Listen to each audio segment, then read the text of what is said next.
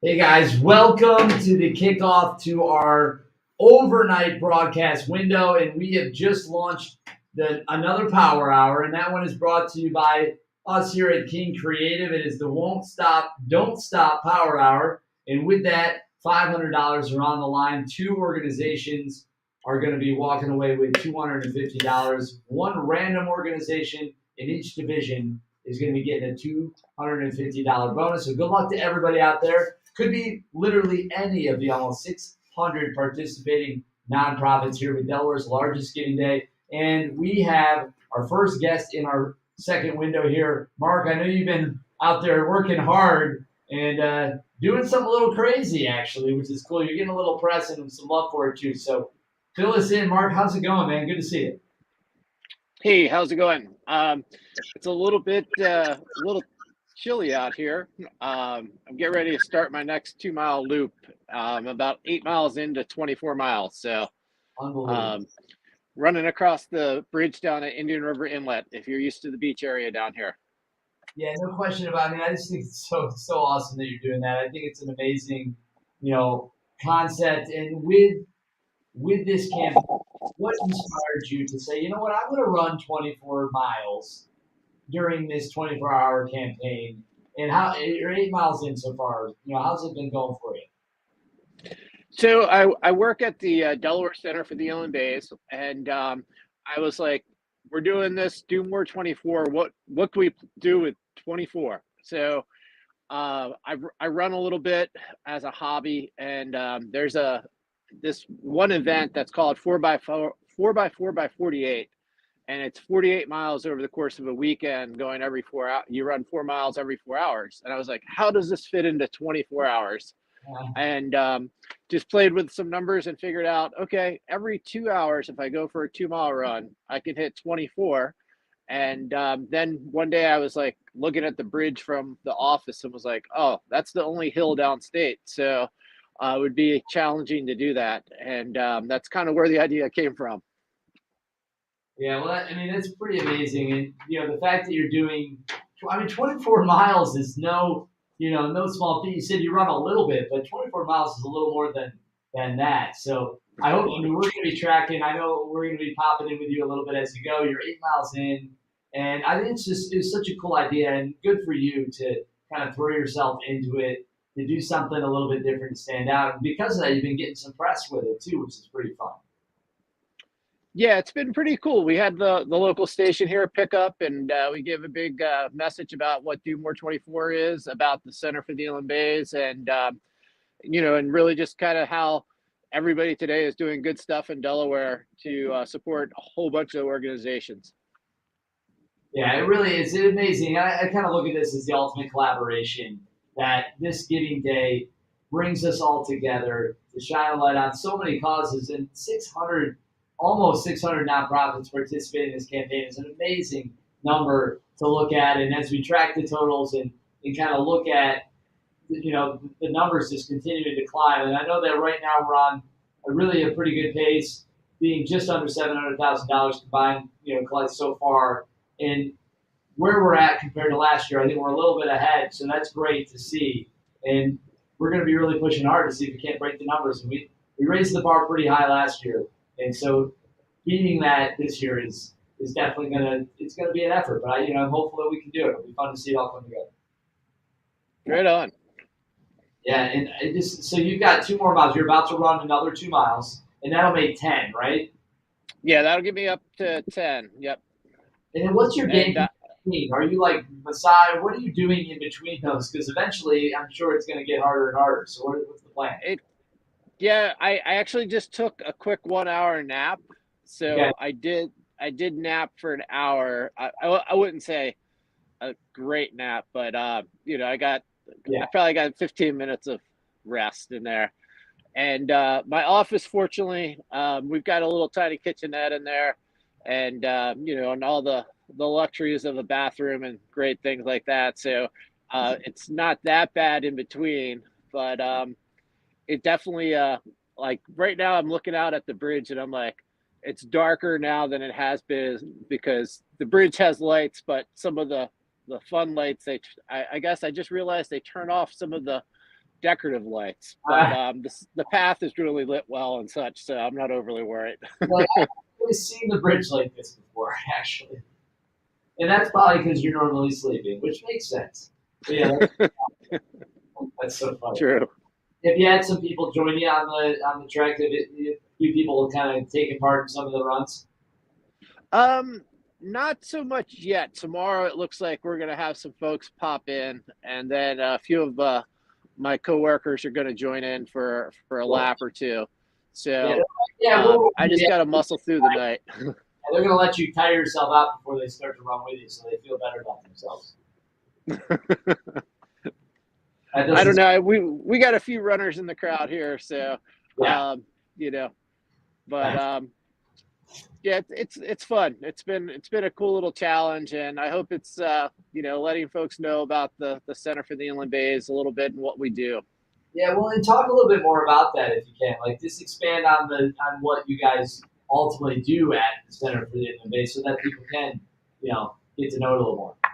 Absolutely. So we're what's called a national estuary program, and some of those are not nonprofits and some are, and we're actually a nonprofit. So we like to think of ourselves as a national estuary program, but also the local nonprofit that's working to protect the 3 inland bays. So Rehoboth Bay, if you're down in Dewey Beach and you look out, you probably see Rehoboth Bay. If you cross the inlet bridge, you see Indian River Bay. And then say you're down Fenwick, that's Little Assawoman Bay. So those are our 3 inland bays. And we work to basically protect, restore, and preserve those. And we do that through a lot of hard work in the science team out in the field doing a lot of field work.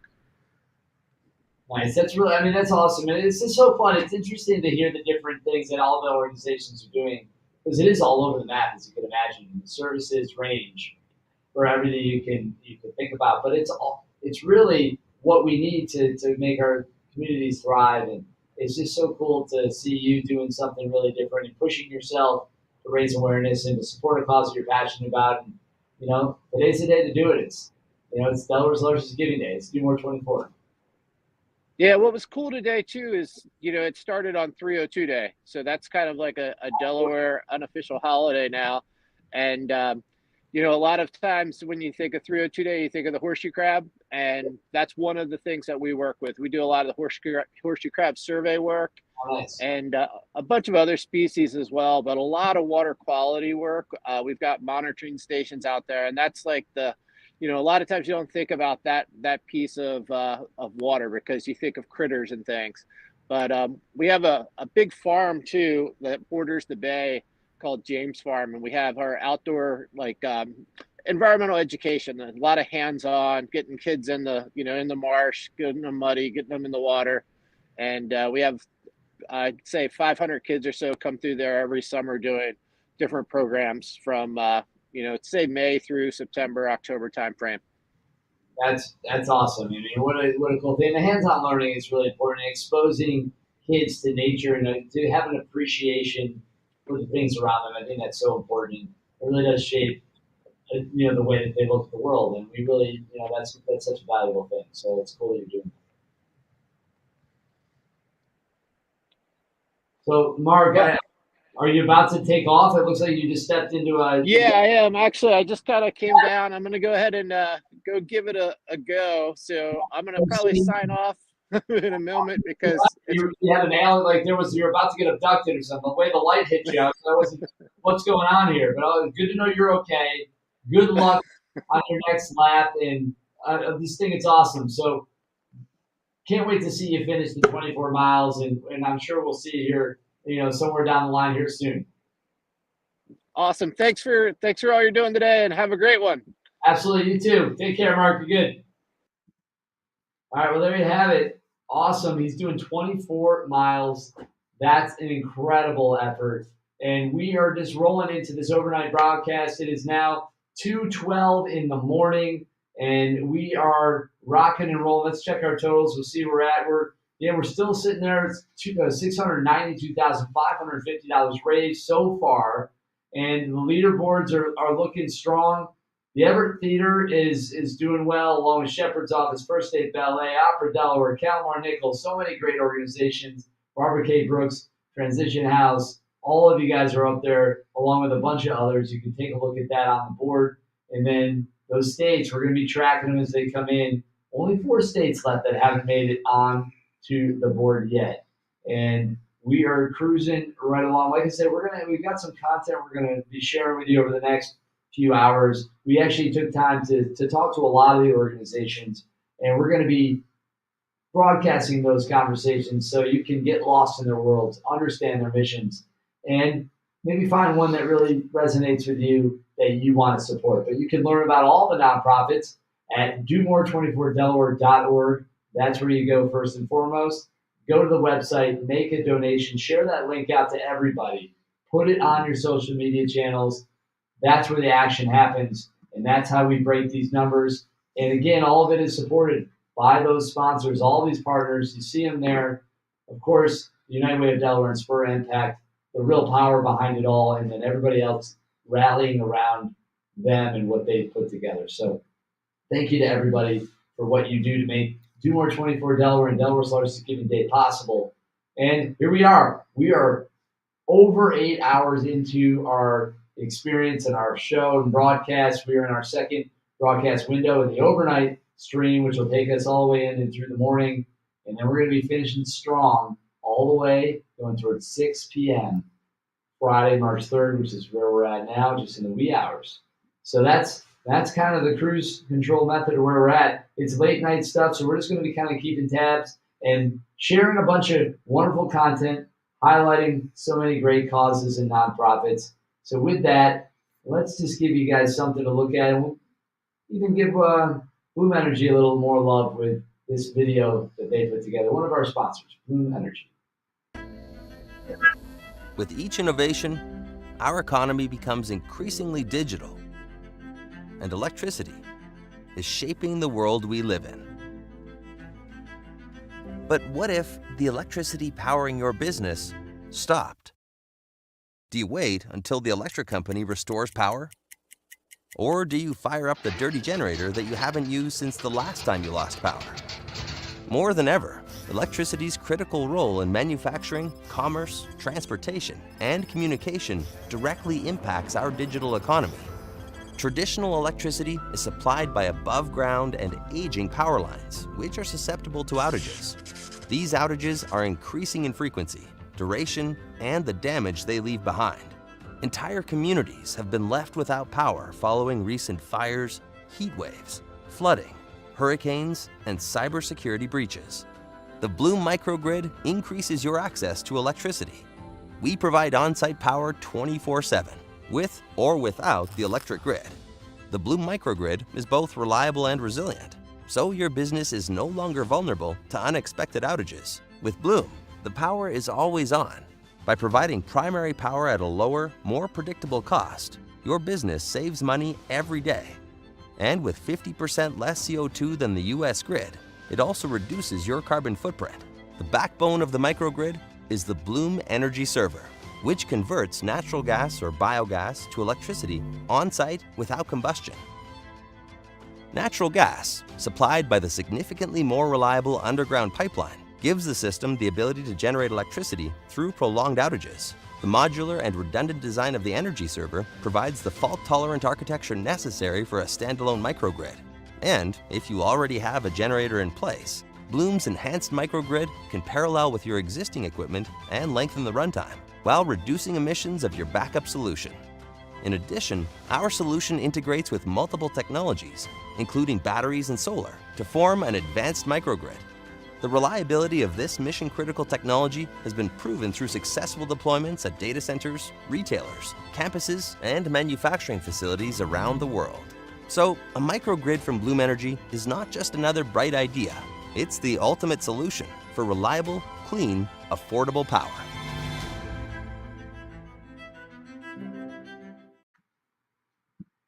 All right, we're keeping it going. Bloom Energy, thanks again for being a part of the Do More 24 Delaware campaign. We appreciate all the support from our sponsors. And yes, once again, it is the Won't Stop, Don't Stop Power Hour, brought to you by us, King Creative. And we're going to be giving out a couple $250 prizes, one random organization in each division. So anybody, all you have to do is be a participating nonprofit to be eligible for this. And and that will be randomly selected. So good luck to all the nonprofits in this Power Hour. Hope you guys go away with that prize. That's exciting stuff. But with that, we are going to be now transitioning into a series of conversations that I was able to have with a number of our nonprofit leaders. And we're going to be queuing that up now so you guys can take part in that as we keep the Giving Day campaign rolling here with Do More 24 Delaware. Go to the website, make a donation, and we're going to be tracking those totals all the way to 6 p.m.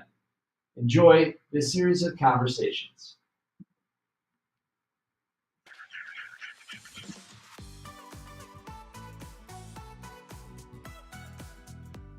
Hey everybody, Christopher Bruce here, Mr. Delaware Gives, back with Do More 24 DE. That is right, Delaware's largest giving day coming up on March 2nd and 3rd. You can learn all about it at domore24de.org. But with me right now, we've got Kelly Scanlon. She is from the Latin American Community Center, or LACC. However they say it, doesn't matter. They do amazing work in the community. We're so happy to have you on. How you feeling today? Oh, thank you so much for having me. I'm feeling really great. I can't believe we're almost at Do More 24 already. This past year's flown by, so I'm really excited to get ready for this year's Day of Giving. You know, it really is an amazing day, 24 hours. Last year we raised over $2.6 million collectively for 450 plus nonprofits throughout the state of Delaware. What is it about this campaign that makes it so unique, so special, and gets you so excited? So I think what's so unique about Do More 24 is how it's really able to engage the community, that it's not just the people that we're reaching at our events or people that utilize our programming. We're able to reach individuals statewide. Even in some cases, I saw last year there were donations throughout the country and even internationally. Yeah, so all over the world. Amazing. Exactly. So it's such a great way to not only raise money for our programs, but also just to get people aware of what we're doing at the LACC. And I know as an organization, we really like to focus on one specific project each year, so that not only are we raising money for the agency, we're also getting the word out about that specific project and why it's important to us in this case, in 2023. So what is the project this year? What's the big thing you guys are focusing on? So this year we're raising money for our Minerva Marrero Hispanic Scholarship Program. So for over 40 years, we've offered our Hispanic Student Recognition Program, which was a program that recognized outstanding Hispanic high school students throughout the state. In COVID, we kind of realized there's a need to shift the program, that we really wanted to focus on providing scholarship money. So instead of just getting a small amount from Hispanic Student Recognition Program, the smallest scholarship we're going to be providing is $2,000, the largest being $5,000. For a total of $25,000 to 7 students throughout the state. And so this can help finance their trade school tuition, a 2-year program, or a 4-year university. And so this will be a really great way to engage students. And we're also focusing primarily on students that are income eligible. We're using the federal poverty guidelines, because in the past, it's great when we have students that are excelling in STEM, in the arts, whatever it may be, but a lot of times those are students that are coming from those very resource schools. And so we really want to target students where this can make the difference between them being able to pursue their education.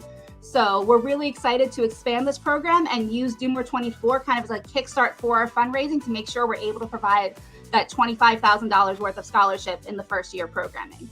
Well, I wish you nothing but the best in making that happen, to reaching that goal. And guys, if you want to support the Latin American Community Center, you can do that right on the platform, right at domore24de.org. You're going to find them along with a whole bunch of other amazing nonprofits.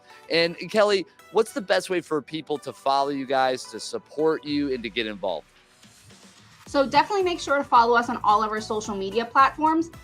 Unfortunately, our name was taken on different platforms, so it's different every single place you go. So just search Latin American Community Center on Facebook, Instagram, Twitter, LinkedIn. We're really easy to find.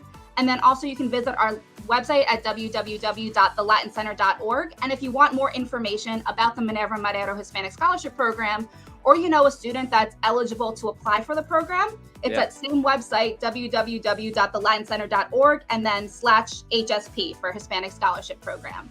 Got it. So I'm going to say it again, thelatincenter.org. Go there, check it out, and support them in their campaign with Do More 24 DE. This is Delaware's largest giving day, Again, we raised over $2.6 million last year, and that number is a big increase from the year before. We're looking to break it again this year. And who knows, maybe we'll get even more countries around the world to come around and support it. We need some of those, Latin countries to kind of get involved. So we're going to lean on you guys for that one. Yeah, we'll definitely try our best to get more of those other countries outside of the U.S. involved.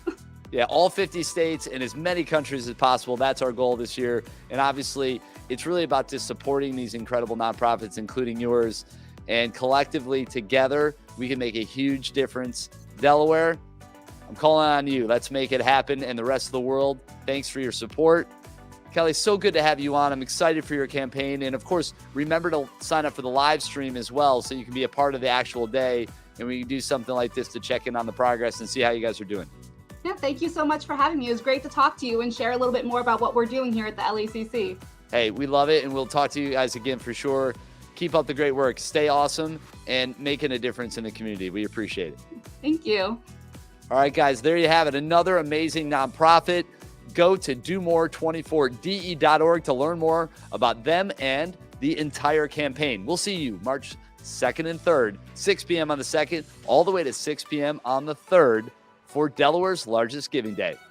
Hey, everybody, Christopher Bruce, Mr. Delaware Gives from King Creative. Excited to dig in on another conversation as we gear up for Delaware's largest giving day, March 2nd and 3rd. domore24de.org. That's where you can learn all about it. But right now, let's dig in with my man Ryan Hunter from Blue Demon Athletics. He's the founder. He's the guy. He's all the things. What's happening, man? Welcome on, and let's talk about you and your world and what makes it awesome. Man, it's another beautiful day here. I'm so excited. We're a little over 30 days out from Do More 24, so I can't wait to get rolling. Yeah, what is it about this campaign that's so unique, so special? Obviously, they raise a lot of money. They raise a lot of awareness for nonprofits of all sizes. And you guys have been involved in this for a little while. Tell us why this campaign is such a big part of what you guys do and why it's so important. Oh, man, it's so huge to us because it gives us such a large platform, especially being a small nonprofit here in Delaware. It increases our visibility just vastly across the region, the nation, seeing where people are giving from just across the world. So yeah, I mean, how many countries donated, right? All the different states, all bringing money and awareness back here to Delaware. It's a beautiful thing. I absolutely love it. And I'm excited for this year. We've built a really big buzz about it this year being our 4th year going into it. We're just super excited. We're going to have a live kickoff event at the Christiana Green Turtle across from Christiana Hospital. Just for all of our supporters, anybody who follows the event for us. We're branching out into so many different activities this year in regards to our health and wellness initiatives and just expanding our reach for 2023. Well, tell a little bit about, you mentioned your health and wellness initiatives, but tell people who maybe don't know about what you guys do. What is at the core of your foundation, your organization? What really is your mission? What are you guys out to make happen? Our mission here in Delaware is to keep Delawareans of all ages living healthy and active lifestyles while we continue to educate on overall health and wellness. We've done some pretty great initiatives. We do sponsor the Michael K. Ingram II Adult Baseball League here in Delaware. It is the only adult baseball league here in Newcastle County. We're in the process of launching the Judy Johnson Youth Baseball Initiative here in Wilmington as well. We are working with the Wilmington Wolfpack Adult Football Organization. There's just so many things that we're expanding with to help adults and youth really focus on health and wellness, especially after the lack of activity with COVID. Man, a lot of people are itching to get out of the house. Very much. Luckily now we can. Obviously, other variants and things are happening, but we've got it under control to the point where we can get back to living our lives, which is a beautiful thing. And it's really cool to hear that baseball league's pretty cool. I played a little ball back in the day. Who knows? Maybe I have to dust it off. We'll see. You're going to have to come on and get out there. I'll make sure we bring you onto a good team, get you some activity. Yeah, there you go. Well, it's always more fun if you have at least a chance of winning. But exactly. Either way, it's a win if you can get out, be active, and really live your life. And being able to get involved in something that you love is great. So it's cool to see you guys have programs like that. If people want to learn more about you guys, what's the best way for them to do that? Definitely visit www.bluedemonathletics.org. Our website is always up to date, and you can follow us on Facebook and Instagram at Blue Demon Athletics Inc. That's awesome. And is there anything, obviously you guys are going to be having your live event at the Green Turtle, which is cool. We should tap into that and maybe do a live remote with you guys or something during the broadcast for the live stream on the actual Giving Day campaign. That would be kind of cool. We do something just like this, have you kind of check in with us from there. That's the plan. I want to make sure that we get on that live stream so everybody can see what we have going on down at the Green Turtle. Well, you know how it is. You get on the live stream, you share the links out to everybody. We're going to spread the word.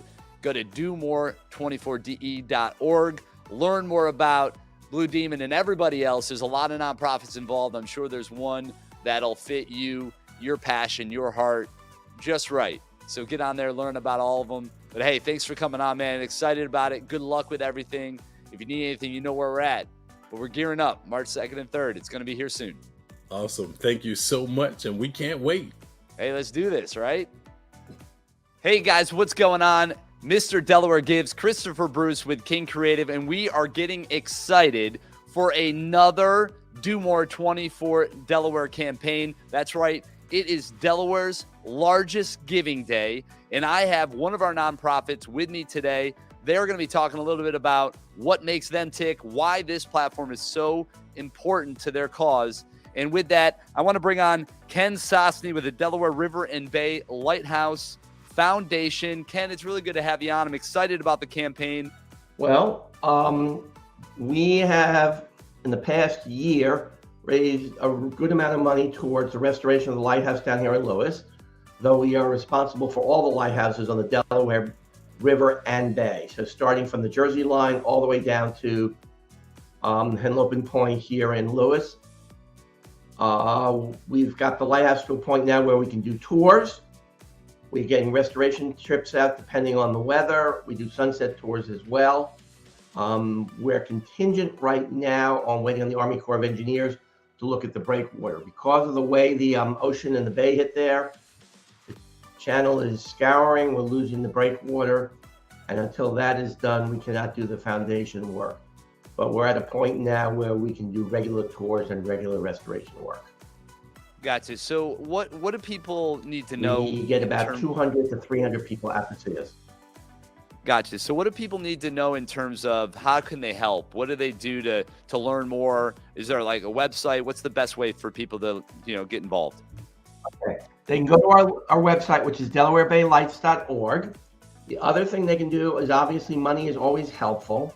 But we also need people. I need people for time. Yeah. I can get money, and Do More 24 is very helpful. It's expensive to get out there. We have to have a launch boat to get us out there.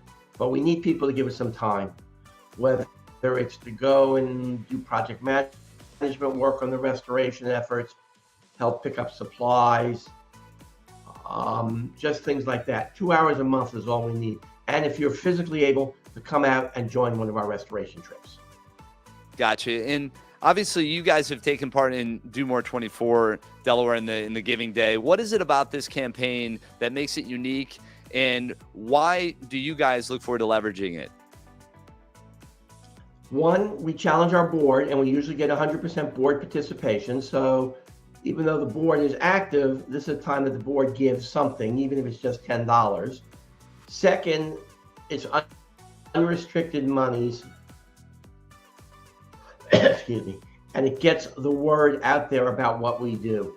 People see the lighthouse all the time, but they don't realize it's an active aid to navigation, that it's continually under restoration, and that any money that comes in unrestricted allows us a lot of flexibility.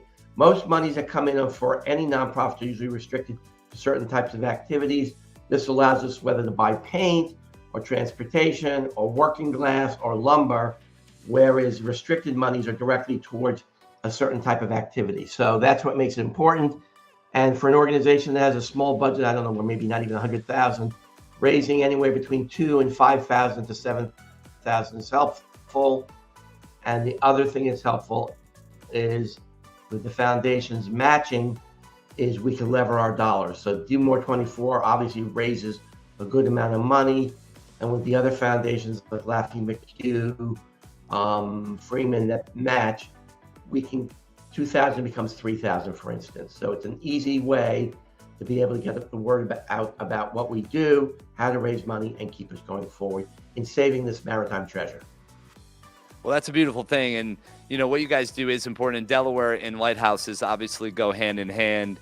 And it's a unique part of our state and what, you know, we're really proud of. So we're really appreciative of some of the work you guys are doing. And if you guys want to learn more, check them out. You can also support them on March 2nd and 3rd.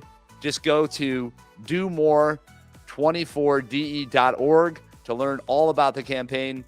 You're going to be able to support them and a number of other nonprofits. And last year, we raised over $2.6 million collectively for over 450 nonprofits. Obviously, we're looking to grow that number. But either way, it really comes down to everybody at home all coming together, making a huge difference. And what do you think about the fact that we had, you know, donations coming in from almost all 50 states, from countries around the world, all supporting nonprofits in Delaware? I mean, Ken, that's a pretty big deal, right? Oh, it definitely is. But people, you know, people move, and people have causes that are near and dear to their heart. And here in Delaware, our nonprofits do an amazing job in a small state, an amazing impact. I mean, we're a historic preservation, and this year we're looking to start up even an education side of the house. Oh, that's wonderful. Some of the foundations are pushing us to do that. That's where I need people. I need people to help me plan. So with that education program that you guys are looking to do, what you say you need people, does that mean you need educators, you need volunteers? What is it you guys are looking for specifically? Need volunteers. I need people to give me 2 to 4 hours a month. Okay. And help coordinate. For instance, there's a Maritime Museum here in Lewis. We want to coordinate some of our work with the Maritime Museum. Restoration is wonderful, but what good is restoration if somebody can't get out there and you can't educate people? If we can get scouts out there, school groups out there to learn about the history of Delaware, the maritime history. People don't realize that the Delaware River and Bay from the Jersey Shore all the way down to Canhape is big economically. It's played a big part in Delaware and continues to play a big part in Delaware. People don't realize, I don't know if you know this, is almost 60% of the bananas come through Wilmington. So coming up past the lighthouse and up the Delaware River to Wilmington is a very important navigation channel. Well, and that's a lot of potassium, I will say, but I did not know that. That's actually a really fun fact. So we have a lot of shipping out here that people don't realize, and it's big business. But the big thing is the lighthouse is gorgeous, and come out and help us. Just please help us raise money. Well, it's not only gorgeous, but it also really does make a big difference, and it plays a factor in that shipping industry and all that business that's coming through. We're a part of making it happen. So support the Delaware River and Bay Lighthouse Foundation. Go to domore24de.org to learn more. And we will see you on March 2nd and 3rd. March 2nd at 6 p.m. all the way till 6 p.m. on the 3rd for Delaware's largest giving day. Ken, thanks so much for coming on. We appreciate it. Good luck this year in raising a bunch of money. Thank you so much. DelawareBayLights.org. Take care. All right. We'll see you guys. Hey, everybody. Christopher Bruce here, Mr. Delaware Gives with Delaware's largest giving day. That's right. DoMore24de.org is back March 2nd and 3rd. It's an exciting time. And with me today to talk about its impact, Matt Meyer, our county exec here in Newcastle County. Matt, what's going on? Hey, Chris. Thanks so much for bringing me in. Always excited to talk and help promote Do More 24.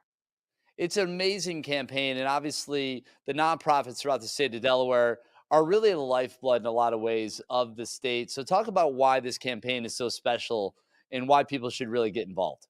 You know, during COVID, I think we paused and realized all the things that we have. And one of them is the incredible diversity of nonprofits doing extraordinary work, often on the front lines. I know as someone who leads Delaware's largest county, we cannot do it without you, without the nonprofits, and without their staff, and without all the contributors who come forth every day, but especially on Do More 24.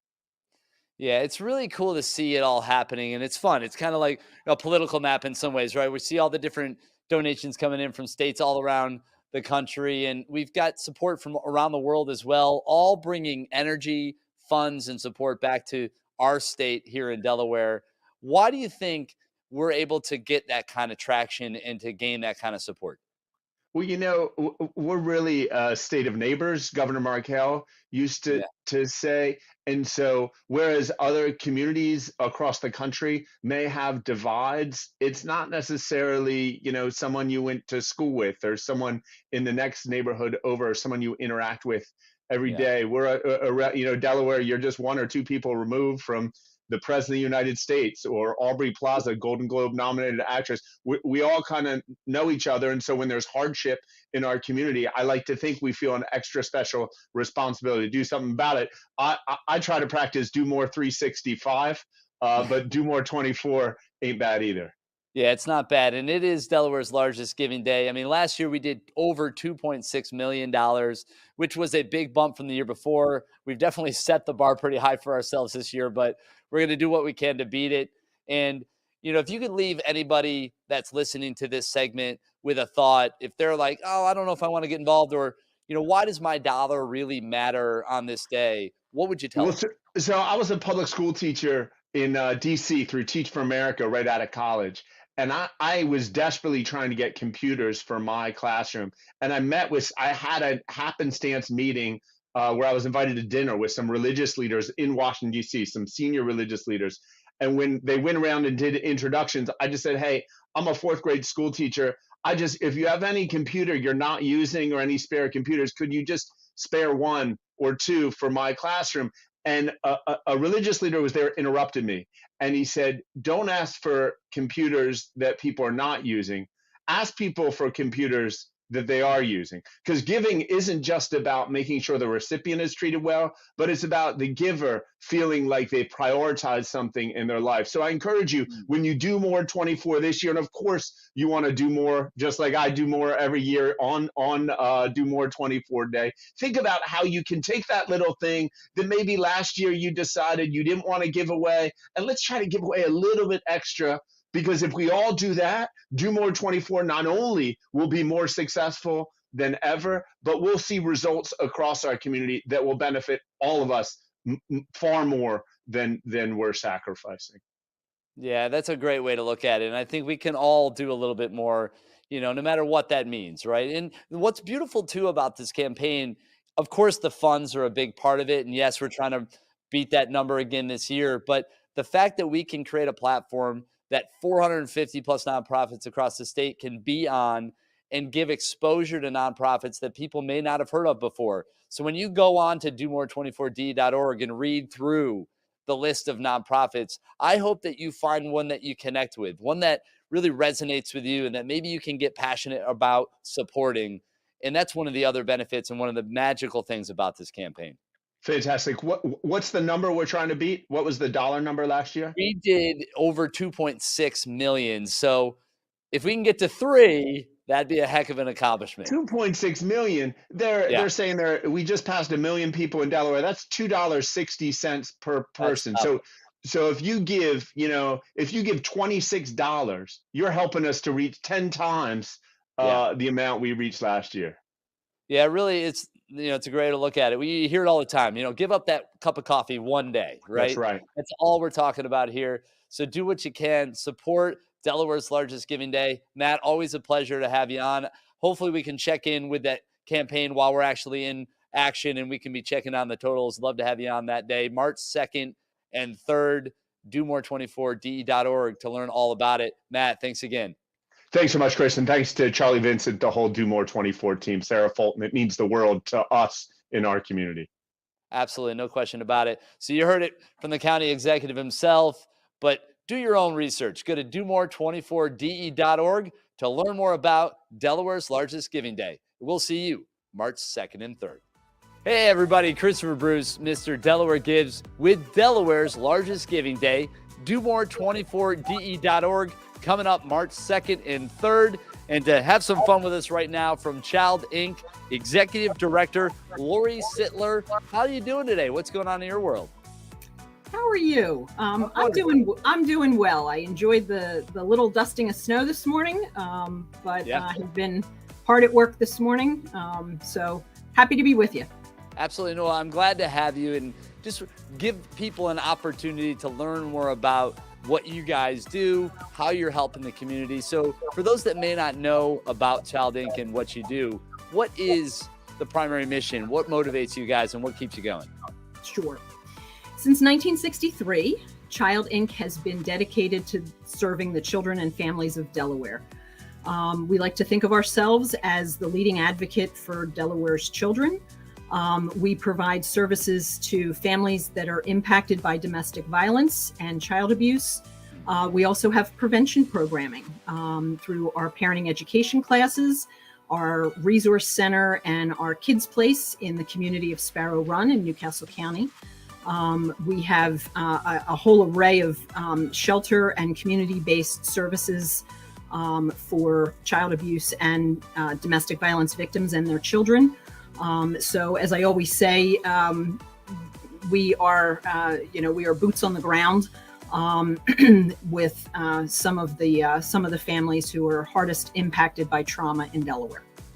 Well, obviously, it's important work that you guys are doing, and we appreciate that you're doing it. So anything we can do to support, that is what it's all about. And Do More 24 and Delaware's largest giving day is the platform to give you guys awareness, to help raise funds, and to drive your mission forward. What is it about this campaign that makes it so unique, and really what should people know in terms of supporting you through it?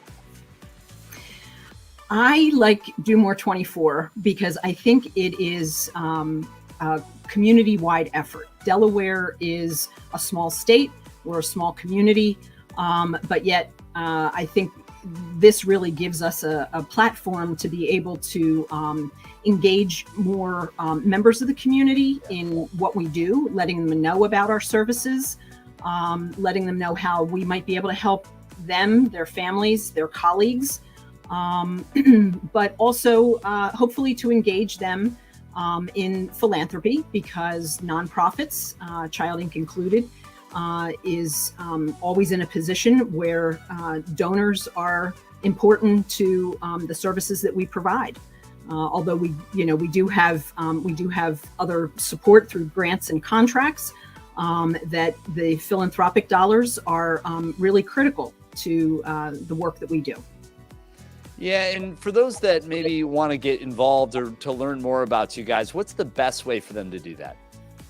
Well, our website is pretty robust, and we also have a link there with volunteer opportunities.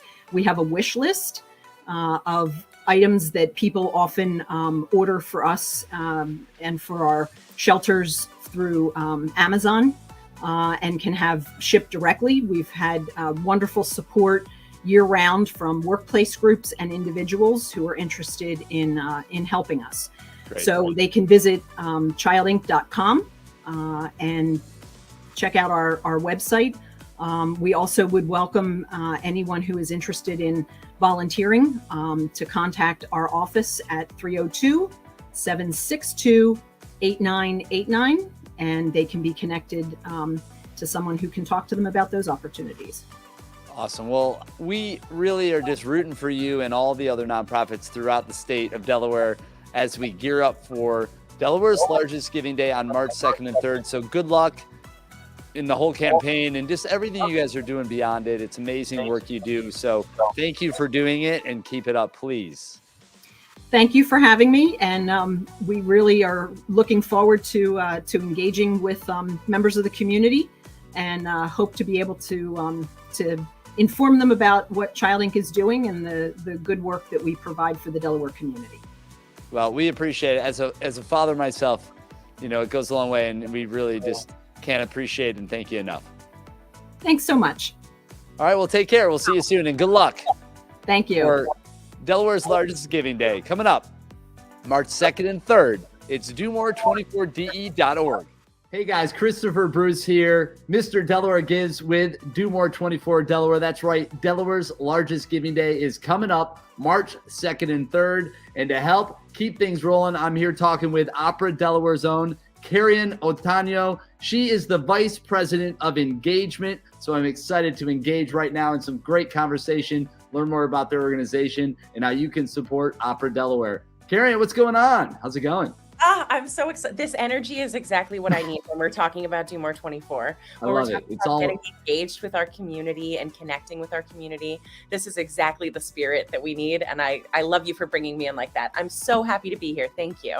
No, it's my pleasure. And I'm excited to learn more. I know you guys have a lot of really cool things going on. You've been really active in the community, kind of reimagining what opera even means, especially to the patron, rethinking about how do we make this more accessible? How do we, kind of push it forward, which is really important because it's such a really valuable art form, but I think a lot of times it gets kind of put into a box. So talk a little bit about what you guys are doing that makes it so really just awesome.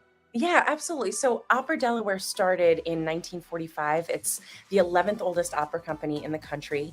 And it was founded on this idea of opera for all. And at that time, it meant that the community was the ones making the art. The community was singing, right?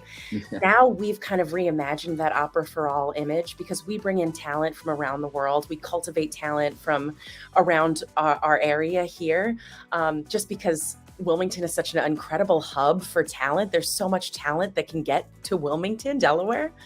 And so now our Opera for All message is really about making it accessible and creating a sense of belonging in the opera house. I recently read a statistic that said that 80 to 90% of first-time opera goers don't come back. And that's the truth for the symphony, for ballet.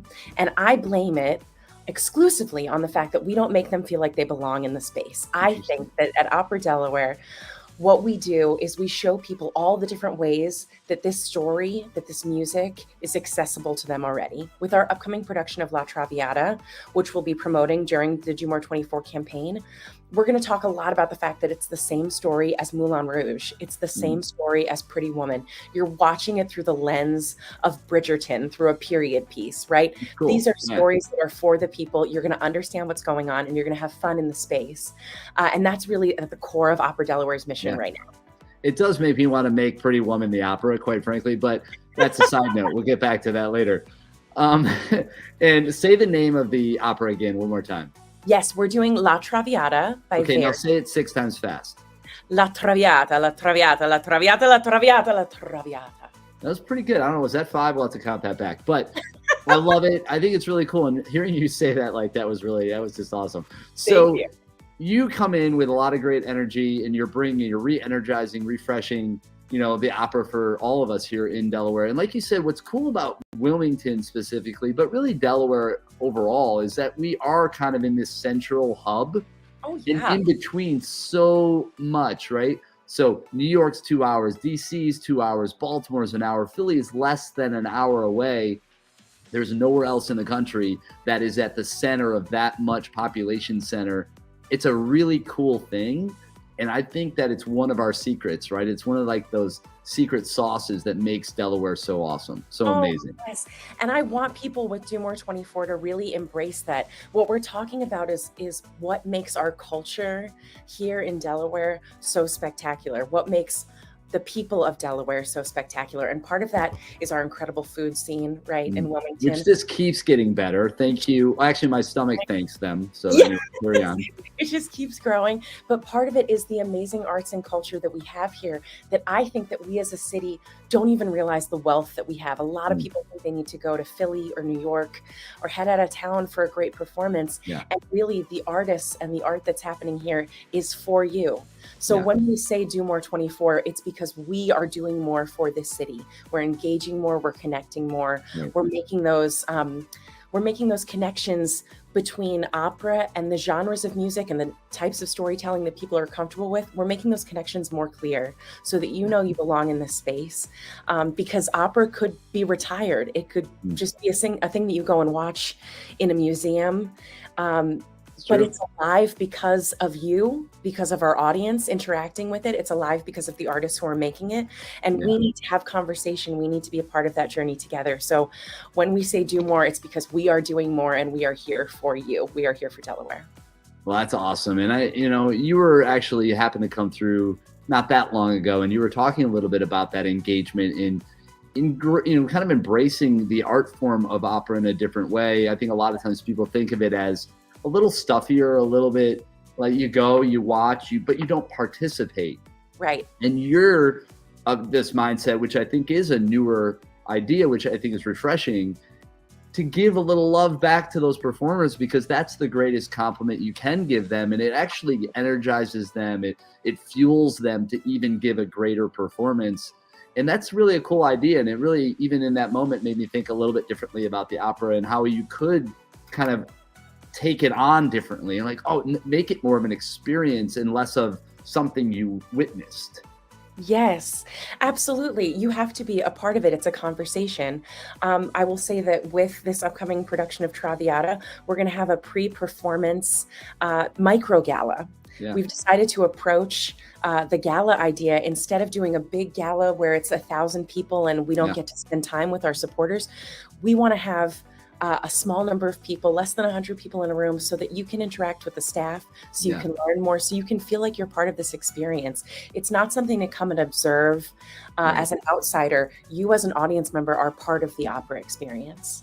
Well, and it really is about a shared experience. I think some of the best things in life are really those that come from those shared experiences. And by making it that much more compacted and condensed, where you kind of become a part of it and not lost in the sea of all this grandeur. I mean, listen, nothing against a gala on a macro level, right? But a micro gala, that really does make it so you get all these great elements, and you feel the allure of this thing, but it's accessible. Yes. And you can actually be like, I can actually talk and interact to these people and come away with that moment, that experience. Yes. And it's really in the spirit of Do More 24 as well, of really connecting with the community, spotlighting what these organizations are doing, spotlighting how Opera Delaware is certainly different than the expectation of what an opera company would be. And that's something you can only get here in Delaware. And we can only get it here in Delaware with continued support. Yeah. And if, opera wants to continue to thrive and not just be archived in a museum, some of these other opera houses around the world probably need to be thinking that way too. So I love it. I love it. And I just want to say thank you. What is the best way for people to follow you guys, learn more, buy tickets, all the good stuff? Absolutely. So you're going to want to go to operade.org, operade.org. You can find all of our information about upcoming shows. You can find out how to nominate schools for a free pop-up opera concert.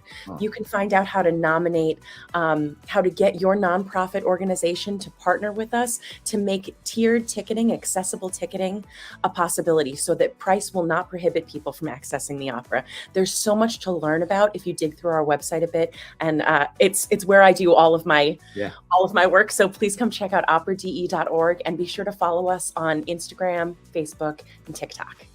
Well, fantastic. Maybe we should create TikTok the opera. Yes. You and I got to start writing that tomorrow, by the way. We're working on it. That actually is a fantastic idea. And if you're listening to this and you steal it, I'll be very angry, but at least bring me in on the project. That's all I'm saying. We're doing this. Amazing. So go to just amazing, right? Come on, let's call it what it is.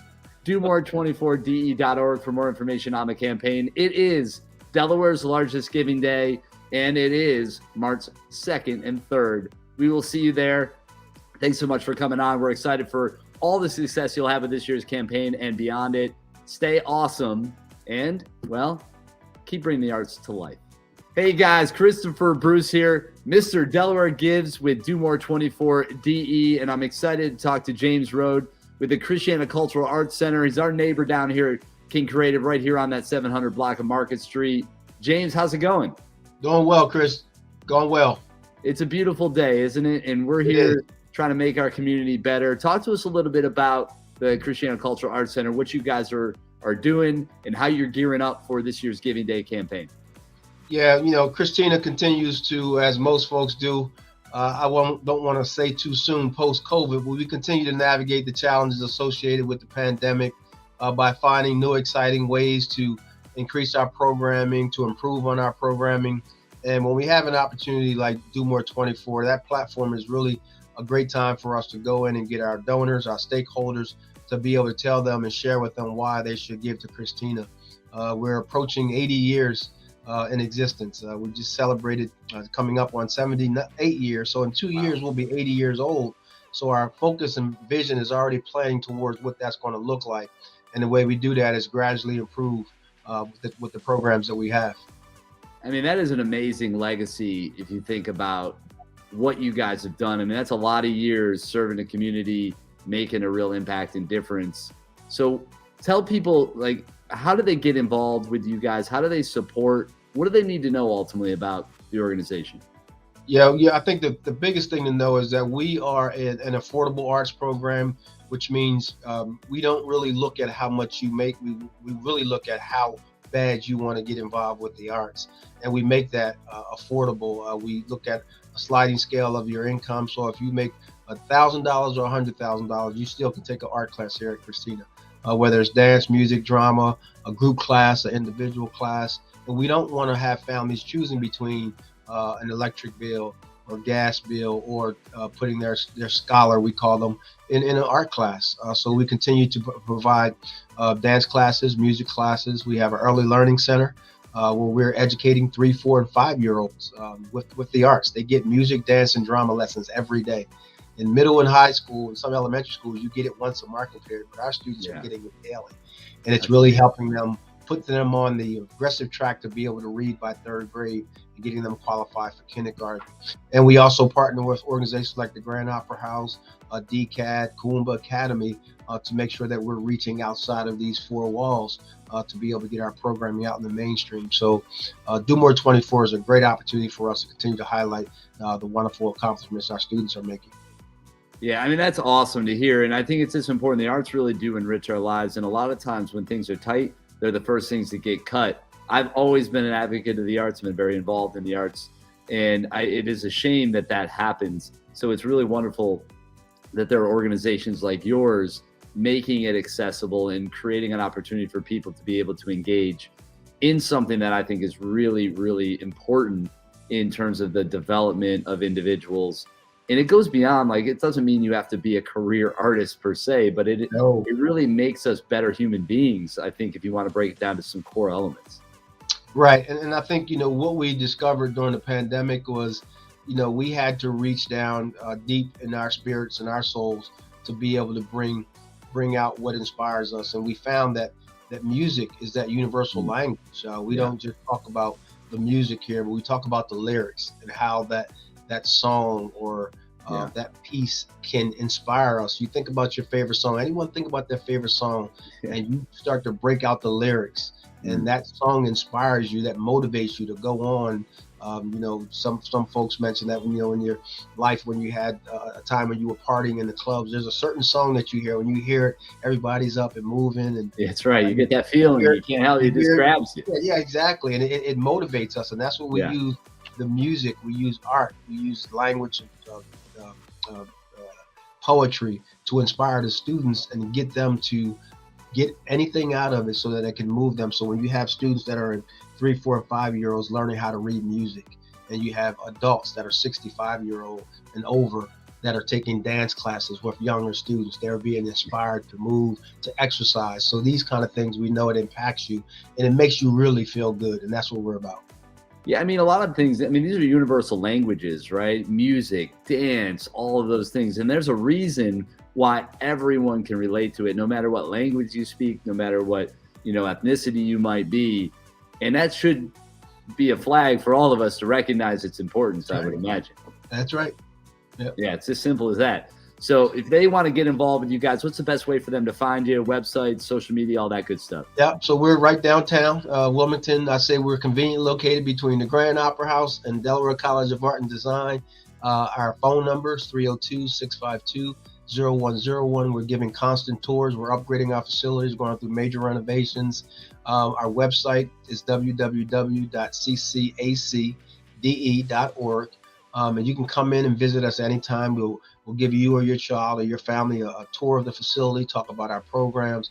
And not only that, we can share with you the impact that we're having, how we're taking students who were C and D students and now they're A students. We're getting interns jobs in the careers that they desire. We're putting students on track to go to college. 90% of our students who are with us 3 to 5 years, anything between 3 and 5 years.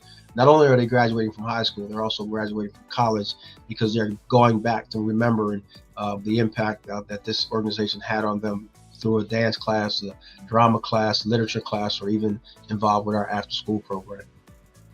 Well, that's awesome. You know, I think a lot of that speaks for itself. So keep up the good work, what you guys are doing down there. Hey, we should talk about sharing that legacy. I know we still spoke on a little bit, but I would love to. Every time we talk, I get inspired. So absolutely, let's keep that going. And we will see everybody on the 2nd and 3rd of March for Delaware's largest giving day. It's Do More 24DE. You can go to domore24de.org to take action, to learn more, and to get involved. James, a pleasure to have you on, man. And just keep up the good work. Thank you, sir. Hey, everybody. Christopher Bruce, Mr. Delaware Gives with Do More 24DE. Yeah, it's Delaware's largest giving day, and it's coming up March 2nd and 3rd. And right now, here to join me from Forgotten Cats, the development director, Olivia Wesley. What's going on? How's it going? Talk to me. Yeah, hey, thanks for having us on here.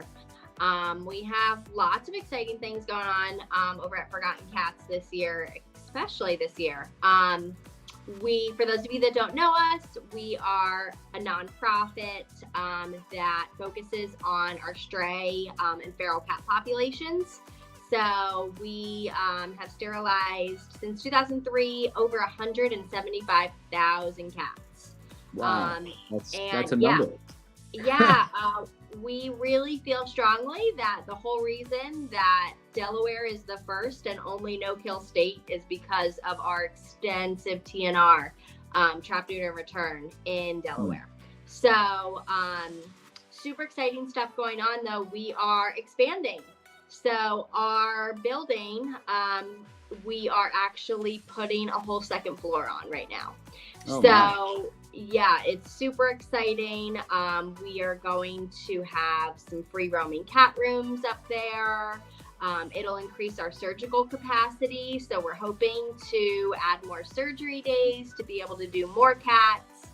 And yeah, we're just going to keep, trucking along and sterilizing and, adopting out as many cats as we can. Yeah, and I mean, those are big projects. So I can imagine with that, you need funding, you need support. What are some of the best ways that people can kind of jump on board, learn more about how they can get involved?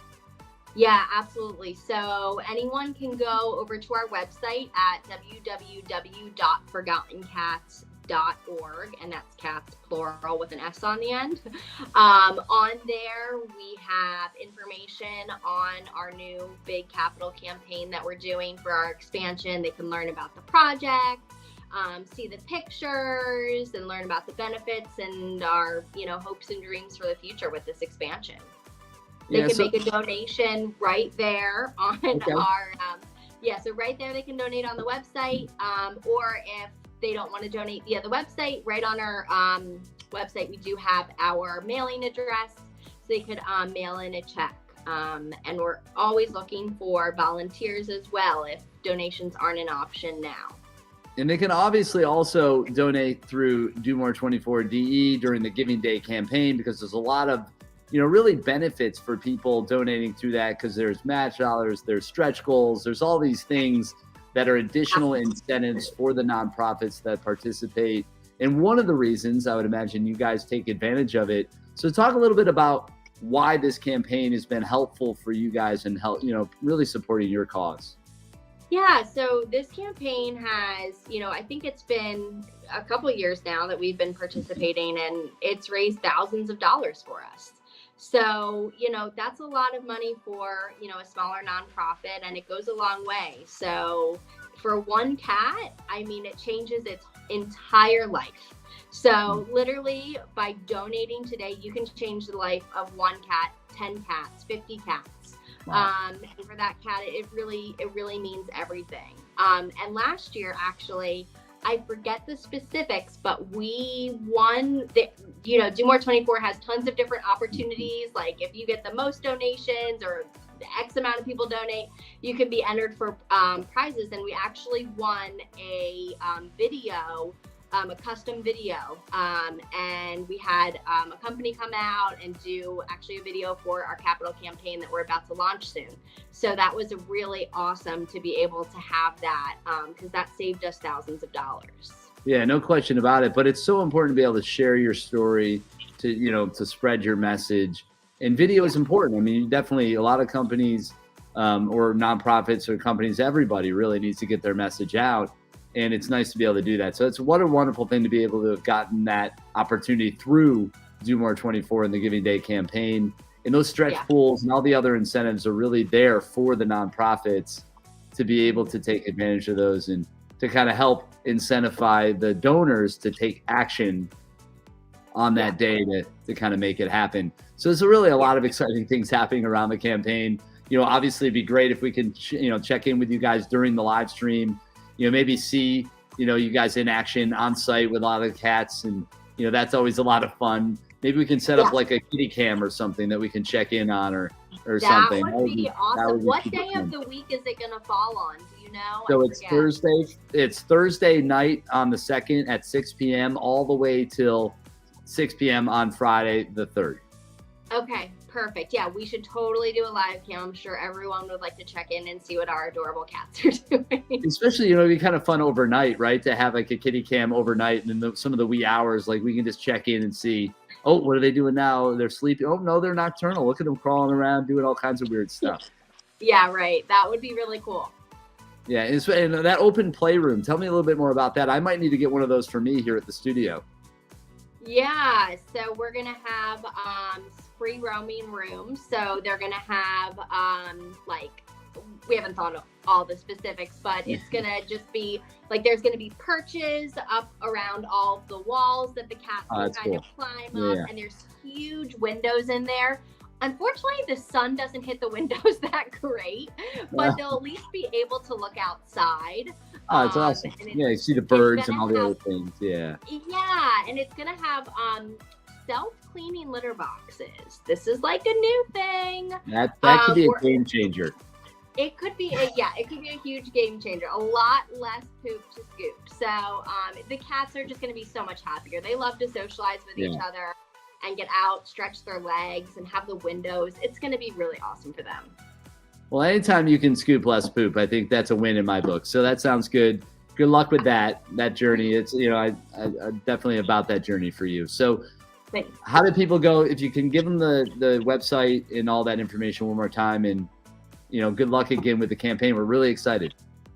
Thanks. Yeah, our website is www.forgottencats.org. And you can learn all about us right on our page. Perfect. And if those cats could say something to everybody at home, what might they tell them? Oh, they would tell them, oh gosh, put me on the spot. They would tell them, thank you for helping us. If they had a voice, honestly, now I'm going off on a tangent.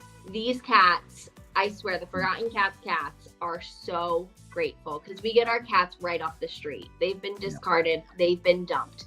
And I swear there is nothing more beautiful than seeing a cat soundly sleeping for the first time in I don't know how long. So I think these cats would say thank you. Honestly, thank you. That's awesome. And from the whole Do More 24 DE team, oh my gosh. Back to them. Thank you. All right, take care. We'll see you guys on the 2nd and 3rd. Do more 24de.org. Check it out. Learn more about Forgotten Cats and all the other great nonprofits. And this is Delaware's largest giving day. Get excited, spread the word, and be sure to support Forgotten Cats. Hey guys, Christopher Bruce here. That's right. Mr. Delaware Gives with Do More 24 DE. Delaware's largest giving day is coming up March 2nd and 3rd. And with me now from yourmoney101.org, the founder and CEO. Let me see if I can get this right. Mark Olazagasti is with me to talk about what they do and why they're so excited about this year's campaign. Mark, how's it going, man? Chris, you said my name and pronounced my name better than I do, so I'm impressed. Usually people stop at Mark. Perfect. Well, I'm sure that's not true, but it's really good to have you on, and I'd love to learn more about, the foundation, what you guys are doing, and why you really started it in the first place. Yeah, so it started, I started back in 2015. I've always been a huge fan of personal finance. My background, oddly enough, is IT. I've been a managing partner at a business called Info Solutions. But my passion's been personal finance and the importance of personal finance in education. So I've started working with companies. I do mentoring. I do educational sessions. Just trying, again, to get people to better understand how to manage their money, because it's important. It is important. I think it's one of those things, too, a lot of people maybe shy away from because they may not feel comfortable, or there's like a stigma with it. We know it's important, and at the end of the day, it's great that there's foundations and groups like yours that can give people education so that they can more confidently, manage their money and make good decisions for themselves and their families. A lot of people get into trouble just because they don't know better, or they just didn't know the right way to go. Yeah, and as a small business owner, I've seen employees who are making high 5 figures, low 6 figures, managing paycheck to paycheck. Right. So, trying to educate them on how to, just debt management, understanding debt, understanding how they spend. It's critical. It is. And it really really is. I was going to say, we work so hard for our money. We need to learn, how to manage our money. Yeah, absolutely. And, and really protect that so that you can set yourself up, for success and put yourself in a better position to really live the life that you want to live. I mean, that's what it's all about. Yep. So with that, how do people find more information about you guys ultimately, and how can they follow and get involved with what you've got going on? So yourmoney101.org is the website. Probably the one thing I am lacking is the marketing skills. That's not my core competency. So I'm actually working with Spur Impact Do More 24 with the social media ambassador, which awesome. Is huge. Great. It's a great opportunity to be able to leverage that. Yeah, definitely smart to take advantage of that. And Spur Impact, what an amazing group and organization, really helping, fuel a lot of these nonprofits. And what an incredible group of nonprofits that our state has to showcase. You can see them all throughout the campaign, all of which are listed at domore24de.org. You guys are just a great example of that. And it's fun to watch this day unfold, right? It's amazing to see all the people coming together from all across the country and really nations all around the world supporting Delaware nonprofits. It's an amazing thing. What is so cool, and why is this event so unique? So it's I like to say, PhD, press your dummy, right? So, again, I don't have social media background, but, I can do the website. I can do the landing page. Again, they make it so simple, just from, beginning from creation of what you want your content to look like for the day when people hit the website, and then all the way through making it easy on, how to donate and how to communicate with your donors. So, and it's gathering the information of the donors, just those types of things that are, I find it, harder to do.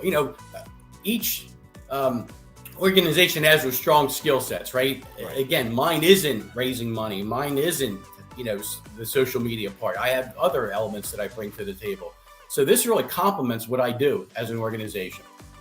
Well, and that's really good to hear. And it's really one of the motivators, and being able to kind of give nonprofits like yours and others a platform and an opportunity to raise funds and awareness so that you can drive your missions forward is really what it's all about. So if you guys want to learn more, again, go to domore24de.org. Get excited. Delaware's largest giving day is coming up again, March 2nd and 3rd. You're going to see yourmoney101.org and all the others on there taking advantage of this opportunity and this platform. Your dollars go a lot further on Delaware's largest giving day than they do other days. So make sure to get involved and take advantage of that. Mark, it's been awesome talking to you, and I'm excited to see what you guys do during the campaign and beyond that. Chris, appreciate your time. Have yourself a great day. You know what? I appreciate it, and I will. Why not? Let's do it. Right. Take care. Absolutely. Bye-bye. Take care, Mark. Appreciate you. Bye.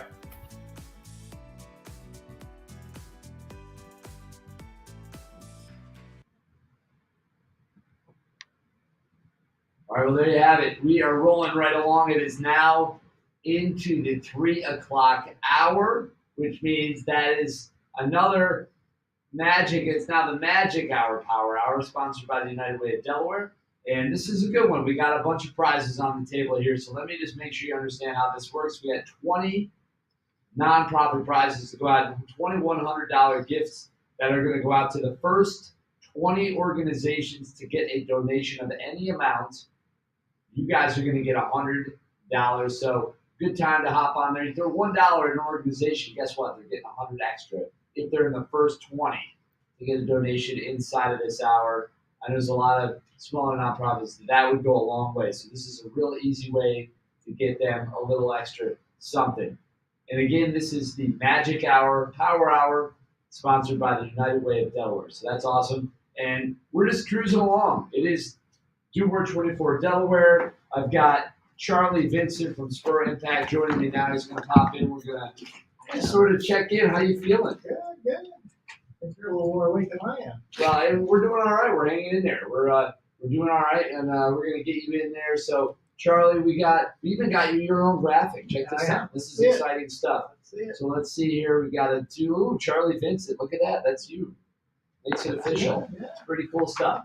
And you're obviously Spur Impact's your baby. This is in this campaign among some of the other things you do is one of the biggest things you do in the year. It's you guys. I watch you building this and working on it. It's countless hours. I mean, I can't even begin to imagine the actual number of hours that go into pulling this off. Well, for this at least, but leading into it to make it all possible.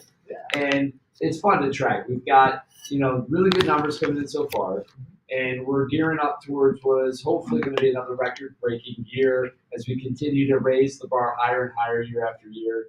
And we set our sights on that $3 million mark. It's kind of the rough goal internally, and 15,000 donations. I think we're really tracking pretty well for both of those right now. Yeah, I mean, certainly year over year we're ahead. I mean, a lot of this is thanks because of the nonprofits that are participating. Absolutely, this is really for them because we're trying to just make it as easy as possible to get their donors to donate, new donors to donate, people from around the world to say, hey, look, Delaware's doing something besides having a president. And, yes, that's right. I mean, we do have that going on. That's fine. It's a thing. But we were having a chat with a friend over in Kenya earlier in the broadcast, and how cool is that? It just shows you that Delaware is truly a global state, and we're making a real impact.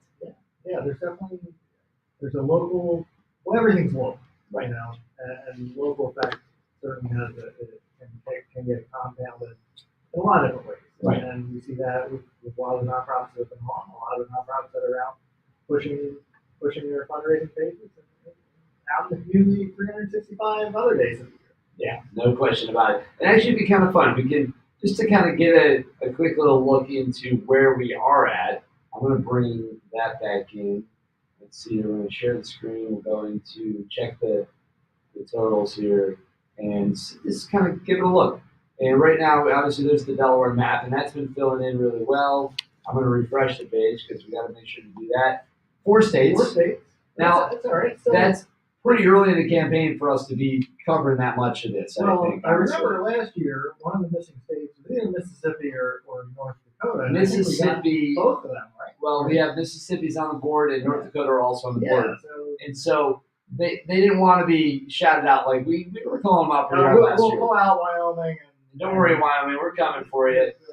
Nebraska, Missouri, and Kentucky, we're on you. So don't worry, we're coming for you. There's a tweet probably coming out later this morning. Exactly.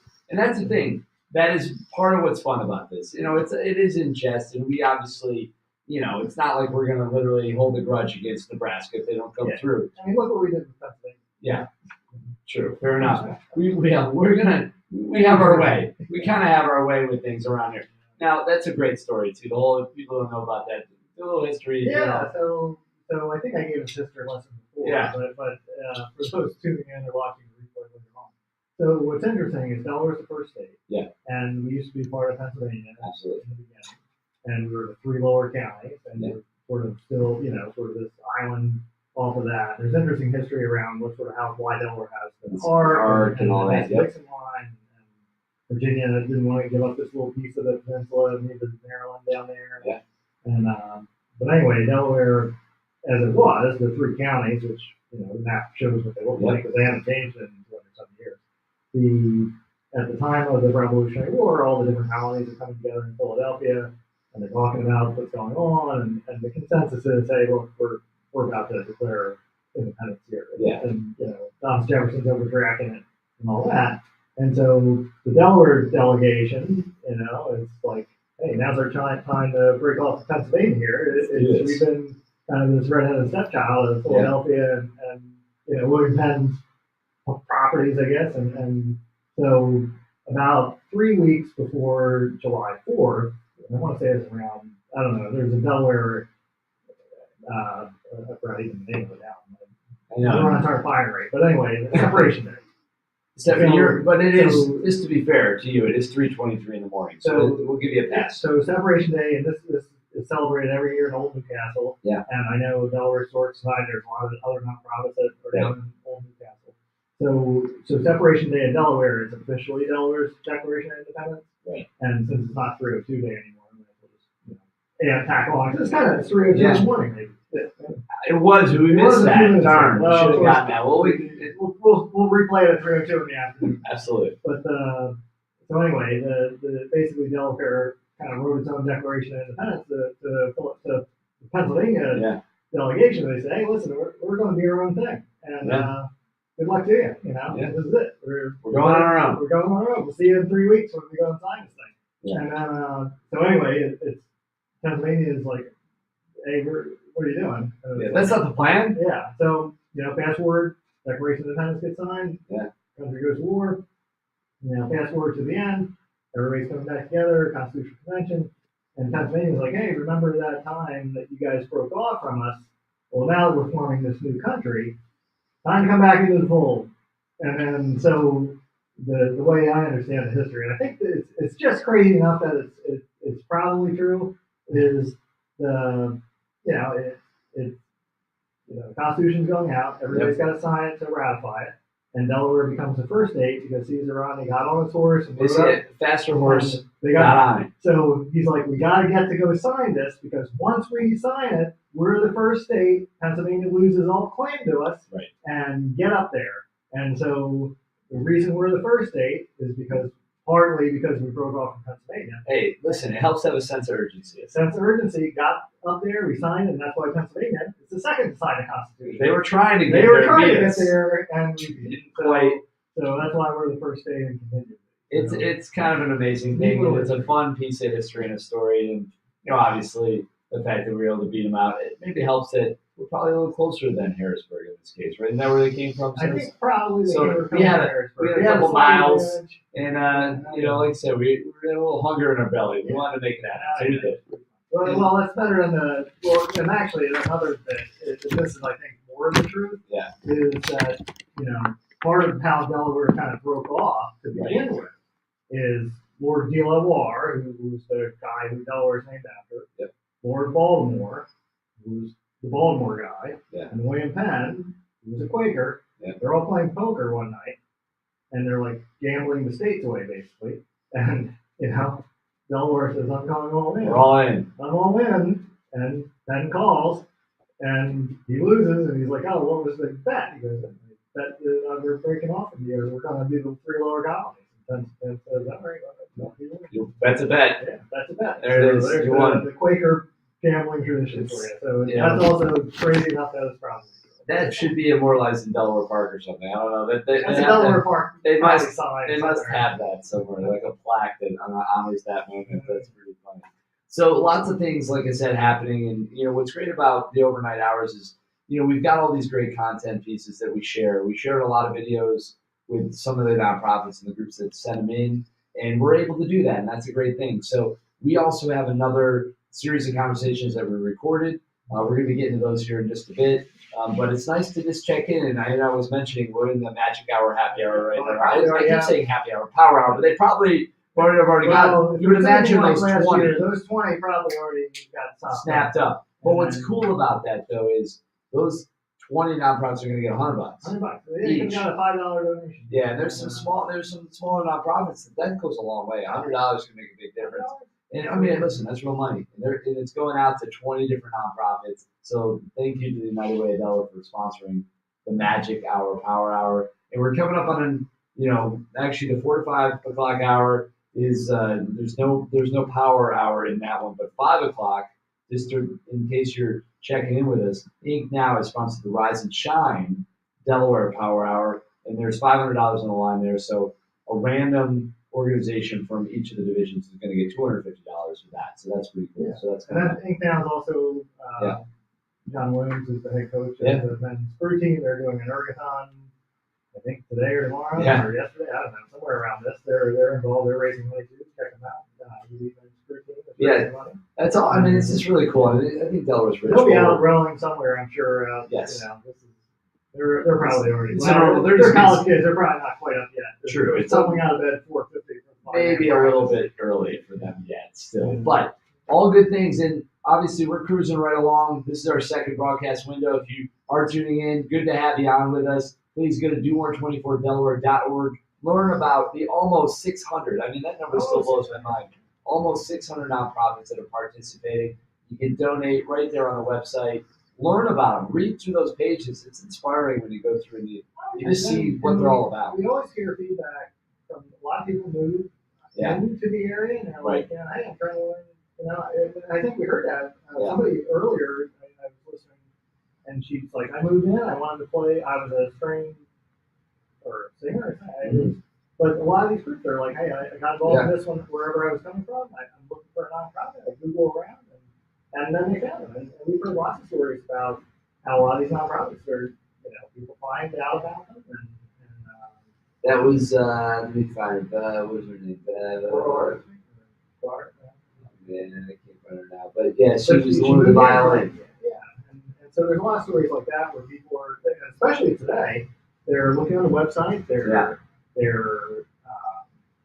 reading about this. There's a lot of it, and you can read about all. There's 600, 700 some odd pages of different supporters of why they're supporting nonprofits and nonprofits themselves. And Ava. Right. So it was. She was a real fun one to talk to.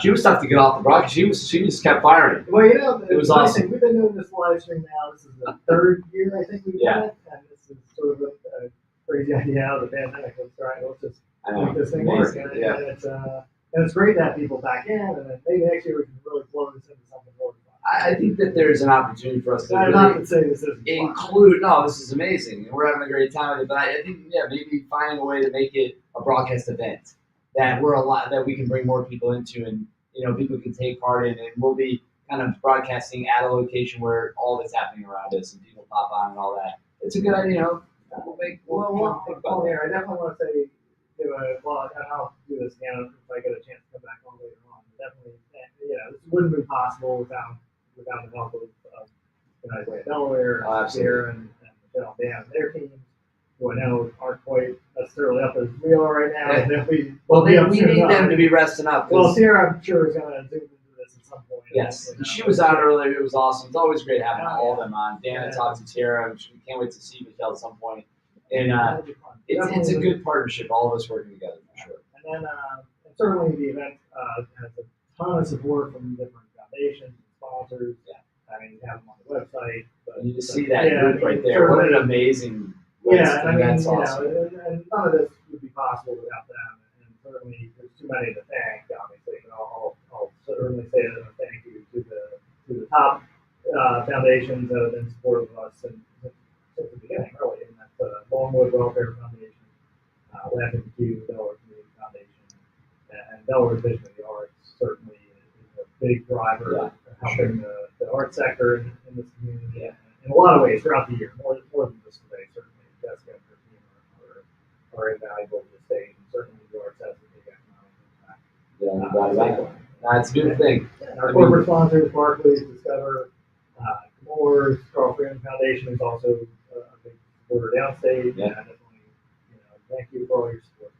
And then everybody else on the team who's here, I know we got it. Isaiah and Missy are putting in the late night shift, and Gia are working so hard on all. I mean, it really is a team effort. We can list them all. I mean, Jack and Corbin and Audrey. Everybody's had a hand in that here at Keeper. So we're going to be celebrating in a few hours. Yes, absolutely. Because the day doesn't stop on the day, and it was the don't stop. Can't stop, it won't stop. Don't stop, won't stop. And that's the key creative one. That's how the mentality with this. You just have to keep Power and well, forward. and I will have those winners announced soon. I mean, if you click around, You can find it online as well, yeah, it'll be probably. But updated soon. we will be, of course, and then we've listed as all the ones as they come in. We've been announcing the winners, so stay tuned for that. We've got a lot of great content coming at you over the next hour, and as we continue to go through the night, we're going to be funneling great messages and great stories your way, and keeping track of the totals, watching it all unfold.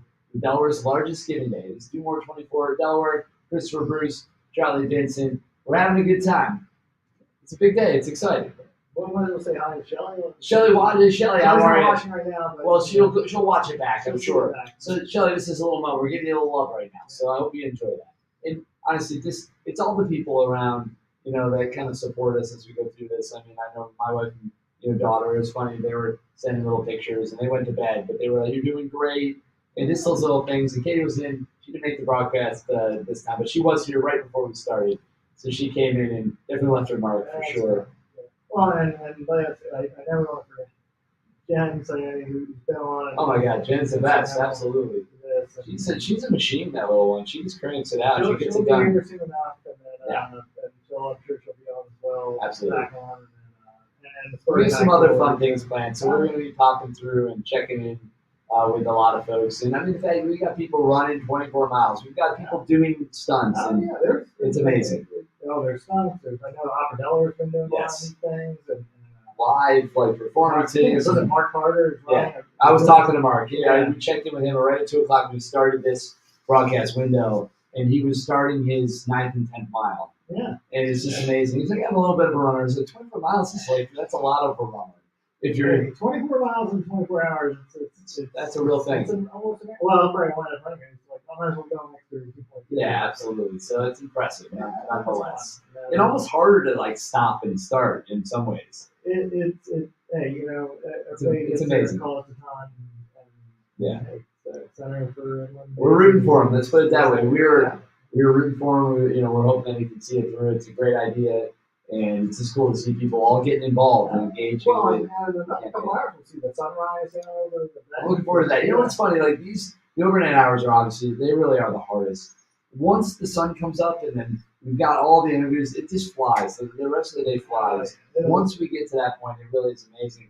And the fact is, we are really cooking, and we're into this thing at this point. What's our count up to now? Oh, it's close to 700,000? Yeah. Let's take a look real quick. We can get this up in here. We'll bring it. Bring it in. Just let me refresh it. Make sure we get it. Oh, we're just over. How about that? Just over 700,000. That feels good to break that number. I wanted to see that 6 turn to a 7. That felt pretty good. What about? Oh yeah, let's take a look at the leaderboards. We've got. Opera Delaware came in with a big hit out of the gate, but look at these numbers. Shepherd's office has done a great job of this over the years. They're Perennial favorites on that side. But Everett really doing amazing. Has done great. I know they're really activated a lot of Well, and just look at their number of donations. 317 individual donations. That's cool. I love seeing that. And they have a ton of their supporters. Yeah. Brandon Winers is doing great. Brandon Winers is doing good. I saw Jeff was in Yeah, Jeff's always good to have Jeff in. What they're doing is all, and I love that they're doing the second stage too. That's a cool idea. That's a pretty innovative idea for them, and it's good to see these organizations evolving and adapting and taking advantage of other ways to engage their audience. And that theater space over there at Tattle is actually really nice, and that whole group they put on great theater, and with Jeff involved, they're going to have some great shows. So you guys are going to want to check that out. And Ragtime is a really powerful show. If you've never seen it, you'll be able to check that out at the Tatnall space for their second stage theater. That's coming up here relatively soon. It sounded like. Yeah, I think is Opera Delaware coming online yet? They haven't yet. They are on the schedule. Well, that's going to be a lot of fun. They got a big show coming up at the end of the month. Traviata or something. That's amazing. Really, really cool. And a lot of the opera is really getting a facelift in Delaware. I think a lot of the opera organizations are doing some pretty innovative things. Well, and we're that's really cool. Yes, concert exactly. And Opera Delaware, really, the pandemic gave them a neat opportunity. Opportunity. Did you just do that? Yeah, that's a good one. That's really good. They should use that if they're not using that. Yeah. Well, when they come along, you should be like, I have an opportunity. I have an opportunity for you. She's gonna be, oh my God, I hate it, but I love it. Yes. And that's okay. They go out to neighborhoods and yeah. And it's just and seeing them out in the community is really great. And actually, we had one of the best, live event things that we've done. Again, with Katie involved, but they have this bubble machine at the Brandywine Festival of the Arts, and they had a whole stage and set up, and they were very much activating that. It was cool to see them out there doing it, and I mean, I have so many great pictures of just literally just in these bubbles, and it was such a great time. Everybody loves bubbles. But you can't go wrong with bubbles. So when in doubt, bubble it out, I guess is what it comes down to. It was a smart move on their part, using their heads. Those guys over there at Opera Delaware, so that's good.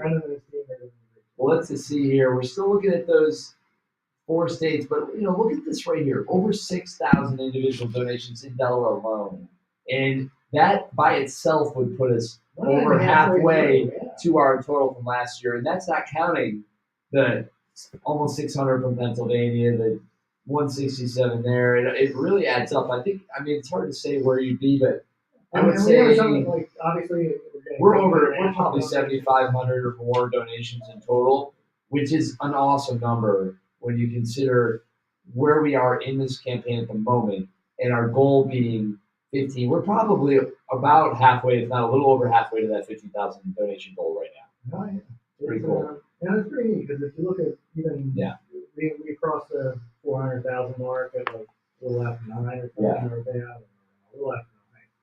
Maybe that's a little somewhere between 9 and 10. I don't remember. But first year when we were back in March 2020, so 2 weeks before the pandemic shut everything down and threw everybody into the life we're in now, it took 24 hours and we raised almost 400,000. Yeah. And then the next year it was almost 2 million, and then last year it was 2.6, and we'll see what we do this year. But it's gonna be awesome to see. No matter what, it's an amazing thing. Delaware really shines on this day, and the impact that this has for a lot of these organizations really is kind of their lifeblood. A lot of these, this is their working capital, and this is what they operate. For a lot of the organizations, and even the ones who have bigger budgets. Sure. I mean, this is an important day for the sector. It's an important day for the individual nonprofits participating.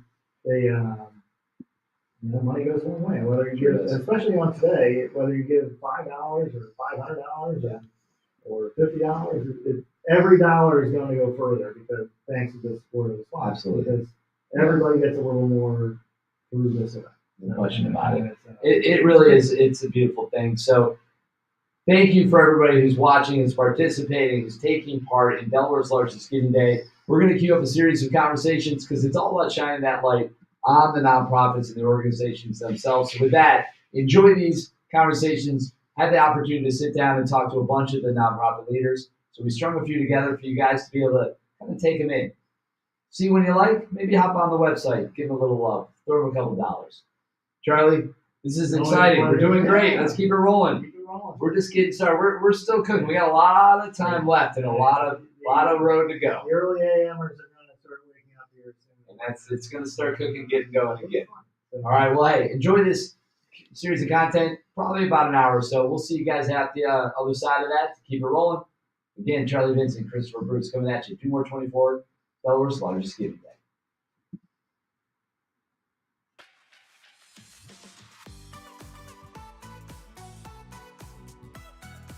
Hey everybody, Christopher Bruce here, Mr. Delaware Gives with DoMore24DE.org. We're gearing up for Delaware's largest giving day on March 2nd and 3rd. And with me now, from the Boy Scouts of America Delmarva Council, Scout Executive and CEO, Robert Nakagawa. Robert, how's it going? Welcome on. Thank you very much. Thanks, Chris. Appreciate the opportunity. No, it's my pleasure. And maybe through this, I can get maybe a badge, or we'll figure that out after. You can tell me if I earned it. There's a Radio Merit badge. Oh, well, there you go. I mean, I'll do my best. We'll see what happens. But ultimately, we're gearing up for Delaware's largest giving day. It's an awesome campaign, and it features a number of nonprofits throughout the state of Delaware. You guys, obviously, just another great shining example of that. But what are you guys focused on, and what are you excited about leading up to DoMore24 and March 2nd and 3rd? We're focused on just serving our community with more kids involved in the program. If we get more kids in the program, that's more community service. As an organization, we're able to do. We take kids camping and hiking, but that's not what we do. That's obviously what we do, but we're more about instilling the values of the Scout Oath and Law in our youth to make ethical choices over their lifetime. And we're just coming off of a banner year where we had an increase of 10.5% in membership growth. And we're just looking forward to continue to have more growth and serving more kids with those values. Yeah, and that's a lot of new kids that know how to tie a knot. So that's important, right?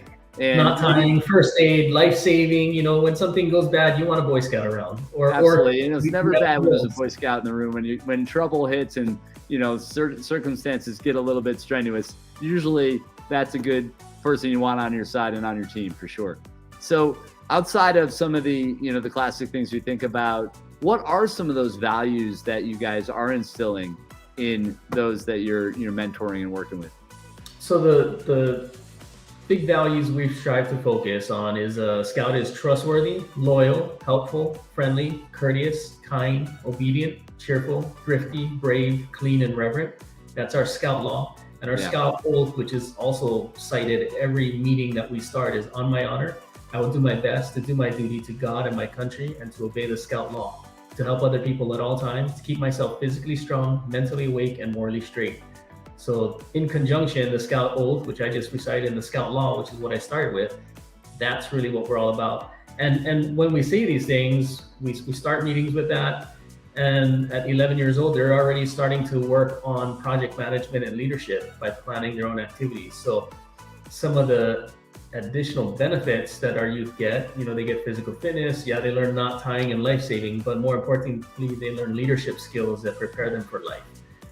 It sounds to me like you guys are really shaping and molding just quality human beings, which it's hard to argue with that, right? And we definitely need more of those. And a lot of times, those that are involved in the Scouts do go on to really lead meaningful lives in roles of leadership. And I think, that's seen quite often, I would imagine. Yes. Yeah, quite a bit. And, that's the whole reason I joined, was they have the opportunity to learn more about becoming a leader and hopefully earn that Eagle Scout rank, which I was fortunate to have earned. Very cool. Well, congratulations. That's awesome. Thank you. So with this obviously being a unique platform, providing an opportunity for you guys to raise some funds and awareness, to take part in, something that really is a collective effort with nonprofits all over the state of Delaware. What does it mean to you guys, one, that this opportunity exists, and just to be a part of it? This is huge. It gives us a bigger platform to get our message across to a broader audience than just our scouting community that we do our annual fundraising campaigns. To be able to be a part of this larger part of reaching out to all of Delaware and letting people know that scouting is still around and we're relevant, and more relevant now than ever before for single parent households, for boys and girls are now able to join the Boy Scouts of America. So it's not everybody's heard that message. Not everybody's aware that the Boy Scouts have girls in our program now, that we're not so much about camping and hiking. That's what we do, but that's not what we are about, if you know what I mean. No, absolutely. That's really important. And so that is interesting. I actually didn't realize that girls could be, involved in the program. So that is news to me as well. So there you go. This is awesome. And hopefully somebody watching this might, get that piece of information also. So if somebody wants to get involved or learn more about what you guys are doing, what's the best way for them to do that? They can go to our council website at dmbc.org. But if they also want to join, they can go to Be a Scout, BEA Scout.org. They can get involved as a family. I have 4 children myself, 3 girls and 1 boy, and we're able to do scouting as a family, which is huge in our busy society we have today with all the youth programs that we have going on. So being able to participate, going to one night, one location, boys and girls participating in one scouting program is a big time saver and a great family activity for my family. And I know many others can benefit as well. Yeah, I guess it's something like, when in doubt, scout it out.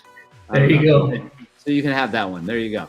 I love it. Well, good luck with everything you guys have going on. Keep up the great work, supporting our young future leaders and creating amazing human beings and all the good stuff that you guys do, and everything that you do with Do More 24 and Delaware's largest giving day. We're going to be rooting for you and looking to see how you guys are doing and tracking the success. Fantastic. Thank you so much, Chris. It's my pleasure. And Robert, good luck with that again. Thanks for coming on. We'll definitely talk more, and sign up for the live stream if you haven't as well, because we're going to be doing that throughout the campaign, sharing success and stories through that as well. Fantastic. Thank you. All right. Well, everybody, there you have it. If you want to learn more about them, check them out on domore24de.org. All of their information, along with all the other amazing nonprofits, are right there on the website. Gear up, get ready. It is Delaware's largest giving day coming up March 2nd and 3rd. Hey guys, Christopher Bruce back at you. Mr. Delaware Gives with Delaware's largest giving day. domore24de.org. Coming up March 2nd and 3rd. Get excited. Right now, we're going to be talking with Dan Stapp from the City Theater Company. Dan, what's going on? What are you guys doing in preparation of this big day? It's a monster. It's awesome. We're having fun with it. I can't wait to hear. Oh, we're so excited. We have so many great productions lined up this year between our improv and the various main stage productions we have at CTC. So we're just so excited and honored to be a part of this initiative. Yeah, I mean, and you're the executive director of the Fearless Improv over there at City Theater Company. So you're no stranger to a little back and forth. So this is good. No. That puts us in a good spot, right? Just don't drop the ball, right? That's right. Keep it going. No pressure. Yeah, no, we're going to be fine. So what is it about this campaign in particular that is really unique and ultimately gets you guys excited to participate, and why people at home should be as well? Well, it's a few things. So we're one of the few theater companies that actually pays our artists, and we're talking actors, comedians, improvisers, musicians, designers, costumers, tech crew. So it's really cool to have this local community theater feel that's able to give back to those who are able to give their talents to CTC. And also we're looking this year to expand our educational initiative. So we're looking to create an improv summer camp for tweens and teens this July and August. Awesome. And we're also looking to expand our team building workshops as well for both corporate and private groups, using a lot of the tenets of improvisation to really help foster better communication, better active listening, really do things to really help bolster the community. That's awesome. And as a performer myself, it's great to hear you're taking care of people. That's important. And just in general, we're all here to take care of you as a nonprofit and all the amazing missions and nonprofits throughout the state of Delaware. I think 450 plus participated last year during the campaign, and we raised over $2.6 million collectively. Unbelievable achievement. We're working to see what we can do to break that this year. It is a milestone that we've definitely created. It's a mountain that we put up ourselves, but we're going to do our best to make it happen. And hopefully you, along with all of us, can do that together. Absolutely. Absolutely. So what is something that maybe you guys are working on specifically? You mentioned a bunch of programs, but a lot of times nonprofits have some specific goals in mind when it relates to the campaign. So what are you guys aiming at? So what we're aiming to do is to be able to continue to pay our artists and our core staff, which again is really unique to our organization. Gifts of any amount are appreciated because the beauty of CTC is that we have a distinct brand of intimate theatrical experiences. So it allows us to keep our prices affordable, support local talent, allowing our theater and comedy community to see things through our eyes. Why are the arts so important? I'm just gonna keep it simple. It's catharsis. I mean, especially after the last couple of years. Yeah.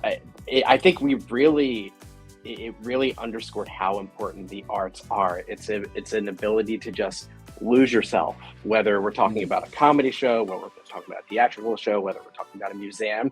There's just so much beauty in art to really be able to allow you to immerse yourself and art is subjective. And so for each of us to be able to take what we can or what we want to out of art, and then, I always talk about with the improv shows, it's cool sometimes when you see audience members debate what they think actually happened in our scene, and everybody has their own interpretation of things. Again, I think that really, the arts for me is something that's been near and dear for my entire life, but really I think the pandemic underscored, especially when we were without it for so long, how important the arts really are.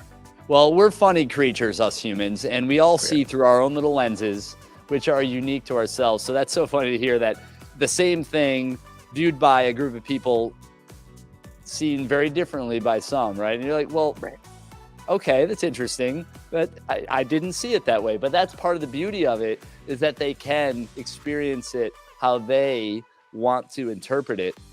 And it really provides an escape, all right? You think about weekend getaways or going on vacation, that's great, but it's not that practical to be able to do that all the time. You might be able to get away once a year, maybe you do a couple weekend trips or whatever, But those few hours that you spend at the theater go a long way as well to provide similar escapes to allow us to recharge, to refuel, to refocus, and to get back into the grind of daily life. And I think it is really super important. So it's amazing that you guys are doing what you're doing.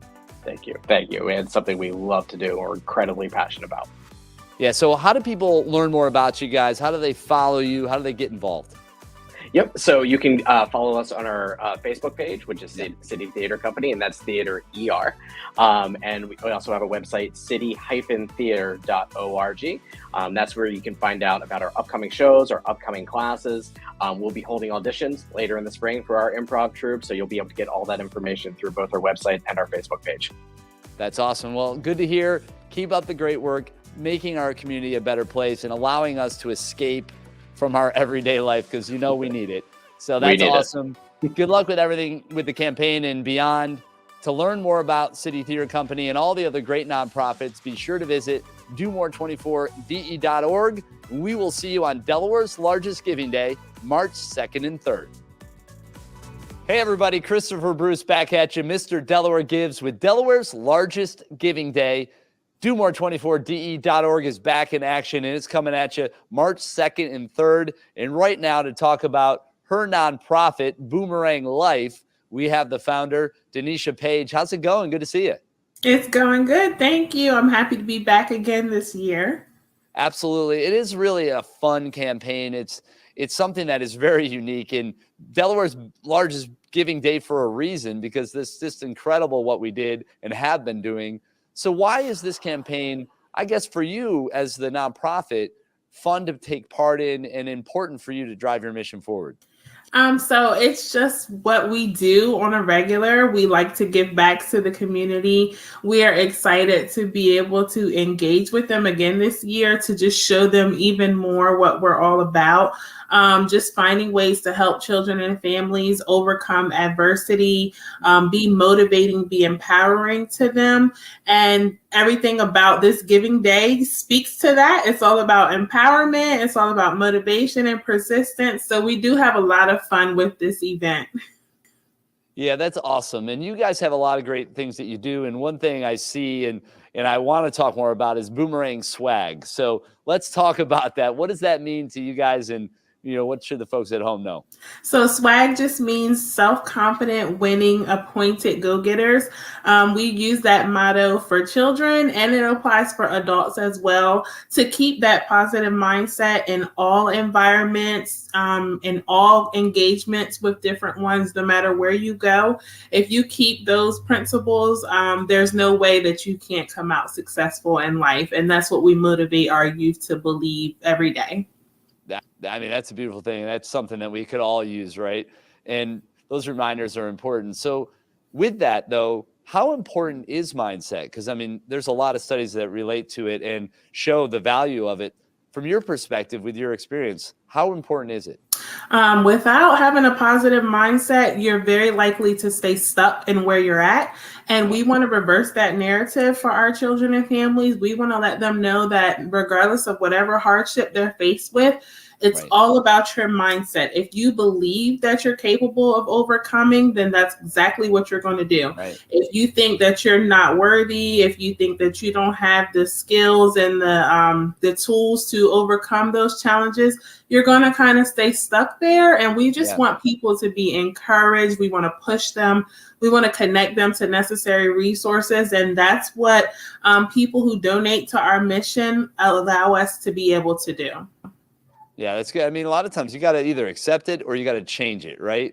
And with that right mindset, you can figure out ways to get where you want to be and make it happen. So that's what it's all about. Absolutely. I love that. I genuinely believe that if you want something bad enough, you can make it happen. And if you don't make it happen, then maybe you just didn't want it as bad as you thought. Maybe you didn't want it. That's okay too, but you got to just at least recognize it, right? That's part of it. Yes. So how do people learn more about you guys? How do they follow you, get involved? So we are throughout social media. We're on Facebook. We're on Instagram.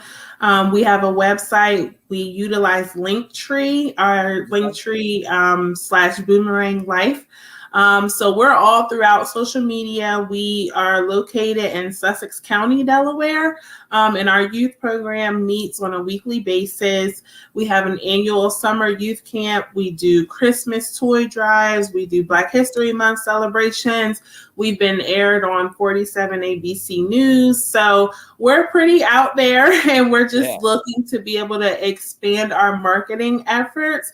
But they can certainly find us on Facebook and Instagram, Boomerang Life 2019. And then same for our Linktree. It's Linktree/Boomerang Life. Awesome. So that boomerang is getting out there and Yes. then coming. And is that part of it? Fill me in. I forget. So it's like what you put out comes, because that kind of the idea. What you put out comes back to you, and we just want to make sure that our youth are instilled with those values at an early age so that they can be able to have holistic success. Yeah, that's a beautiful thing. And I think that's a good lesson for all of us to learn. And I love the message and just the meaning behind all of that. So, Denisha, this is awesome. We're excited that we could highlight you and other nonprofits as we gear up for Delaware's largest giving day, which again is coming up March 2nd and 3rd. We're going to be following your success and seeing how you do. Boomerang Life, everybody. Get on with it. Put out that good energy so that comes back to you.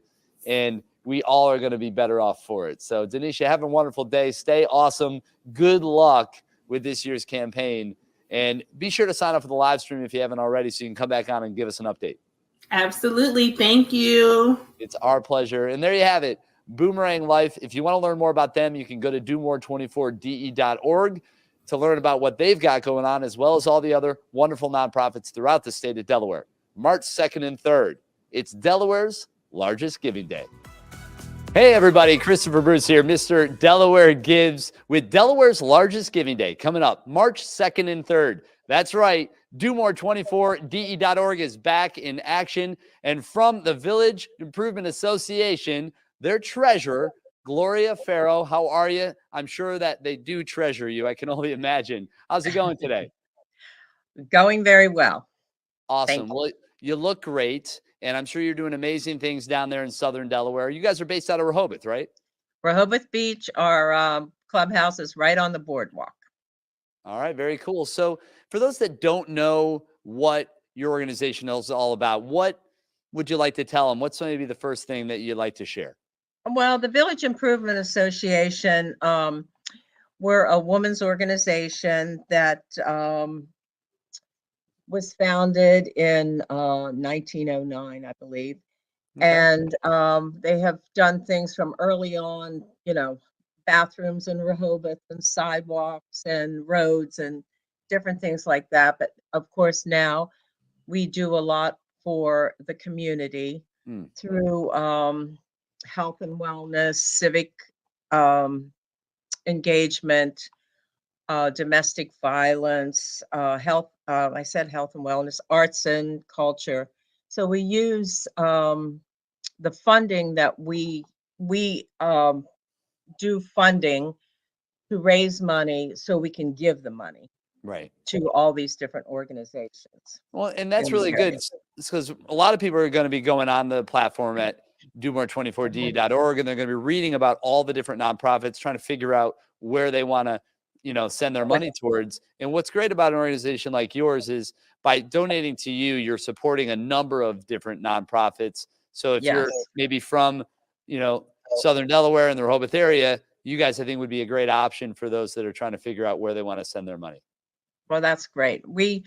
This campaign, and I had said that this is our first Do More 24. Yeah. Well, welcome. We love having you. Yeah, we're real excited about it, but we want to earmark the money raised to homelessness. Yeah. Because in Sussex County, there is a big population of homeless people, and it is not just somebody on the street with their shopping cart. I mean, it is families, and it could be the person that walking down the street you pass. It could be the child that's sitting next to your child in the classroom. It's just a lot of different homeless. Yeah, I think it's really important to humanize folks that are homeless because it really could be anybody. And it definitely is somebody's mother, their brother, their nephew, their uncle, their cousin, These are real people. Absolutely. And that have just fallen on bad luck or things happen. I mean, you could be going great one day, but then your whole world changes. And sometimes we Loses- just need some help. Yeah, and I think it exploded more during the pandemic because people lost their jobs and right things like that. So yeah, it's definitely been a long few years for many of us, and all of us have been dealing with the pandemic in various ways and finding just meaningful ways forward. So we're glad that you're here helping folks out there in the community do just that. And outside of supporting those that are homeless in your community, I know you guys work on a lot of other initiatives and you have a lot of We great do. fundraising events. So tell us about some of those. Well, we have a lot of fundraising. We do like a big fashion show, a St. Nicholas tea. We have bingo. We have art shows, different things where we can raise money to give back to the community. That's awesome. And you guys are really well organized. You have a lot of folks that are in the hopper that signed up, ready to go. Talk a little bit about your operations and how you guys are able to make all those things happen. Well, we have volunteers. We're all volunteers. There's no paid position in the Village Improvement Association. So everybody volunteers, and we do thousands of hours a year of volunteer hours for the community, the area in Sussex County. And those hours, they need fuel, right? So those dollars and those funding amounts that'll come through in Do More 24 and beyond are so critical, I know, for your mission and as they are for many other nonprofits. So if you could just leave people one last thought as to why these dollars make such a difference in making your mission happen and move forward. Yes, the monies that we are going to use for this Do More 24, that one 24-hour window, we're going to use the monies for the homelessness, for food, for clothing, housing for them. We, in hotels or special places. So that way that we can do a lot for them in our area. Well, that's important work. So keep that up and good luck with that effort and everything else you guys have going on. We're excited to track your success through the campaign. Again, welcome to Delaware's largest giving day. It is an amazing platform and an opportunity for nonprofits throughout the state of Delaware to showcase themselves, hopefully to gain some awareness to those that maybe don't know about you already. Yes. And of course, raise some money. All of those things help. And with this campaign, we're reaching well beyond Delaware, even though we are supporting only Delaware nonprofits. All over the country, almost all 50 states, there were people that came in with donations last year and the year before and all around the world. So it'll be really exciting to see all the donations and contributions and where they come from this year. We're looking forward to it. Absolutely. Well, thank you so much. You guys keep up the great work that you do down in Southern Delaware. And everybody, be sure to get on domore24de.org to learn more about Delaware's largest giving day, March 2nd and 3rd. Tell your friends, tell your neighbors, get that money ready, and let's support nonprofits throughout the state of Delaware. Hey guys, Christopher Bruce here. That's right, Mr. Delaware Gives, coming at you with another Do More 24 Delaware segment. And today we're talking to a very special guest, maybe one of the individuals who's gone to more community events than any other Delawarean over the course of time. It's possible. I don't have that as an actual fact, but you can definitely look it up and it's possible. None other than Rocky Bluewinkle himself from the Wilmington Blue Rocks. Rocky, you're looking good. Maybe not quite in full season shape here. That belly's really, you got a little something going on there. That's all right. The off season is a good time too. I hear you. You got some time because I know opening day is coming up on April 11th, so I'm sure you're excited about it. And something else that we're really excited about, obviously, is Delaware's largest giving day, which was what we're here today to talk about. So you are a pillar in the community and probably have some of the best antlers in all of Delaware. So you get around to a lot of events. What does it mean to you to support all these nonprofits?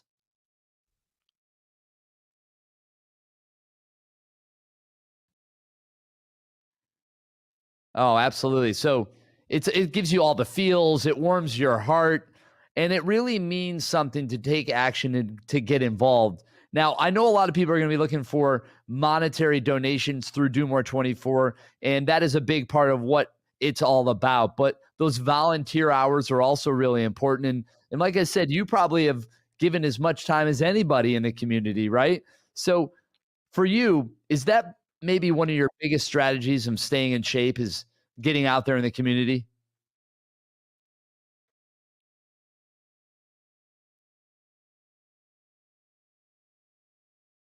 Oh, no question about it.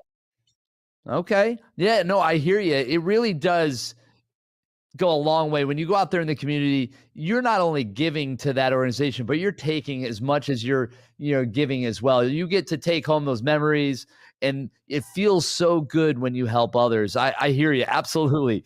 Now, Rocky, are your antennas actually tuned into the community? Are you able to actually sense and feel what they need? Absolutely. Now, being a blue moose, how do you think that separates you from other members of our Delaware community?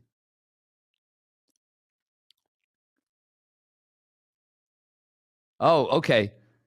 Oh, wow. It helps you really stand out. You're probably you may actually, are you the only blue moose? I don't know of another one. If somebody is watching this and knows, then maybe you can write us in and let us know some other blue moose out there. But I also see you have a giant glove on the table. It's kind of, is it full of baseballs? What are in there? Oh, all right. Rocky, I've never seen anyone juggle better than that. That was absolutely perfect. It might have been a short show, but it was electrifying to say the least. Absolutely. You should take a giant bow. That was amazing. Now, how long did you practice to perfect that skill?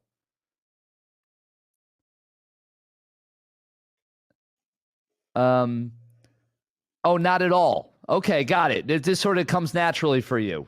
It's some things are just easier for others than, and that's fine. Listen, you're allowed to be great at things. It's okay. Now, one thing that you're great is giving people joy, some hope, happiness. I know a lot of the kids, they see you and they get excited. They run up and give you hugs, high fives. For a while there, we were only given air fives, but it's nice to give real ones again, isn't it? No doubt about it. Now, I got a question for you. What are some of your favorite things about baseball and being around the ballpark?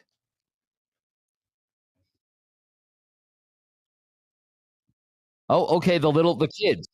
Oh, yeah. All the young fans that are coming through the gates, absolutely. What about oh, okay. Oh, the play on the field, the game itself, the home runs. Oh, man, they are a lot of fun when you see that ball jump off the bat, no question about it.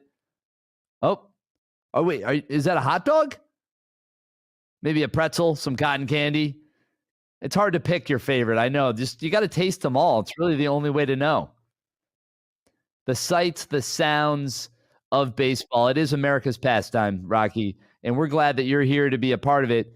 You wanna take it all in. Now, we have some time before your season starts, and we are obviously gearing up for, and we're a part of now, the Delaware's largest giving day, which is Do More 24. You can go to domore24de.org to learn all about all the 500 plus nonprofits that are participating in this year's Giving Day campaign. Now, Rocky, last year we raised $2.67 million collectively. That's a lot of money.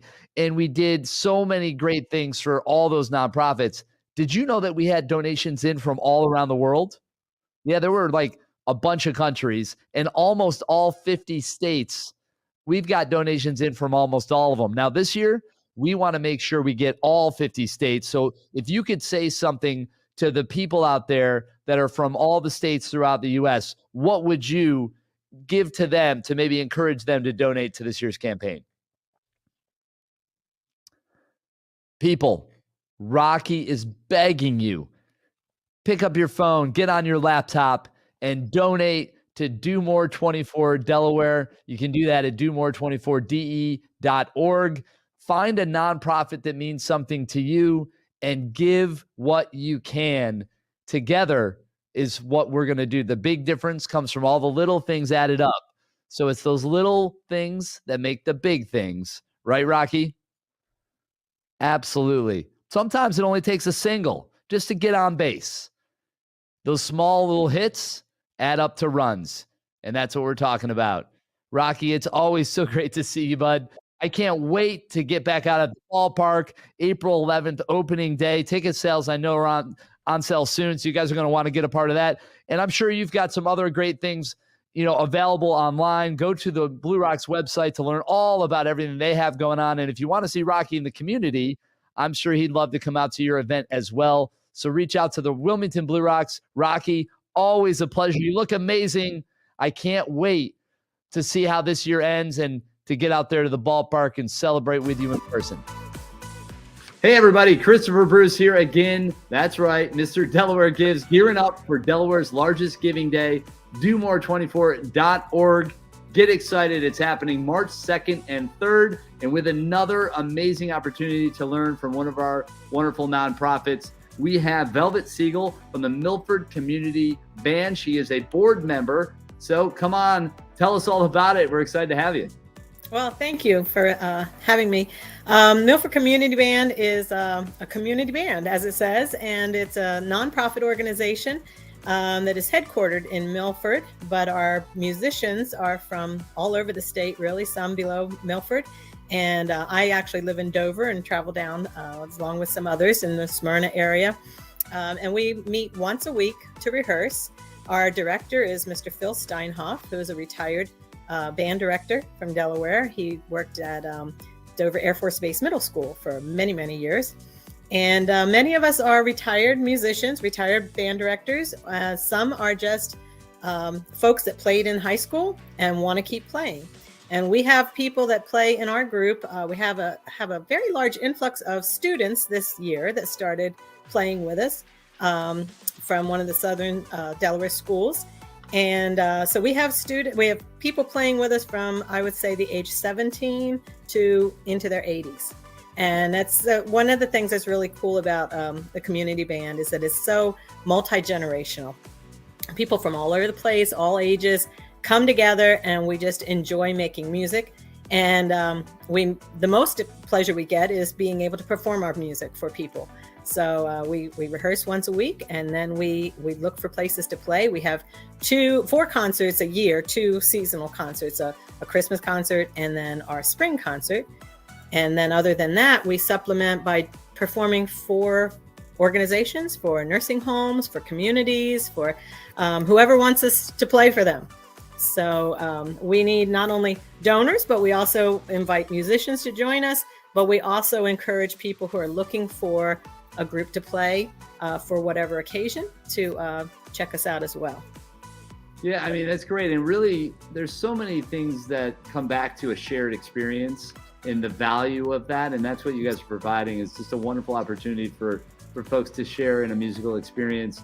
And if people were to want to learn more, to maybe get you guys to come out to play for them or whatever, what's the best way for them to do that? The best way is to go to our website, which is milfordcommunityband.org. And on that website, you can find out more about the organization, the history of the organization, about the director, but also there are links that you can click on to get the group to come to your community, request a performance, that type of thing. You can also click on a link to find out more information about joining the group. And you can click on a link, obviously, to donate money to the organization as well. So any information you need about Milford Community Band, I might add, it's not just one band. There are actually smaller sub-bands that you can find out about on the website as well. So we have the Mid-Del Sax Quartet. We have the Smooth Sound Dance Band. It's smaller than our concert band. And then our largest organization is the concert band. So if you have an interest in any of those, to play in any of those or to have those organizations perform for your event or community, the website, milfordcommunityband.org, is the best place to get that happening. Well, that's a beautiful thing. And I love that. It's cool that, you do have those other subsets and more specific kind of genre even related opportunities. And I think that's really cool. So we're, excited to see what you guys do. It's all music to our ears, right? When it comes to the community coming together and people really supporting the nonprofits throughout the state and really beyond, because look at all the traction in the last years with people from all over the world, even numerous countries, and most of all the 50 states represented in supporting Delaware nonprofits. What Spur Impact and United Way and everybody behind Do More 24 are doing is no shortage of incredible. And you guys are just another example of why people should tune in, should take part, and get excited about Delaware's largest giving day. So thank you for coming on, sharing a bit about who you guys are, what you're all about, and good luck with your campaign, and just, let the band play on, Thank you. Appreciate it. Well, there you have it. It's the Milford Community Band. You can get them set up for maybe your next event, or if you're itching to play a little bit, get out there and join the band, take part in the action, and have a little fun along the way. Go to do-more24de.org for more information about Delaware's largest giving day coming up March 2nd and 3rd. Possibly a little fuzzier. I don't know. We'll find out. Hey, Kate, how's it going? Very good, thanks. Thanks for having me. It's my pleasure. And I see you've got a little setup there behind you, which showing some of the stuff you guys are doing, little dog and all that good stuff. So pause for people. Let's talk about it. So Pause for People is a pet therapy nonprofit. We were founded in 2005 by Lynn Robinson, our executive director for the last 18 years. She just retired at the end of the year. And we train folks with their own gentle, affectionate pets, dogs, and some cats and bunnies as well, but mostly dogs. We train folks with their own gentle, affectionate pets to provide pet therapy throughout the community. So throughout Delaware and the surrounding counties in our adjacent states, we have about 450 teams of volunteers with their pets, and we visited about 200 different site partners. So those are places like hospitals and nursing homes, the prison system, schools, libraries, anywhere where people would benefit from interaction with a pet. And in addition to those site partners, we do about 400 community events a year. Oh, wow. That's awesome. And, I've definitely been a part, and, we obviously have a production company and we do a lot of work telling stories. And we worked on a documentary years ago that was all about alternative therapies and canine and, equestrian, the various things were a part of that. And it was really interesting to see the benefits firsthand, like what you guys are working on to help people and what dogs and other animals can really do to make a difference. It's really incredible. Yeah. There's been a lot of great research over the last 2 decades since PAWS was founded on the impact of pet therapy, that there is an actual physiological response. People's heart rate's lower, their blood pressure goes down, you feel better. And with the mental health issues that so many folks are facing these days, there's a real crisis in our community. There's more and more need for those kind of interventions. Yeah, no question about it. Unfortunately, through the last few years, it's been that much more prevalent, and maybe, hopefully, the silver lining is that it's recognized and people are getting more of the support and help that they needed well beyond or well before the pandemic, but most certainly through it. And moving forward, I really do hope that we can have more candid, open discussions and help people that are dealing with things and providing mechanisms for coping and just the support that we all need to get through it. Yeah. So what are you guys most excited about leading into this campaign? It's a lot of fun. It's interactive. Of course, there's the stretch pools and all the fun incentives and the little competitive elements and nature of it. But this platform, being able to get online and to interact and interface and to see where all the donations are coming from is really cool. And it allows you to raise money and awareness. For you guys, what is it about all of that that makes an impact and makes a difference? Well, there's a couple of things. So primarily our main focus this year, particularly with the campaign, is reaching some new supporters and new community partners. So that's new volunteers in addition to new donors and supporters and site partners, places that can benefit from PAWS services. So really the awareness and the profile that the platform gives us it's unique. We don't have access to anything else like that. It's a great opportunity for our message to reach more people in our community. Yeah, well, it's just honored to be able to provide that platform, and for me to be able to take part in sharing yours and everybody's stories is what it, kind of keeps me motivated, and I love doing. So thank you for allowing me to get lost in your world for a few minutes and to share and showcase what you guys are all about. What is the best way for people to learn more and to get involved with you guys, whether it's online or otherwise? Absolutely. So the best place to start is at our website, Pause for People, PAWSFOR, people.org. You can find information about our training, how to volunteer with your pet, and calling our office anytime. The phone number is right there on the website too. We're happy to answer your questions. That's awesome. Well, good luck with everything related to this year's Giving Day. You guys are awesome. Keep up the good work. Thank you for coming on. It's been a lot of fun. And for everybody else that's watching, go to domore24de.org. You can learn more about Pause for People, as well as all the other wonderful nonprofits that are taking part in this year's campaign. We will see you March 2nd and 3rd for Delaware's largest Giving Day. Again, my name's Chris, Mr. Delaware Gives, and you are in for a treat. It's an amazing day. Can't wait to be a part of it. Hey everybody, Christopher Bruce here, Mr. Delaware Gives, and we're getting excited because Delaware's largest Giving Day is coming up March 2nd and 3rd. And to talk a little bit about why this campaign is so special, we have the Lieutenant Governor, Bethany Hall, along with us. Hey, how's it going? Good to see you. Great to be with you. One of my favorite 24 hours in the state of Delaware is the Do More 24. Chris, it's great to be with you and to be enthusiastically supportive as you are, and to say thank yous for Impact United Way and the many, many partners. Yeah, and it doesn't feel like it was that long ago that we were on the live stream last year talking about this campaign and watching all the numbers and the totals rise. 2.67 million last year. So we have some pretty big shoes to fill. Absolutely. And I'm convinced that this year we can do even more. The challenges of our community have gotten even greater with the inflation prices, the needs of housing, food security, you name it, the whole list of the nonprofits who rise to the occasion. So pennies, nickels, dollars, they add up. And that's why I'm here with you to say, folks, let's get ready as we prepare for the Do More 24 campaign. I know I'm ready for March 2nd and 3rd.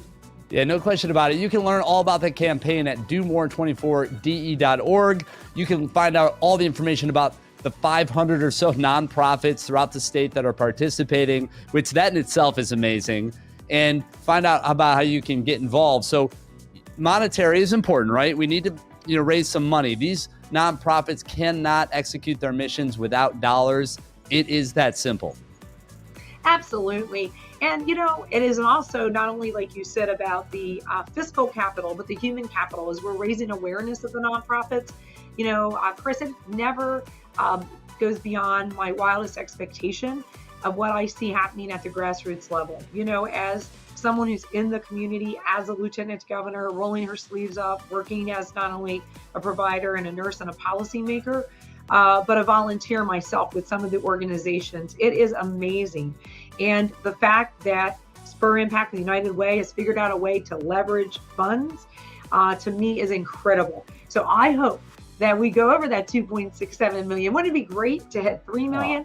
And what that's an amazing idea. I love it. I know.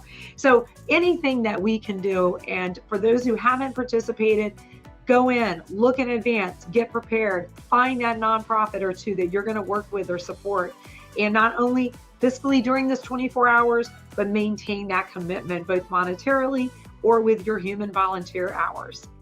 Yeah, and that's one of the things that's really great about this campaign is that they've developed a platform for so many nonprofits to showcase themselves and in a lot of ways expose themselves to new people that never knew they even existed, so they can gain that valuable volunteer hour, that support, and those monetary donations that drive their missions forward. So if you guys are interested in being a part of this year's campaign, again, go to domore24de.org. The Lieutenant Governor, myself, and everybody are here to encourage you to get involved. Delaware, we're a pretty big deal. We want the world to know it. And one of the cool things that we saw last year is we had donations in from all over the country and even countries from around the world. So it's going to be a lot of fun to see where these donations come in from this year. We're able to actually even track by county in the state of Delaware where they're coming from, every state in the U.S., as well as we'll be giving reports on various places around the world that these are coming in from. So it's a lot of fun really to track it in the day. It's great, all the data, and again, make Delaware number one, first state, diamond state. And I know, thanks to those listening in, yourself, Chris, you and I, and others, not only during this 24 hours, but every day, making a difference for everyday Delawareans. Thank you. Do More 24. Here we go. 2023, we're going to hit our goal. Absolutely. This is going to be the best year yet. Thank you so much for coming on. You're always a big supporter of the campaign, and we appreciate that.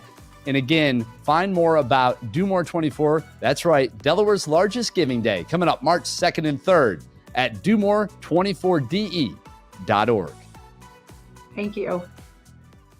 Hey guys, Christopher Bruce here, Mr. Delaware Gives, with Delaware's largest giving day, domore24de.org. You can check it out there. But right now, I have Jen Parrish from BRRT here to talk about their nonprofit, what they're doing to make our community better, and how they're gearing up for Delaware's largest giving day.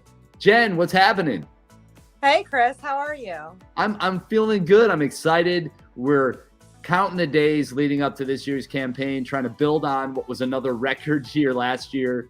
So tell me about what you guys have going on and what can people expect leading up to Giving Day? So this year, 2023, we have so many awesome and important projects and programs in the works. We are out more in the community this year, doing community outreach and engagement, really boots on the ground. If people think of us as being out there on the Brandywine and restoring the river and the fish, this year we also have, like I said, a lot of really good programs engaging the community, such as a children's fishing program. We're bringing awesome. People out to the Brandywine, and we have a lot of really good things just happening. Yeah, and you guys are known for a couple things. One of your biggest things, obviously, is an event. It's a really amazing community event that's grown over the years called Shad Fest. And in a lot of ways was sort of the thing that catalyst, so to speak, of the organization and what it was able to build off of and grow from. When is that? Talk about Shad Fest, and maybe we can talk about some other things that are coming in and around that as well. Yeah, sounds good. So Shad Fest this year is scheduled for May 20th. Same place as consecutive years, Brandywine Park. We're adding a little bit more to it this year. Last year, we had 1,500 attendees. Wow. Yes. Almost That's huge. Right, like 300 times the previous year. So we're growing. Social media, we reached over 32,000 people. So our mission's really getting out there with Shad Fest. We have 20 of Delaware's leading top environmental organizations coming out to exhibit with fun interactive tables for children. Children love Shad Fest, but we also have a lot of fun stuff for adults, like a 5K. Shad Yeah, Fest. you guys have, it's like a fun run, like a walk run kind of vibe, right? Right. And it's family oriented. So people can come on out and bring their children and families. Well, it's cool. You can do the walk or the run, and then you just hang out and take part in the festival. There's live music, there's food. Like you said, all these organizations are setting up with interactive exhibits. It's not just a bunch of tables with information on it. It's very hands-on in nature and a lot of fun. We have a lot of craft vendors, sustainable jewelry vendors, pottery, local artists. Yeah. This year, we're also adding, as you know, an art contest. Very cool. So, right. So we're involving schools and students. Something else that I'm really excited about this year is we're doing a shad cooking demonstration. Oh, that's very cool. Right. So we're using the planking, and we'll give out samples of roe and fish. We have a lot going on this year. Yeah, and it's really important, right? We want to get people engaged in these natural resources. This river that is a big part of Wilmington really is a treasure. It's something that is underutilized in a lot of ways, both from a recreational standpoint and just as an asset in our community. It's beautiful. And when people come in from out of town that happen to wander down there, I think it's one of the things that really stands out as a beautiful place. And just people here locally, you know, I think a lot of times we kind of forget about the things, you take it for granted, so to speak. But we really want people to take ownership in the Brandywine. And I know you guys, we were talking about the My Brandywine idea, and just we're doing a lot of things. And I've been working with you guys so I can speak to that a little more directly. Is this organization with Brandywine River Restoration Trust is doing a lot of really important things. So you want to go to brrt.org to learn more. And if you guys have a school or a community organization that is looking for educational programming or want to get involved in that art contest, what's the best way for them to do that? You can go into brrt.org. There's a place to send off an email, or you can contact us directly. You can contact me at Jenn, Jenn, at brrt.org. It's awesome. And it's nice too. It's simple, right? brrt.org. You got to love that. So it's easy to remember. So reach out, get involved. There's going to be a live fishing demonstration. Are you guys doing that at Shad Fest again this year? We are. Awesome. And we're trying to expand on that as well. We're hoping to not only offer the fishing lessons to children, but also to experienced anglers who may not know how to capture shad. Oh, interesting. And one other thing too, I think is maybe a misconception is a lot of people think with the restoration that it's completely about getting rid of the dams, and that's not always the case, right? Correct. Right. So we work to bring the American shad back, to restore the shad populations, not only the shad populations, but just other aquatic species as well, to the Brandywine, who have severely declined due to the now industrial dams. But we are not in the business of removing dams. We provide fish passage. So where we can, we'll remove the dams. Where we cannot, we will create fish passage through possibly fish ladders, or there are a lot of studies that go into each dam. There's a lot of preparation, and our team works to figure out what the best course is for each individual dam to bring back the shad and just to really help the local ecology of the river. Right. And because restoring that natural flow is really what it's all about. And there's a lot of things that happen related to the dams being put in place that do affect the local ecology. And the fact is, some of the dams, they kind of create these little waterfalls and people like them, right? And they might be, kind of pretty and all that, but it does affect the wildlife in a very significant way. So it's about understanding how it works, how it affects, creating those passages, as you said. Sometimes it only takes a little channel, just opening up an area where the fish can then spawn and go back upstream in their natural habitat, the way they're intended, to restore populations and all of that. And so I think if you're interested in it, learn more, get more involved, go to brrt.org and see what it's all about. But it's a great organization partnering with a lot of other environmental agencies that have been around a long time. BRT is here to stay, and they're really just an advocate, and they're a really great resource to help make it happen. So keep up the great work with that. And we will see you on Giving Day, which is March 2nd and 3rd. So support BRRT by going onto the platform, follow them, and read up on the other nonprofits as well while you're at it. Thank you, Chris. Hey, it's my pleasure. And I'm going to see you at Shad Fest May 20th as well. That's an awesome event. So everybody come on out for that. We'll see you there.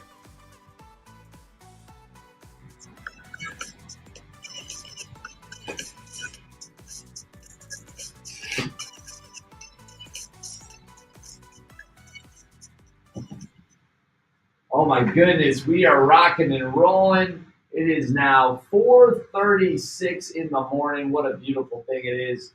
And hey, it's Delaware's largest giving day. We're tracking this campaign all the way through to 6 p.m. I've got some winners. Yeah, that's right. We've got some winners to talk about, so that's exciting. We're going to go through that, and we're also going to check in on our totals, going to get a sense of where we're at the moment. I know that numbers are going up. We had broken over the $700,000 mark last we checked in, and right now we're almost at 703. As is the case obviously things slow down a little bit in the middle of the night as people are resting up and maybe dreaming about the nonprofit they want to support once they get back up and going in the morning. But at the moment, let's get into some winners. We had some golden tickets, and 11 p.m., the small nonprofit winner, Everett Theater. Congratulations. You guys walked away with a golden ticket. And Delaware Adolescent Program Incorporated also did as well. Charlie, come on here. We're talking winners. So we've got now the 12 a.m. golden ticket. This is a big one. We have Delaware Choral Arts coming in with a win there, and then the Kalmar Nickel Foundation. That's pretty awesome. I mean, the Kalmar Nickel really is what a gem that is. Yeah, if you haven't been out there, they're building and seeing the tall ship.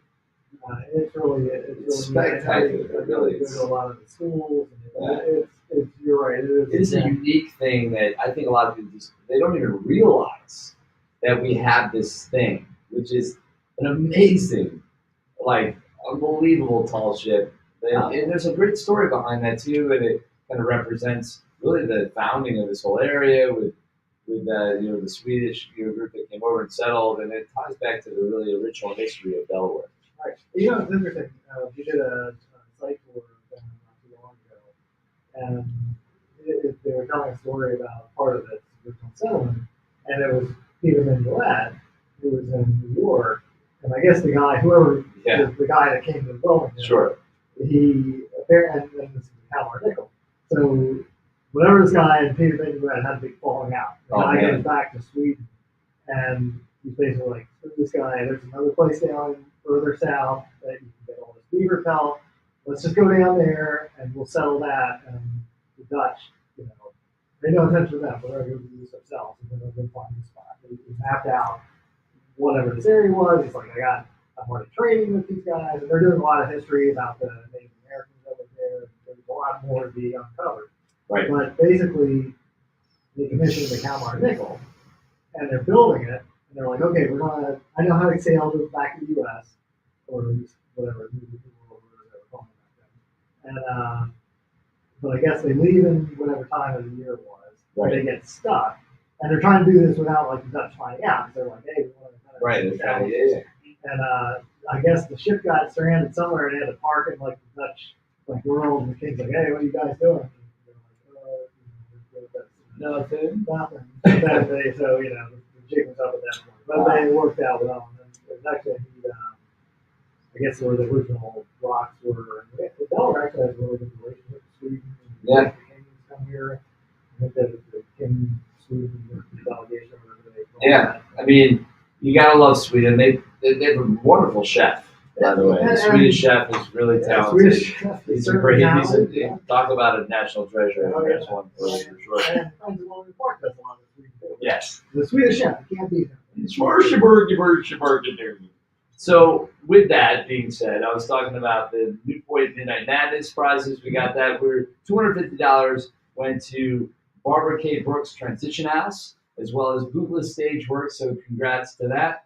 And then moving on to the other division, we also had Howard J. Weston Community and Senior Center, and also the Delaware Contemporary. So, congratulations. You guys are all getting $250 added to your totals just for being a part of this whole thing, and that's an amazing deal right there. And again, that was brought to you by Newpoint. So our friends over at Newpoint, thanks a lot for that. That's awesome. And then we had, looks like probably, I guess these are more golden tickets, I would assume, the 1 a.m. to 2 a.m. Fostering Wishes Foundation, taking one home, and then First State Community Action Agency. So that's pretty cool. The big thing with the golden tickets, yeah. And some of them are sponsored, some of them are sponsored by United Way, but the idea of it is anybody in that hour, anybody who gets a donation that hour has a chance. Chance of being a part of that. And those, really $100 extra, just a little extra something, right? It all adds up.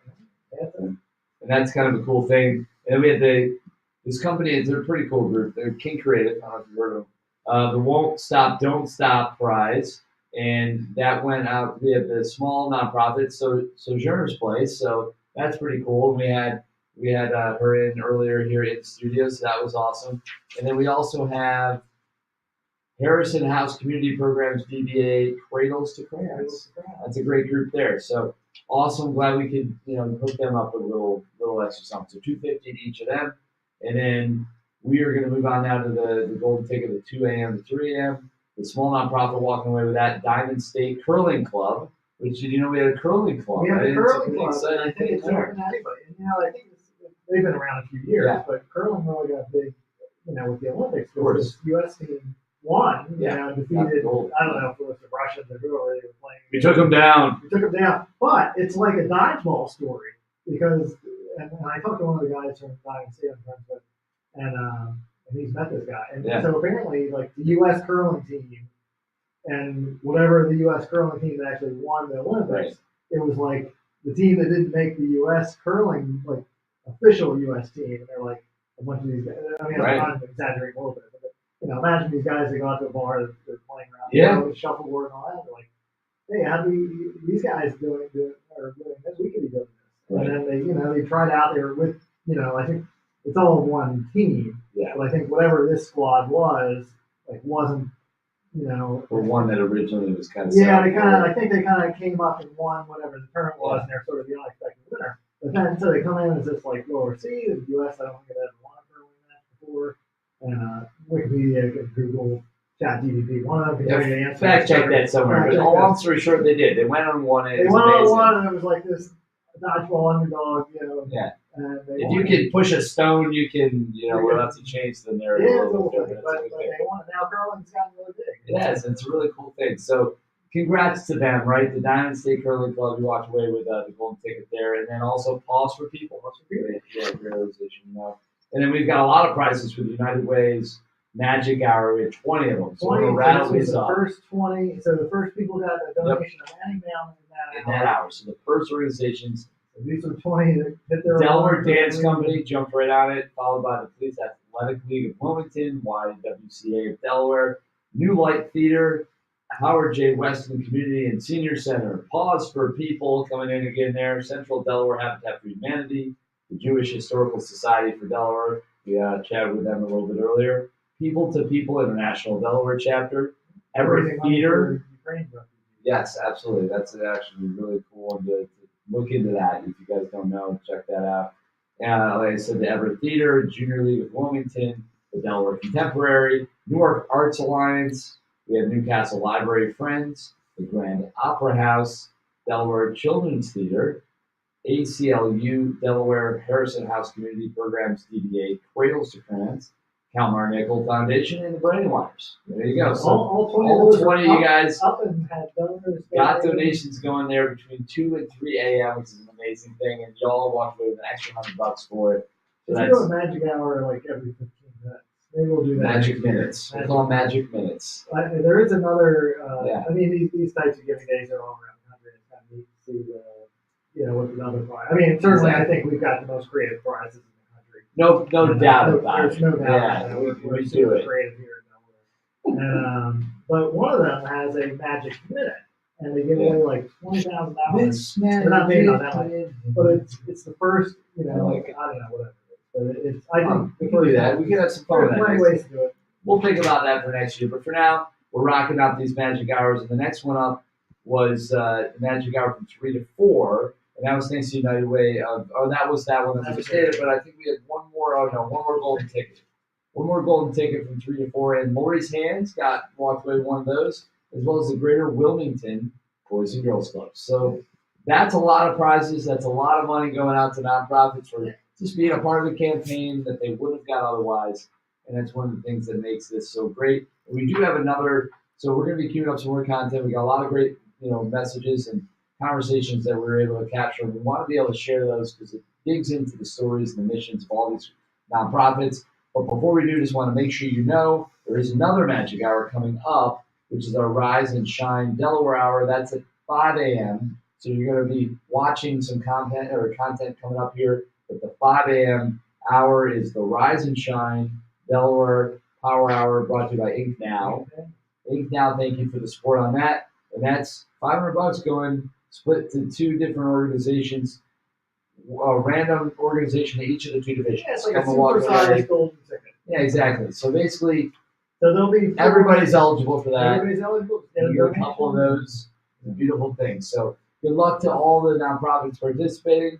for the now Rise and Shine Delaware Power Hour. That'll be coming up starting at 5 o'clock. But now we're going to queue up some more content. We got a lot more to come. This is Delaware's largest giving day. Do More 24 Delaware.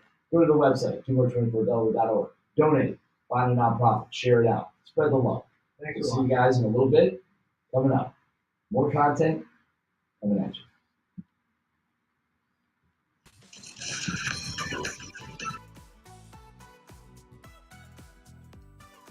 Hey everybody, Christopher Bruce. That's right, Mr. Delaware Gives with Do More 24 DE. And we're excited to talk to another nonprofit. We have Joe Allegra Smith coming at us from the Rehoboth Community Center. She is the executive director, so nobody better to tell us all about it. Joe, how's it going?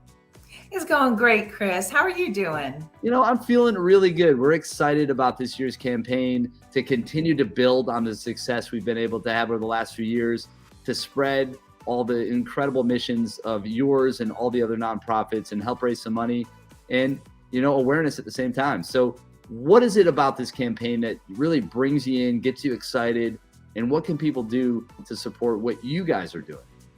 Well, thank you. I think you pretty much summed it up right there. You know, the Community Resource Center is a small local nonprofit. And, you know, so initiatives like Do More 24 really help create awareness for what we're doing in the community. We are an emergency relief organization, and if you need help, you probably know about us. But if you want to support people who need help, you may not know about us. Right. So the Do More allows us to create awareness, to create new supporters, and to get the word out, you know, on the street as far as what we're doing. Yeah, I mean, it's important in a lot of nonprofits that, you know, you're lost in the shuffle of your day-to-day operations. You're working hard to drive your missions forward, but you need help, right? You need resources, you need funds, you need volunteers, and you need awareness. This, what is Delaware's largest giving day, allows you guys to get a little bit of all of that, because obviously you're raising funds, you're creating awareness. Hopefully there's some people out there that are learning about your organization that didn't know about it in, you know, before this. They can get on there, they can figure out how to get involved. All of that makes a difference and helps move it forward. So what is it people need to know? Are there anything specifically you guys are working on right now that you want to share and tell people about? Yeah, sure. So the Community Resource Center has been around for quite some time, providing support and resources to families in need, Chris. We have a food rescue program, a baby pantry that we run, that we host here. Currently, you know, we've got our homeless day center program. The weather hasn't been too bad, thank goodness, because I'm not a fan of cold weather. I'm a warm weather girl. But, you know, for people that are living out on the streets that don't have a home, you know, it can be kind of brutal out there. And so the day center program is open from December through the end of March. And we provide a place for folks to come in out of the weather, get respite from the weather, food. We have laundry services and supportive services. We've got nurses coming in to help our homeless neighbors. And they can connect with just a myriad of resources that they don't even know exist, that are benefits that you know, that they can connect to. Well, that's obviously very helpful, and I can only imagine that some of the folks that you guys are helping, how much those services mean, and just the idea of getting, you know, your clothes laundered and get some food and a break, and then just the ability to connect with people in a meaningful way. I mean, how much that makes a difference must be really significant, I would guess. Yeah, it really is. You know, a lot of people, Chris, don't even realize that, you know, that there are people that are homeless, that there are people right here in our beautiful resort community that are going hungry at night. And, you know, so the Community Resource Center has been really, I think, an important resource, and it's part of our name, you know, for the community. You know, one of the big things that we do is we provide financial assistance to people that, you know, are unable to pay their rent or their utilities. In 2022, the Community Resource Center provided about $400,000 in emergency financial assistance to keep people in their homes, to keep the heat on, the lights on. Any number of reasons can constitute an emergency for a family, and we're here at the ready to help them.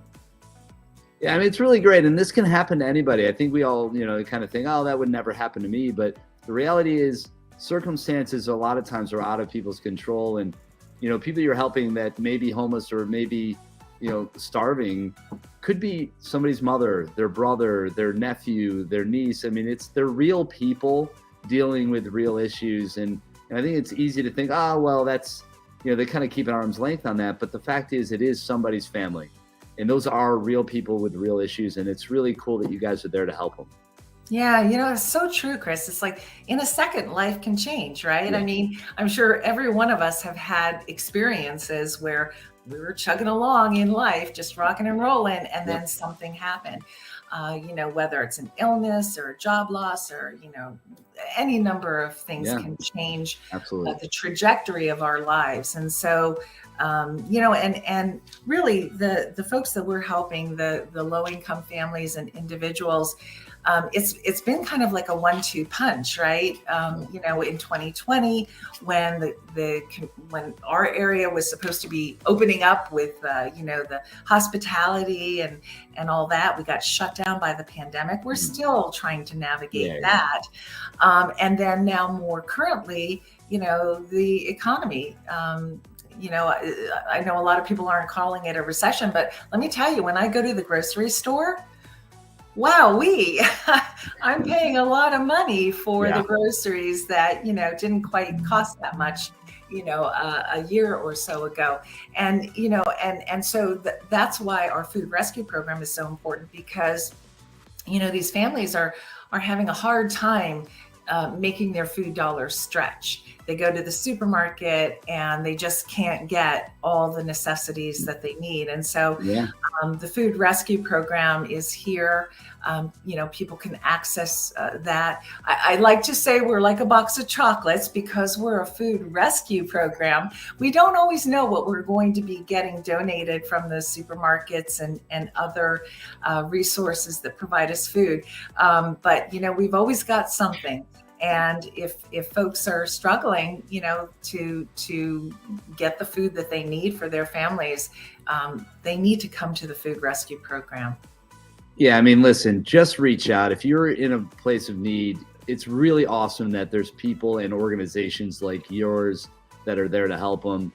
Unfortunately, people are forced to make some tough decisions. I mean, and when you're looking at the quality of ingredients or the options for your home, when your money's tight, you're forced to make some choices. And it's tough. It really is. It's hard for a lot of folks right now, but it's all of us coming together that can help make the difference and help push people through and past it. So keep up the really amazing work that you're doing. Good luck with everything as we gear up for March 2nd and 3rd, Delaware's largest giving day. We're going to make it happen. We're very excited. We are just kind of starting our journey with the Do More. This is, I think, our second or third year, but it's such an exciting day. It really is. And for an entire state of people to come together and to support the good works that local charities are doing. I mean, that's huge. That's something to feel really good about. Yeah, no, and it's amazing. The spotlight is really on Delaware that day, and we were getting support from countries all around the world, states all throughout. Almost all states are represented.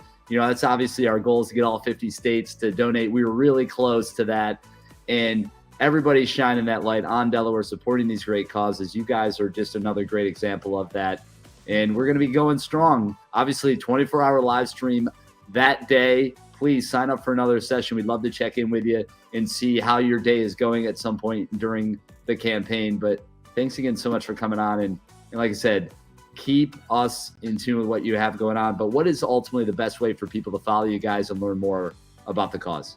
Sure. So they can visit our website, rehobothcommunitycenter.org, and they can get our telephone number. They can get information. We also have a Facebook presence. Our telephone number is 302-227-1340. And, you know, I just want to say thank you to all the people that participate, you know, with Delaware Gives, Do More 24, all of these wonderful initiatives. They really are having a meaningful impact on the lives of people that are struggling. So thank you. Yeah, I'm proud of all of them as well. And we're looking forward to seeing all the support we get this year. But Joe, thank you so much for coming on. We appreciate it. And we'll see you soon. Thanks, Chris. Take care. Absolutely. We'll talk.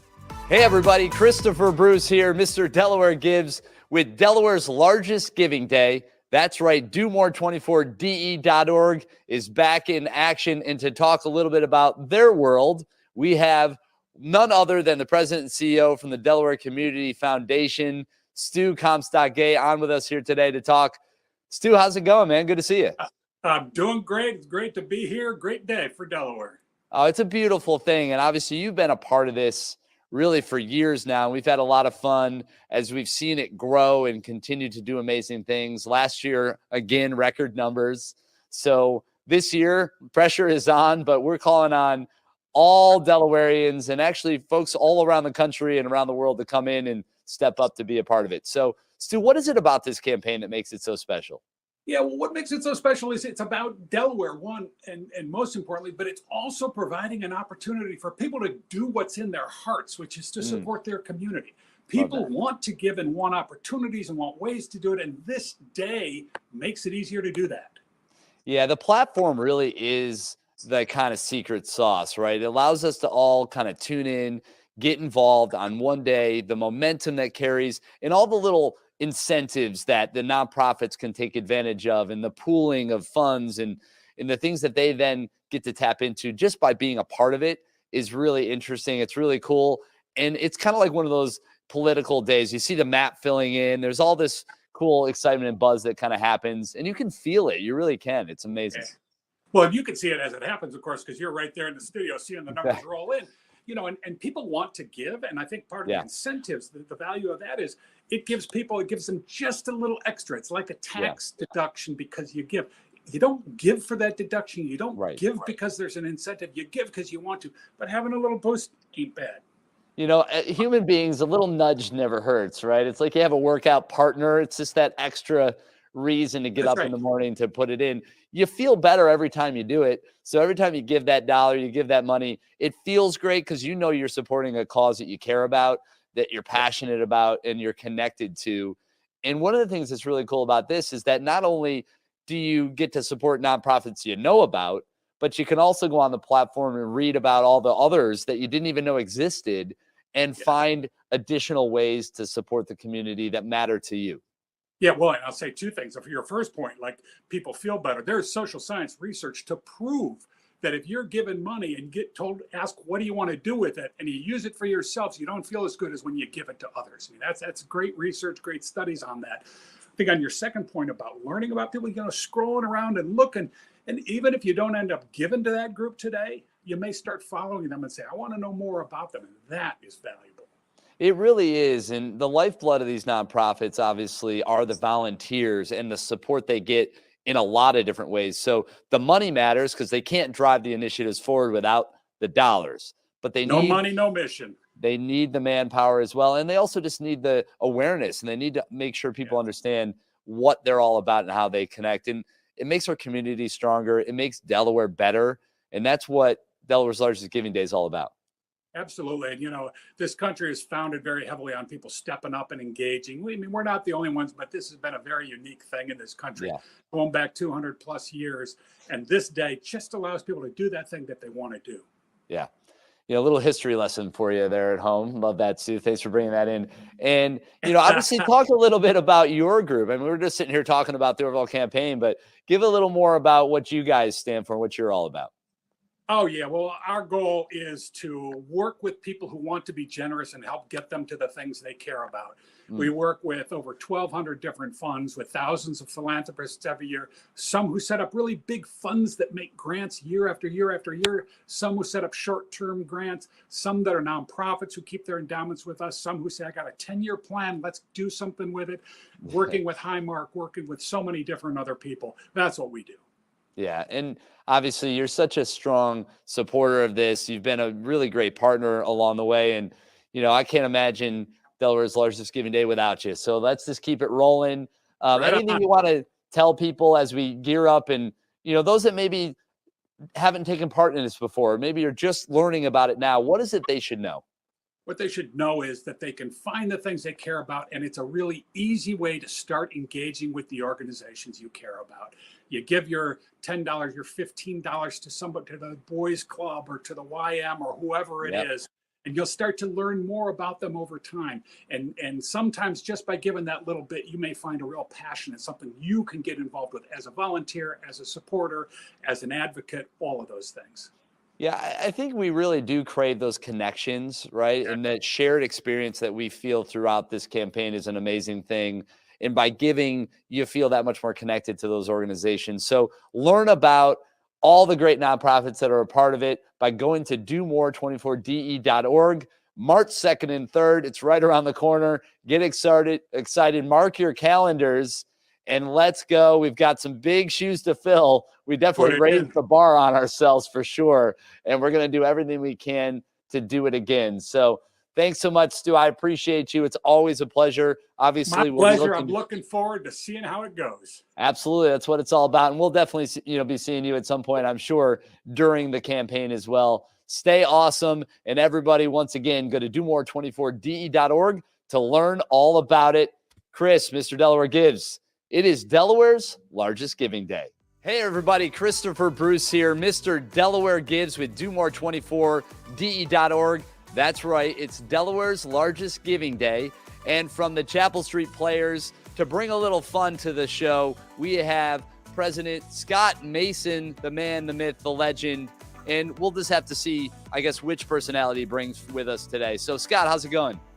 Well, I'm doing well, Chris, and I'm bringing my president's cap to this. I like it. The presidential Scott is with us today. Let it be known. I brought my flag, so it's fitting. We'll just imagine you're here and I'm there, and then I'll be looking at you. So we'll just do that. We'll do a little flip-flop on that side. But good to see you, man. How's everything going? You guys, rocking and rolling. You're entertaining people. You're putting on great shows. What's the most exciting thing? We have a show coming up, but the next thing on our agenda is Do More 24, actually. So we're excited about that because, of course, we have a major capital campaign going now for our new theater space, which hopefully will be breaking ground shortly after Do More and hopefully be open early 2024. Wow, that's amazing. So with that, for those that don't know, Chapel Street right there on Chapel Street, funny enough, in Newark.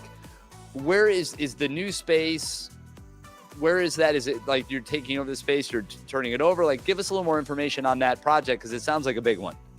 It is, and it's thanks to Lang Development in Newark. So Lang Development is doing this wonderful project on Creekview Drive, which is, do you know where Timothy's is in Newark, Delaware? So if you turn into Timothy's, and there's a road, the Creekview, and it goes way, way back along the White Clay Creek.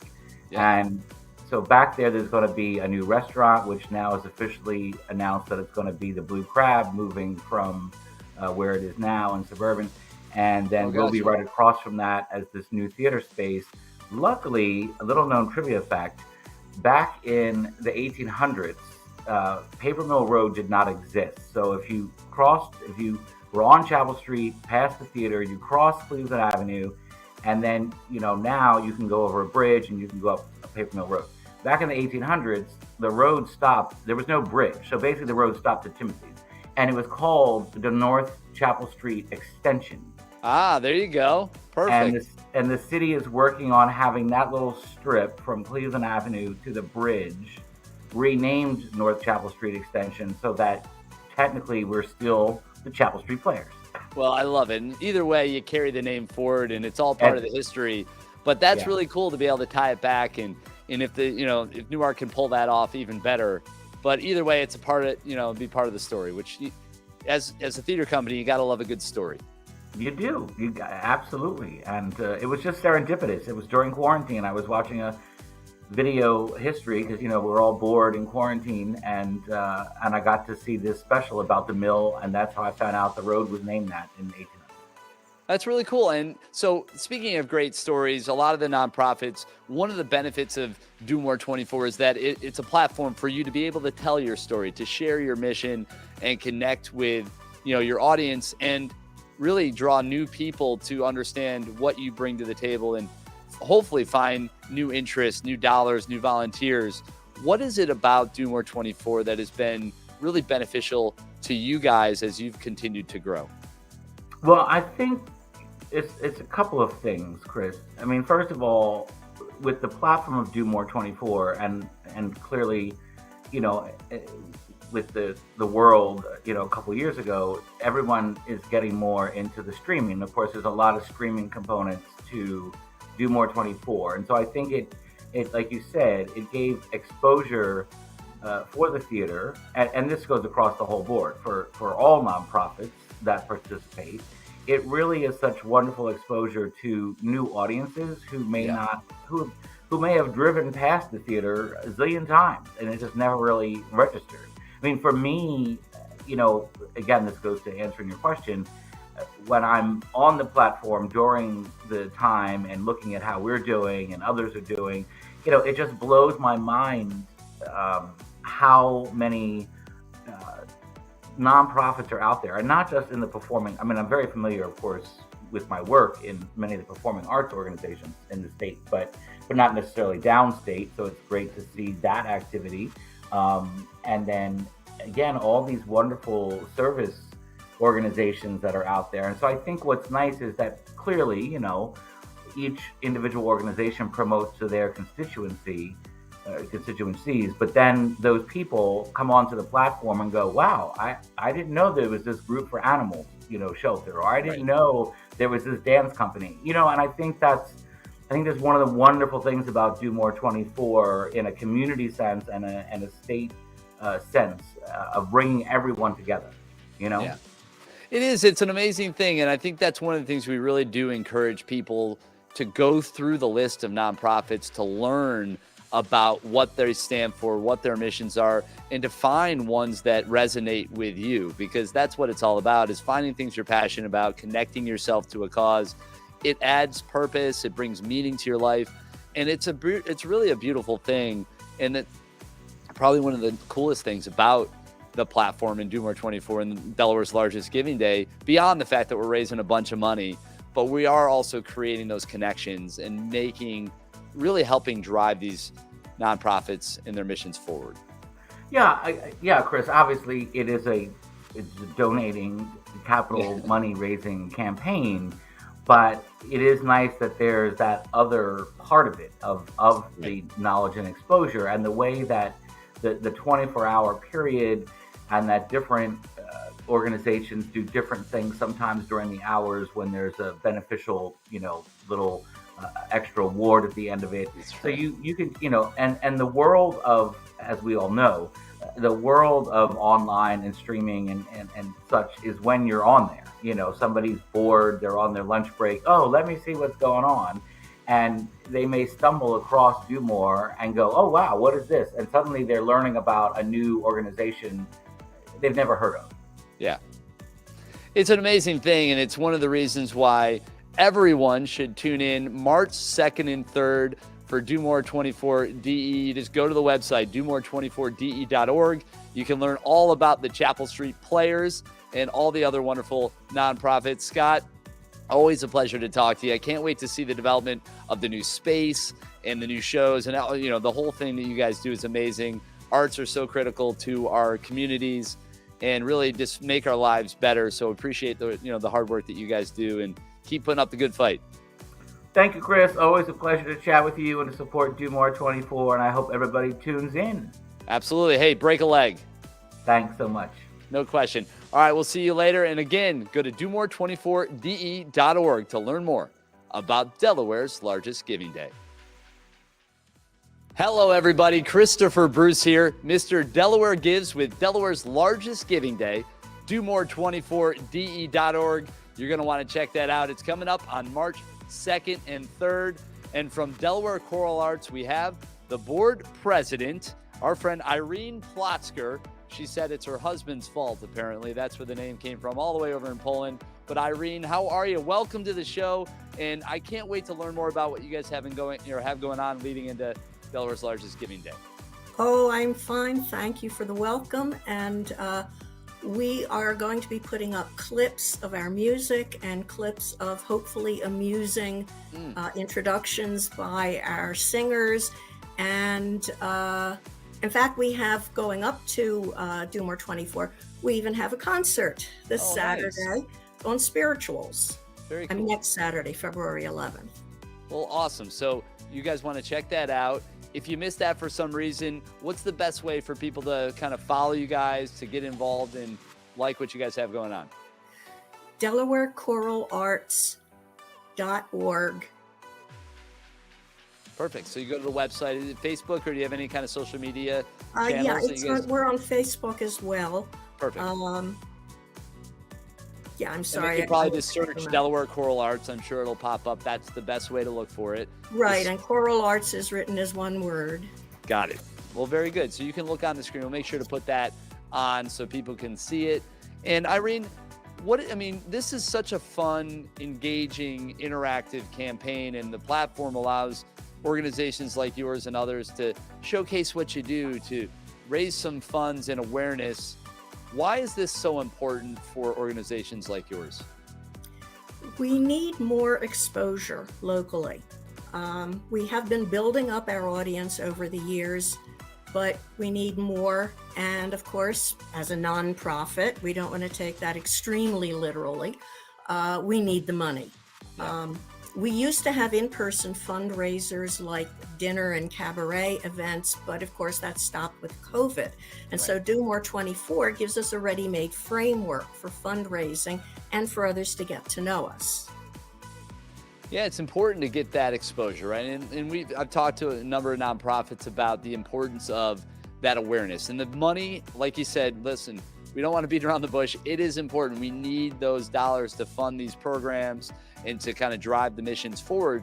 But volunteers are critically important. And awareness and just general support goes a long way. You have a couple programs. What's coming up maybe even beyond Do More 24 that you have coming up that we can maybe tease and let people know about? I love to tease. Yes, generally what we try to do is have a mix of different types of choral music, all great choral music, but some of it will be big popular pieces like we just did Mozart Requiem. Some of it will be smaller pieces like the Spirituals concert. And we also perform sometimes rarely performed works like this May. We'll be performing a program that includes more music by African-American composers, including Margaret Bond's Credo, which is rarely performed. And that is, if I recall, May 20th, I think. I'm not the best with dates, but it's... No, that's fine. Ultimately, but the most important thing is they can go to the website. They can go to the learn website. all about it. You can see the whole list. They can read all sorts of stuff about that and our other concerts and even past seasons. Yeah. So yeah, the website has everything. As I say, we do have a Facebook page. I'm more familiar with the website. Yeah, no, and that's great. So with this campaign, I know a lot of people have specific goals in mind related to what the fundraising is going to go support. Is there anything really in particular that you guys are looking for in regards to helping fuel forward? We're looking to expand our cushion. Choral music can be very expensive to perform, especially if you want an orchestra or outstanding soloists. And so we want to have more flexibility in what we program, maybe more outreach. We have in the past had contests for young composers so that we can play really new stuff and support them. We also regularly partner with young people's organizations like Wilmington Children's Chorus and the concert choir of Concord High School. And again, that's usually for larger works. So, and of course, there are other, overhead expenses in the venue and that sort of thing. But basically, we want to grow and broaden both what we are doing and to whom we present it. Because, choral music is a communal activity. And it's not just a communal activity for the performers, but also for the audience, for the whole community locally. And I think we think that that's very important in these divisive days. So we just basically want to make a bigger footprint. And it's important that we keep the arts alive and well, not just in Delaware, but everywhere. And arts go so far in terms of feeding our communities and making a difference in our lives. It's unfortunately one of the things that are often, most times, cut first when it comes to funding. And it is such an important part. Definitely a big part of the arts, and a supporter and participant in the arts, and have been for most of my career. And I can't imagine life without it. And it's one of those things I think you really miss. In the pandemic, in a lot of ways, I think really woke people up to that. They miss being able to go to shows, to experience any form of art, whether it be music or live performance in any form. And it's nice to be able to get back and to take part in that again. We came back at a very deliberate pace. First, we had some videos that we made, and then in 2021, we had our first regular concert, but again, reasonably small pieces, going slow. And similarly in the spring, and then in the fall, we really let loose Mozart Requiem. So, and being very safe and cautious all the time, air filtration masks and the like. But singing in particular, I find very important. I've been with the group over 20 years, and it is a very effective, non-toxic antidepressant. Yeah, absolutely. And it is. It's a great outlet. It's a great channeling of energy. And, it, like you said, it's a bit of therapy, perhaps, for some and for many. Definitely. So I love it. I'm really excited to see you guys continue to thrive. Good luck on that journey, and best of luck with Do More 24 and Delaware's largest giving day this year. I'm excited to see you guys do well and watch those numbers rise throughout the campaign. Thank you very much. I hope our all pleasure. our nonprofits profit from Do More 24. No question about it. So learn more about Delaware Choral Arts. Go to their website. Check them out on the domore24de.org website. And we will see you for Delaware's largest giving day, March 2nd and 3rd. Hey guys, Christopher Bruce here, Mr. Delaware Gives, and we're getting excited for another Do More 24 Delaware campaign. Hey, it's Delaware's largest giving day, and we have been breaking records over the last few years, and we are gearing up for another campaign, March 2nd and 3rd, coming up. And with us right now is Bryn McHenry from the Habitat for Humanity of Newcastle County. She's the development manager, and we're going to learn a little bit about them, what they've got coming up, and why they're excited about Delaware's largest giving day. Bryn, how's it going? Good. I'm excited to chat with you, and I'm excited for everything coming up with Do More 24. Well, me too. And you guys, obviously, you've been a part of the campaign. What is it about this campaign that makes it so unique and so special? So last year was really my first year participating with Do More 24. This was after also doing Giving Tuesday. And one thing that I will say I noticed that was different and unique was not only the fact that it was Delaware nonprofits, but any of our donors that we were asking to give money to weren't just necessarily giving to Habitat for Humanity of Newcastle County, but they were also, in a sense, supporting all of these other nonprofits that maybe they had never heard of. And likewise with some other people that were donating to their favorite cause, they were supporting us.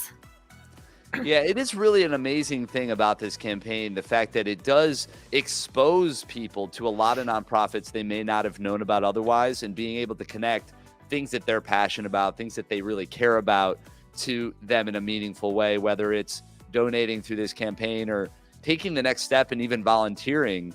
Did you guys see any uptick in that in terms of being able to maybe spread the word? I mean, obviously you guys are a pretty established nonprofit, maybe compared to some, but how important are volunteers ultimately for you guys and really just nonprofits in general? They are the backbone behind what we do. We have a construction team, we have staff members. However, volunteers help speed up that process as far as the homes that are being built, as far as different donations that are coming into our restore. They tremendously help the staff that we have here. Yeah, I mean, volunteers are the lifeblood, right, of a lot of nonprofits, and money and, you know, donations obviously are a huge deal as well. And with that, we raised a lot of money last year through the campaign, spread across the 400 plus, you know, working towards 500 nonprofits in the state of Delaware, which is an amazing thing. You guys, what were you able to do with some of the funds that you raised last year in terms of putting that, you know, that money into action? Oh gosh, we have accomplished so much in just last year alone. Most people know Habitat for building homes, and we, of course, had about 4 people settle into their homes, but we were able to host 7 Rock the Block events, which are community cleanup events, from things like Ring doorbell installations to just cleaning up parks and just their neighborhoods and making them feel safer, to even we have a critical repairs program for people who are already homeowners, just to help them maintain and stay in those homes. That's pretty cool, actually. And that's the thing that I think with you guys specifically, you do a lot more than I think the average person realizes. And you just rattle off a bunch of things that truly are community builders, right? It's not just, hey, we build a home and we find somebody to, you know, to put them in it that may be in a spot where they just need a little assistance. You guys do a lot more than that. Talk a little bit about why that's so important to your cause. Absolutely. So one thing and that we love to hear is just not just how home ownership has helped the physical nature of our homeowners, but it's helped them achieve opportunities that they never dreamed possible, whether that's having this generational equity that they're passing from generation to generation, or it's being able to go back to school because it's finally freed up those funds that they were putting into rent that was taking over 50% of their income. It's opportunities like that. It's that strength. It's that confidence that becoming a homeowner has accomplished for them. Yeah, maybe you should just change it to lifechangers.org or something. Like, you guys are doing amazing things. You know, I've known a lot of people that have been involved in Habitat. And I think one other thing, too, that a lot of companies or even groups, maybe even individuals, you want to get a family together, a really cool, meaningful outing is to get involved in the builds, to do some of that volunteer work. You know, it's a great team building event. It may be a family reunion type idea, and something you got, you know, I think will create some memories and a meaningful thing that lasts, and you can feel like you're really making a difference. It really is. And our staff, actually, the day before Thanksgiving, we took just a staff day to get out on one of those construction sites for our own team build, to really, for those that might have been new employees and maybe didn't know what the construction site was, to get that experience, but also to just bond as a staff. Yeah, I mean, for you guys, obviously, makes a big, you know, difference in a lot of sense, because if you don't understand the full breadth of what you do, right? I mean, it's harder to kind of push the mission, but yeah, I think for others, it's really a cool opportunity as well. And, you know, whether you get involved with Habitat or another, we just really want to encourage people to take action, to get involved with causes that they care about. And what's great about Do More 24 and Delaware's largest giving day is that it exposes people to so many different nonprofits that maybe they knew or did not know about before. And we really encourage you to look through the full list so that you can find a cause that truly means something to you. So what's the best way for people to get involved with you guys as we gear up for this year's campaign? How do they take action? How do they learn more and get involved with you guys?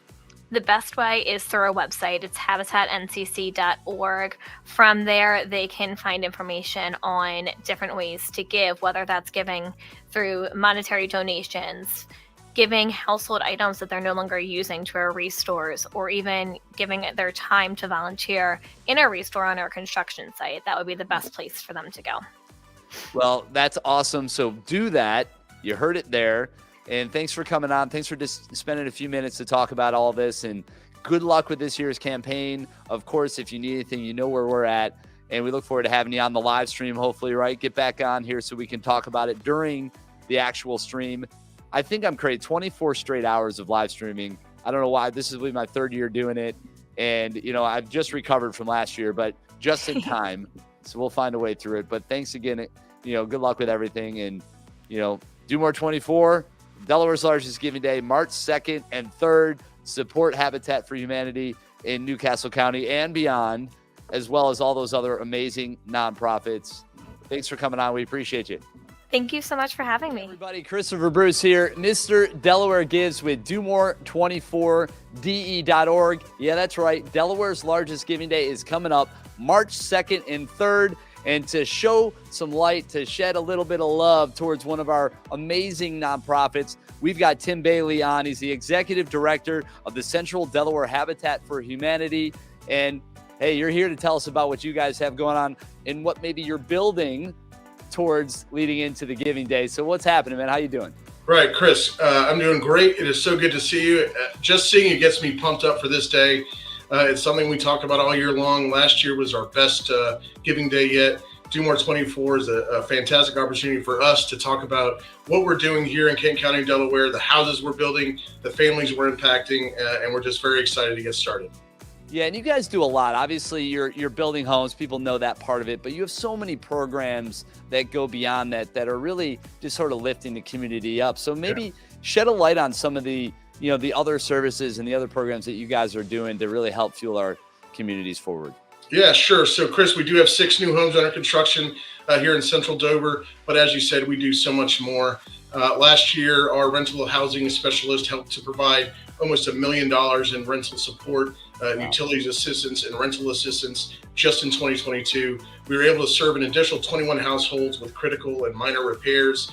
So not only are we building new homes, but we're renovating and preserving homes for low-income families and individuals all throughout Kent County. It gives us an opportunity to truly serve more people throughout the county rather than just being able to build 6 homes a year and serving those families. We're serving more like 1,000 different people through our programs. Yeah, I mean that's got to feel good at the end of the day. You put in all that work, you see the impact you're making, and I know that kind of helps motivate and fuel you guys. So really cool, and you've got a number of different Habitat for Humanity outfits. You kind of have one in each county, throughout the state of Delaware, all of which are making a huge impact. What is it about, and you kind of touched on it, but what is it about Do More 24 that really makes it unique and is something that people should really tune into and take notice of? So, in Habitat's mission, we talk about bringing people together. And I can't think of a better example of bringing people together than what Do More 24 does. What a great platform for all of us nonprofits to come together and to have an opportunity to talk to the public about what we're doing and the struggles that we face each and every day in our counties. Of course, we love the competitive nature of the event so we can have a friendly competition with, like you said, the other habitats here in Delaware and other nonprofits. We love having an opportunity to activate our networks and to get on the phone and to talk to people about this day. We love all of the contests that you guys do for certain periods of that day. So again, just really jazzed to do this again with you guys. Yeah, no, I mean, you guys are nailing it. No pun intended. Maybe it was. But the point is, it is fun to really take part in all the stretch pools and the additional incentives that this platform provides to give access to funds, additional funds beyond just the straight up dollars that are being raised specifically for each of the nonprofits. Just by participating in Delaware's largest giving day, you have access to additional funds. It's a no-brainer. You're getting awareness, you're gaining, exposure, which is a huge thing. And the money is important, but so is gaining interest and volunteerism and all the other things that really drive yours and all these other nonprofits forward. And what everybody's doing behind this campaign is incredible. And we just appreciate that you and others are able to take advantage of it. It's awesome to see it all come together. Yeah, what an answer to prayer this opportunity is.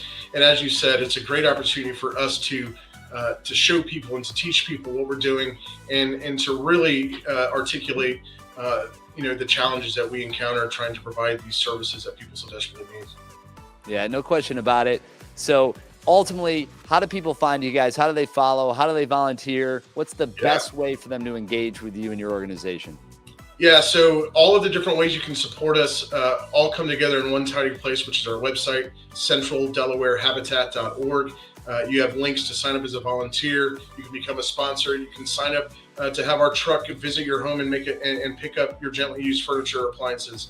So many ways to get involved with Habitat, and all available through our website, centraldelawarehabitat.org. Well, that's awesome. Keep up the good work, and we look forward to seeing how you and the other outfits throughout the state make out this year during the campaign. I love the competition element of it, but we're all winners in this. Right. Delaware really showed up last year with $2.6+ million, and that support went well beyond Delaware, of course, with all those other donations coming in from around the U.S. and around the world. So good luck with everything this year. Stay awesome. Keep making it happen. And we will see you on March 2nd and 3rd, of course, for Delaware's largest giving day. For more information about this organization or any of the other 450 plus, there's a lot of them, go to domore24de.org, and we will see you on March 2nd and 3rd for Delaware's largest giving day. Hey everybody, Christopher Bruce here, Mr. Delaware Gives, back with another group excited for Do More 24. That's right, Delaware's largest giving day is coming up March 2nd and 3rd. And to talk all about how it benefits their world, we have Jonah and Sidel from the Delaware Historical Society. Good to see you guys. How's it feeling? How you doing? We're doing great. We're ready for it. We're doing great. Thank you so much. No, it's our pleasure, and we're just so happy that we can provide a platform for groups like yours and all the other nonprofits throughout the state of Delaware to showcase and to share your stories. So tell us a little bit about you guys and what you're doing. All right. So, we're from the Delaware Historical Society. We're headquartered in Wilmington. We're founded in 1864, and we got over 3 million objects, books, documents, photographs, maps, all that fun stuff in our collections, which spans 9 buildings. So we're a statewide nonprofit designed explicitly to preserve, protect, and share Delaware history. We're raising some money this year to help support that mission. That is pretty amazing, and a lot of archives, a lot of time to cover, and Delaware's rich full of history, and when it comes to the U.S., it's got more than most, right? Yeah, no kidding. Might be one of the smaller states, but we have an unbelievable amount of stuff that is all open and welcome to the public. That's really cool, and I can tell you, for one person with the production company, we've been able to leverage and utilize you guys to archive and find some great materials with some of our projects. So thank you for that, and I'm sure there's others out there that would love to learn more. So let's just right off the gate, let's tell them, how do people learn more about you guys and find, all about the wonderful things you have going on? Awesome. So we'll do this in 2 parts. I'll talk about our Wilmington campus, and Sidel will talk about our new Castle campus. How's that awesome? sound? I love it. Awesome.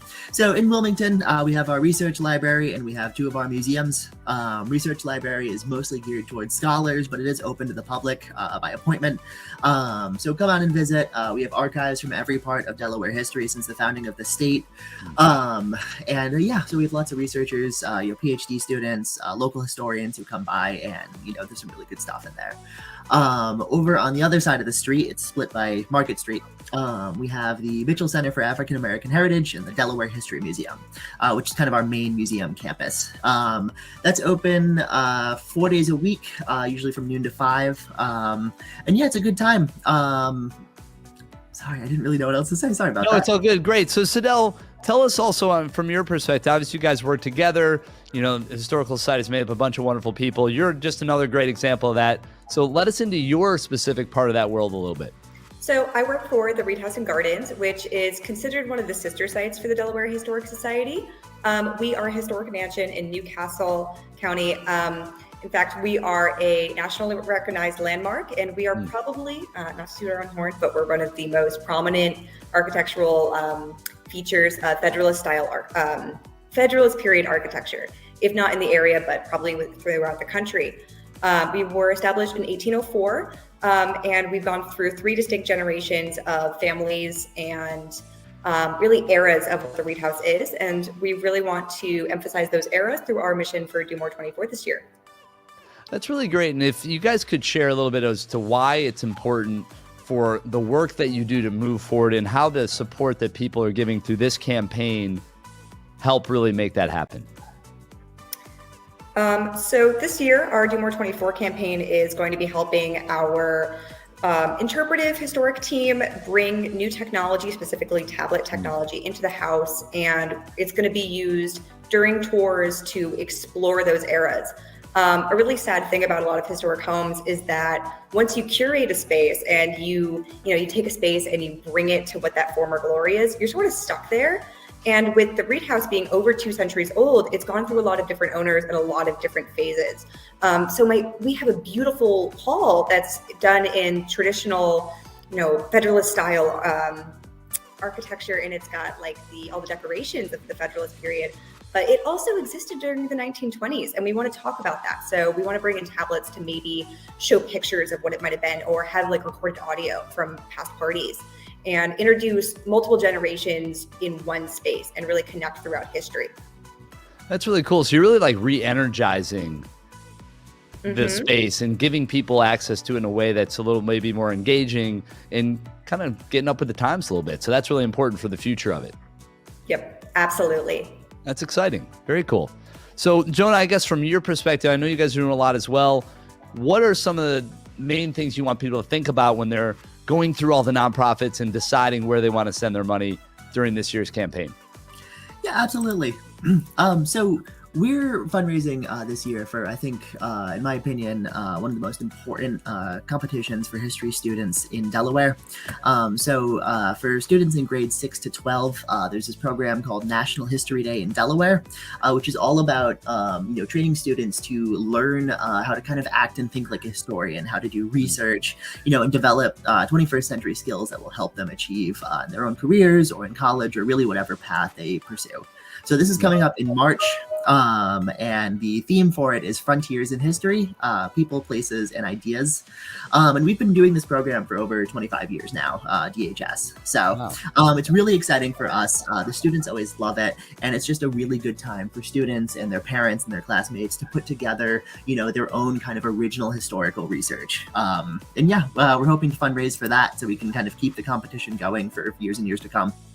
That's awesome. And, good luck with everything this year during Do More 24 and Delaware's largest giving day and beyond, of course. And you guys should come back on the live stream at some point as we're broadcasting from 6 p.m. on the 2nd all the way to 6 p.m. on the 3rd. So we'll be cheering for you. We'll be rooting you on and definitely tracking the progress. If people want to follow you guys on social or go to your website, what's the best way for them to do that? Yeah, absolutely. So our website is dehistory.org. And from there, you can find all our social links. We're present across Facebook, Instagram, Twitter, LinkedIn, kind of all the main socials. We're not on TikTok yet, but we'll see. We'll get there. Hey, listen, that's a good goal too. Why not? Start working on your TikTok game. I'm sure there's a lot of great stuff you could share through that and get creative with. So that's fun to think about. So go to domore24de.org to learn all about the Delaware Historical Society and all the other wonderful nonprofits throughout the state of Delaware as we gear up and get excited for Delaware's largest giving day, March 2nd and 3rd. It's Do More 24 DE. Thanks so much for coming on, guys. Good luck, and we'll see you soon. Thank you. Hey, guys, Christopher Bruce here. That's right, Mr. Delaware Gives with Do More 24 DE. It is right around the corner. Delaware's largest giving day coming up March 2nd and 3rd. And with me right now to have a conversation about their world, David Morris from the American Heart Association of Delaware, the executive director, the man, the myth, the legend. What's going on? How you feeling today? Thank you so much for having me. I'm feeling great. I'm really excited to participate in the United Way Delaware Do More 24 campaign. It's an amazing campaign, not just for us here at the American Heart Association Delaware, but for all the great nonprofits that benefit. So we appreciate the work that they're doing and what it means to us, really. Yeah, I mean, the nonprofits really are, and pardon the pun, the heartbeat of our communities. And with the state of Delaware, we have so many amazing nonprofits that contribute to just making our lives better. And what Spur Impact and the United Way and everybody involved with Do More 24 are here to do is to shine a light, which I'm actually getting crushed by a light right now. Looks like, funny enough. But to shine a light on causes like yours and to raise awareness, to raise funds. And last year we raised over $2.6 million. This year we're looking to go above that, which seems crazy. But tell us about what you guys are doing to prepare for this year's campaign. Oh, wow. Well, I mean, February is American Heart Month, for the entire month of February. It's really like our Super Bowl for the American Heart Association for the entire month. We are obviously right now really key in the community for us is CPR education. And you've seen that. And in fact, just this morning, Damar Hamlin launched a huge challenge across the world, really, for everyone to learn hands-only CPR. So, we are trying to reach out to all of our supporters, get them engaged with our mission as always, and support us through the Do More 24 campaign. So it's a wonderful time for us. Yeah, and you mentioned Damar Hamlin, and obviously what a traumatic moment, an event, and so many people were watching. And just another, for you guys, what an important example of that training being present. And if it wasn't for people that were able to act so quickly and to be right there on the field, to take action, to do what they did, he would not be with us right now, and he wouldn't be recovering in the track that he is. And really, in a lot of ways, a miracle. But what is it people can do? Because it is accessible. All you have to do is get that training, right? CPR training is out there. I'm sure you guys provide it.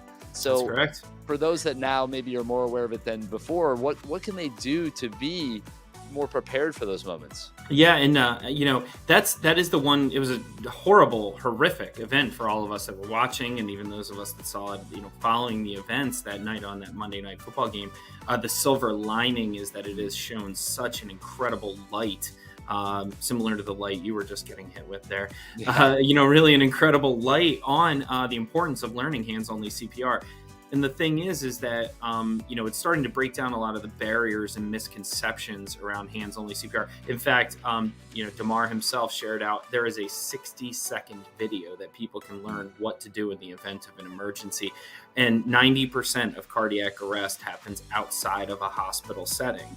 And that's where we need all 1 million, close to 1 million Delawareans to know what to do in the event of a tragic event like that, in the event of a cardiac arrest.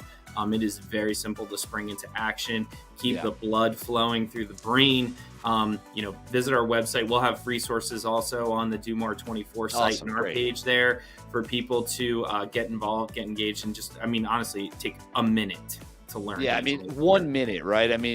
If helping or stepping in or being there for somebody you care about, or even a stranger that you happen to be near in a moment of crisis, if 1 minute, you can't give 1 minute. Right. Come on. And it's 70% of, I said 90% of cardiac arrest happens outside of the hospital. 75% of cardiac arrest happens inside the home. And that's where, you're not going to be fortunate enough, not that he was fortunate, but like Damar, to have trained medical professionals right there on the side with an AED. The thing is that we want people to just learn the simple steps of what to do, how to spring into action, and keep the blood flowing, for people keep working that heart yourself manually until the emergency professionals arrive. Every 34 seconds in the United States, somebody dies from cardiovascular disease every 34 seconds. And we can change that exponentially in a positive way if we all just learn what to do and how to act. And that really is the first step for all of us. Yeah, that blood flow really is the key. And just by doing some basic, procedural steps that you'll learn through this training, like you said, you can bridge the gap until the trained medical personnel get there, and then you just hand it off. But if you can just do those simple things until then, it really can be the difference. It's that simple. Exactly. Yeah, exactly. Yeah. And that's why, we have made it one of our key initiatives here in the state of Delaware, even before what happened on that Monday Night Football game, is to train every Delawarean in hands-only CPR. And the support that we receive through the United Way and through their donors and through the Do More 24 campaign and all our amazing champions and volunteers in Delaware, they really help make that possible for us. We're the first state in the nation to enact legislation that requires hands-only CPR training as a requirement for graduation, which is a great first for us here in Delaware. We're the first state. We'd love to be first. Delaware loves its first, don't we? And Heart Association loves us too, because we get stuff done here in Delaware. We pass legislation like that. And, you know, through the support for Do More 24 and all of our incredible champions out there, we're able to provide the schools with hands-only CPR kits that can train thousands of students to be lifesavers. And then they can go home and show their mom and dad or their aunts and uncles, grandparents, siblings, what to do in the case of an emergency. Heart disease, Delaware is not immune to cardiovascular disease. It is the #1 cause of death every year here in the state of Delaware too. And this is a great first step for us in raising awareness about, you know, how to act. Well, there's nothing wrong with being a great example for the rest of the country. And I think there's so many of the nonprofits specifically in the state of Delaware that are leading the way. And you guys are just another great example of that. So how do people find more information about you guys? How do they follow? How do they get involved? Sure. So obviously, heart.org is an amazing site. If you want to learn more about CPR training or what you can do in the community, heart.org/CPR. But heart.org is an amazing site. It has so much great information. You can learn about how to live a heart-healthy life. So many of us face, uphill battle because of what's in our genes, and I'm one of those folks. Heart disease is up and down my family tree. Yeah, I mean, we're also I'd the like American to say I'm Stroke- not, but I'm right there with you. I mean, I get it. It affects so many of us. Yeah, and then, the other way too is follow us on all the social channels at AHA Delaware.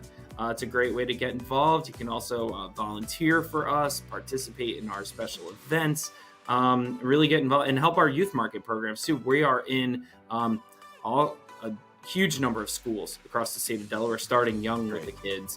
And that's another great way for us to do it. You can never start too early. So I appreciate you guys doing that.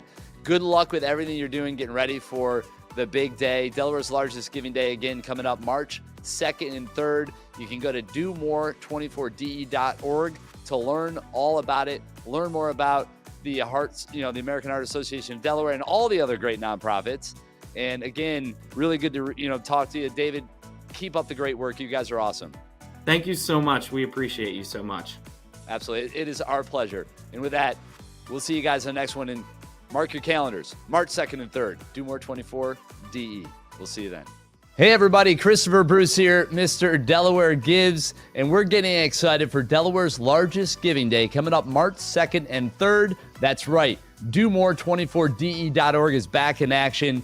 We set the bar high in the last couple of years, raising a lot of money, but we're looking to do more. And to talk a little bit about themselves from the West End Neighborhood House, we have both Greg Munson, the fundraising and marketing coordinator, along with Wes Davis, who is their director of development, on to talk a little bit about their world. So what's going on, guys? How you doing?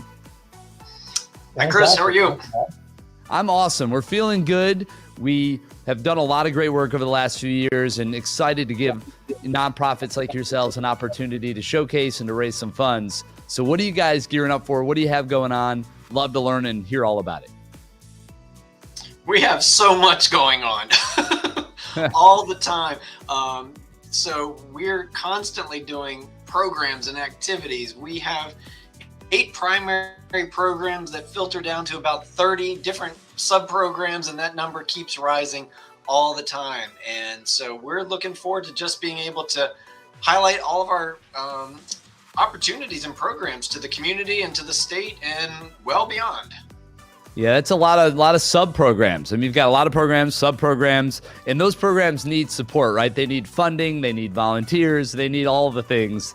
So what is maybe the one thing, if you were to tell people at home, that they need to know about you guys and how they can get involved to do just that? Sure.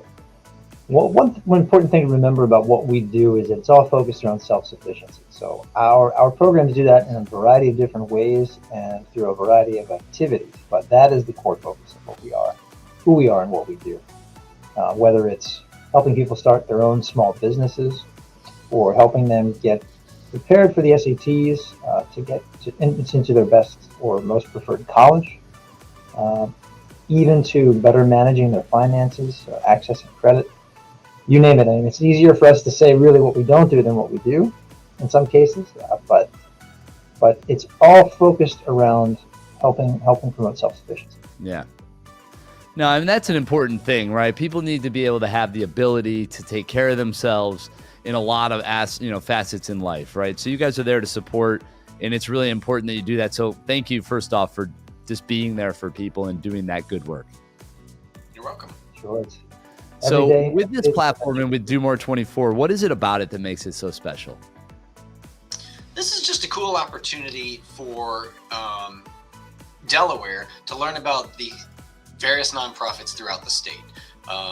We're all doing similar stuff. We're all doing very different things, but many of us struggle with trying to get new donors, new funders, new volunteers, and being a national day of giving and recognition and awareness just brings light to all the great things that so many people are doing. And I think, you know, that awareness is just as important as the donations.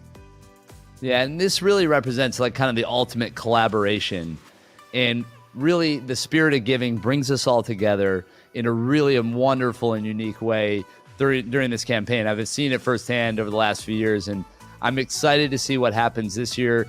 Just look at the support we're getting from all over the country, countries around the world, all donating and sending love towards nonprofits here in our state, right here in Delaware. And it's just really cool. It's amazing. It's a unique opportunity, and as Greg said, it's a chance. It's really a chance for the entire community to become aware, or even more aware of the services that are available to them and to their friends and family.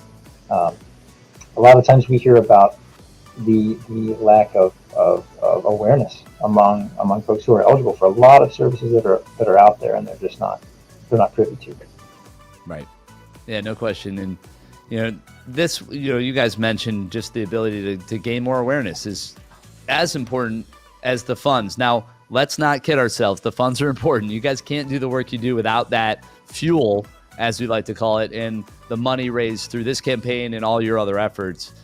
What are some of the key things that maybe a very specific thing? You talked about a lot of programs and sub-programs, but what is one specific thing that you want to share with people that you're maybe primarily focused on right now?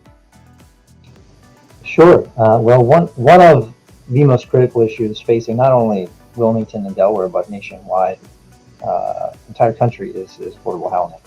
Yeah. That's one of our greatest challenges across the board. And so we have a lot of programs that help folks gain access to affordable housing. So that's one area in particular that we're focused on, and we're very excited about. In fact, we just had the U.S. Secretary of Housing and Urban Development stop by West End as she was in the area, and had a wonderful chance to engage with her and hear her thoughts on the topic as well. Yeah, that's awesome. And, you know, just having access to people like that shows that you guys are doing something, and just being aware of the needs of our people is something that we need folks like yourselves and others to have. So I know I said thank you already, but I just want to say it again. I mean, to you and to all the nonprofits out there that are doing the hard work day in and day out to support and make our communities stronger. It is so important, and I don't think you guys are thanked anywhere near enough. Well, thank you. Thank you, and thank you for providing us with an opportunity to share the work that we're doing. Yeah, I mean, galvanize additional support. It's our pleasure for sure. And if you haven't already signed up for a time slot during the live stream, please do. You might be already on there, but I hope you are. And we're going to be checking in with you guys. We're definitely going to be tracking your success and, you know, the campaign and beyond. So if you guys want to learn more about West End Neighborhood House, you can do that by going to domore24de.org. But you can also probably go to their website and their social channels. So where can people find more about you guys?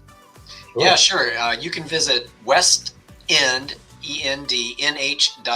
So westendnh.org for our main website. And then in the next day or two, we'll actually have a link tree up there with all of our social media sites, with all of our programs and different websites. But that's the main page for us. Perfect. So go to the website. You can get all the information there. You follow them on all the social channels. You can get involved. Become a volunteer. Send some money their way. And whatever way you want to support, I know that they appreciate it. So, guys, thanks again for coming on today. I appreciate the opportunity to let you guys talk and to learn more about your world and get lost in it for a few minutes. Thank you. We hope everyone does more. Yeah, right. Exactly. Do more. You heard it here. And you can do that on Delaware's largest giving day, March 2nd and 3rd. Go to domore24de.org for all the info. And we will see you for Delaware's largest giving day, March 2nd and 3rd.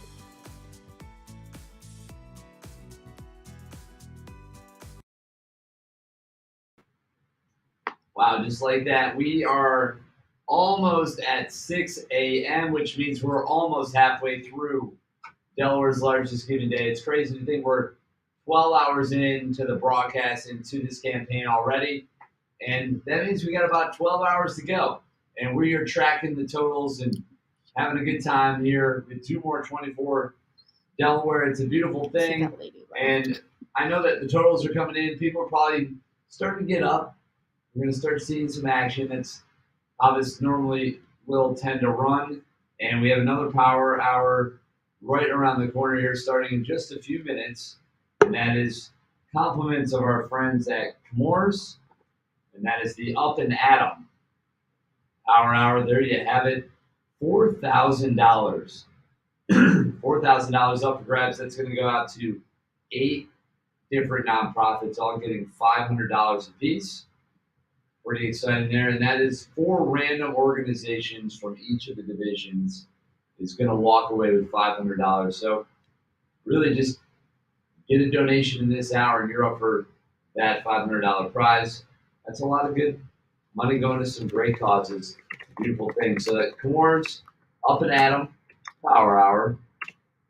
We're about 3 minutes away from that kicking off. So that's exciting. And we might as well check in and take a look at our totals. Always good to kind of see how we're looking there. And let's get that. That's where we were. I'm going to refresh that, kind of see how it's looking. And there it is, just like that. Jumped up about $5,000. So 708, 606. But that's about how it looks in the morning. This will start to jump as it always does once people start to get up and up and at them, as the power hour indicates. So that's exciting. And that just tells us that one more reason to get moving. So here we go, 6 a.m. And I know we have a guest lined up. We should be having one of our friends popping in. She's rebooting. She'll be right back. I know Jane will be on. She's used to these hours working in broadcasting and on the radio station, get up early. She's no stranger to these early hours. So we'll get Jane back on here in a moment, I'm sure, as we continue to track the totals. I'm going to take a look here at the state map and see how that's all looking. We've got everything, or 324 individual donations, still our total, or the high total for number of donations. And Opera Delaware, Shepherd's Office, those are the top totals in terms of the leaderboard within large and the small nonprofit categories. Some really impressive numbers on the board all around. So that's really good to see. And again, Wyoming, we see you, waiting on you. Nebraska, Missouri, and Kentucky, the only 4 states left on the map that haven't got a donation in yet. But that's not a bad way to go. We got about 12 hours to go and only 4 states left to populate and get there on the map. So we'll be looking into that, as well as Delaware. A lot of action going on. If you look through the map, you can see the totals. It's really a cool feature they've added. And you see that state populating there. Right now it's acting up a little bit. But bottom line is you can see zip code by zip code kind of how those totals are shaking out. So that's pretty cool. And I know Jane's going to be popping on in a second. Charlie's going to be coming down. We have some more prizes to give out as well here soon. We'll be announcing those coming up here in just a moment. But I know that we've got our friend Jane. Hey, Jane, how are you? Good morning. Well, good morning, Mr. You've been doing great all evening. We've been hanging in there for sure. I appreciate it. But Jane, yeah, good to see you. I know, like I said, this is you're no stranger to these early morning hours. It's pretty normal for you, right? It's really nice to have friends at this time, and I got to tell you, Delaware Public Media, this is our morning edition going on. That's one of the top radio news programs in the entire country, airing right on Delaware Public Media. You can get us at 91.1 or stream us at Delaware Public. But you know where you can really get us is we have a great new mobile app. You go to Google Play or Apple Store, download Delaware Public Media for free, and you've got NPR, Delaware's own NPR station, right at your fingertips. And in fact, We've got a great social media line right on the home screen there. And I've been following what you've been doing all night. Well, that's very cool. We appreciate you So, checking in with us, and I think it's awesome that So again, people tap into that, use it. It's a great resource, and you can be listening to all the great programming that you guys are putting out with Delaware Public Media. So a good thing. hey, Got there the you app- go. I've got it right up in front of me. And I'm hoping our listeners who are tuning in to Rachel Zawicki this early in the morning, we've got a lot of morning edition listeners. You want to catch up on what's going on in Delaware. You want to catch up on what's going on in the world news. That's an easy way to do it. And that's why Delaware Public Media got started more than 10 years ago. We got started because a couple of people, our founding folks, sat around a kitchen table and said, geez, where is the Delaware news? We keep having people consolidate. The news media is consolidating. They were moving out of state, and there weren't that many Delaware news options. And on top of that, there were no other NPR stations in the entire state. So as one of our board members, Drew Fennell, said, you're not a place if you don't have an NPR station. So we were really the last state in the country to get our own NPR station. It's been a good 10 years. Do More 24 Delaware highlights so many nonprofits around the state, of which we are one. And I'm hoping that in the next hour we'll hit the $1 million mark this morning. We ought to be pretty close to that by now. That would be pretty awesome. And it is, it's creeping up there, but as people start to wake up and things start kicking back into gear here, we're going to definitely start seeing some movement on that board, and we'll be tracking it. We'll see when that's going to happen. A lot of people are guessing what time that number will hit, but right now we're sitting there. Looks like you're right, 712 just gained a little bit, so people are starting to wake up. You can see the numbers rising again. We just picked up $2,000, so that's indication that things are waking up a little bit, so that's good. Oh, yeah. And I'll tell you, folks wake up with us every morning. Rachel Zawicki's on now with the news. And in the afternoons, we have All Things Considered, the afternoon news. But, a big part of what we've been trying to do the last couple of years, and really donations during this period actually help us do that, is we've been trying to expand our signal. Our signal mostly hits the middle of the state. We, miss a little bit at the bottom, and long about Middletown, you don't get the signal. So that's why the mobile app has been so important. But I'll tell you, we've got exciting news. We are going to be expanding the signal. Hopefully this summer, we will be undertaking a project that will cost a pretty penny to a little nonprofit like us, but it will get us all of Sussex County and a little bit more expansion to the north. So when we're out doing appeals like this one, joining in on the Do More 24, we really know that donations that come in today until 6 p.m. today will really help us fund that big project. It's several $100,000, a big one for a little place like us. Yeah. And then it really gives back to the people who are donating, because they'll be able to get the signal just by turning on the radio the old fashioned way. I know we can all, talk about our smart speakers and the mobile app. And I have a bet, by the way, with a board member that I need about 100 more downloads of the mobile app.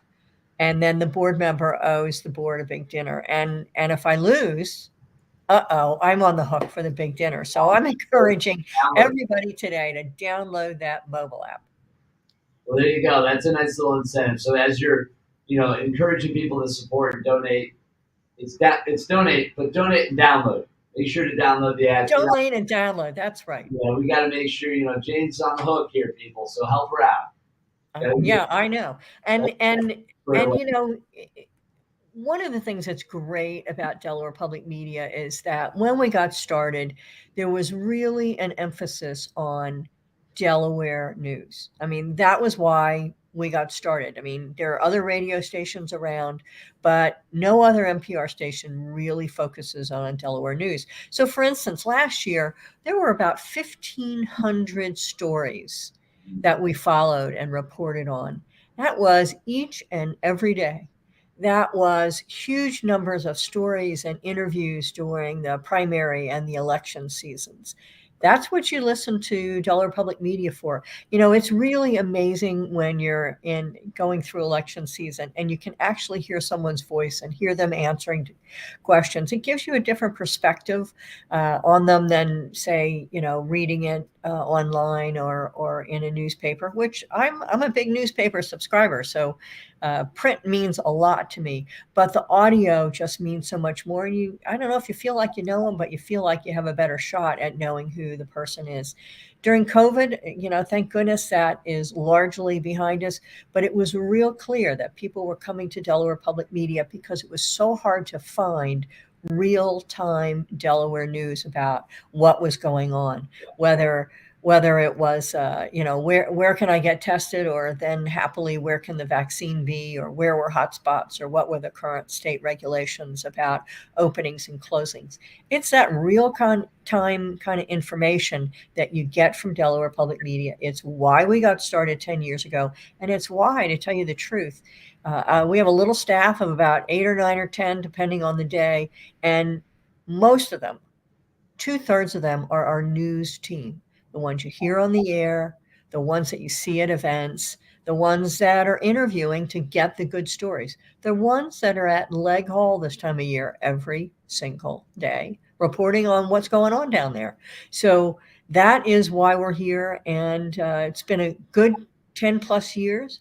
We have a new general manager, Pete Booker, who's had, you know, he might tell you he's old as dirt. Not really, but he does have a long career in commercial broadcasting, and we were so thrilled when he came on board as general manager last September. And we've got great local programming, whether it's the 13 daily news shows that we do, newscasts that we do, whether it's The Green, which airs this afternoon at 3 p.m. and this evening at 7 p.m., which features long form reporting, you know, getting into depth into stories that you can't get into in a 30-second or 2-minute story. And we've got Hometown Heroes, which airs on Sunday nights. It's really all local musicians from Delaware and nearby. That's local programming that we are here to provide, and that we do because our listeners donate to Do More 24 this time of year, or they donate at other times of the year. We really count on our listeners. They contribute about 20 to 25% of our budget year in and year out. And they were there for us during the pandemic, and they continue to be there for us. Just like I know so many of the people who are following right now this morning have lots of nonprofits they support, and nonprofits across the state really count on our donors. Yeah, I mean, there's just no question. I mean, the nonprofits, they need the support. They have these incredible missions. They are ready to serve, but they can't do it without the fuel, and the funds that are coming from this campaign are incredibly important for them to be able to see that through, to be able to be there for those that need them. And it really, I mean, I can't put it, you know, really any simpler than that. It's just, these dollars go a long way, and to do it today makes a larger impact because of the additional incentives and the way that these dollars stretch and pull. So if you're going to donate, now's the time. Well, absolutely, and I really loved hearing West End. Before I joined Delaware Public Media, I had about a 45-year career in affordable housing. I was there when our Secretary Marcia Fudge was in town very recently.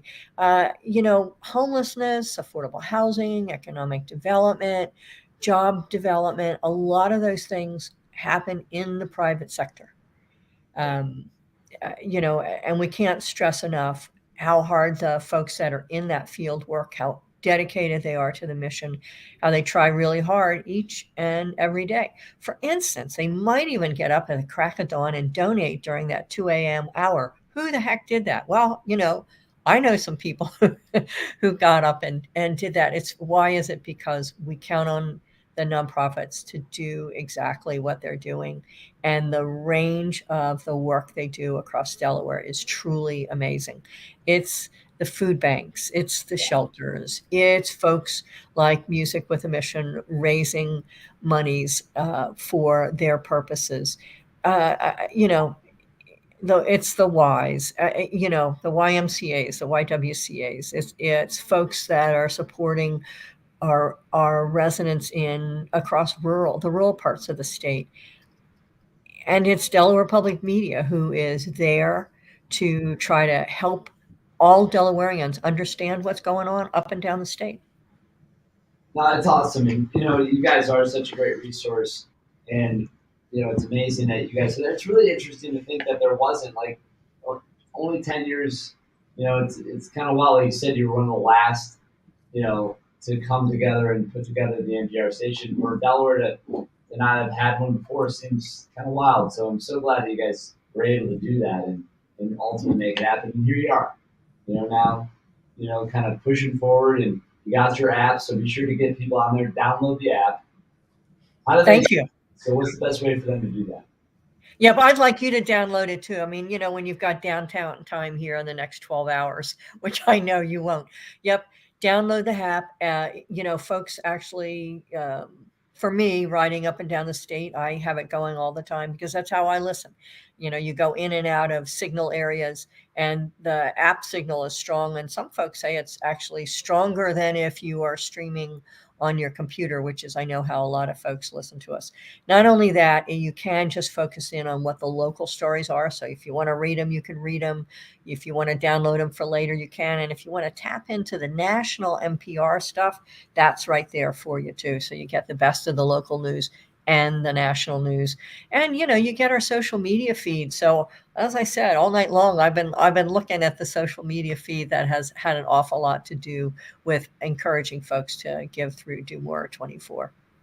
Yeah, and it's all there. I mean, you can learn all about all the nonprofits. Almost 600 participating nonprofits. 600. That's amazing. Incredible. Yeah, just under, but almost 600. What a jump. I mean, that's like probably over. It's actually definitely over 100 more than we had last year. And this people are coming around to the power of this Giving Day and really what it means to the state and to all these nonprofits. So it's cool to see it all develop and continue to grow, and for us to be able to be here early in the morning on a Friday, halfway through our campaign, a little less than 12 hours to go, tracking along, making a difference, and really shaping the state in a lot of ways as we fuel these nonprofits and kind of pushing them and helping them, drive their missions forward. It's a beautiful thing. So right now we have the Up and Atom Power Hour going. So maybe you guys will have a shot at $500, a little extra bonus hit there, and 4 random organizations from each of the divisions. So 8 total are going to be walking away with $500 this hour. So those are all part of the fun and the incentives for nonprofits like yours to take part in this campaign. Absolutely. And we hope that our early risers, and there are a lot for us, I think the 6 to 10 a.m. spot on Delaware Public Media is when most people tune in. They're getting up, their day is just getting started. They turn us on. I think I've heard people say that listening to the radio, and maybe it's just NPR and your morning news and your morning routine is, you're usually, you might have it on in the morning while you're fixing breakfast or packing a lunch or getting ready for your day. But that's a great time to tune into what's going on. And that's why so many people are listening to us at this time. And hopefully they're taking a minute to just go to the Do More 24 Delaware website and do that, hit that donate button. It's easy. I've donated to not only Delaware Public Media in the last 12 hours, but a bunch of other nonprofits as well. So, you don't have to just donate to us. I would encourage everyone to think about the things that matter to you and find a nonprofit that does that means something. If you're not volunteering with them, I would say maybe you're not volunteering with them yet, because most nonprofits could use some extra hands or extra voices. Maybe it's they've got some committees that they need some help on, or maybe they're doing a mailing and they just would like you to help stuff envelopes. It's amazing. Many hands make the work light, and particularly when you are really passionate about whatever the theme is of the day, whatever the nonprofit's mission is, it really helps drive the enthusiasm and drive the mission. Yeah, there's no, like you said, many hands make light work, and it's teamwork, that makes the dream work. We can use them all, But the bottom line is, it really does. It's everybody coming together. And we talked about the little things adding up to the big things, and that's really what this is. It's a collaborative effort. It's really, a great moment where all of us can come together supporting these nonprofits, and just look at the state map or the U.S. map where we're populating all those states coming in, getting support from all over the country. Obviously, maybe some of your listeners out there in Wyoming that can step up, and we have some Nebraska, I think Missouri and Kentucky are the only 4 states left that haven't contributed in some way. So we're going to have to work on that. But what I can tell you is our listeners actually listen when they're away from home. We were just in touch with some folks who were in Florida for a couple of months. They normally live in Sussex County, and they listen to us every day. They listen to the morning edition. They get to hear their national news, and they get to find out what's going on at home. So I think we do have a Missouri listener. I think I'm going to go find them and reach out and say, hey, listen, we've only got a couple states left. Let's see if we can't populate the entire map. When you're on the road, the app really is a big, way, the easiest way probably to Exactly. And it is amazing, the reach, and it is amazing how you can stay in touch with what's going on at home. We like to say we are news for people, not for profit, and that is just part of the whole theme of the day. I think you said teamwork and dream work, and that really does fit the mission of Delaware Public Media and a lot of the nonprofits around. It is teamwork that makes for the dream work and really fit in the mission. As I said, our mission, bringing the news to Delaware, bringing Delaware news for and by Delaware. That's why we're here. There it is, and that's what you're doing every day. And you can listen into that at Delaware Public Media. Make sure to look and download the app. Look that up. Get that app. We gotta help Jane with her little bet there. We want to make sure that she's not the one behind it. Yeah, that's the case. Dinner for 15 in a nice place is, it would be really nice, but I'd really rather have the board chair buy it. That's fair. But either way, it's beyond, whether or not it's you or the board chair buying the dinner. It is a great way to support Delaware Public Media. Download that app, tune in, be able to have access at your fingertips at any moment. All the great programming that you guys are putting out there.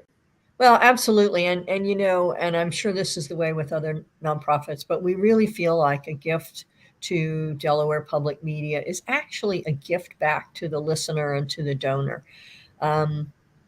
We wouldn't be able to bring the programming to our listeners if it weren't for their donations.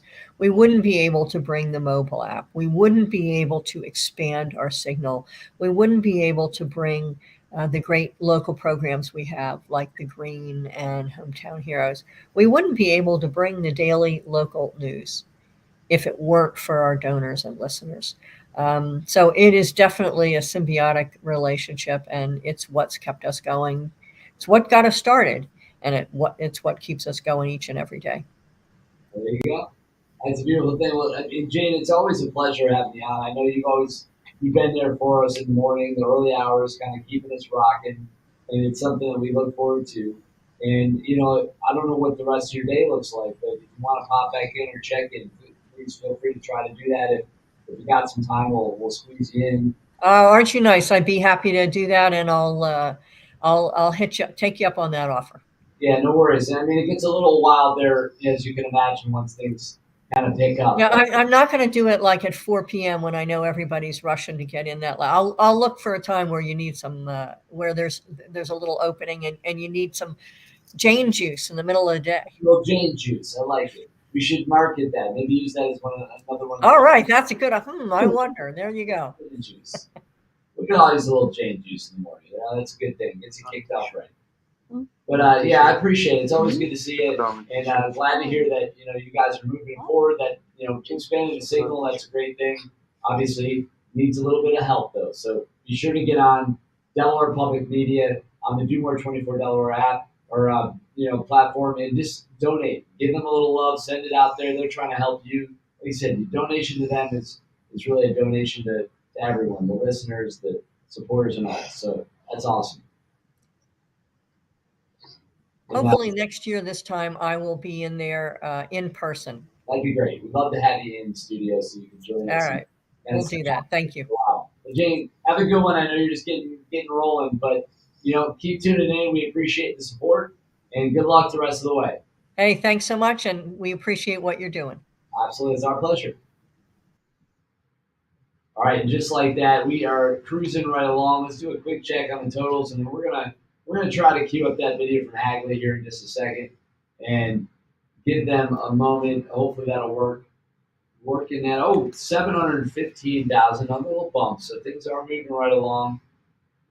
It looks like looking at the totals and the boards, a lot of good action there. Do we have? No, we still need those 4 states. You know who they are: Wyoming, Nebraska, Missouri, and Kentucky. But in the meantime, let's try to take a look at this Hagley video. Hopefully it'll play nice for us this go around.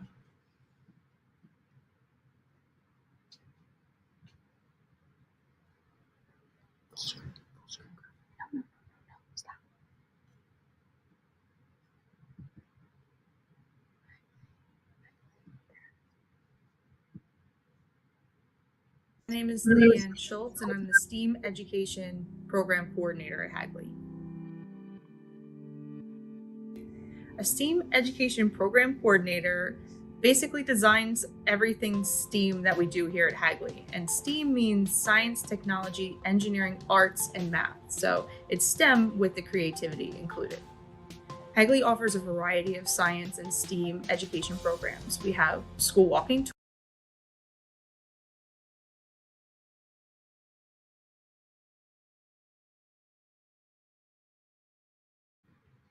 I'm not sure why that video keeps freezing on us, but we've tried it a few times. We might have to play it, maybe load it up through another link or something and share it that way. So I know we had a couple others that we were trying to work in as well. Wasn't there 1 or 2 others that we had that we needed to sneak in? Yes, the Ronald McDonald House. Oh yeah, let's try that one. The little Ronald McDonald House. It's interesting though. Nope. That was still all right. So we're gonna have to load those up differently. So I don't know if you guys can put them on, either put them on YouTube or throw them on Drive, and you can play them directly through that. Just pull it up that way.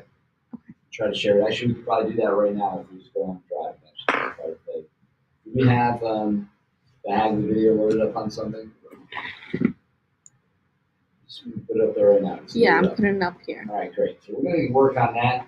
In the meantime, it is Delaware's largest giving day. We are in the Up and Atom Power Hour. You hear my voice is definitely starting to go a little bit. We've been out for 12 straight hours, and that does take its toll a little bit. So that's awesome. We'll see. Hopefully we can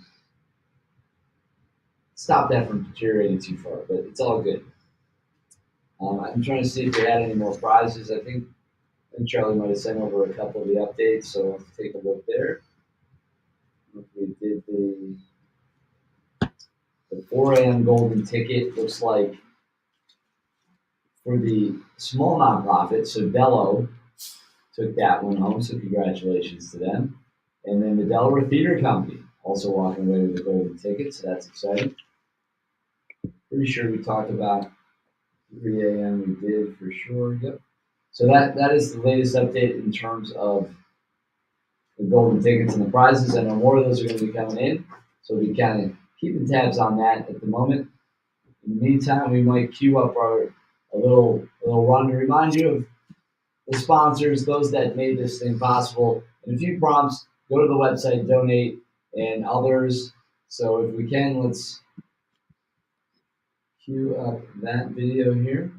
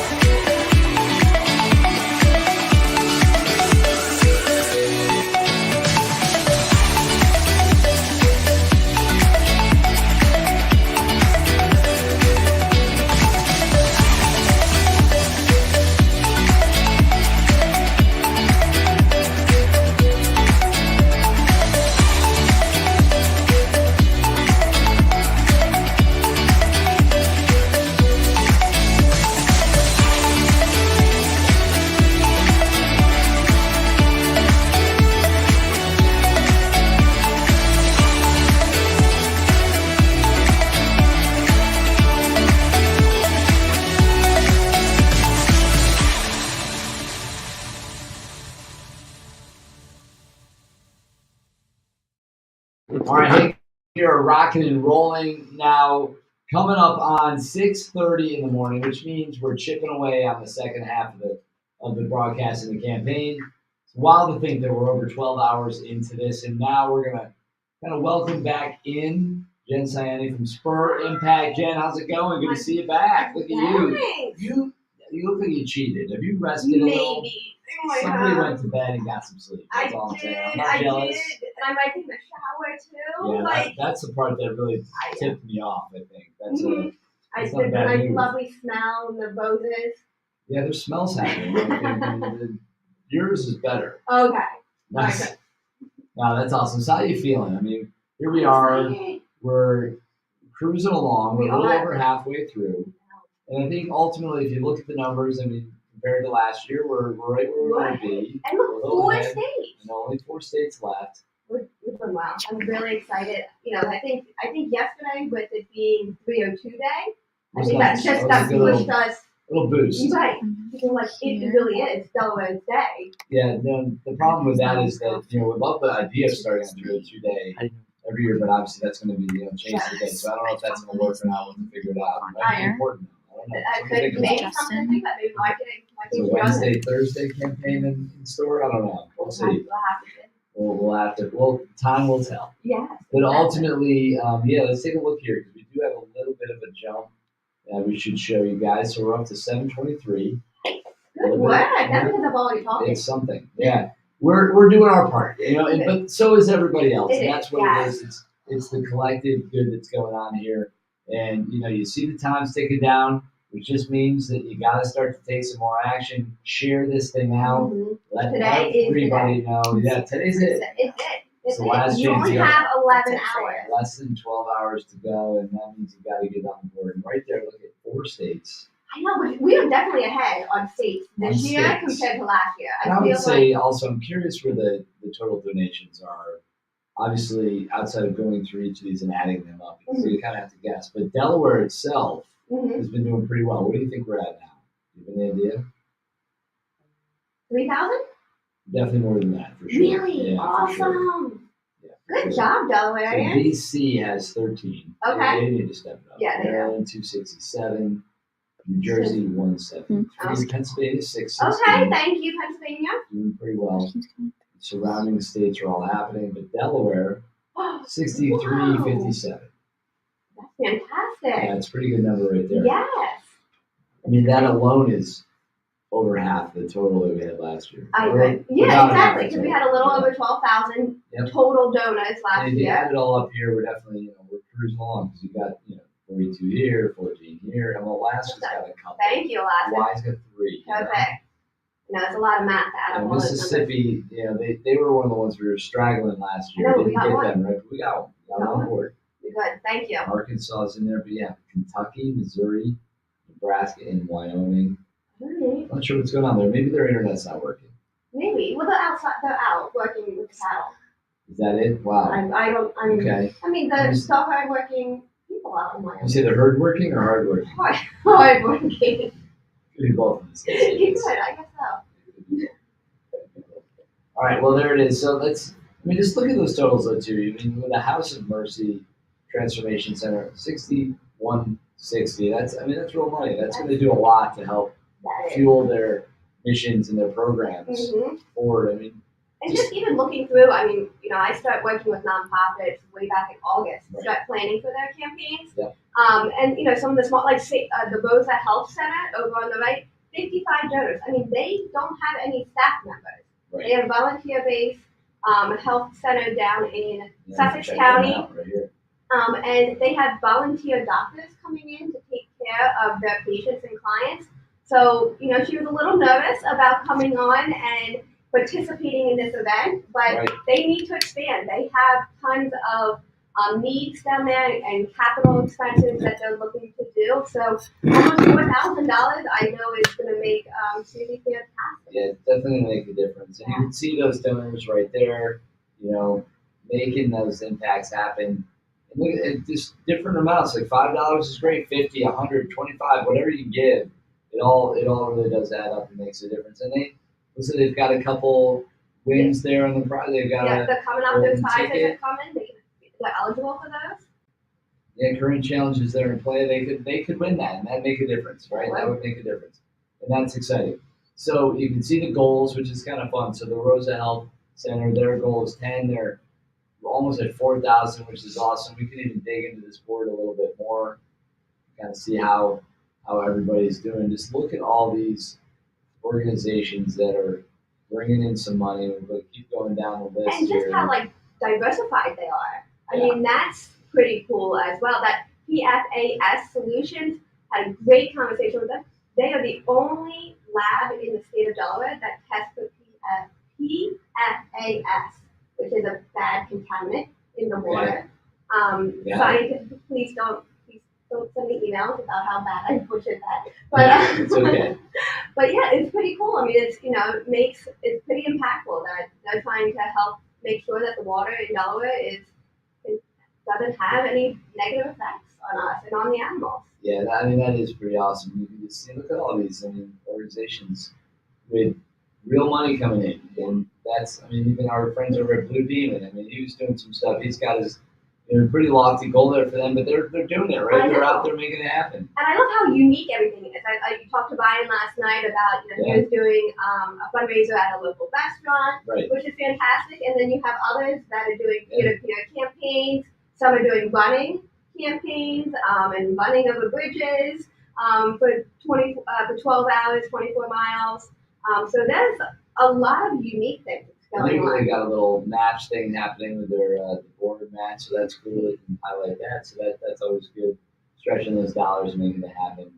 And it's cool to see, right? And that's kind of what it's all about. And we kind of had ourselves back here to the main page, but the numbers are already even higher there, so 724. And have you taken a look at the state map? We have. What town? I'm so excited. I don't think anybody really understands how excited this map is. I find this so fascinating. Yeah, it's a little.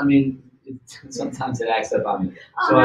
It's good. It's really cool. But when you get in there, you got to kind of break it up, and it's all zip code broken down, right? So you've got Newark has got a couple hundred donations right there just from them alone, and then you start working around. Hokesson's getting in there, and Wilmington obviously coming in with a bunch of donations in various different zip codes that represent that.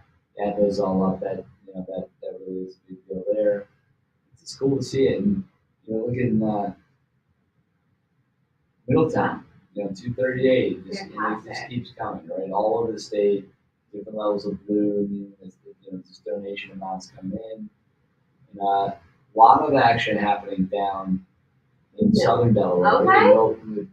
That's a big number, 575. That's a big number. Milton has always been a very generous community.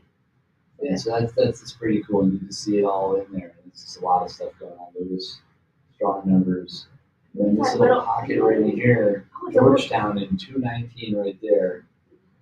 That's pretty awesome stuff. So you see it all happening.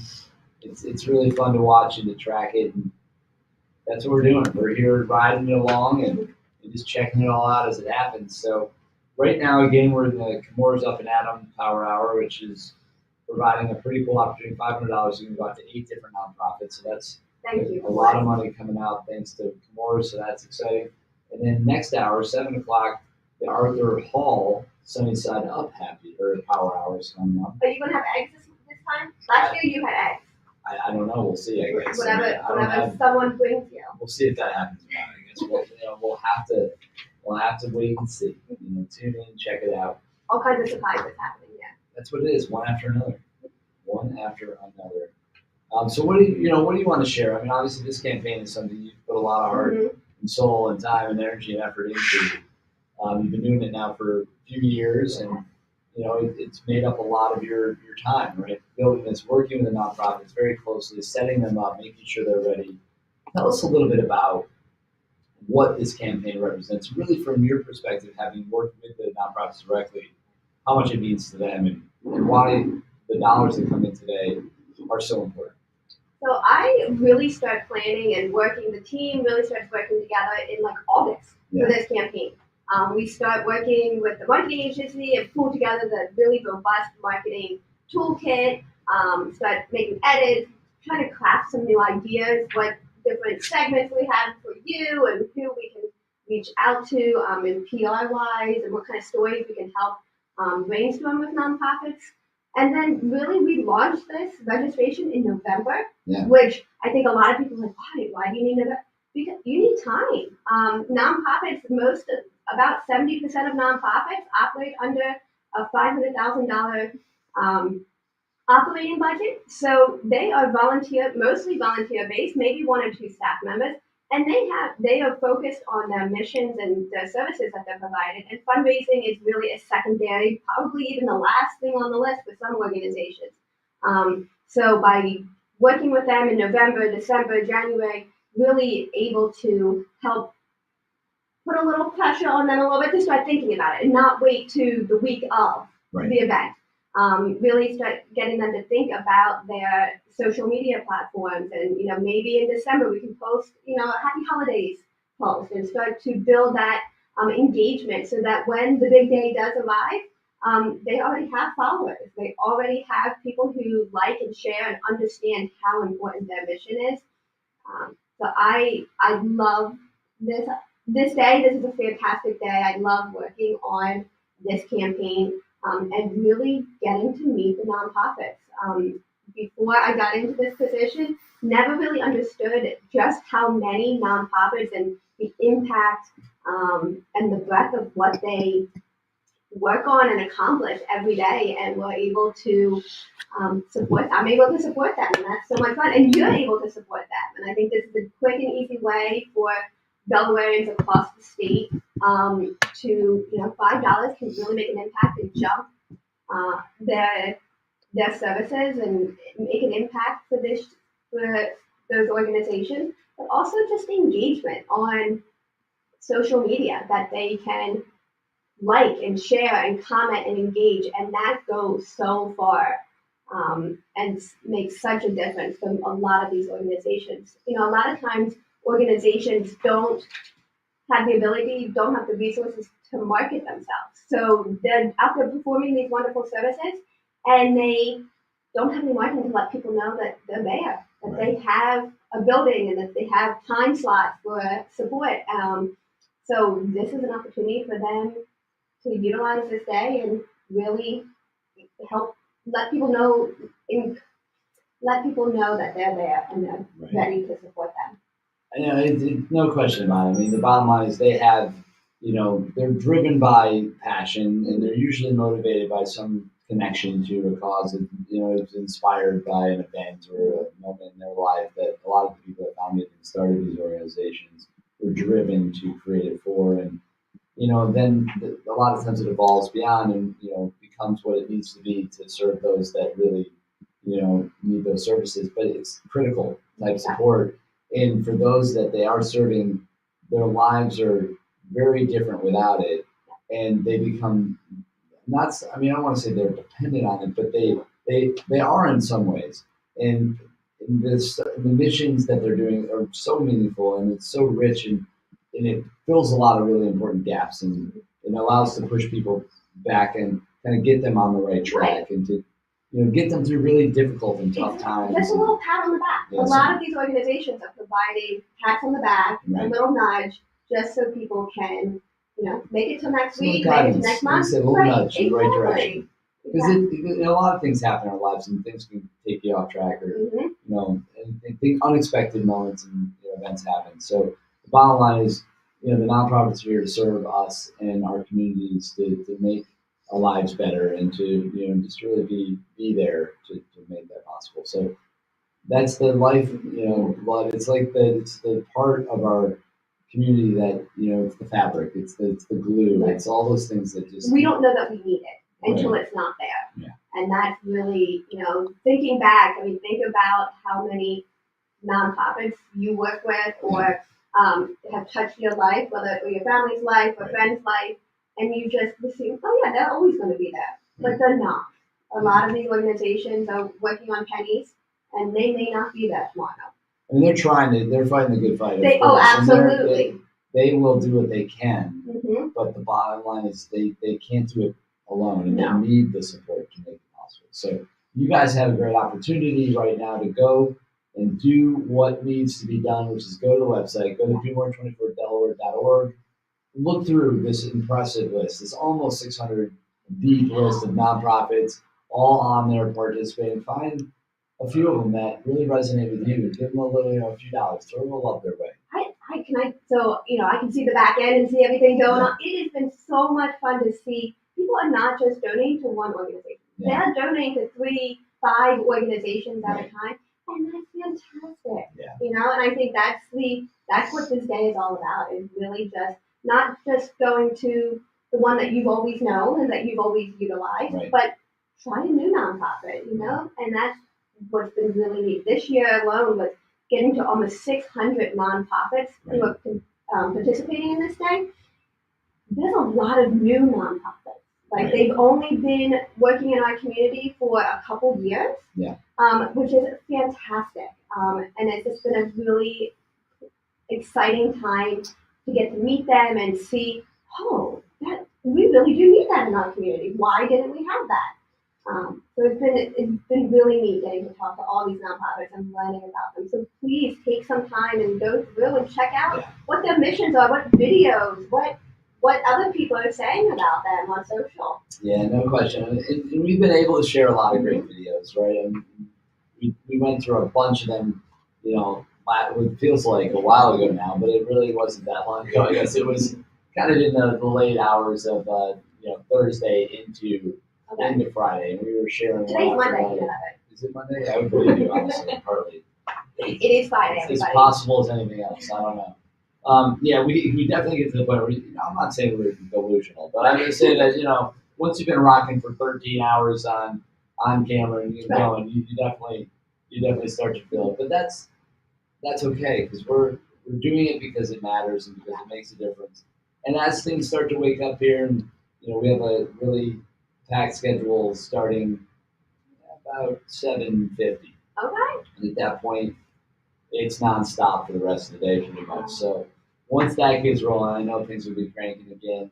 The next, next hour or so, we got a few guests popping in. We'll be talking to those, and in the meantime, we'll be sharing some content and just keeping track.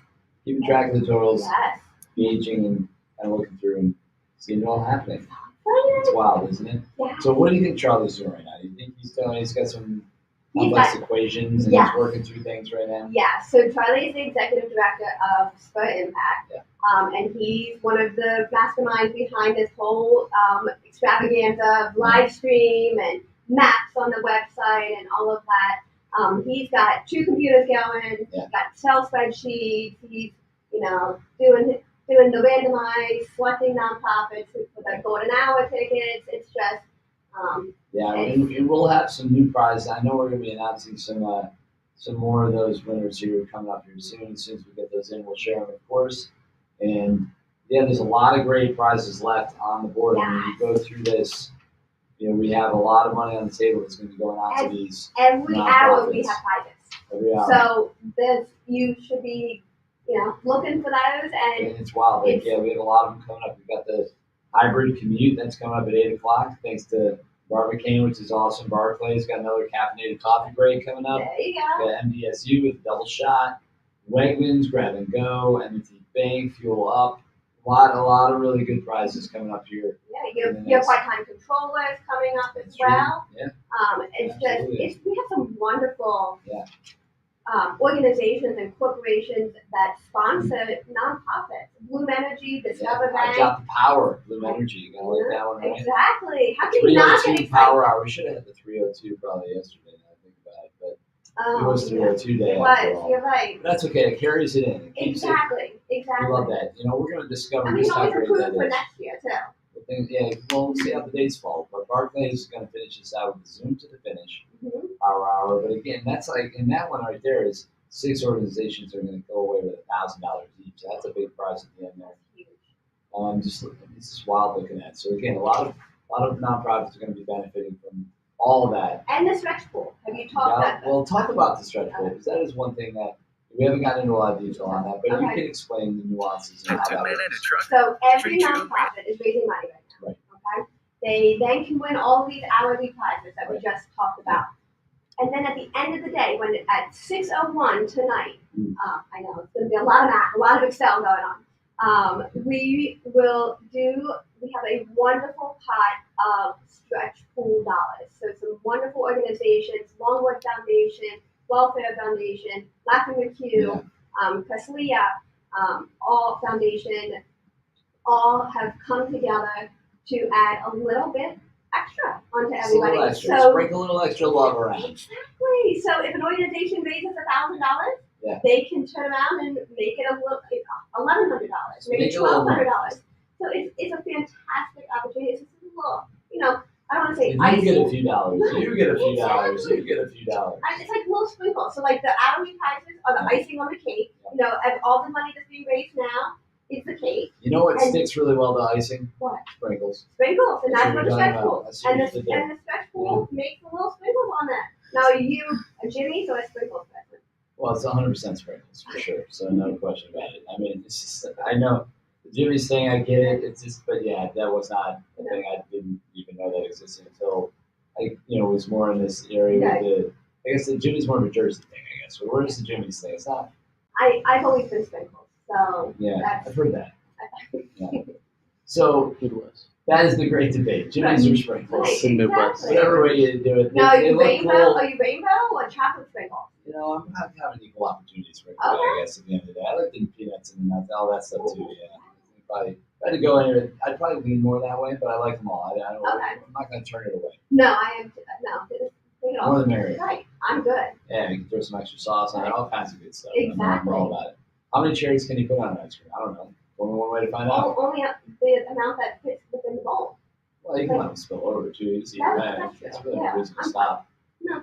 Yeah, at that point, I guess all of them is the answer. I get it. For the jar. Yeah. I'll take it. Yeah. Again, not going to turn it away. No. Not going to turn it away. I can think of a lot of worse things. So that's awesome. So as we're, sprinkling some love around, everybody's sharing it. Go to do-more24delaware.org. Find a nonprofit for 12, maybe 20, who knows? Find them all. Give them a little bit, $1 each. If you got $600, you could literally donate $1 to every one of the That would be nonprofits. fantastic. That would be pretty cool. We should give it a prize to somebody who does that. Okay. Let's do it. I would love to see somebody literally donate to every single organization. That'd be pretty cool. So I know County Executive Matt Meyer. Yep.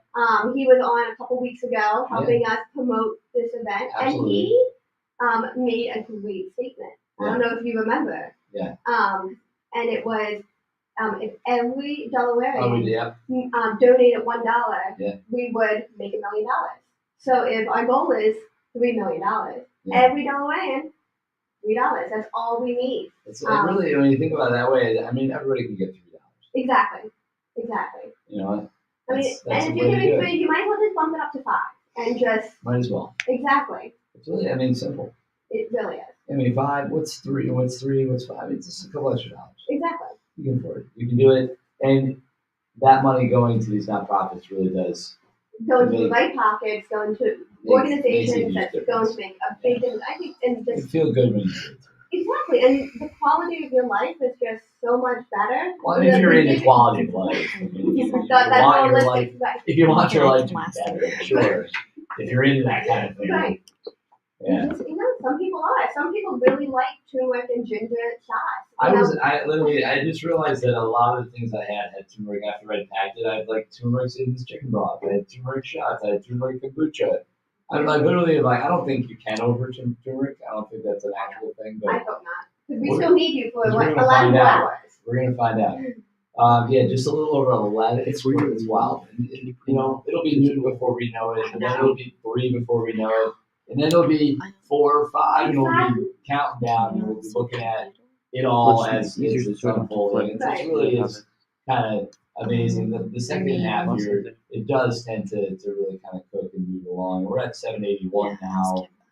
Money's still coming in. Again, people are just getting up. Speaking of somebody who's up and at 'em and we're cranking, we got Mr. Charlie Vincent. We have a third Oh, we seat do? here, so Oh, we okay. can have him come on up here.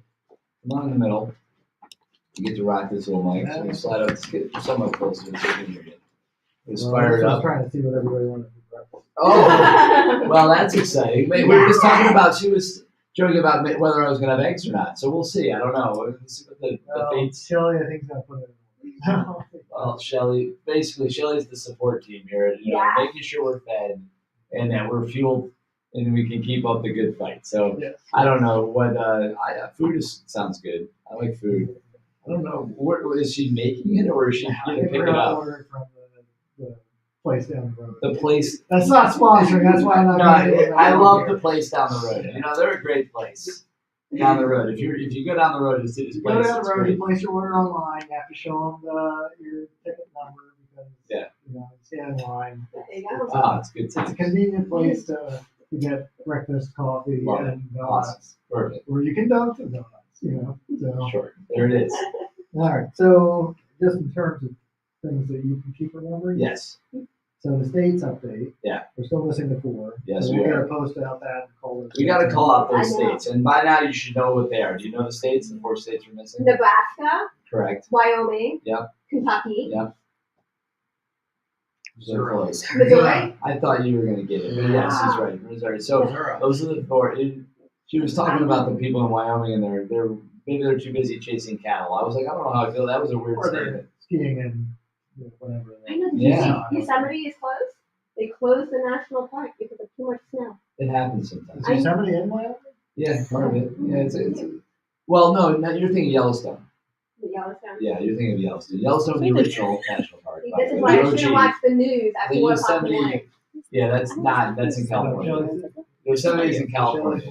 And that is definitely, but you meant Yellowstone. And I, in my head, for some reason, fixed it to Yellowstone, but I realized you did misread it. So We'll get the order. I was about to take it. Long story short, we'll get the order in. All right. And, And then in terms of the Delaware cities. Yes. So I went through and I zoomed in. Yeah. So there are 2 cities missing. Uh-oh. Oh. And these are smaller cities. Okay.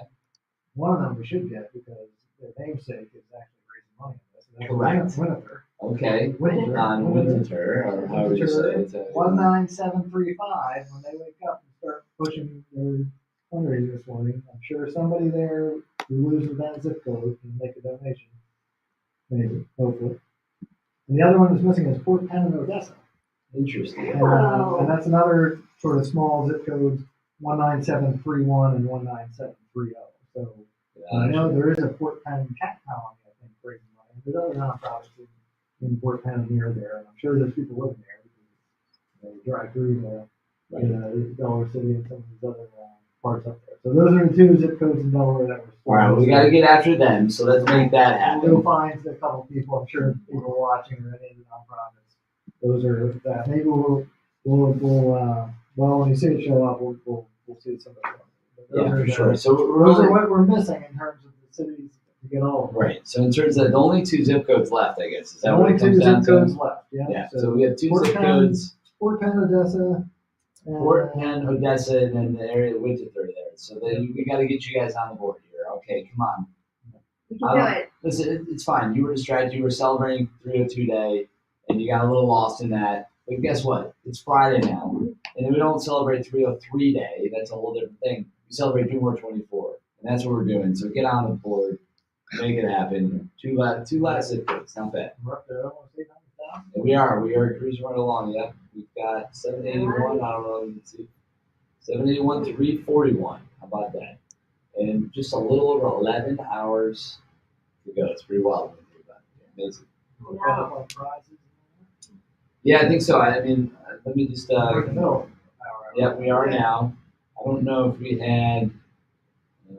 Oh, here we go. We do have a couple more. You just gave us. So we have a couple more in. So you just in. So let's go through them now. So we have the Ink Now Rise and Shine Delaware 5 a.m. Power Hour prize, and that's $250 went out to Everett Theater, so good for them. And Forward Journey also going away with $250 thanks to Ink Now. So appreciate them supporting that and creating that Power Hour, the Rise and Shine Power Hour. So that's pretty awesome. And then beyond that, we have golden tickets as well from that same hour, the 5 to 6 a.m. hour. And Milford 2nd Street Players is going home with that one, and then the Delaware Technical Community College as well. So that's Deltech. Gotta love them. And that was sponsored by Horty and Horty as well as so that was Horty and Horty sponsored. golden ticket hour. So that's awesome. And thank you to Ori and Murray for that as well. I think we're in the Comores Power Hour. We are currently, yep, we're in the Comores Power Hour, which is it's a good one. That's our Up and Atom. We have $4,000 up and Atom. And it's 4,008 nonprofits that walk away with $500 this hour. So that's pretty awesome. That's a big one. And one of the bigger ones, actually, except for we got the $10,000 one coming up at 1 o'clock. That's a big one. And we finished really strong with a $5,000 hour, a $3,000 hour, a $6,000 hour. Big money on the table. Yeah. A lot of Starts now. We got it really halfway, a little more than halfway through. It's wild. So we are officially in the second half. Mhm. And You made it. Good job. Congratulations. Yeah, there it is. And we're going to cruise along here for probably, I guess, the next, what are we at here? We got another, next guest is at 7:20. So we're expecting our friends from Pathways to Success to come on. Sarah's going to be popping in. That is, was that? No? Doesn't matter. We're working it on. We're going. It's coming in.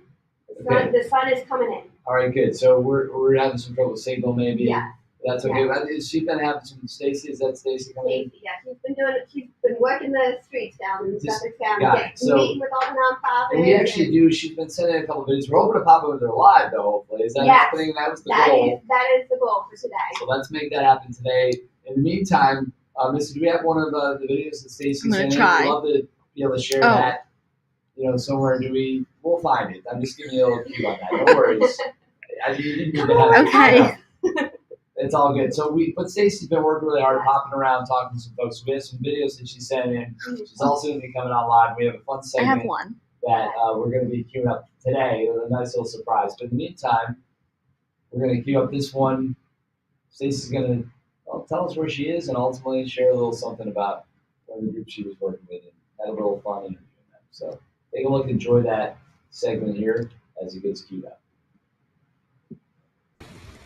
All right, so we made it to the beach. We're here at the beach. We're We're the beach here. at James Farm Ecological Preserve. Wow. You're looking out over Indian River Bay. We have the inlet bridge over there to the east along Route 1. And of course to the west, and the rest of the county. Beautiful vista.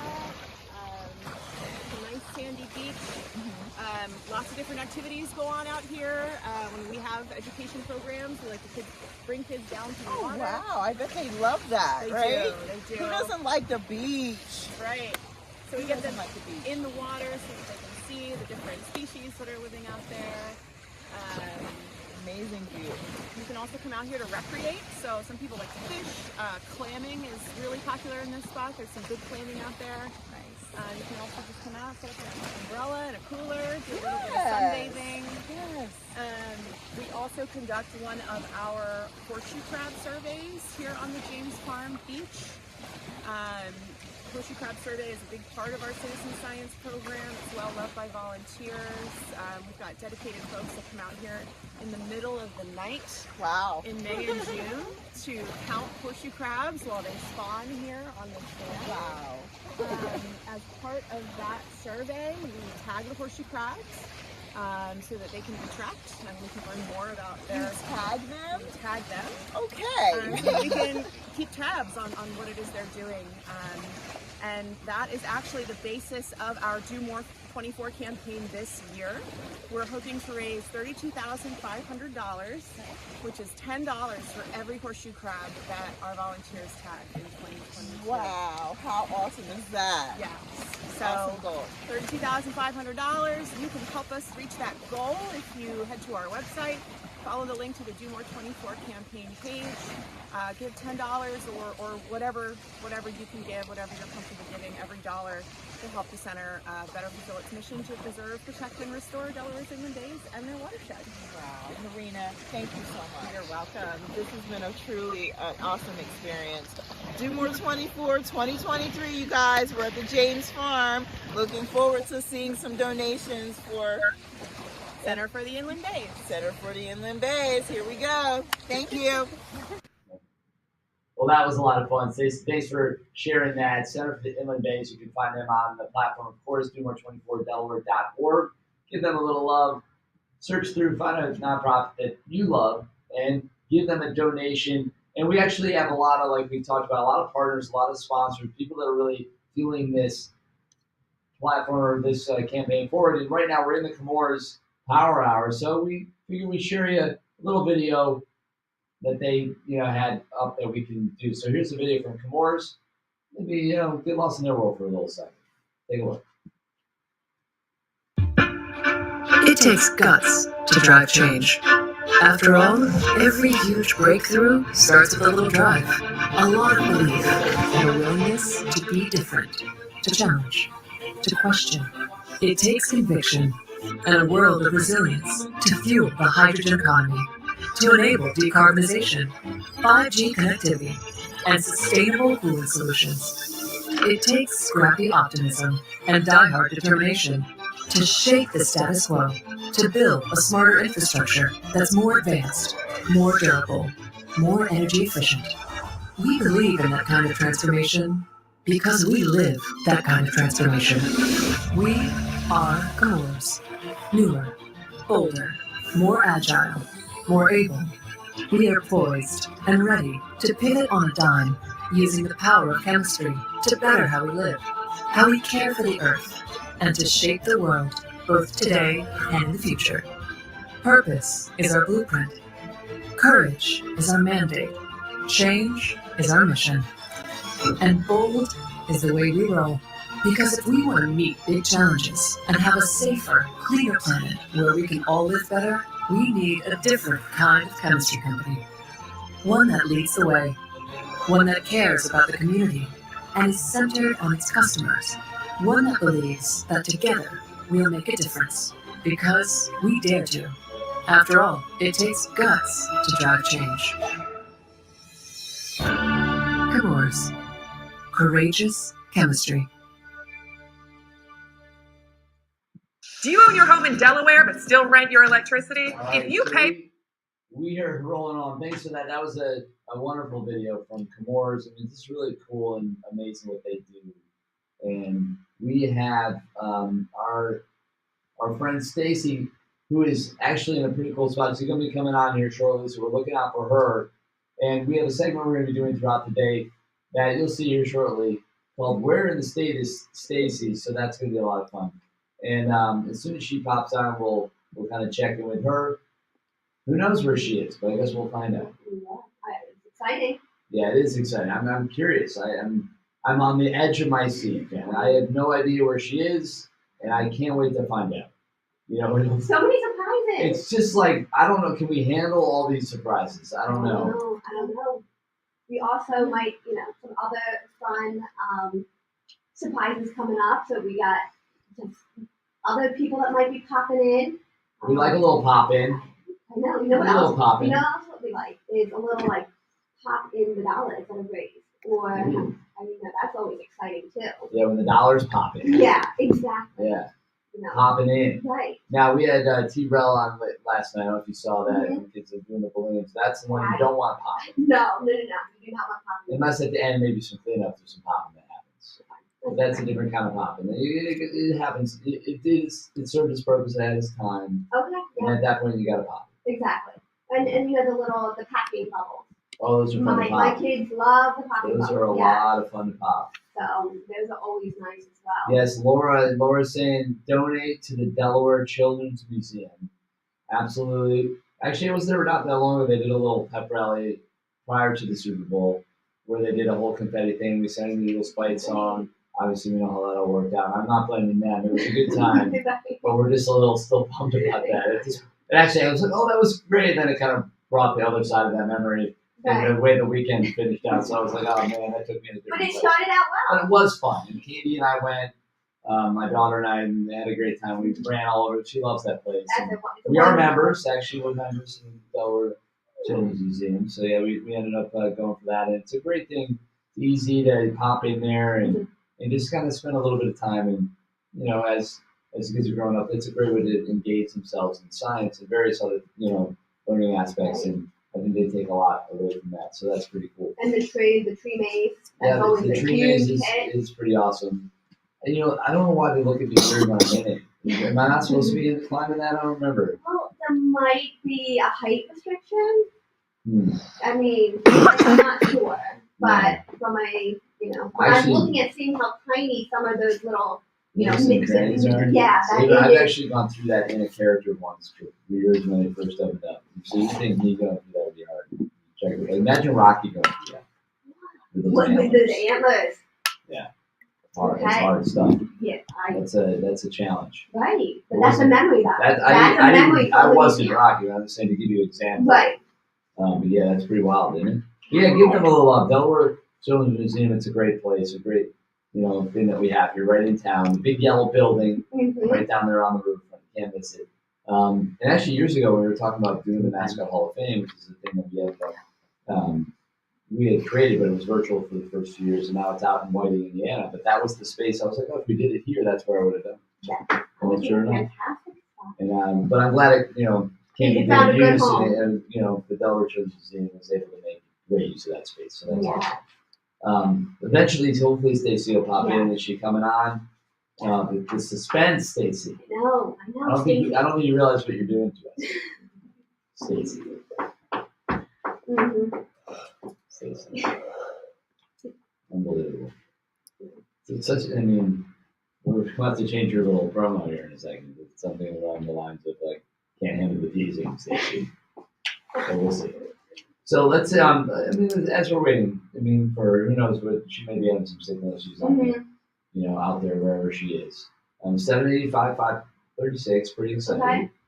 And still those 4 states. You guys know the drill there.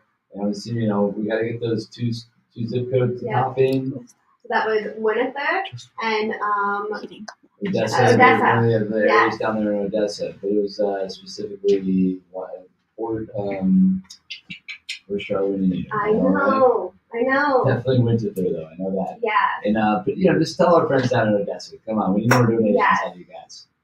We definitely do. Well, and across the state too. Because everybody. Let's keep in mind. We only have 6,000 donors from Delaware, and we have way more people in Delaware. I know we're small, but we're not that small. We're not that small. So. Yeah, let's refresh that to make sure we're accurate. Yeah. Okay. So we're working with over 6,500 unique donors here for donations in Delaware. So that's a big deal. Yeah. So we need some more. I would love to see if we could get some. I know sometimes we get a sense of some that are from other countries. Mm-hmm. Get an update on that. We can definitely do that. Maybe Charlie can work out some of those numbers. Okay. We love numbers. That's fine. Yeah, let's see. Do we have some? What's the furthest place from Delaware that we've received a donation? That kind of thing. Okay. Yeah. And we do have a prize for that. Did you know that? Well, the Far Away Prize. Mm-hmm. What is it called? The Far Away Prize. The Far Away Prize. What is that prize? What do they get? Honor? Do you know? Honor. No, they get money. That's what I'm saying. They Tell get us. U.S. dollars. Real money. Real money. And that goes to the nonprofit that got the donation. Correct. Not the person that donates. No. That kind of defeats the purpose. Exactly. Of the donation, obviously. Right. Okay. Well, very cool. Yeah, but on the prize page, there's so many wonderful prizes. We have the social media Twitter prize page that prize that's coming up. Far Away. The best. Do you know about a child fundraising page? Have you heard this? Like a kid that had set up a page. Their own. Well, it doesn't necessarily have to be a child, but it could be. If you have an organization and you have a specific program that you want to support, you set up a page. Support page. I saw we were talking to Ivan and DTV, and somebody had created one for him. So we were like, we were looking at his page, and I was like, there's another one. He's like, I didn't know we had 2. Right. But that's because somebody actually did one for them. Yes. And that's a pretty awesome thing and a pretty big deal. Yes, it is. And so those we call them child pages, but the peer-to-peer fundraising pages, they are really doing fabulous in this campaign for this year. A lot of wonderful testimonials and just support coming out. And we have prizes for the peer-to-peer fundraising page that earns the most money. Yeah. The one that has the most donations. Okay. So we're not just looking at totals here. We're looking at total of donors as And well. Vanessa here is talking about how she was just noticing that Delaware has the highest number of donations by far, and that is a big deal. It's a big deal. Well, it is Delaware's largest giving day, so you hope that Delaware shows up. But it's so good to see the rest of the country supporting us as well, and that's just what's kind of cool about And it. Delawareans have friends. Apparently. We have friends all over the country and all over the world. Absolutely, this is a really beautiful thing. So I don't know if we heard anything. She's coming. She's Tell her to, let your finger put it up in the air. That might help with their signal. Oh, we have a picture. Look at that. That is a look in the sun is rising. That's a little sunrise shot. Yeah, right so there. a little sneak peek. A little sneaky peeky. A little peek, which is exciting that It the is. sun is coming up because it did not, yesterday was not the best day here in Delaware. Well, we don't have to say the sun will come out tomorrow because it'll come out. It's right now. It's today. right now. It's That right is today. now. Yeah, so you don't have to sing. You can sing it. No, if you I'm want. okay. I'm okay. Thank you, though. Well, when are we doing the voice lesson? When is that happening? At 12:30, 12:40 today. I'm gonna have to go on vocal rest. Yes, guys, you have to come tune in during your lunch hours today. Chris is having voice lessons. You really should have scheduled that much earlier in the broadcast. I don't know what you were thinking. I know, but I thought it'd be fun Oh, at lunch. You'll be you know? on for 18 plus hours at that point. That's a great time to do it. It's like, well, I mean, it's not the best judge of it. At least Right. I'll do my best. You know Right. that. We did air the Wilmington Ballet spot. We may share that again. I'm willing to try. I'll throw myself in there, obviously. We'll have some fun with it. Either way, it'll be a good time. It will be, and a wonderful organization that's Yes. coming to help train your voice so that it can be top notch. Well, maybe they'll be able to help me carry through. That's And, good to give you some exercises, Yeah, push through the finish line so I don't lose it completely. like a little PT for your voice. Delaware has showed up. Vanessa, I agree with you. Delaware showed up in a big way, and we do thank everybody for the support they're doing. And it looks like actually we do have our next guest coming in, Sarah. How are you? We see if you're ready to go, we can get you in and have a little fun talking about pathways to success and all that. So let's do it. So Sarah, how's it going? I'm bringing you to the stream, and we're gonna say hello. How's it going? Everything's going great. We had a wonderful evening last night. Our goal is $10,000 and we're at $5,655. So we're real That's happy pretty- about that. You're more than halfway there, and you've got lots of time. Friday is always a day of big things going on. So use the fact that you've already received half of your goal and to push towards making sure you see it the rest of the way through. I think that's a good chance to go back to those that have already given a few dollars and say, hey, listen, help us get there. We're so close. Whatever you can do, and that build on that energy. That's fantastic. I love to hear that. Oh yes, we're definitely going to do that. We're well, first of all, we're going to call all of our donors that have donated up to this date, up to this time, and thank them because it's important, give that. Well, it's absolutely it's important to thank them because what makes it possible, right? I mean, those donors are driving your mission forward. And Pathways is a really wonderful organization down in Sussex County that helps place students.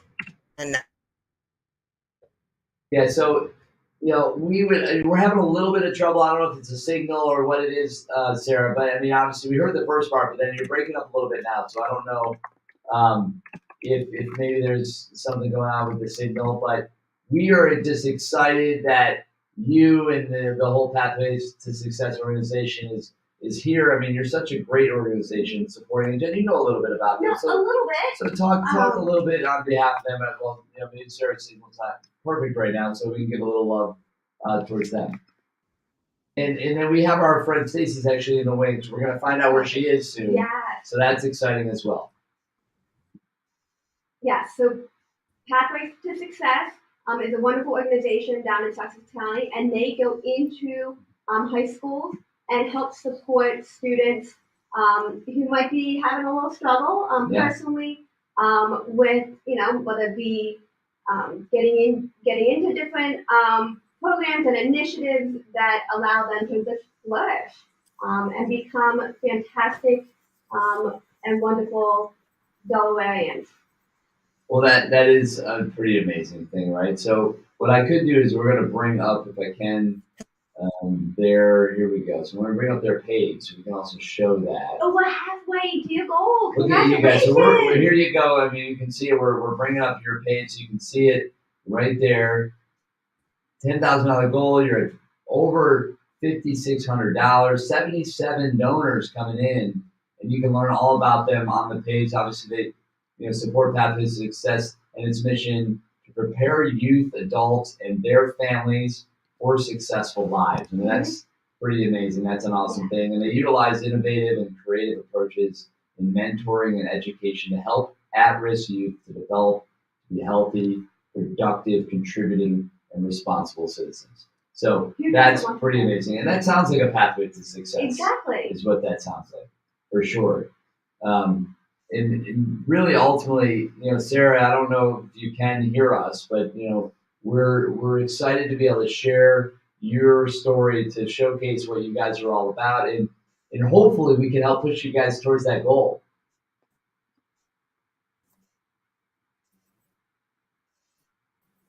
Well, it does sound like, Sarah, ultimately we're having a little trouble with the, maybe it's the audio or the signal's a little weak, but tell you what, we're gonna stay in there if you want. You can refresh it if you want to chat a little bit more, but we are ultimately, I'm gonna put you back in the waiting room, and then we're gonna go to our friend Stacy. But before we do that, we're gonna cue her up properly. We had a little bit of fun. I don't even think Stacy's seen this yet, so this will be a surprise to her.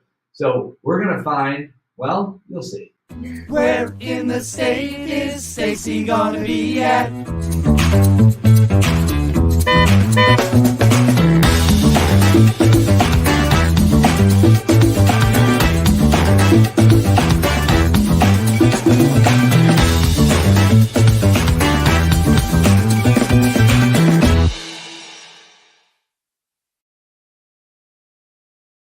And with that, hopefully we can bring Stacy in. But where in the state is Stacy going to be at? And right now, Stacy looks a lot like a tree, I think. So ultimately, Stacy, how's it going? Can you hear us? Hey there. Yes. Hello. Yes. Guess where I am? Well, you're not going to guess, so I'll just tell you. I'm Justin at the Children's Beach House. Well, you know what? It's funny. We checked in with them last year, so I had a chance at guessing, and I thought I might have got that one, but that's okay. Tell us all about it. Okay, so Justin is going to talk a little bit about the beach house. Maybe we'll walk around a little bit and show it off. So Justin, share. Okay. Well, Children's Beach House. We've actually been here since 1937 in the same location, so like 85 years. This building was erected in 2000. Wow. Designed to look like a sand castle in the dunes right along the beach. And we have been working with kids ages 7 to 18 years old, communicative disability or delay. So the kids come down for weekends during the school year. They come in for week-long periods at a time during the summer. We give kids an experience that they may have otherwise not ever not been able to have. So That's really cool. So tell us what your goal is and what you're looking to get out of Do More 24. Well, we just want more people to know that we're here and know what we do with our youth development program. We work with kids from all over the state, so we're not just here in Lewis working with local kids. We have transportation, bring kids down from Wilmington and everywhere in between here and there. Wow, that's good information. So children throughout the state can come and participate in your educational programs. Yes. Awesome. And we do have a a preschool for the early learners, so ages 3 and 4. That is more of a local program. Okay. But if a child has an identified delay or disability when they leave our preschool, we can then enter them directly into our youth development program, with the older kids. That's pretty awesome. So Jen and Chris, do you guys have any questions for Justin? Yeah, so I think Justin, where exactly are you? I mean, you're at Children's Beach House, but where is Children's Beach House located?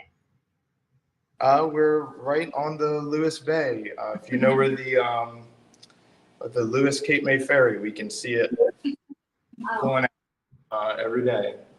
Oh, that's awesome. And we actually just pulled up your page here so that folks can see it. Help them reach their goal. They're looking to try to raise up to $5,000. They've got a nice little start on that, but they could use your help.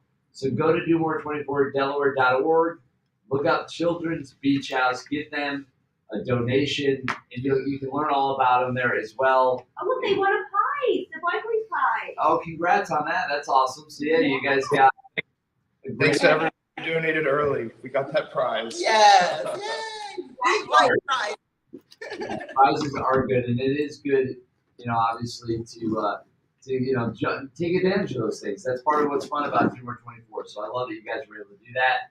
And ultimately, it's really cool that we're getting Stacy out and about here. So, as you know, maybe she told you she's going to be bouncing all over. We're going to wait through the state today, and we're going to be popping in and out. Now, Stacy, what did you think of your little promo we created for you? Did you see that?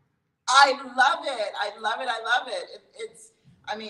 It looks so fun, and it's gonna be like what I'm gonna do. So it's like you captured it. Thank you. That was a little surprise. We just thought, if we're gonna do this thing, let's do it right. So I love it. Absolutely love it. Fantastic. We appreciate you out there just connecting and being able to bring us into these different nonprofits. And Children's Beach House is a great one. Again, I can't encourage you guys enough. Support Children's Beach House. Go to the platform. Go to DoMore24Delaware.org. Make a donation. They deserve it. They're a great organization doing amazing things, and we really just appreciate that you're a part of the Delaware community down there in Lewis. You guys are making it happen. Yeah, sure. Which I would want to go and play in that water. Just Oh, I know. It's really cool. Beautiful, and then all of the programs and activities that they have. Yeah. I mean, that is just. Every child should do that, to be able to do that. So make sure you donate to that. Absolutely. Make sure to get those. Look at that view, man. You get out, it's gorgeous. Yeah, looking outside, you can just it's really a wonderful place. Well, maybe if you want to volunteer, maybe they have. I'm sure. Do you need volunteers? You need volunteers? Yeah, we definitely have a bunch of volunteers, but we were always looking for more. Just say that someone's like, okay, they're watching and they're like, oh man, I would love to volunteer there. I mean, we've got a great view and it's serving children. What does someone have to do to be able to connect with you guys to become a volunteer? Well, there's a form on our website where you can apply and say what your interests are, or you could give us a call and we can talk about it. Come down and visit us. Awesome. Okay. That's great. And we even have a volunteer in Surf Delaware even made a wonderful comment. Yeah, on they actually they're celebrating you guys. And actually, how would you read this exactly, Jen? Well, you're gonna make me. Well, it's kind of a big. Woo! Children's Beach House. Yeah, they give you a little woo. Lots of like a big exclamation cheer, points. exclamation point. So volunteer in Serve Delaware, sending some love your way. So just so you know, you got some fans out there. That's awesome. Yay! Love that. Oh, Stacy's much better at the yay. Yeah, she can do it. Yeah, Stacy, you got a nice woo in you. Let's get a nice woo. Woo! Justin, your turn. All right, we're wooing now. We don't have to woo. Save your woo for later as you get your goal. The donations keep going. Am I supposed to woo? I think Justin needed to woo as well. Yeah, go ahead, Justin. Woo! Awesome. That is great wooing by everyone. I'm very proud of you. Good way to woo. Blue ribbons to everyone. It was a woefully good time. I loved it. All right, so Wait, I appreciate the opportunity to check in with you guys. I know, Stacey, you've got other stops to make, and we're going to keep you moving because you got some ground to cover. But thank you for, again, bringing us into the Children's Beach House. You can learn more about them and to donate to them at domore24delaware.org. Pretty awesome. All right, take care, guys. Good to see you. Thanks for stopping in. All right, and the show keeps rolling. Here we go, right? We're rocking and rolling. We're going to get back and see on the main page. Sarah came back. Oh, okay, good. So we're over. This is awesome. 800,000. All right, we'll do a quick little look. Sarah's back. Looks like maybe she's got a thing, but let's bring her in and we can talk about these totals. Sarah, how you doing? You back? Hi, I'm back. I switched laptops. I was using my old laptop, and I think that was the issue. But I want to first thank you, for giving nonprofits in Delaware this opportunity. And it was wonderful seeing Justin and Stacy. Stacy's going to be stopping by the Pathways office later today. And Pathways and the Children's Beach House are great partners. We support each other, and I'm going to be making a donation to the Children's Beach House today. So yeah.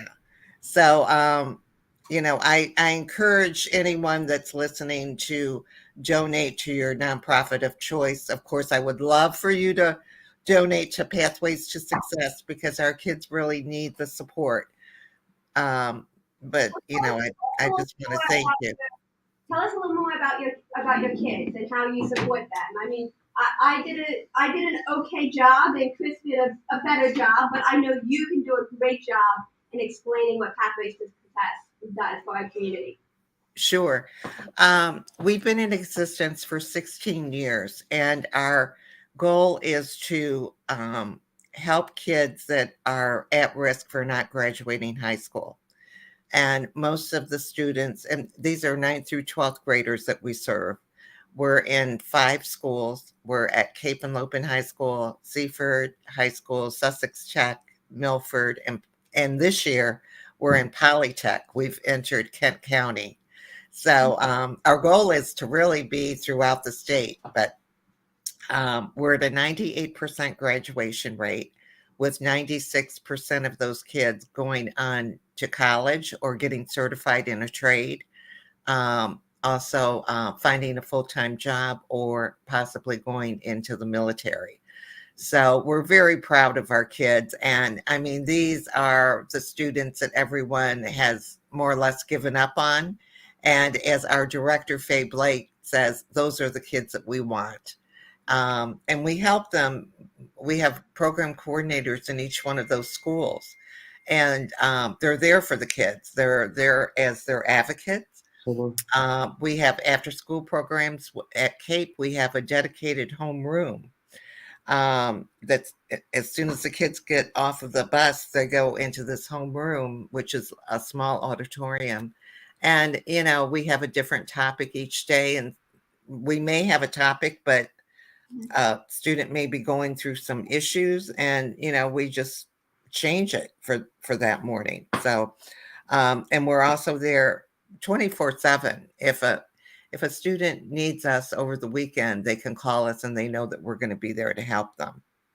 So amazing. Now, how is, as a community member or a parent, how does someone get a child into your program, or do you identify how does that work? When we first started, it started off with the school administrators identifying those students that were at risk for not graduating.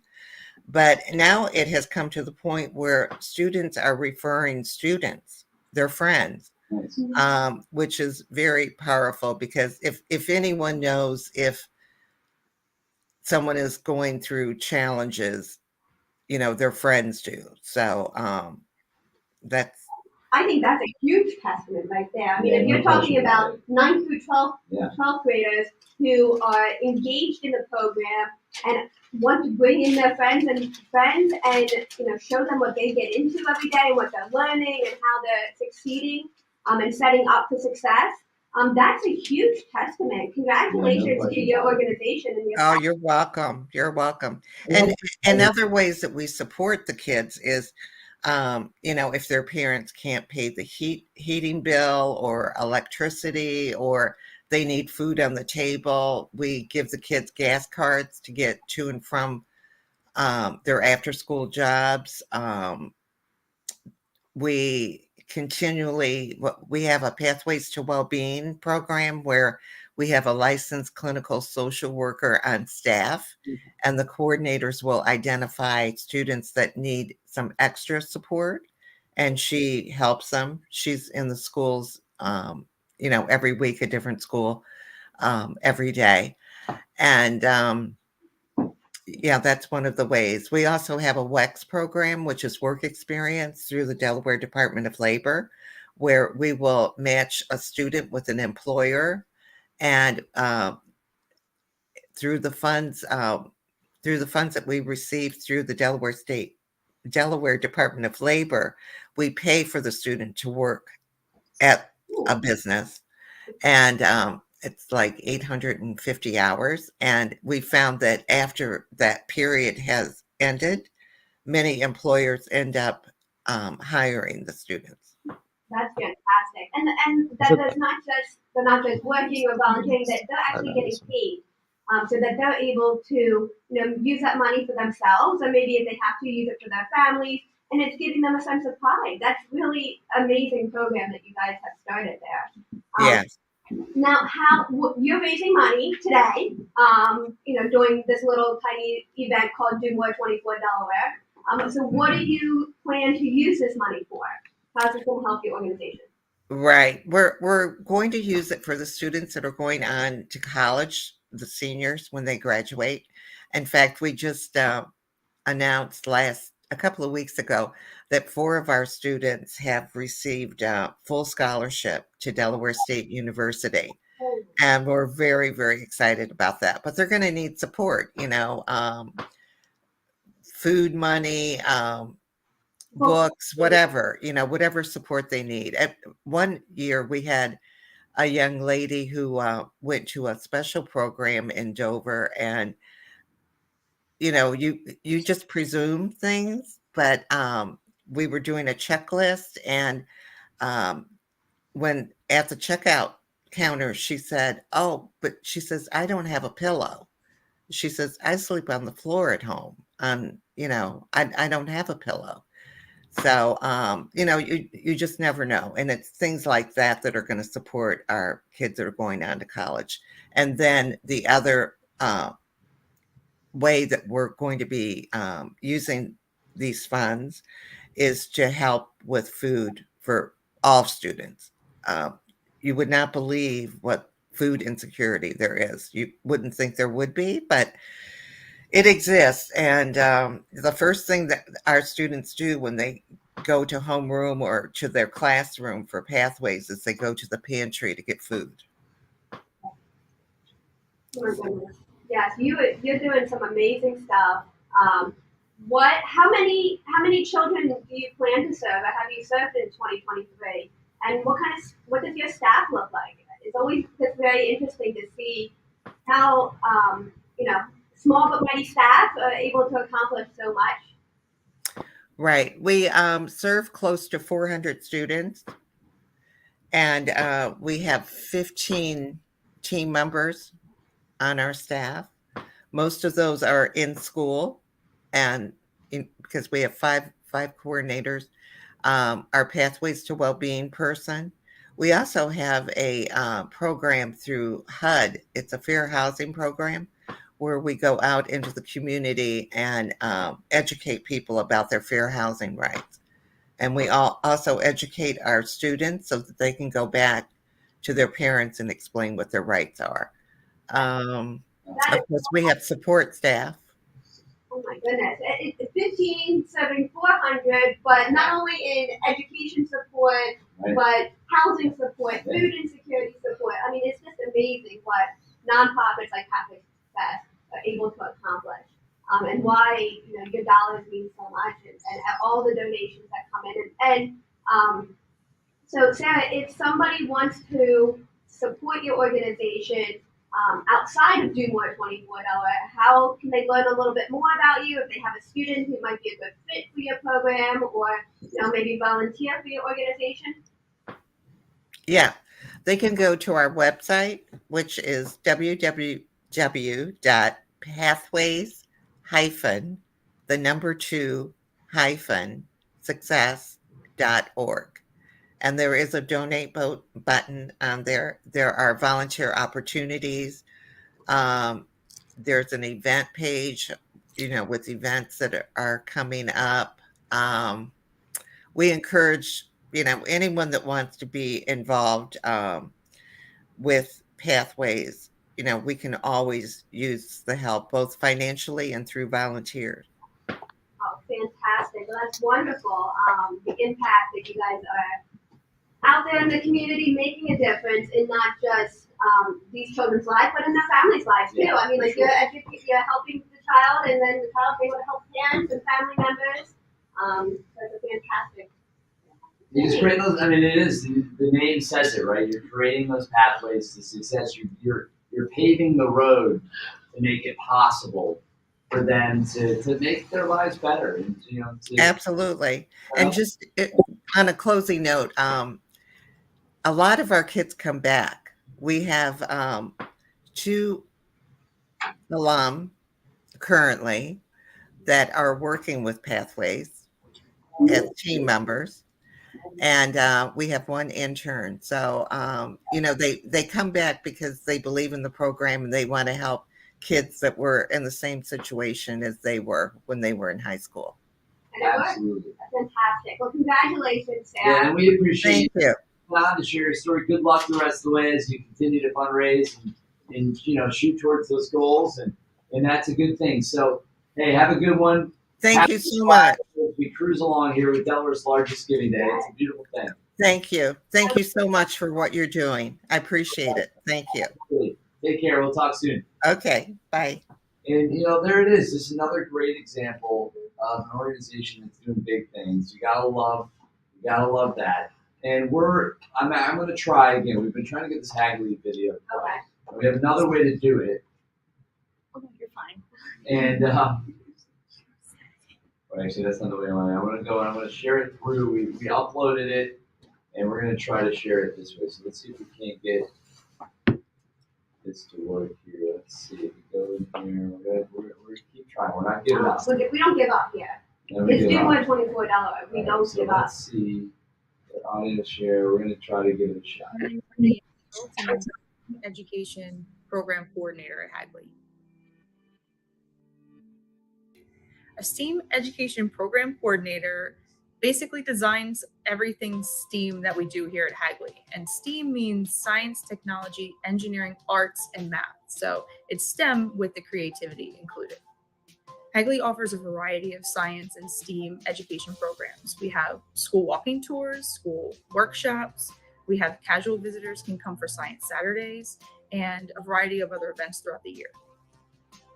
They get to learn hands-on. They get to learn through experiment. They get to learn through demonstration. They get to learn from each other, and they get to learn on a property that is just absolutely amazing for them. At a Science Saturday, casual visitors, especially families with younger children, will experience different topics in science. So everything from gardening, rocket science, oceanography, and chemistry are some of the ones coming up this year. And they can stop by, see some demonstrations within that topic, learn a little bit about it, and then do a hands-on activity or challenge where they can apply that knowledge and take something fun home. Sometimes Science Saturday appears to be a lot more fun, especially when kids, build their projects and then test the concepts that we're trying to teach them. And it's nice to see when kids really kind of get it, and they're enveloped in understanding of what we're trying to do. And then sometimes the grown-ups come in and they have just as much fun as the kids.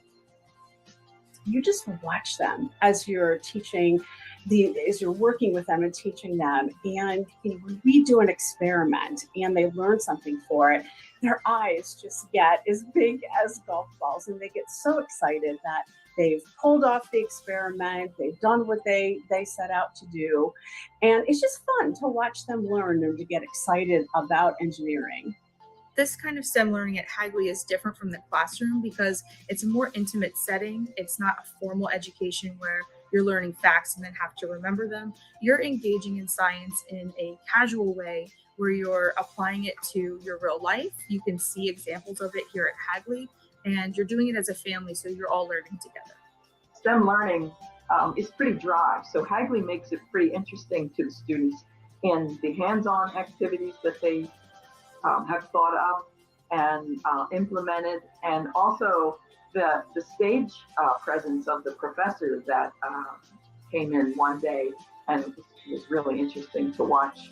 The way that these STEM programs make it interesting for the kids, I believe, is that the projects demonstrate to them somewhat of a historical science that Hagley's been involved with. Along with that, they have a tremendous learning experience. And some of the learning experience, by the way, it's even for the volunteers and the people that are helping.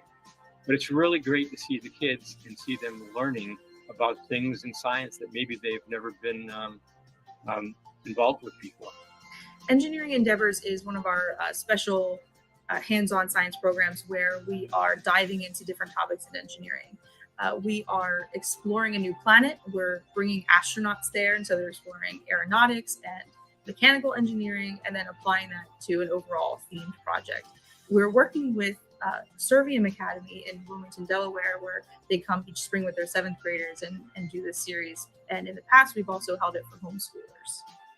Engineering Endeavors is one of my favorite programs because we, through several classes, teach our students about the different areas in engineering. And we teach the different areas in engineering through experiment, creativity, and demonstration. And that just makes it such a fun way for our kids to learn. A moment that really stands out to me was when we gave a tour to a group of students and actually went through our new Nation of Inventors exhibit and then came up and did a workshop related to that, and connecting the past to the modern technology and then bringing it together. They enjoyed it so much that they said they wanted to sleep over at Hagley's. We would like to put the funds towards new modern technology. We've started outfitting our new space with a 3D printer. We've made some fun gadgets, but to make it accessible to more casual visitors and school groups, there's a lot of supplies that go into that. So your support through Do More 24 will help us inspire the bright futures of tomorrow.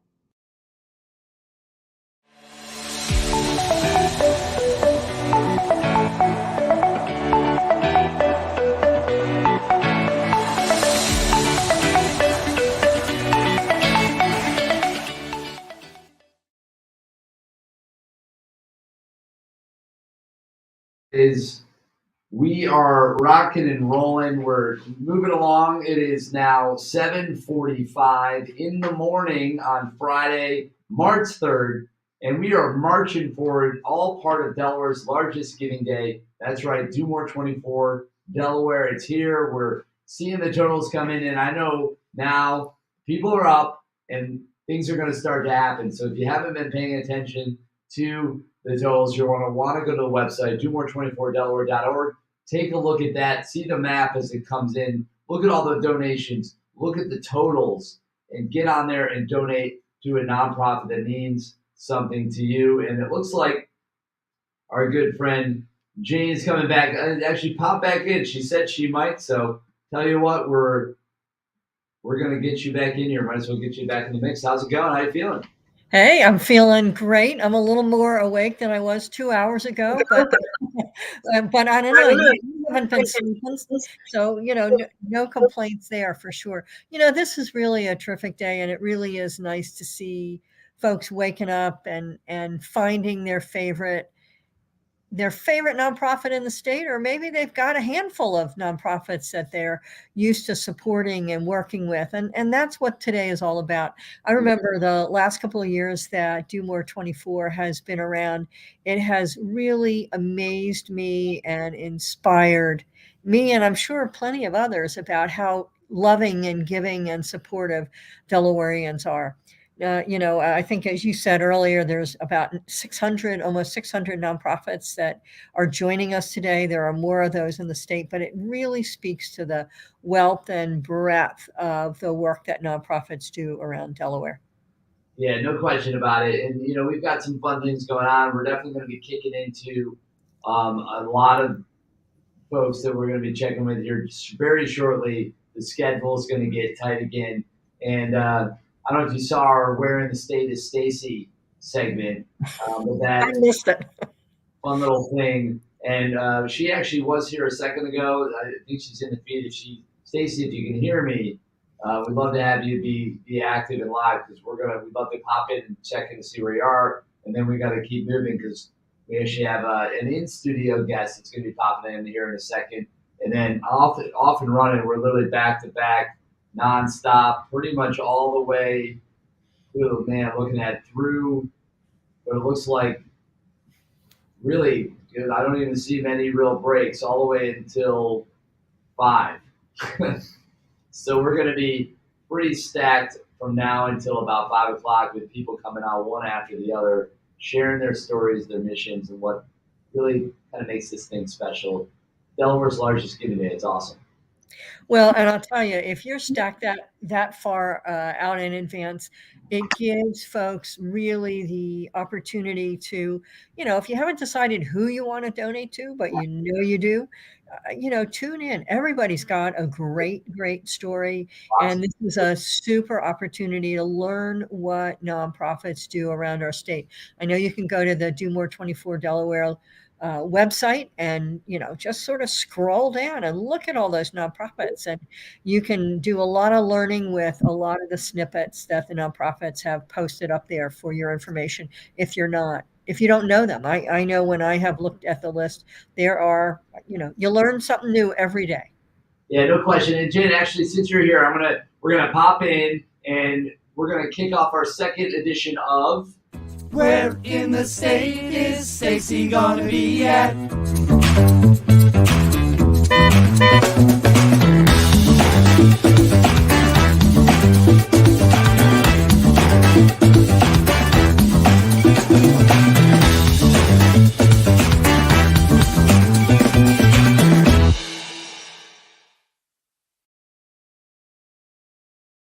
Absolutely. Let's bring Stacy in and figure out where she is now. Jen, you can be a part of this. This is fun. So Stacy's been popping around, and it looks like, oh, hello there. How's it going? Well, hello there. Hello. Oops, there we go. Hello.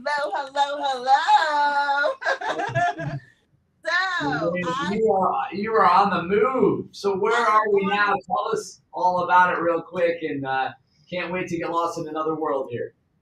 Okay.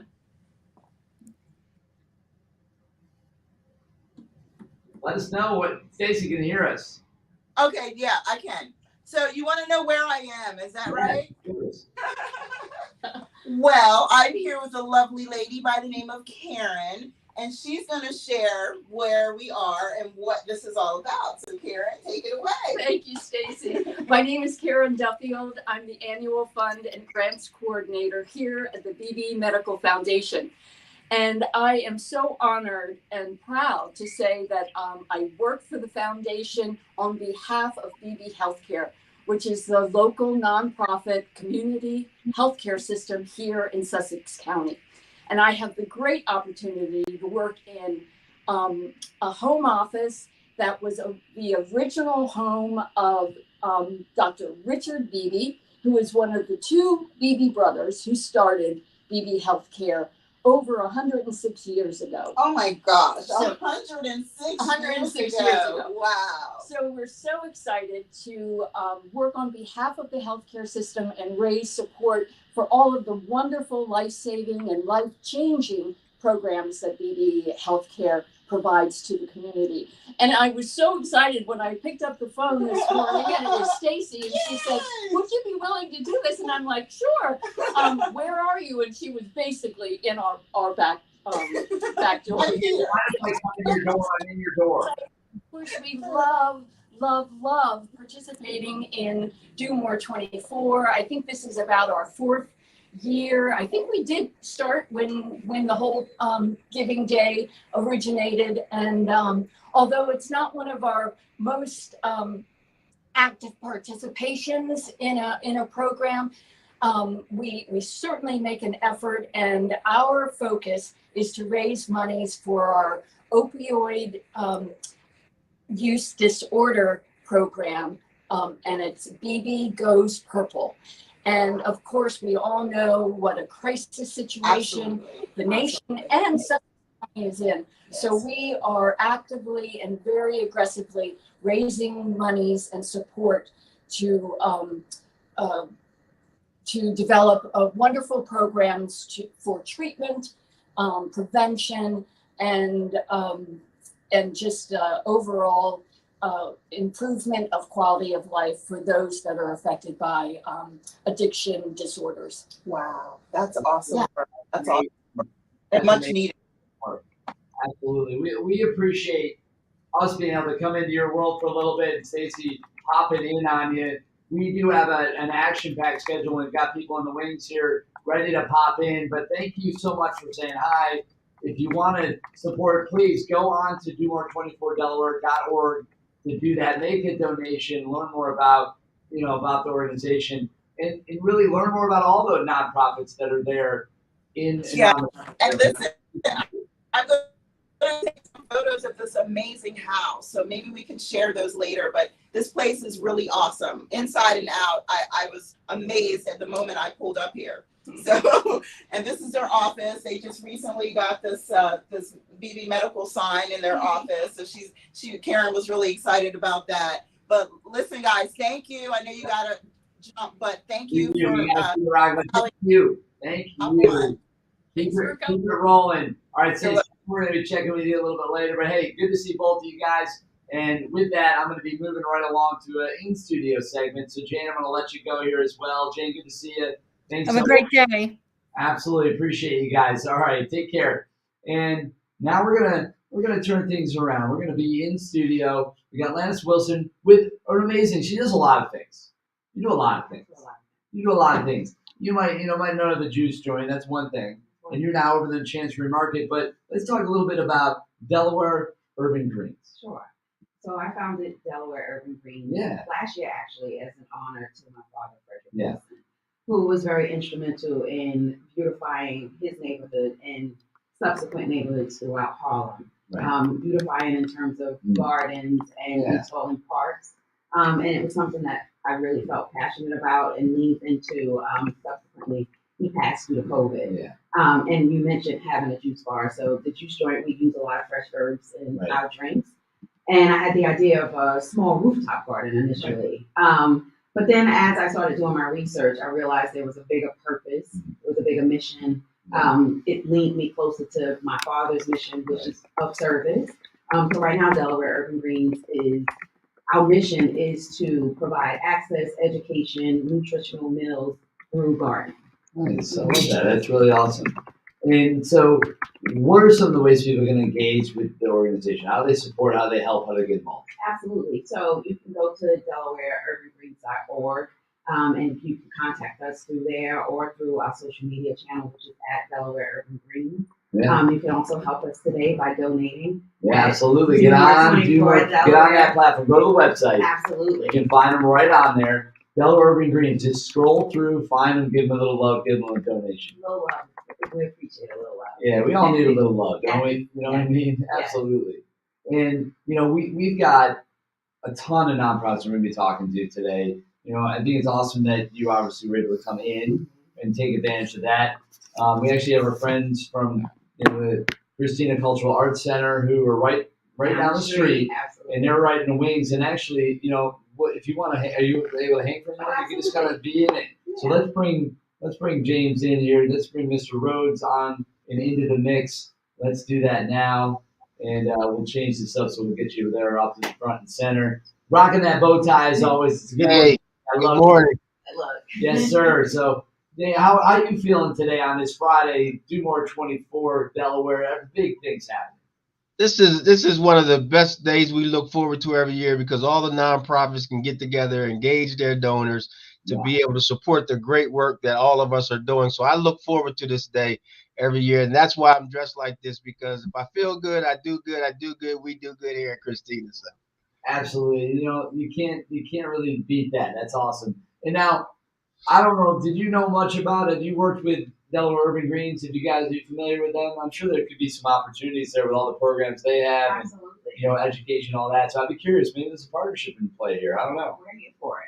Yeah, absolutely. Yeah, and again, this is another opportunity for us to see all the nonprofits that are doing great things. Obviously, we want to support all of them, collaborate with them. So this is a great opportunity to meet folks, to see what they're doing, invite them into our space. We go into their spaces. So this is great. That's why I love this day. Yeah, it is awesome, and it shines a light on the whole state of Delaware, and it does it in such an amazing way. I really look at this, and I say it a lot, it's the ultimate collaboration. All of us coming together, doing amazing things, and just look at the support we're getting in the state, but also from all over the country. People sharing their hard-earned money with nonprofits, almost 600 in total that are participating in this year's campaign, which is an incredible number. And we're marching forward here. We're trying to break some records. Let's break some records. Let's break some records. That's right. James. Yeah, so James, tell us a little bit real quick. I mean, obviously we had a great conversation recently about it, but you guys are working hard. You're doing a lot of great things. Tell everybody what you guys are cooking on, what you're up to.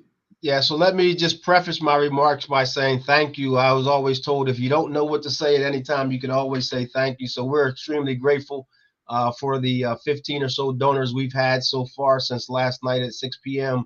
To donate almost $1,000 to what we're doing here. And obviously our charge and our mission is to empower underserved communities through the arts. And even throughout the pandemic, coming post-pandemic, if we're there yet, we find that engaging the arts, music, dance, drama, poetry, spoken word, it really motivates people. It really inspires people. So we continue to do that here at Christina. We start at age 3, 4, and 5-year-olds in a preschool. We're a regular part of their curriculum. They're getting music, arts, dance, and drama. And then we have an aftercare program where we teach students to address the ills in their society through proven methods. And we use arts and music to do that. And then, of course, our flagship School of the Arts, where we teach beginner, intermediate, and advanced dance. And we have students as young as 6 and old as 65. So we invite everyone in the Christina to share what we're doing and to be a part of this great operation. Now, you like to dance, right? You get a little move on. I think when you first came to the studio a while back, a few years ago, we had that red carpet out. We were getting our happy dance going. So I know, there's something about it. It's one of those universal languages, music, dance. It brings people together, and it's something we can kind of bond through and really relate with. And I think it's a beautiful thing, despite all the things going on. That's always something that kind of brings people together. Why is the power of that so strong? What is it about those things that make it really just be what it is? I think it's a universal language, and in this age and day and age when we're really trying to address diversity, equity, inclusion, you can listen to music, you can listen to your favorite play, go watch a movie, and it's non-discriminatory. You can just go and listen to the sounds of those folks that inspired you from the time you were young up until now, those inspirational songs, and I think those are the things that get us through the challenging times like we're doing now. And if you go and see an opera performance or you go to see a dance performance, it's something about the rhythms, it's something about the bounce, the style, all of those things people can resonate with. And that's why we really embrace it and we really push it to the public. It's great, and it's important for kids and the youth especially to get involved in the arts, because I think it really does translate and carries you through life in a way that it changes the way you look at it, and adds perspective, and it makes you more well-rounded, and all those things kind of help you get the most out of life. And without it, I think you are missing a pretty valuable piece. Of course, absolutely. And like I said earlier, it's contagious. Yeah. Yeah. Well, the great Gloria Estefan once said, "The rhythm's going to get you." I think we got to let it. And that's what's up. So, James, it's always a pleasure to have you on. It's crazy looking at the schedule and all the folks that are coming and popping in and onto the program all the way. I think we're pretty stacked with very little breaks all the way up until like 5 o'clock when we get into our final countdown. It's amazing. So, thanks for popping on. Good luck the rest of the way. We appreciate you. Hey, our neighbors right down the block. Absolutely. Thank you. We appreciate this platform where folks can obviously see all the great work that these nonprofits are doing. So we say do more 24, but here in Christina, we use more as an acronym to be model of relative excellence. And I think the United Way is an example, shining example of that. That's amazing. I love that acronym. We're going to have to use that one. Yeah. You say that one more time before you go. Do more 24, more being a model of relative excellence. There it is. I don't know, brother. Excellent. That's amazing. So, Dave, thanks a lot, man. We'll see you real soon on tour. You stay out here, and we'll check you year round, but appreciate it. And there it is. We're going to be moving on right away, right into our friends over at the food bank. Kim Turner's waiting patiently, ready to come on. So how are you, Kim? How's everything in your world over at the food bank of Delaware? Well, we're incredibly busy right now. Things haven't really let up since the start of the pandemic. Right now, we're dealing with high grocery costs due to inflation. So we're really excited about this Do More 24, the next 24 hours. Our community has been incredibly generous so far. So we're very grateful. Well, that's a beautiful thing. It's great to hear that. And, you know, it's encouraging to see all the donations coming in and just the support pouring in from all around the country. I know, you know, a little while back we were checking the states, and we had 4 states that hadn't hit the map yet. So if you know anybody in Wyoming, Nebraska, Missouri, or Kentucky, we need to get them on the board. The only 4 that haven't hit the board yet. So if you know anybody, send them a little message. Tweets. What do you think? You know, you give them a little juice, a little jab, a little juice and jab, get them in there. Juice will definitely. And so Kim, tell us a little bit about some of the specific things you guys are doing to help people can support what you have going on. Sure. So our Do More 24 campaign is supporting our backpack program. It's a weekend meal program for kids in schools up and down the state. Kids have access to meals during the school day, whether that's breakfast or lunch. And when they go home for the weekend, they oftentimes don't have access to healthy, nutritious food. So that's where the food bank steps in. Our great volunteers pack thousands of bags full of food for kids each week. And then our drivers drop them off at schools up and down the state. And then teachers, crisis counselors, nurses, they are identifying kids who are at risk of hunger. And they are just placing those plastic bags into kids' backpack for the weekend. Yeah, well, that's an awesome thing. I love to hear that, you know, those kind of programs they're meaningful, right? And they go a long way to support, you know, kids and families in so many ways. So what got you, what is it about this mission that, you know, kind of pulled you in and personally connected you? Sure. Well, everybody needs to eat. It's a basic human right. I've been at the food bank for 15 years this coming April. And I think what inspired me was I was watching American Idol one night, and the charity that they were supporting at that time was called America's Second Harvest. And they were feeding kids. And it really touched my heart to see that work. And then I saw a job at the food bank and I applied, and I have been here ever since. But I think that food is a non-political issue. Everybody needs to eat. No kid deserves to go hungry at night.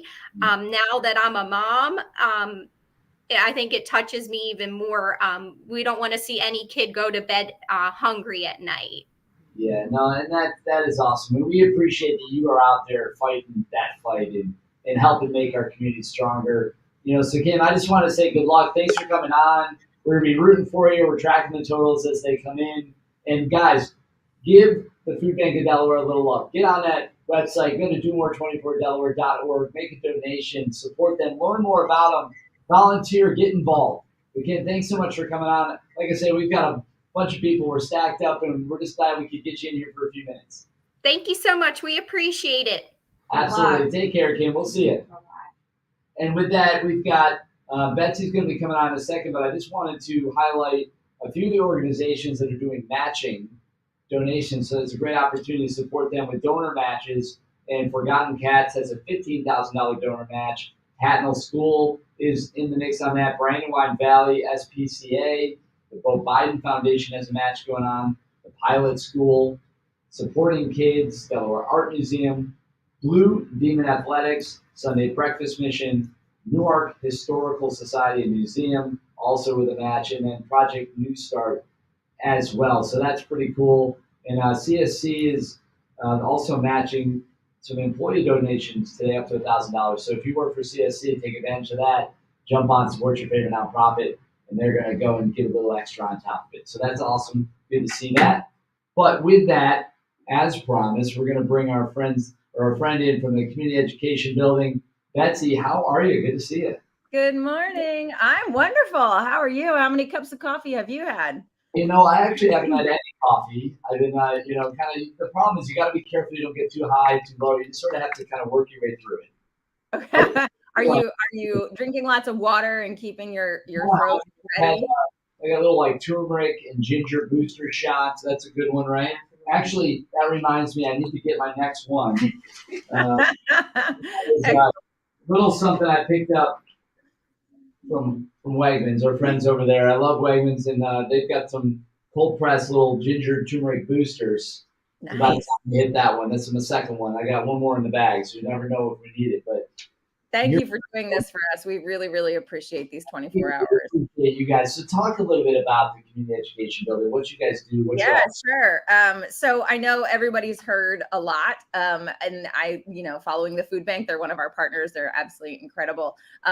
We are in the business of education. And so, listen up if you've ever wondered what we can do to improve education. We've figured some things out. We're still figuring some things out, but we have really figured out a few things that are really helping our students. So the Community Education Building is exactly what it sounds. We're a collaborative education hub.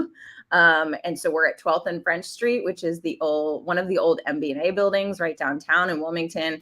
We house 4 schools in our building, including Kaumba Academy, Great Oaks Charter School, High Road School, and now the University of Delaware's Associates program. So their 2-year degree program.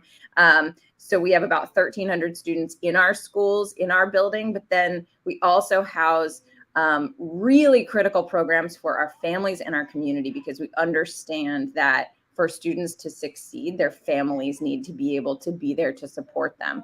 So we have a family resource center, a food pantry. We have Christiana Care in the building, providing health services. We have Delaware Guidance in the building, providing mental health services. And then our role as a nonprofit is not just the building and the food and the facility, but the synapses that happen on a daily basis to connect people with the resources that they need, because we know that our schools are asked to do that all the time and don't always have capacity to do that. I'm not gonna lie to you, I'm a big fan of a good synapse. No stranger to a good synapse, and I've always been a big fan. So the more of those we can create, the better.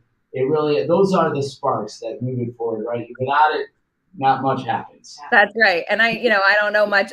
My husband tells me all the time, I'm not a scientist and I don't understand a lot about science, but I know that the synapses are the connectors, and that's how we see ourselves. No, that is really cool. I mean, all kidding aside, that is really amazing. I think it's awesome. You guys are doing this great.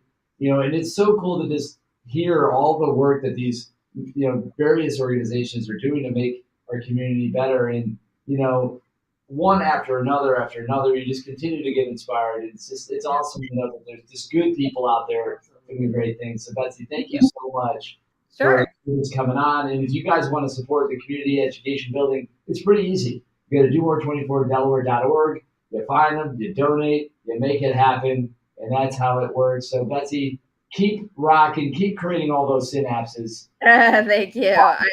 I know my time is almost up. I just want to say we are raising $5,000 to buy an oven for our kitchen. We make about 24,000 meals per month, 3 meals a day, 80% from scratch. And we are hoping to do a push at 9 o'clock. So please go on at 9 o'clock. We're at EV of DE and on Instagram and Facebook and LinkedIn. You can find us everywhere. I love it. That's awesome. Hey, good luck with that. I mean, you're already cooking up some good programming, but this will help you do it even more. You get that oven in. That'd be good. Yes. Thank you so much. Absolutely. Take care, Betsy. We'll see you around real soon. Good luck the rest of the way. And with that, we are going to bring in now our friends from Ursuline Academy. Ursuline is in the house. How are you guys? Good to see you. Good morning. Good morning. Thanks for having us. It's our pleasure. So obviously, say hi to everybody. Tell us who you guys are, and obviously you're with Ursuline, but give them a little insight as to what the support today and through this campaign is going to help you guys do. Sure. My name is Erin Solda. I am the annual fund manager here at Ursuline Academy. And this is Patrick Davey. I am the director of advancement here. And this year, we are raising money specifically towards 3 initiatives that are our Blaze Brighter campaign, which is our 5-year campaign starting now. And it's just a way to include our alumni, our current parents, our students, our faculty, to put their ideas all together and see what they want to bring to Ursuline to continue us for another 500 years here in Wilmington. So we are focusing on 3 initiatives that are considered year 1 initiatives that will have direct impact. The programming is happening right now. 2 of those initiatives, one of them is project-based learning in the middle school, something that's already happening in the science program there, but they're going to make it cross-curricular. So our students will learn by creating a project in science, but also using history and writing within English and presenting these projects. And then the second initiative is in our lower school, which is within our science program, trying to create some enrichment programming around the curriculum that already exists.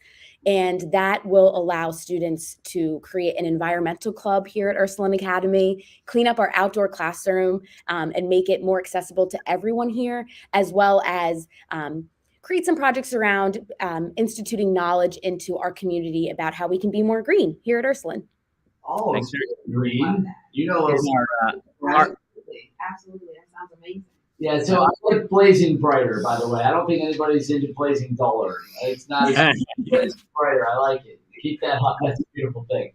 Yeah, it is a great name for our strategic plan that we brought all of the faculty and staff together in on to come up with how we can make our school even better in 5 years. So it's a wonderful program that we're in year 1, and we're grateful for all the donors that are going to help us support the 3 specific initiatives for today. Well, and you guys, I mean, you're not messing around. You're creating a foundation. You want it to last 500 years. I love that. You're in for the staying power. Yes.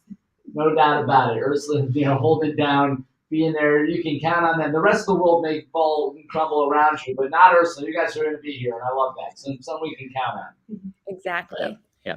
So if you guys want to support Ursuline Academy, you can do that. Go to domore24delaware.org.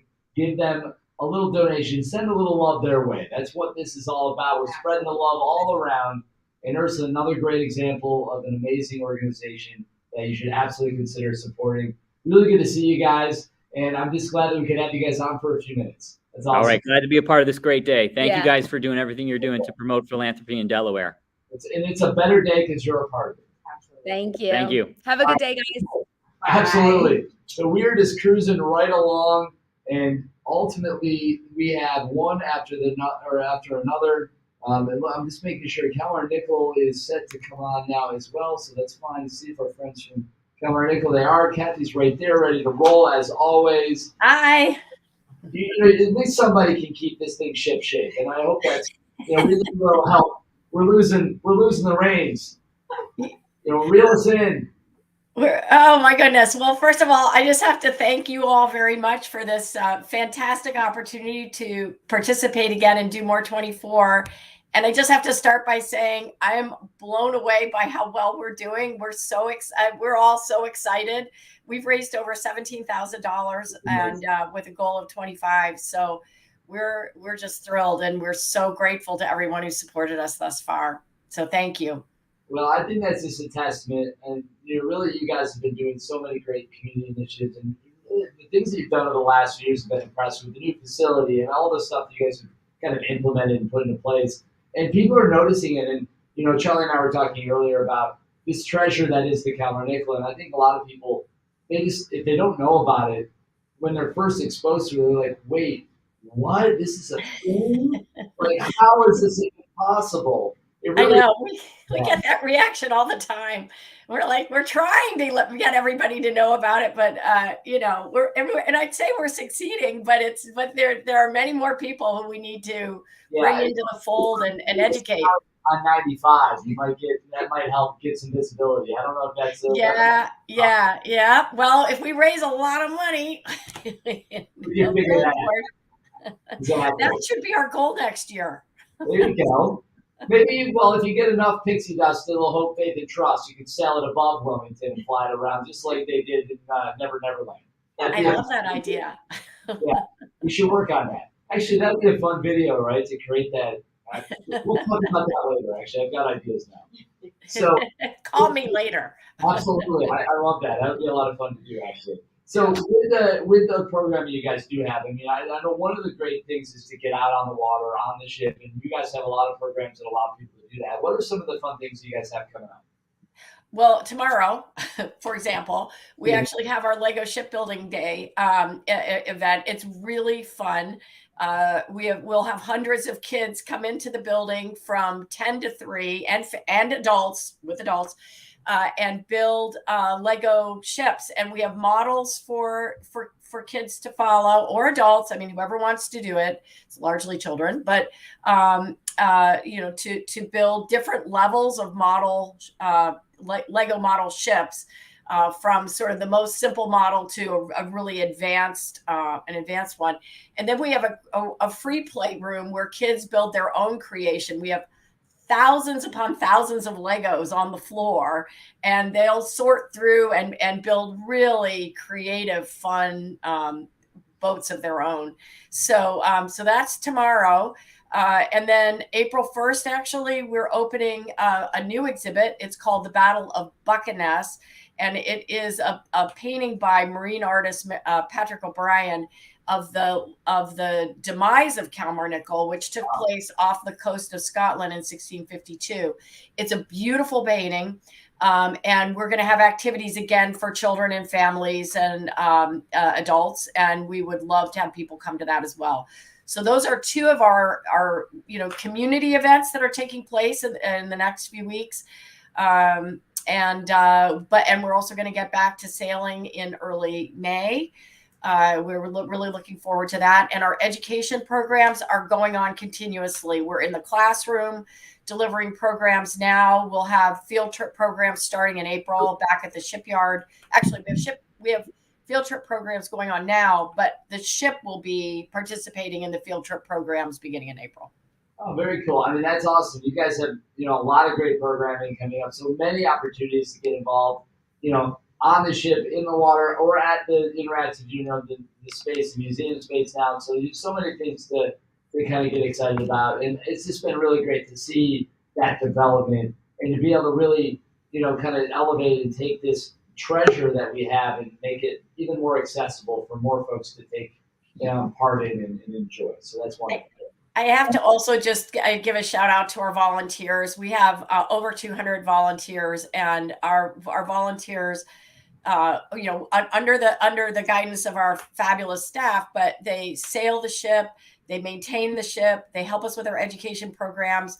They're participating in Do More 24. And we would be nowhere without our volunteers. And so it's a really neat organization, and we'd love to introduce more and more people to it. So I hope we will see all of these people viewing this spring and summer, and maybe tomorrow at the Lego Shipbuilding event. That sounds like a lot of fun. So if you guys are looking to do that, head out, check out the Lego Shipbuilding event. But at the very least, go on to domore24delaware.org and donate. You guys have been doing great. Kilmarnock is an amazing gem and treasure here in the state of Delaware, and especially in the Wilmington area. But you guys are all over, and I love that. And thank you, Kathy. We appreciate you. We are going to keep this ship rolling, and on to the next one. Take care. Good to see you as always. Thanks. Nice to see you again. Bye. It was a pleasure. Yep. And just like that, next person up, we've got Laura from Hillel there at the University of Delaware, or UD Hillel. Yeah. So talk to us. Tell us all about you. And what you guys have going on. It's great to have you on. Thank you. Yeah, we have a lot going on. So the student population at UD has obviously grown, and so has the Jewish population there. And we kind of service everyone regardless of being Jewish or not. But we have some really wonderful programs between Shabbat dinners every Friday night, where we have well over 100 students come out every single Friday night to join us for Shabbat. And then we have other things like birthright trips that students get to really experience Israel with their peers. We do 2 to 3 trips a year. We actually just got back in January from our winter trip with 90 students, which is just an amazing experience. And they'll get to do it again, new students, in the summer as well. But we're basically there to meet the needs of the students and the student demand. So we're there to kind of provide programs for professional through Jewish programming. Well, that's pretty awesome. I mean, what a great experience and a great opportunity for those students to be able to do that. And are you on those trips as well? So, I mean, not a bad deal for you if that's the case. Yeah, there's always staff on the trips. Sometimes I would get to go, some of the other staff gets to go. So it's a really cool experience to get to really be with these students too and see it firsthand and see their experience and see how they kind of take it all in as well. So how did you get involved, I guess, with this program? How did I get involved with Hillel or with Birthright? Well, both. I mean, really both of it. You could break it down for us. Yep. So I've been with Hillel for 2.5 years now. It's something that I've really enjoyed doing. My background is in fundraising and I have a passion for this mission and making students connected Jewishly as well as letting them grow personally and professionally. And it kind of mixed both worlds for me to be able to do this role and get to interact with our Delaware community as well. So it's something I've really been enjoying, and getting the opportunity to see the students and how they benefit from all these programs has been great. But Birthright is something that we've always been participating in for many years. It's a great opportunity. It's a program that others obviously get to participate in as well. But for quite some time, we've actually been the #1 Birthright provider in the country for our winter trip. So it's something that Delaware itself gets to really benefit from. And we continue to do that as well. So each year we have a wait list and a full group of students that are ready to jump in for the trip. Well, the more you know. How about that? Delaware, another #1 right there. Another first here in Delaware. We love our first here in Delaware, and that's a beautiful thing. So we would encourage you guys, go on to the Do More 24 Delaware campaign platform. Go to the website, domore24delaware.org, and consider to give a little donation. Send a little love, their way, and that's a big deal. So Hillel at UD, you can find them right on the platform. You're going to be able to support them right there. And we're just tracking all the totals. It's exciting to see everybody as we all participate in this Giving Day campaign. It is Delaware's largest Giving Day. And thank you so much for coming on, sharing a little window into your world, and keep enriching the lives of the youth and those students getting to go over. That sounds amazing. Absolutely. Thanks so much. It's our pleasure. Absolutely. And with that, it doesn't stop. It keeps going. And I have a wish. Is awesome. I have a wish that we hit a lot of goals. We break a lot of records. But there's a group that is pretty awesome at making wishes come true and happen as well. And I have Laura here from Make-A-Wish Delaware. And how are you doing this morning? And what do you have going on in terms of your world and with this campaign? Why is this day and this campaign so fun and so special? Hi, Chris. Good morning, and thank you so much for having me. Nice transition, by the way. I like that. Very good.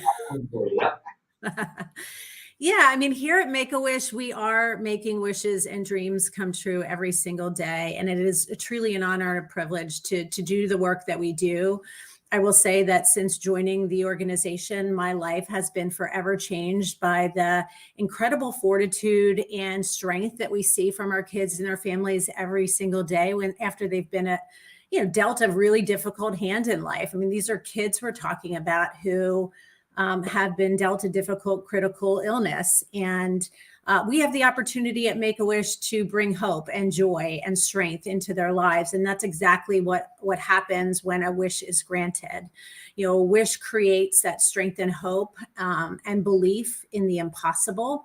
It allows a child to fight harder in their illness and look to the future and focus on things that are outside of the doctors and the hospitals and the poking and the prodding, which is really unimaginable for little kids that are going through some of the most difficult things right now in life. Yeah, I mean, you guys do a really amazing work, and making those wishes happen is such it's kind of an iconic thing. I think, and there's a reason though why it stood out and why people know Make-A-Wish, because of how meaningful and how special those moments and memories are that you as an organization help create and facilitate. Do you have any that stand out? Is there like, I mean, I know there's probably a million, but is there one that you could share that just sort of like, just kind of took your breath away, or just maybe changed how you looked, even at the world? I mean, I could imagine in some ways.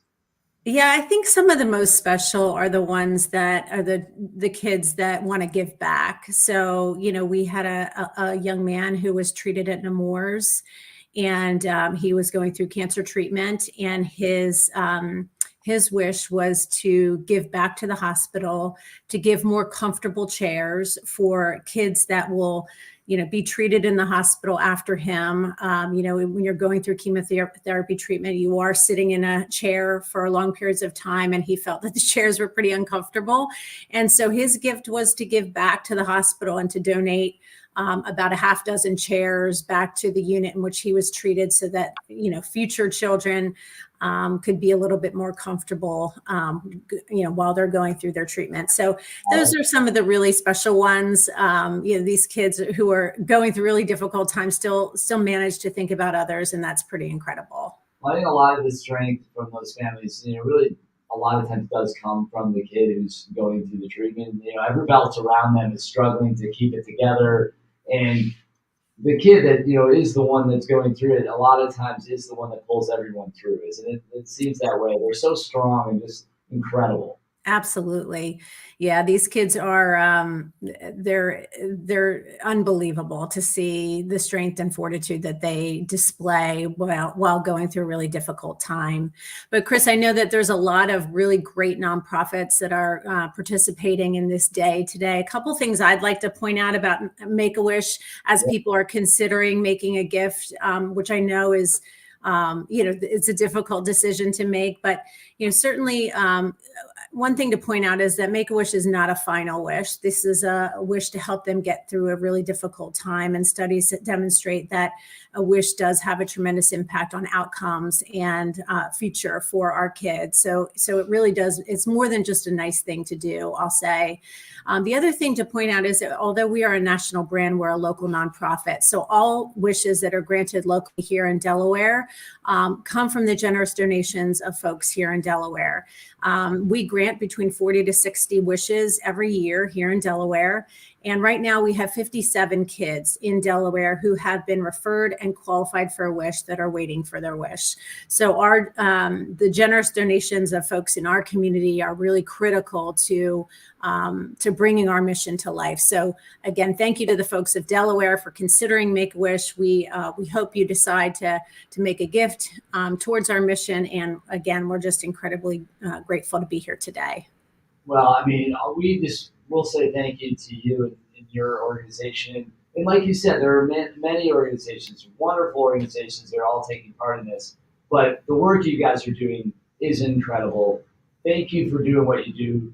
Please, it means so much. I mean, it's to think about how, like you said, granting a wish and knowing that you have 50 plus kids that are sitting there waiting. The idea of them waiting for their wish, like, this makes you like, can you make that? You just want to make it happen now, right? You don't want them to have to wait, you know, for any length of time, especially longer than they should. And the best way to grant those wishes is to get funds in to make it possible. So donate now. Look up Make-A-Wish on the Do More Delaware, you know, platform. You can go to Do More Delaware, 24delaware.org, and you'll find it. It's right there, and you're going to see all about them. You can read about, you know, the goals. All of it's in there. Get into that profile. And Jennifer, thank you for doing the work you guys do. We really appreciate it. Thank you so much. Have a great day. Absolutely. Take care. You bet. And it's a wild thing. So we really should probably look here at our total. And yeah, it just keeps coming on up. So here, let's bring that in, actually. I'm going to share the screen and get into a tab so I can get that up for you. There it is right there. So look at that. Pretty incredible. 856,861 and counting. We're starting to gain some ground here. 9.5 hours to go in the campaign, which that's crazy. You know, we started with 24 of those hours in front of us. We got 9.5 left, which just means we got to get moving. Now's the time to take some action. You're not going to be able to wait until 6:05 to do this. It's got to happen before 6 o'clock. That's when this whole thing ends. So don't wait. Share it out. Let people know all about Do More 24 Delaware and Delaware's largest giving day. Get on, take some action, and support these nonprofits. And with that, we actually are going to, we're going to try, we had a little bit of trouble with this video earlier, but we are going to try to get this Ronald McDonald video to play if I can. So let's hope we can do that now. And with that, yeah, it's still for some reason having a little bit of trouble with this. I might have to have Jack, maybe you try to download this video and you can do it as well. It's on the Google Drive underneath in the campaign. You can download it to your machine, and then we can try that a little later. We'll get it into the mix, I promise. So we'll do our best. Downloading now. Perfect. Thank you, sir. And with that, it looks like I think maybe our next guest is actually popping up on here, and we'll get you in. I got to figure out where my little spreadsheet went. Oh my goodness. Your part-time controller. That's who she is. All right, so perfect. So let's just get Angela in here. Angela, how are you feeling? You know, wonderful to have you on, to get you on here. Talk to us a little bit about what you've got going on, and welcome to this final, 9.5 hours of our giving day. We got to keep pushing. This is the time to make it happen. Awesome, Chris. Have you guys actually been up all this time? We really have. I mean, I don't know about you. Hopefully you slept. I got some rest. All right, wonderful. Yeah, I'm living vicariously through everyone, basically. Okay. So we've been cruising from 6 p.m. last night all the way till now, and before we know it, we'll be there counting down the seconds as this thing closes out, which is why we got to start making some moves now. That's awesome. That's awesome. This is a great opportunity for nonprofits, and so your part-time controller is not actually a nonprofit, but we are a supporter of nonprofits. We provide financial management services specifically geared towards nonprofits because we recognize that, especially in this environment, there's a shortage of folks who have the experience and the talent and the knowledge and the background to provide the accounting services for nonprofits. It's a very specific area of accounting. And you need to have a focus. So we provide that for nonprofits, and we're very happy to be able to sponsor Do More 24 and be able to give back to the nonprofits that we work with, especially here in Delaware. Yeah, and it's so important to have partners like you to help support and fuel us forward. It's a really amazing initiative, and just seeing everybody come together, it's really inspiring in a lot of ways. It's a very unique campaign. And I love really seeing the love from all the other places too that are kind of getting back and pouring that love into our state. Look at the map and all the different regions of the country that are all contributing. It's pretty amazing. It's powerful. Yeah, I took a look at that this morning before I came on. It is pretty amazing. It's completely across the country. There's a couple of states in the middle of the country who haven't donated yet. I'm sure they'll get on board before 6 p.m. But it is really amazing that it's completely across the country.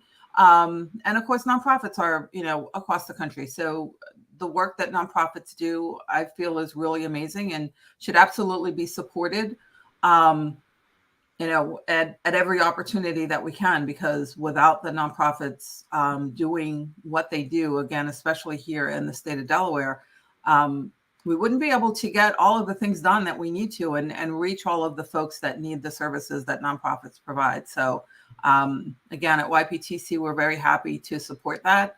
The work that we do, we really feel like we are helping those organizations to be able to focus on their mission. Some of the things that we do the month-end close process for our clients. We do grants management. We help them prepare for their audits.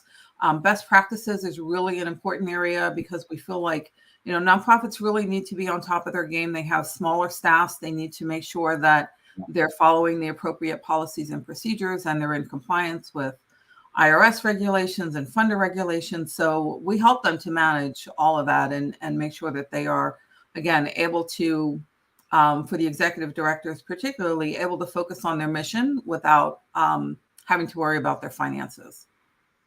Well, that's amazing. So thank you for everything you guys do in supporting. It's amazing. It really does take a village, doesn't it, to make it all happen. And just it doesn't go without saying this. Thank you for the support. We appreciate it. And I'm glad that you could come on and kind of share a little bit about why, you guys are so passionate about supporting. So I appreciate that. And just like that, we have our next nonprofit to bring them on and keep the show rolling. But thank you again. All righty. Take care. Absolutely. Excuse me. Did everyone try the Ronald McDonald? It looks like it's able to work. You think you got it? Yeah. All right, so we're going to try. Kathy, I know you're in the wings. Excuse me. It's all that turmeric. I'm going to tell you, I got so much turmeric in my system. So, Kathy, hang tight. We have a quick video from Ronald McDonald House. We've been trying to play for a while, and we're going to try one more time. We get that going. You're up right after that. So let's cue it up and roll. So my son Nicholas is way too smart for his own good. He always has been a kid that just understood more than he should at his age. We always said he was an old soul. So funny and sarcastic, sometimes in bad ways. Very smart, picks up on things really quickly. He's also a super empathetic kid. We've always had a really, really close relationship, a very honest relationship. Nicholas is wise beyond his years. Nicholas is diagnosed with a pilomyxoid astrocytoma, which is a very rare tumor to be in the location of his. It's usually in your brain. Nicholas is only in his spinal cord. And we started noticing around 8 months that things, that maybe there was something going on. So we ended up taking him to the emergency room. Actually, that's actually how we got Nicholas diagnosed, because no one kind of was listening to my concerns. He had surgery October 31st, 2016. Dr. Pyatt came out after surgery and told me that Nicholas would probably never walk again. The damage was pretty substantial to his spinal cord. He had a lot of scar tissue. So I can vividly remember him waking up and he said, "I can't feel my legs, Mom, I can't feel my legs." That was hard. Because how do you tell your baby that they may never walk again? And I really, really had to dig deep in my strength because I didn't want to give him no hope. And I remember telling him, they think that you might not walk again, buddy, but I know you, and you're going to walk again.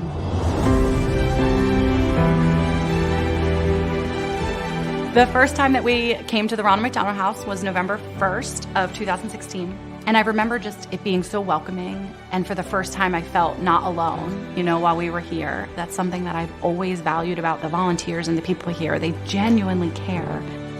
Because of here, I was able to be with him every step of the way. I didn't have to worry about how we were going to eat. I didn't have to worry about how I was going to afford gas to get here. I didn't have to worry about where we were going to sleep. We would not have survived without the Ronald McDonald House. I was a single mom through all of this.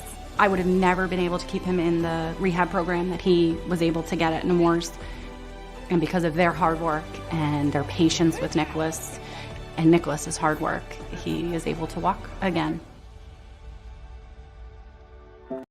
Incredible. I'm glad that we could finally get that to play. Thank you for that, Jack, on the side there, making that happen. And the Ronald McDonald House is another great example of a nonprofit. You guys can go on to domore24delaware.org to support. We have so many great nonprofits that are, sharing their stories and their missions with us throughout this campaign. And we have another one right in the wings that is ready to go as well. And Kathy Barber from Habitat for Humanity, Newcastle County, is with us now. Kathy, how you doing? How you feeling? I'm doing great. How are you? I'm doing well. I mean, seriously, how could you not feel something about last video? That was pretty powerful. Yeah, for sure. You guys also do a lot of really important work in helping, families and in our communities in so many ways. So tell us a little bit about, what you guys are excited about, not just with this campaign, but just in general with the work that you guys are doing. Yeah, thank you for this opportunity. We're excited about everything that we do, but I'll just talk about one piece, which is providing affordable homeownership opportunities for families. There's a big myth that at Habitat, we only provide homes for the homeless community, for veterans, and that we give away homes. So none of those things are true. We provide these services for people who actually qualify, which is based on work stability, their need to actually have a home, income, and a commitment to seeing the process through. to the end and ultimately becoming a homeowner. So we're really excited about that and continuing to work towards making a difference in the affordable housing crisis that we have right now. Yeah, I mean, definitely it's important to make sure people understand it because there's I think a lot of disparity in what people realize a nonprofit does in some ways, especially one that they like Habitat for Humanity, which obviously a lot of people know the name. But there are a lot of misconceptions, so thank you for sharing some of that and clearing that up. I think it's important to make sure people understand that because it does make a big difference in maybe how they would perceive that support and giving that. Because you guys are doing so many services that are very vital to us. And I've been seeing it, in various outfits throughout Delaware that are, championing those causes. So thank you for the work you guys are doing. It's really awesome. Yeah, you're welcome. And so, what are some of the things that people can do? Obviously, get on to DoMore24Delaware.org, support Habitat for Humanity, Newcastle County. Just give them a little donation, send them some love. Trust me, they are one of the great organizations out there, along with a lot of these nonprofits that do really important work. I think you should give them a consideration. But what else would you tell them? How do people get involved with you guys? How do they take some action? Okay, so if you're interested in becoming a homeowner, you can go to our website, habitancc.org. We're also always looking for volunteers, not just on our construction site, but also in our restores in Price's Corner and Middletown. We also have volunteer needs here at the office. It might be administrative. If someone is good at fundraising, they might want to be a part of our development committee. So that's the volunteer side. And volunteers truly make a difference in our organization. We probably could not do what we need to do without the support of our volunteers, or it would be really costly to hire subcontractors and staff to just be committed to building homes. So the volunteers are critical. We welcome you. Also, we have a critical repairs program, which provides free critical repairs to low-income homeowners. And recently, we've started working with seniors to help them age in place by creating interventions that make their homes more safe, make the indoor air quality safer as well. We know that if seniors are able to age in place in their home, they tend to have a better quality of life as they age. And then the last project, not the only, but the one I'll lift up right now, is neighborhood revitalization. We do these events called Rock the Block about 2 to 4 times a year. And that's where we go into neighborhoods and ask residents, what do you need? How can we help you improve your community? So recently we've been installing free Ring doorbells. I'm not sure if you're familiar with those are, but it's really a good priced security system.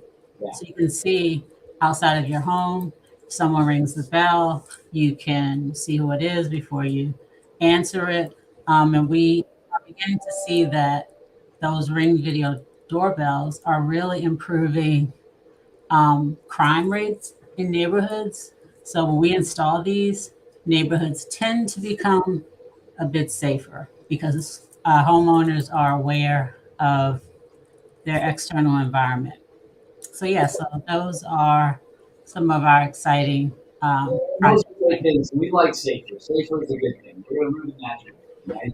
100%. And if your home isn't safe, then you don't have stability.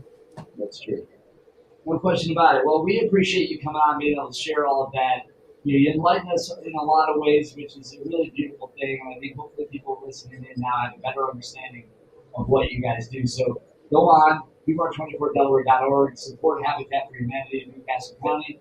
And Heather, you have yourself a wonderful day. Enjoy the rest of it as we track towards 6 p.m. And we're going to be rooting you guys on. We'd be really interested to see how it all shakes out and the totals all work out to be. Thanks so much. We're happy to be a part of it. It's a pleasure. Absolutely, Kathy. Thank you so much. Appreciate it. Bye.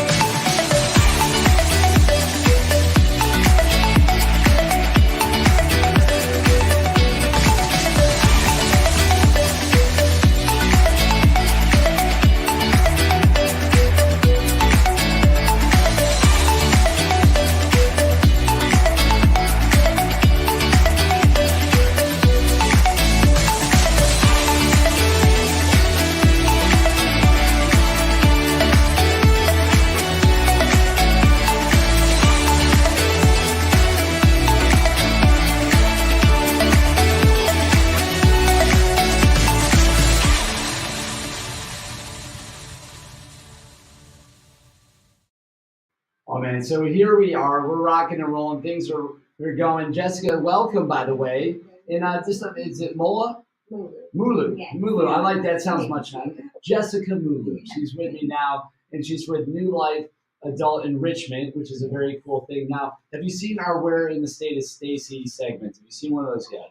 Okay, so you're going to take part in that. We're going to do that real quick. And the only way to do that is to cue up this really cool thing you'll see now. Where in the state is Stacy gonna be at?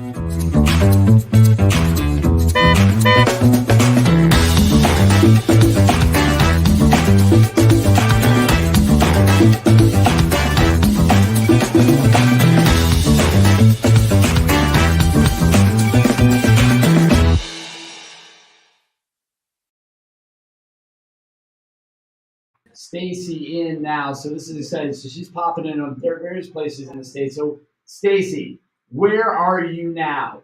Hey, so guess where I am? I think you might see it. That logo helps. The logo helps a little bit, but Gio, share a little bit about it. I love it. I love that you're popping around. Get us in here real quick. Tell us all about it. Okay, so Michelle, she's going to talk about Autism Delaware, and this is Brad, and he's going to. Brad and I are together, yes. So take it away, Michelle. So Autism Delaware is a nonprofit. Our main goal is to help families and individuals who have the diagnosis of autism. We have two parts of Autism Delaware.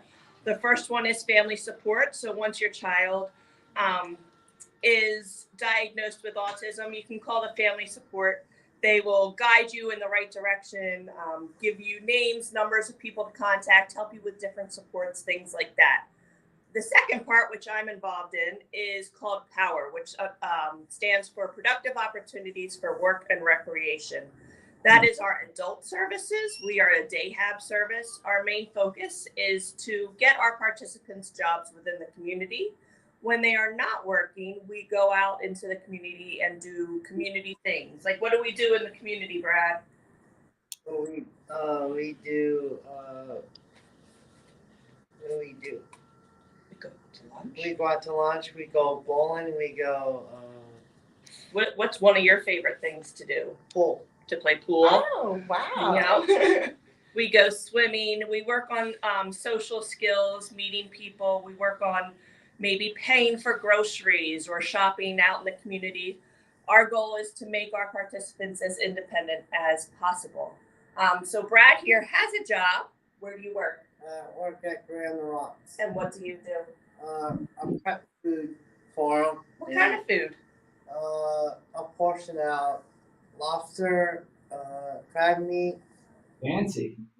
What else?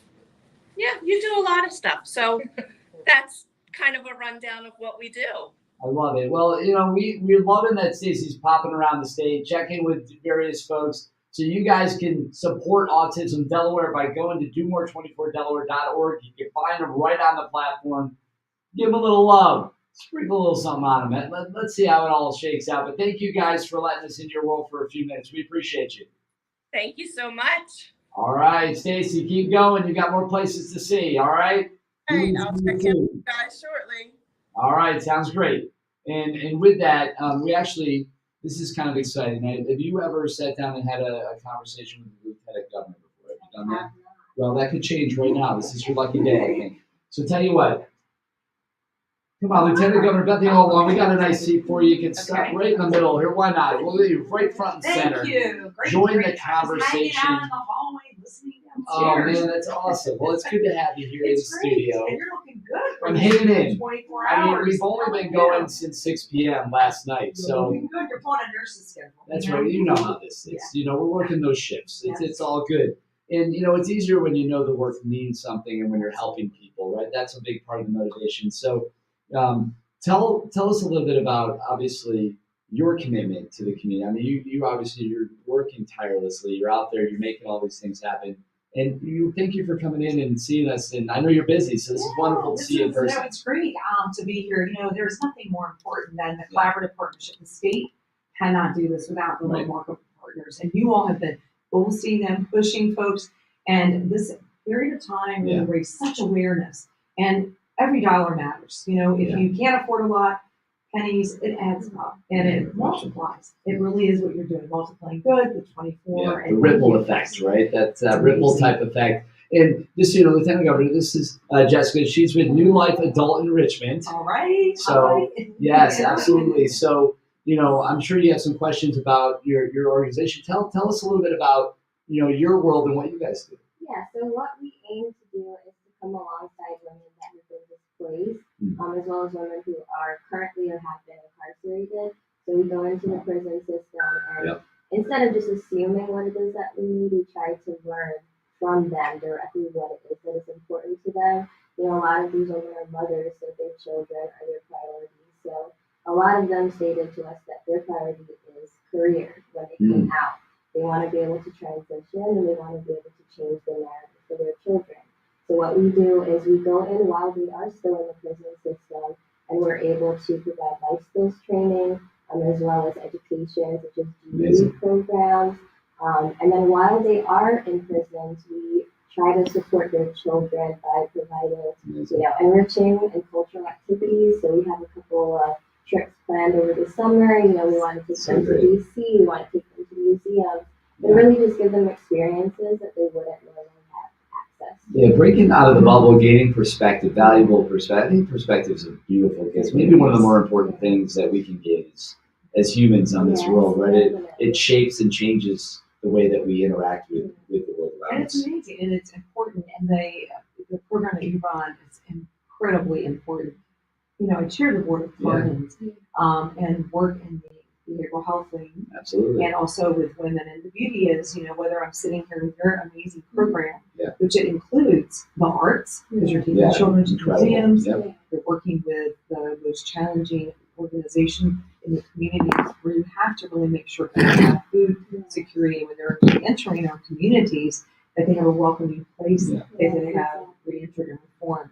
And so for me, I was like, I'm coming on and I don't know who I'm going to sit with. But how every wonderful, single I mean, person that you are sitting with today, everyone listening in, every one of those organizations, meet people where they are and really care. And that is something that state government can't do alone. And we have to have those individuals supported. So whether it's seniors, women, persons in incarceration, individuals with special needs, thank you. It's so good for me. I'm hanging Donate, and it's not just only today. Continue to know those organizations, your organization, and others. They really are significant. And Delaware is, you know, the first state for a reason. Yeah, it is a state of first, and we like our first. We say that a lot, right? And that's a beautiful thing. And I love that this is the first time you got to sit down and talk to your lieutenant governor. How cool is that? And maybe there's an opportunity there for, I mean, because I know that you're really closely aligned with a lot of the, you know, the types of support programs. So who knows? Maybe follow up and maybe you can take that to the next level. I know all the great people you're going to interview next. Yes, So we do. We've got a power pack lineup. I mean, look at this. We're literally stacked all the way. This is one person after So another. you're out. He's nicely kicking me Yeah, out. I'm just saying. Yeah, thanks for coming. No, but we do. We have an amazing program and just so many nonprofits to highlight. And we don't have time for everybody. There's almost 600 participating nonprofits this year in the campaign. Where I'm holding on to it, I feel like by a thread. At any moment, it could just say, "Hey, see you later. This has been fun."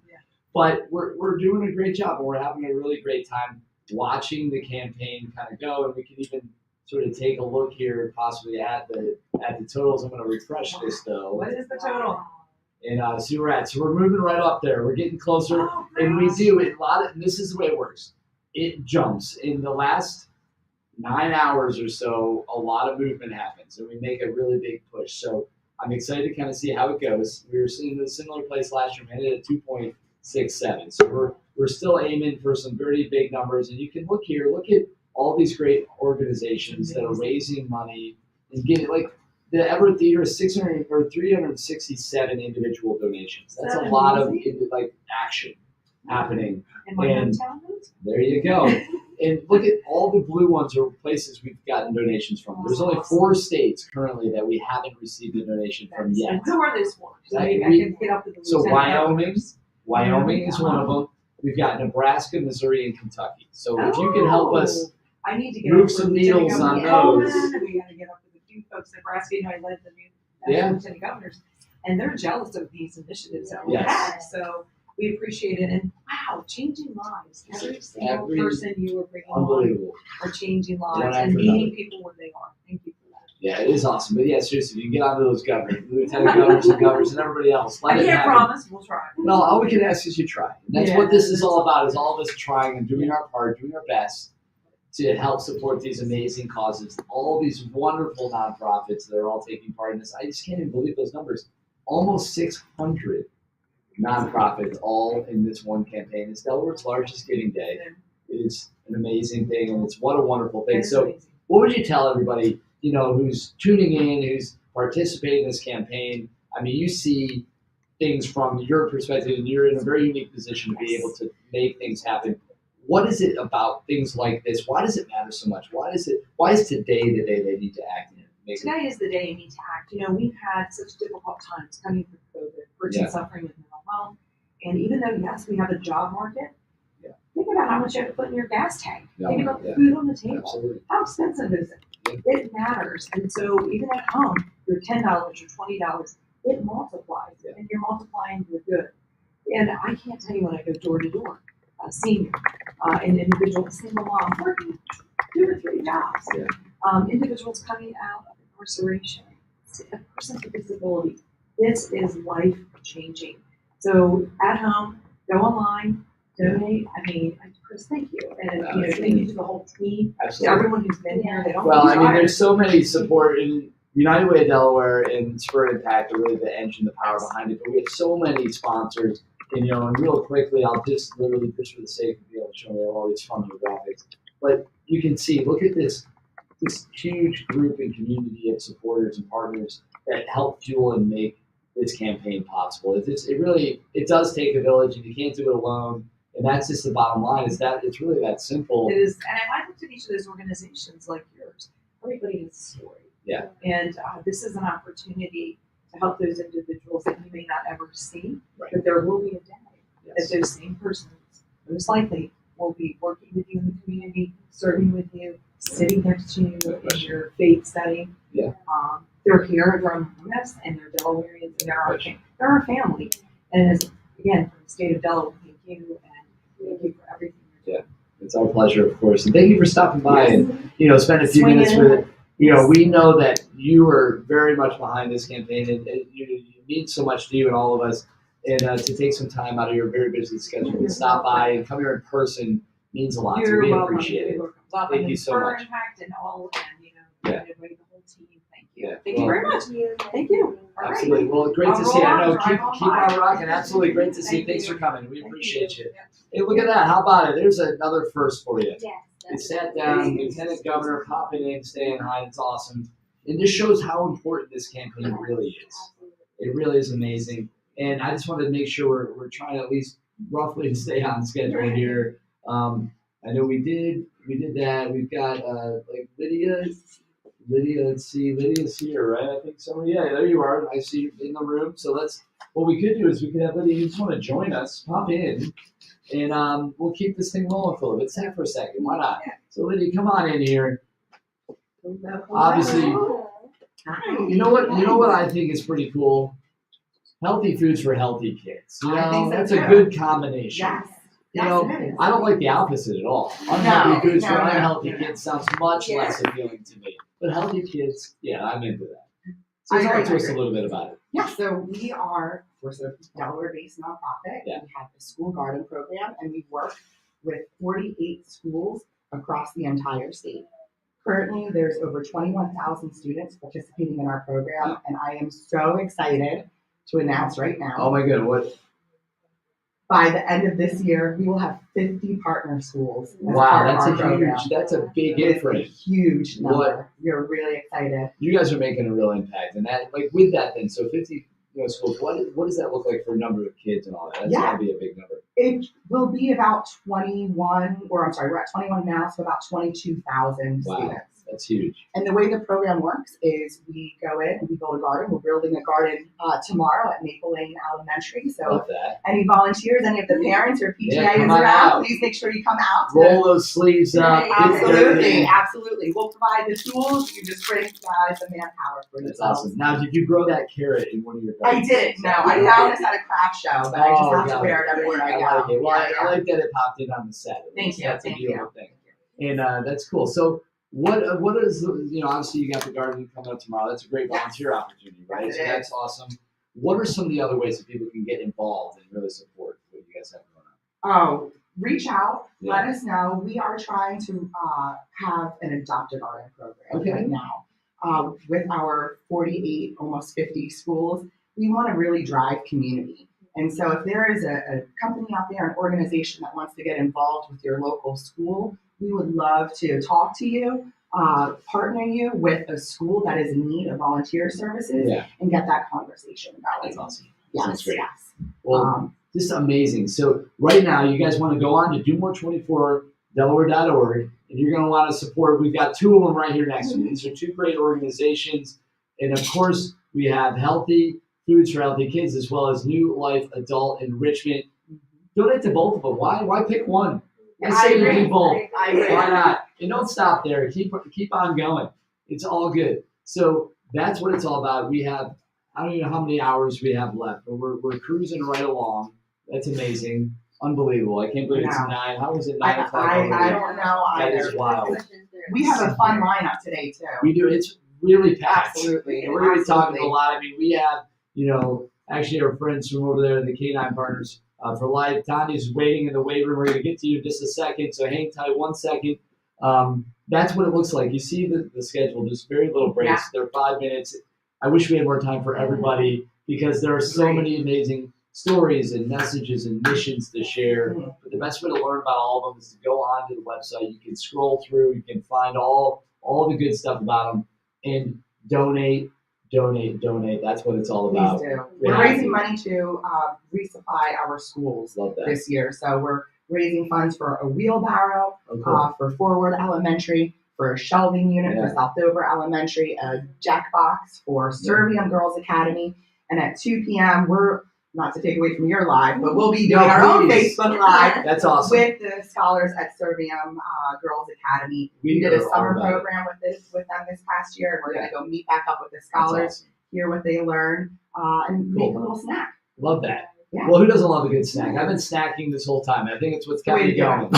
Not the big meals, just little snacks. Well, here to help you keep snacking. Oh, I mean, like it's going to take some time, a little bit. But all right. I brought some seeds for everyone. Okay. So these are wildfire lettuce. Oh, I like a good And wildfire you lettuce. can grow this in a little container on a windowsill. You don't need a big garden. Right in there. Just a little bit of soil, some water, a little sunshine, and a lot of love, and you will be having a delicious salad in a few short weeks. That's perfect. I love that. Yeah, you're welcome. I'm going to put this right here, close to my heart. Good. And we're going to plant those seeds and see what happens. I hope it works out for us. And thank you for coming on, both of you Thank you guys. for having Wonderful me. to have you on. Last thoughts, real quick, before you leave. What do you want to tell people? What's the last thing you want to leave them with? So I would definitely just say, what we're doing is very important to us. There's a great need in our community for it. So just to keep it brief, stay in tune with us on our website, newlifeadultenrichment.bp.org. You can stay abreast of the events that we're planning. We're going to be doing book bag drives. We do Christmas drives for these women who are incarcerated and give their children gifts if they can't, during the Christmas season. So there's a lot that we're doing. We're planning a fundraising banquet that is really about the mindset shift for success. That's what we plug. That's what we're trying to help these women to do. So just stay abreast of us on our website. We will. No, it's amazing. Thank you for doing the work you guys do. Absolutely. And congrats again on the expansion there with the more schools. More needs for funding because of all those supplies now. Absolutely. So you said more schools, more supplies. It all adds up. That's simple math, people. So make sure to do that. And ultimately, thanks for coming on. We appreciate you. Good luck. Thank you for helping us vegetate the first state. We're vegetating over here. It's a vegification. I like it. All right, so we're going to keep rolling. We do have Tanya over here ready to go. And so with that, we are going to keep the program rolling. friends over there at the Canine Partners for Life. Let's get them on. Jack, we need to switch our camera feed here. There you go. There's the stuff. All right. So, yeah, how are you? I'm great. How are you? I'm hanging in there. I'm doing well. It's the late night hours get a little rough, but then, the sun comes back up. Not that I can see it from here, but I got a little glimmer. There's hope. And then everybody just coming out of the program kind of keeps us going. And I'm excited that you're here to share your story. So tell us a little bit about what you guys have going on. Yeah, so at Canine Partners for Life, we specialize in training service and companion dogs for people with a wide range of physical and cognitive disabilities. So our mission is really all about giving these individuals a greater sense of independence, a better quality of life, so that they can do things more independently. They can get back in the workforce. They can go out into public by themselves. Independence is really different for everybody. So we're really working with each person on an individual basis to enhance their life through the use of a service or companion dog. No, I mean, that is awesome. And really, the companionship that comes to that is a really real thing. It's strong, and the impact is real. And I've seen a lot of the alternative therapies, and you look at the way that works, the effectiveness. I think it's really incredible, actually, how well it works. So can you talk a little bit about why that is, you think, ultimately? Absolutely. So it is amazing how it works. We really look at each person individually. When we have dogs that are ready to be matched, we look at what their strengths are. We look at the needs of the individual, and we make those matches based on that. So if somebody needs a dog that alerts to seizures, we're going to give them a dog that has the ability to alert. If somebody needs a dog for support and mobility, we're going to give them a larger dog that can assist them with that. If we have a young child who just needs a dog to help with companionship and support, we're going to give them a laid back dog that can appreciate that and can just be there for that sensory need. So there's a lot that goes into that matching process. Yeah, I mean, that's pretty cool. And I know that you guys are taking all the steps to make sure that those matches are done well, because when it's done right, it really is amazing, the results. And that's awesome. So what are some of the best ways if people are maybe in a position where they might be looking for the services? How do they reach out? How do they get in touch with you guys to make that happen? Yeah, the best way to reach out to us, you can check out our website. We have a lot of information on there. Our website is the letter K, the number 9, the number 4, life, life.org. That's a great way to get involved, to check out our mission, to learn more about what's involved with different placements. You can always call us. Our facility is back open, so we're always giving tours and presentations as well. We also have lots of volunteer opportunities, so that's a great way to get involved too if you just want to get a better feel for what it's like to work with service dogs, what that commitment's going to be like. So we have all kinds of volunteer opportunities too. Well, that's very good. And, we just want to say thank you for the work you guys are doing. Keep it up. And, for those that are curious about a nonprofit they want to support, go to DoMore24Delaware.org. Look up Canine Partners for Life. They got a nice little blurb in there. You can read it. If you're inspired, hit the donate button. Give them a little something to help fuel their missions forward. Tanya, thank you so much for coming on. We appreciate, you being able to share a little bit of your story. And I'm glad that we could help support it and shine a light on it here in the broadcast. Yeah, we appreciate it. Thank you for giving us the opportunity to share. Of course, we'd love for you to support our mission and support Canine Partners for Life, but there are so many worthy nonprofits. So we just encourage you to definitely choose a nonprofit that's participating today and to show them some support. It makes a huge difference. Yeah, no question about it. Well, thank you again. Keep up the great work. We're big fans. And you kind Canine Partners for Life and all the other nonprofits right at DoMore24Delaware.org. Tanya, good luck the rest of the way. We're going to be kind of tracking your success. We'll see how you end up. Thank you so much. Have a great day. Bye-bye, everyone. All right. Take care. We'll see you.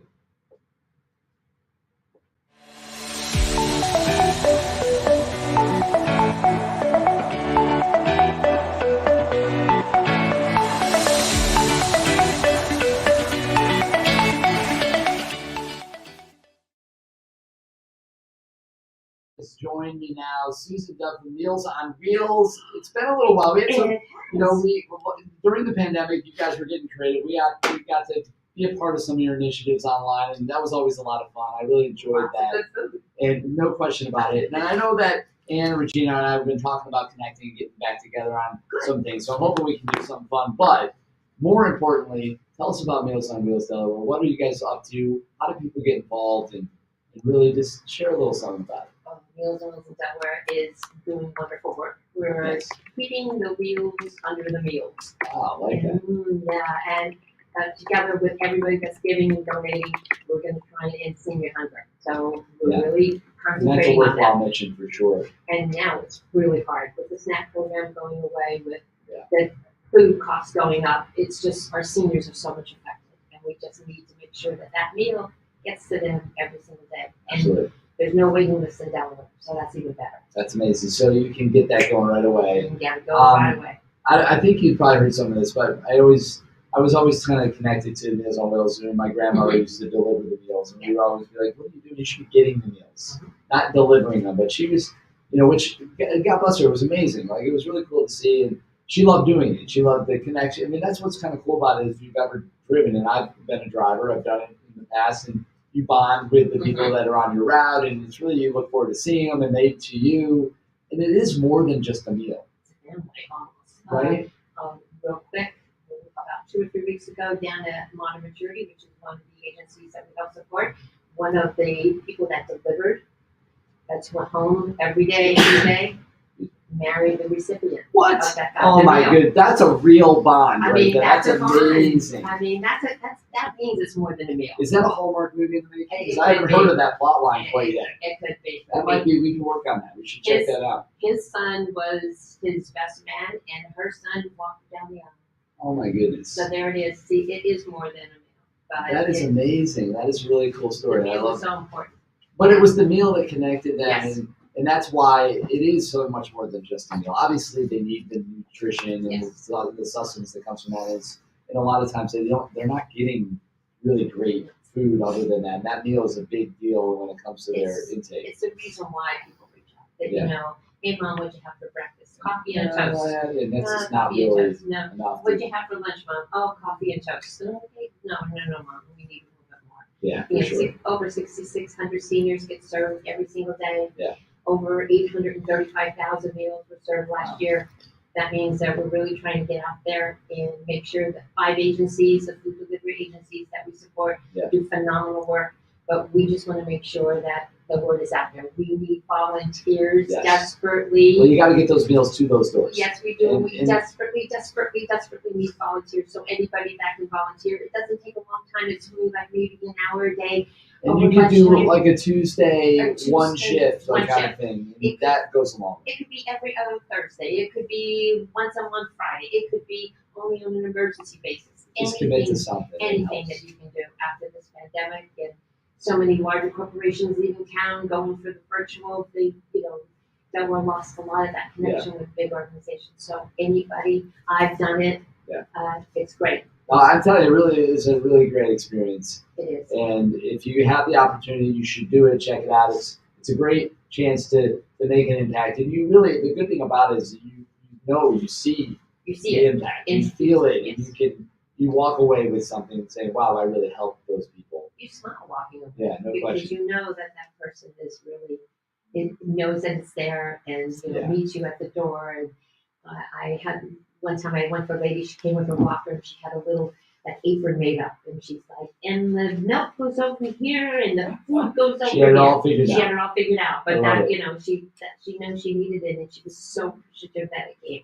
That is so funny. And I it's love the that. only contact some of these seniors have Yeah. all day long. Which even that you think about, I mean, that does bring up another point. I mean, like say somebody were to have a fall or have an accident, the fact that there is somebody coming to their door to deliver a meal is another opportunity that somebody can get the help they need, Yes. and that they're getting checked on. And other than, because if it wasn't for that, who knows? I mean, they could be there for days, They could. and that time is critical. And these volunteers give that one-on-one check.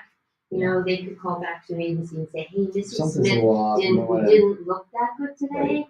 And Yeah. they'll reach out to Mrs. Smith's relative and say, "Maybe get over there to check your aunt or your mother," Right. and it can save their lives because somebody saw that one-on-one. Absolutely. And I know you guys have stories of that very exact thing happening, where Yes. you really think thank goodness that person Yes. showed up on that day at Yes. that time. Otherwise, We don't know. you would have lost that person. Yes. That's for sure. But we're busy with our fundraisers. We're Right. having a big one down at the Chase at the end of March, our Sellers awesome. Masters, and we're having our Celebrity Chef Brunch, which is in April. And all Lots the of money good we things. raise helps the seniors and it helps us keep our mission strong, and so that we can end senior Gotta hunger. end senior hunger, people. That's what we're doing. And the best way to end senior hunger is to go to domore24delaware.org and donate to Meals on Wheels. The wheels under the meals. Keep the as you wheels said. on the wheels. Now is when my dog likes wheels on the bus, but I like this too. We're gonna write that song. Keep the wheels under the meals. Meals on Wheels of Delaware, and go on to the platform, give them a donation. Susan, always good to see you. It's always good to see Wonderful. you. Thank you, everybody, for donating. Thank you so much. This makes such a big difference, and Delaware is so lucky to have this. We're just happy to be a part of it, and we're so glad that we can do just this, and that's shine a light on your organization and so many other wonderful, They're wonderful all nonprofits. fantastic. Absolutely, Thank no you question so about it. much. It's Well, so good to see you. We will have to catch up soon. A meal soon. Okay? Yes, absolutely. We got to do a meal. I'm in. Sounds like a plan. Thank you, everybody. And- Thank you. Yes, thank you, absolutely. And with that, Tyler, you're up. I mean, you've been waiting patiently. Thank you so much for that. And from the Delaware HIV Consortium, how's it going, sir? Tyler, good to see you, man. Chris, it is an absolute pleasure to talk to you again. I am so thrilled to be a part of Do More 24. It's always one of my most proudest moments here. The Delaware HIV Consortium was founded on principles of community participation and stakeholder involvement. And so events like this, where we come together to support the nonprofits, to support ourselves, to show the impact that our nonprofit sector has, it's absolutely amazing. So I'm absolutely thrilled to be here. Well, it's great to have you on, and you guys obviously you're doing a lot of great work. And if you want to maybe share some of the programs or the things that you guys are currently actively working on, I'd love to hear some of that so we can get that word out to the folks. Sure, definitely, without a doubt. So the Delaware HIV Consortium was founded in 1991. In our long history, we've become really a preeminent and one of the oldest and largest nonprofit AIDS service organizations here in the state of Delaware. And ultimately, our mission and vision is to end Delaware's HIV epidemic. We do this by offering a wide, comprehensive set of HIV prevention, care, and support services for those living with HIV and those at risk for the virus. So, the real question, that I know that everyone is thinking about is, why do we care about HIV here? Why in particular should we support the Delaware HIV Consortium in the work that we're doing? Two real points here. One, we're on the precipice. Delaware is an absolute prime spot to end HIV. It's HIV epidemic. We have the tools to do it. Now we just need the support to make it happen. We have an HIV prevention pill called PrEP, where we have people ready to go and get you on a daily PrEP pill to make sure that you stay HIV uninfected. We have treatments that makes it so you can't, that if you follow it, makes it so you can't pass on HIV to other people, your loved ones, your friends. We have testing here in the state of Delaware where you can get an HIV test within 10 minutes of a drive of every Delawarean. And we have a syringe service program here in Delaware that's offered out 1.4 million needles in its history. But most importantly, it's really, we have to think about it. This is a virus that impacts nearly 4,000 Delawareans. These are our friends, our family, they're our coworkers, our colleagues. So it impacts all of us, all the zip codes here in Delaware. But the real message is this doesn't impact everyone equally. This isn't a virus that is equally spread across the board. Whereas Delaware's population is 24% African American, Blacks make up 57% of those living with HIV. 72% of people living with HIV are male, mostly men who have sex with men. And this is really a disease that impacts largely the urban community. So whereas Delaware's population is 7% living in the city of Wilmington, 34 over a third of those living with HIV live in the city of Wilmington. So this doesn't impact everybody equally, and so it's something that we need to think about in terms of equity. We treat this as a way for our services are a way to empower those financially. It's an issue about racial justice, government accountability, and fiscal responsibility. So this is something that you should all care about. Yeah, I mean, So, that obviously go ahead, touches Chris. on important. No, I was just saying that touches on a lot of really relevant, important current topics, and I know you guys are at the forefront of that. So I 100% agree. I mean, it is, and I like that the way you framed that was very. I mean, obviously you guys are doing this every day, and you kind of are working hard into how to communicate it. But I thought that was just really pretty amazing. That was great. Chris, I really appreciate that. And that's it's just about framing it. So what do we do? Like I said, we offer a pretty comprehensive set of services on both the prevention and care side. We're testing nearly 250 people who think and consider themselves at risk for HIV. We test them annually. We give out condoms on a monthly basis to roughly 500 people who consider themselves at risk or already living with HIV to help to stop the spread of HIV. We case manage roughly 10% of all Delawareans living with HIV. We also offer housing to 125 households to help pay for their rent on a monthly basis. And the housing affordability is such an issue here in Delaware. And we also know that housing instability is a main or a large driver of HIV as well. And so it's something that we're proud to do. And so not only the services that we provide on a daily basis, but we also want to serve as the voice for our community. And so one of our main services that we provide is to bring together all of the different stakeholders in Delaware's HIV sector, speak under one voice, under one umbrella, and also to put the state's plans for ending HIV together. And so we think we have an absolute a vital mission, a vital importance here in the state of Delaware. And ultimately, we also believe that we can end HIV. But we can't do it without you, none of the services across the state for HIV are fully funded by the government. And so we rely on you to be not only an active participant, but a financial supporter. And so anything that you can do to donate now or volunteer or serve on boards or be a part of the community is something that we would absolutely love your support for. It's something that you can do on a daily basis that has a true impact, that works towards the cause. And we can ultimately, like I said, end HIV here in Delaware. It's something I truly believe in. Yeah, I mean, that's great. And thank you for sharing all that. And if you guys are interested in learning more about the Delaware HIV Consortium or supporting them, go to domore24delaware.org. You can find them right on the platform. Give them a little love. Give them a donation to support all the great things that they're working on. And Tyler, it's really awesome to have you on. I know you know how many people. We've got a stacked pile of people that are coming on. So I wish we could obviously talk longer, but what's the last thing, just really quickly, you want to leave people with and how they can ultimately support you guys? Sure, without a doubt. Chris, again, I want to thank you. I want to thank all the supporters out there. We can't do this work without you. So if you want to get involved, please find us on our website, DelawareHIV.org. Find us on our Facebook page at Delaware HIV Consortium. But also reach out to me. I'm here to talk to you. I'm really here to get you involved. We have a space for you. So everyone, thank you so much. Please get out there and do the hard work. Thank you so much. Absolutely. Thanks for your time. We appreciate you. Again, go to domore24delaware.org. You can support the Delaware HIV Consortium right on the platform and help them push that mission forward. It's an amazing cause and important work. So, Tyler, thanks for everything you guys do. Thank you, sir. Absolutely. And with that, we actually, I believe, have Tamara right here. Come on in. We're going to take this seat right over here. Join me in studio. And that is awesome. So Tamara's coming here from Teach for America. So tell us a little bit about what you guys have going on, and welcome to the studio here. And we're going to make sure you get you on here. There we go. And, excited to have you here. Wonderful. Thank you for bringing the smile, the energy, the vibe. We love the good vibes here at King Creative. So what's happening? Yeah, so thank you for having me. So Teach for America, for those who don't know, we are a national nonprofit organization. Yeah. Our focus is on leadership development of our nation's leaders who want to lead and teach in our most underserved and under-resourced classrooms in the country. We've been in existence for 30 years and here in Delaware for over 10 years now. Wow, that's awesome. Yes. And so, but you, though, as the executive director, yes, how did you connect yourself to this cause? What is it about it that drew you in? Absolutely. So I'm actually an alum of Teach for America. So I actually had my eye on a career as being a lawyer. But I was tutoring in an after-school program down in Atlanta when I was a student at Spelman. And I was really becoming convicted of why my students were so far behind in their work.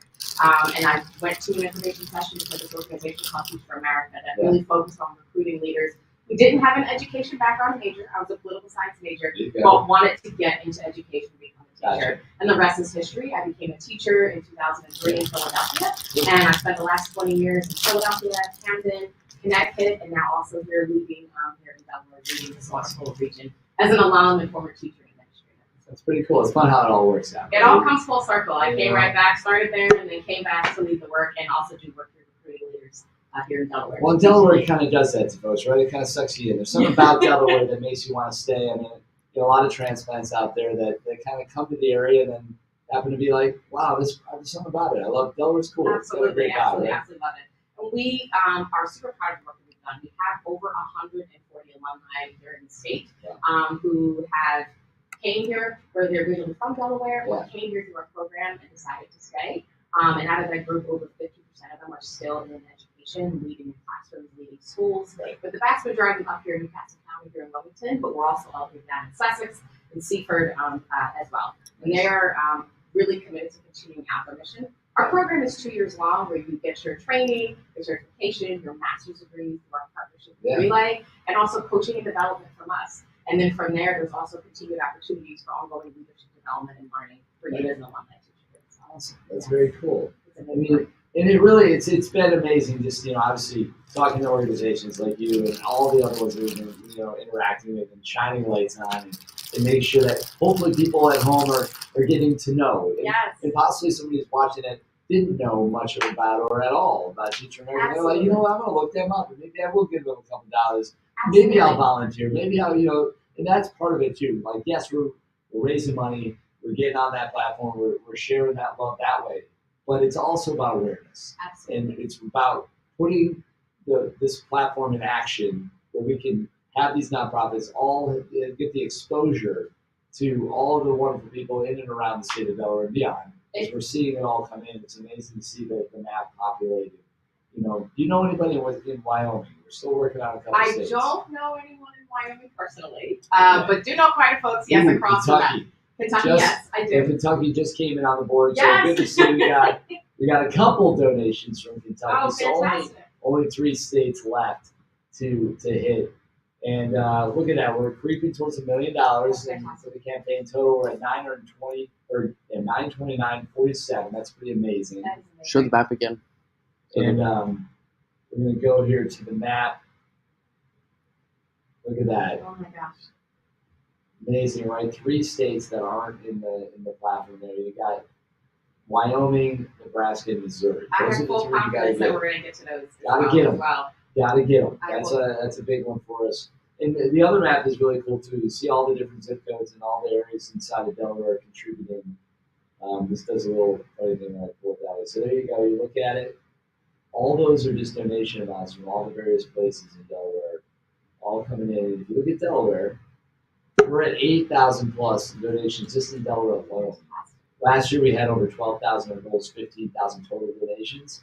I mean, Delaware's doing their part. We're at over 8,000 already. That's awesome. That is really cool progress. That's great to see. And we're just going to keep tracking it.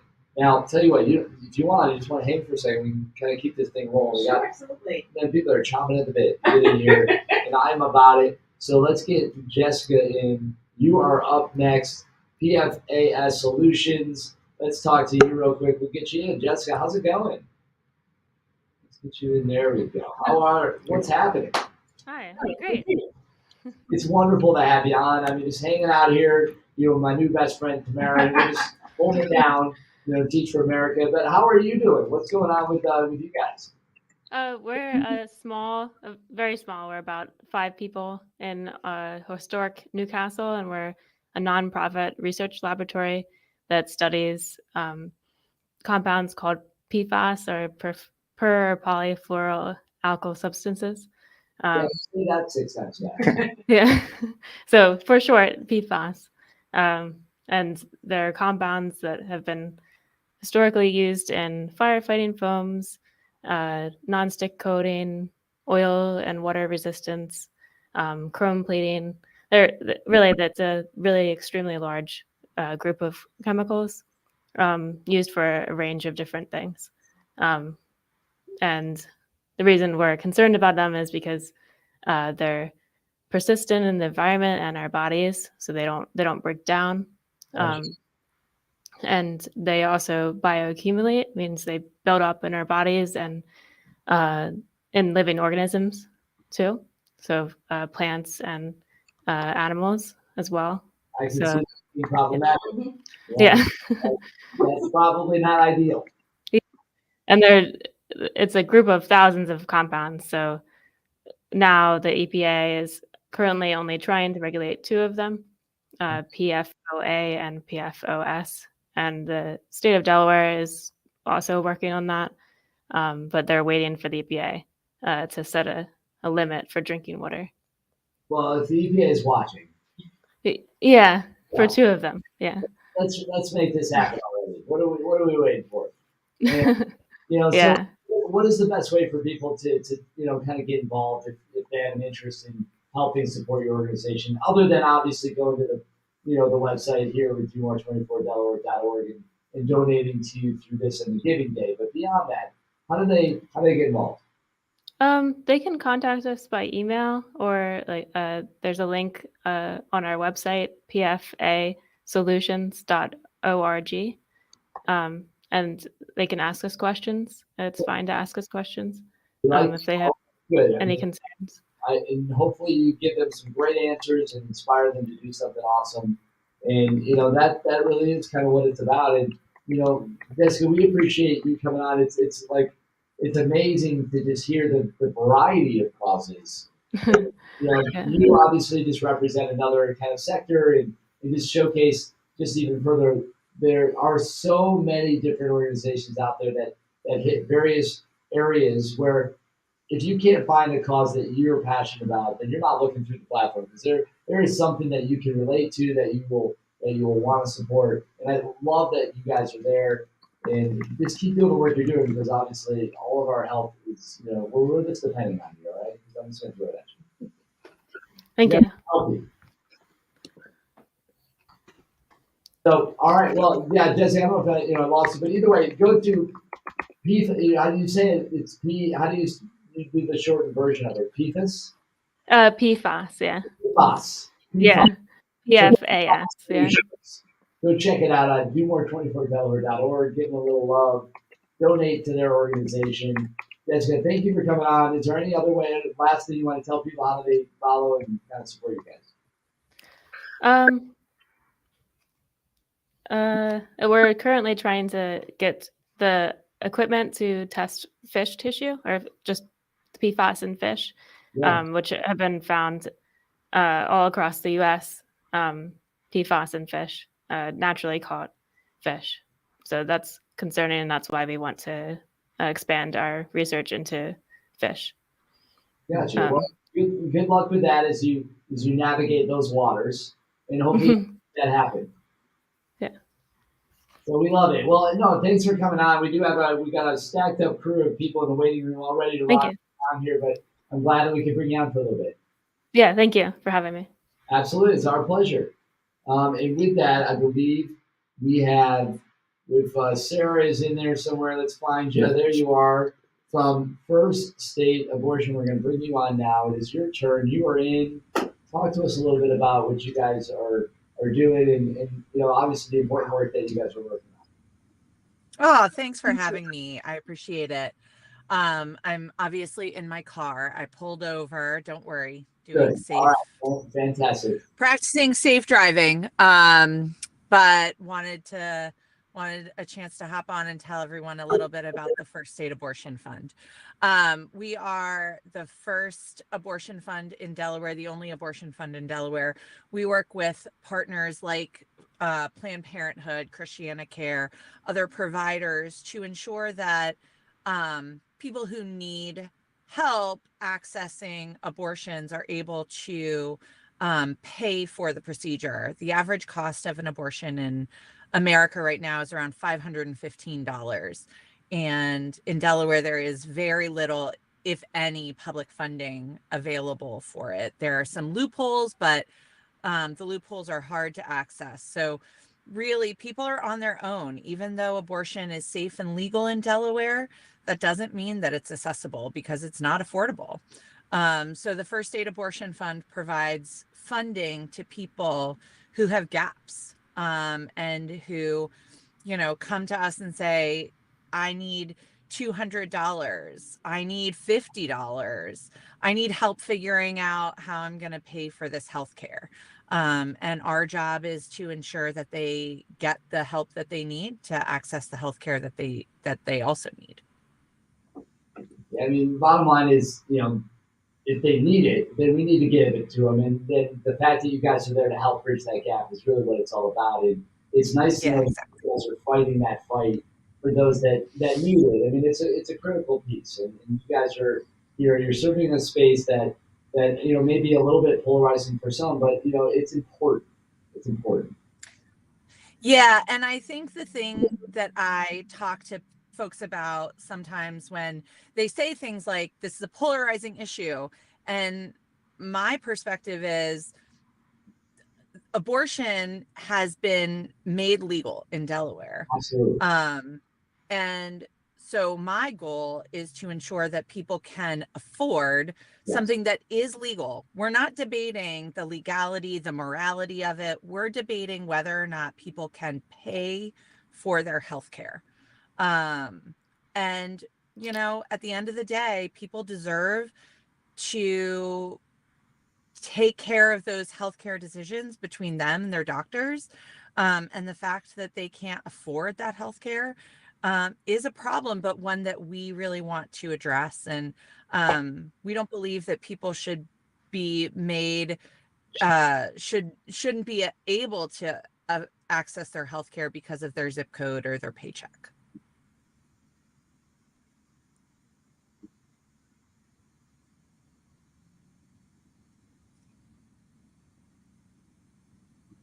All right. So Hello? We're just checking on the mic thing going on here. So, sorry. I don't know if that's better or not, but either way, just wanted to make sure you could hear us loud and clear. But we were listening to you loud and clear, and that's what matters ultimately. So, thank you for doing the work, like I said, that you do, and coming on and being a part of the broadcast. So, now you can go back to safe driving, which is good. Safe driving. And if you're interested in learning more about the Abortion Fund, follow along with us on Instagram or Facebook.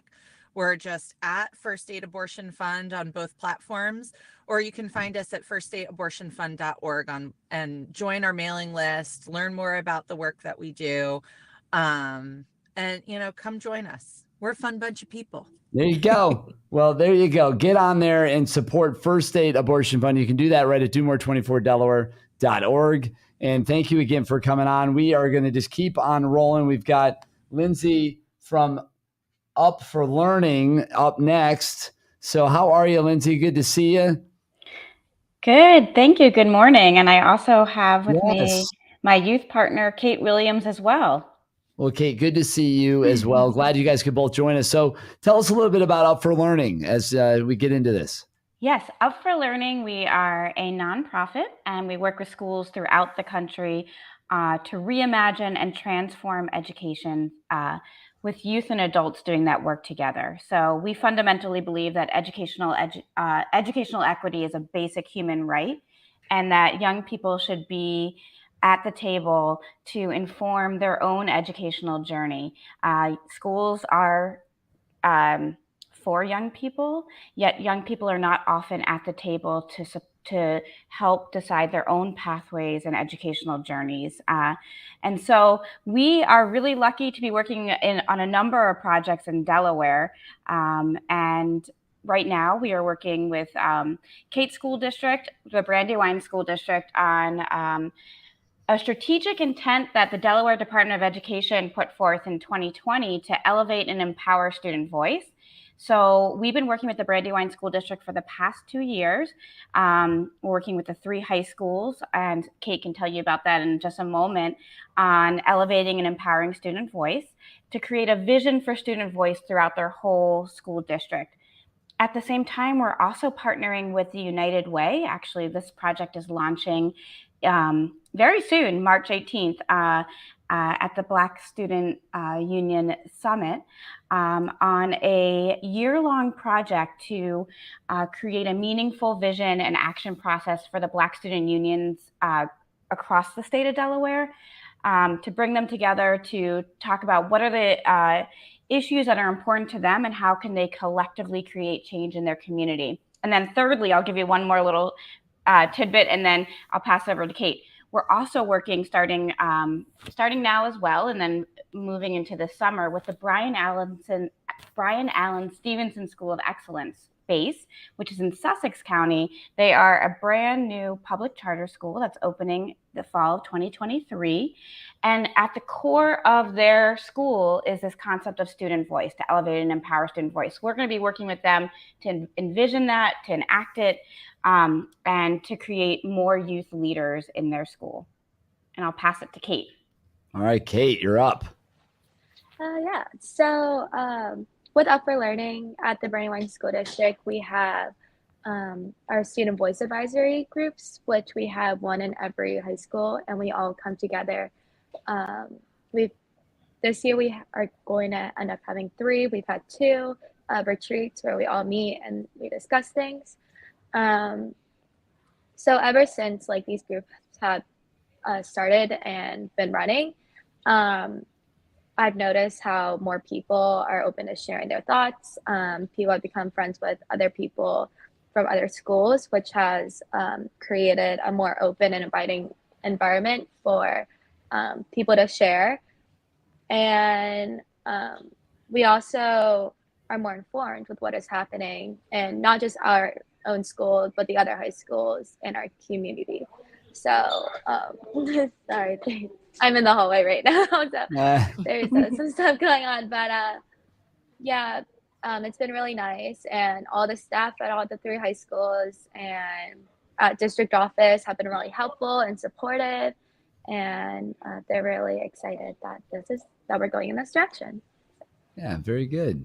That's awesome. Well, we love that you guys are doing the work you're doing. It's so cool. Just, and obviously, with what you do, it's probably, you're probably thinking, wow, this is super cool. This is so exciting. I'm excited to hear and always love to hear student voice empowered at all times, at all levels. So thank you, Lindsay and Up for Learning. And we actually have 2 Teach for America alumni who founded the Brian Allen Stevenson School. Yes. So finding that connection as well of yes. We train the leaders and they continue on to, build great schools and then partner with other great education nonprofits. So perfect. I always love the connection and the power and the empowerment it brings for kids as well. Yeah, that's awesome stuff. So thank you guys. If you want to support Up for Learning, you can do it. It's easy. You go to DoMore24DE or Delaware. Either way it works, .org. Find them on the platform. Get on there. Send them some love. Give them a couple dollars. That's what it's about. And of course, Tamara with Teach for America, she's here as well. You can find her on there as well. But thanks, guys, for popping on, being here for a few minutes. We appreciate you guys and all the work you do. Keep doing it. Stay awesome. Thank you. All right. Take care. We'll see you soon. Take care. Bye. Oh my goodness. So we are just kind of cruising along, and that's what it's all about. It's Do More 24 Delaware. Gotta love it. I love it. Fantastic. And also just saying thank you again for you all for doing this. It is incredible that you all run this every single year and allows us to showcase the work that we do and just bring to light all of the things that matter to us, like education, student empowerment, teacher voice, all those things. So thank you so much for that. Well, you're very welcome, and thank you for everything you do. So great to have you in. Appreciate you stopping in the studio. Thank you so much for having me. Having some fun with us today. Absolutely, so that's awesome. Anytime. Thank you so much. All right, you bet.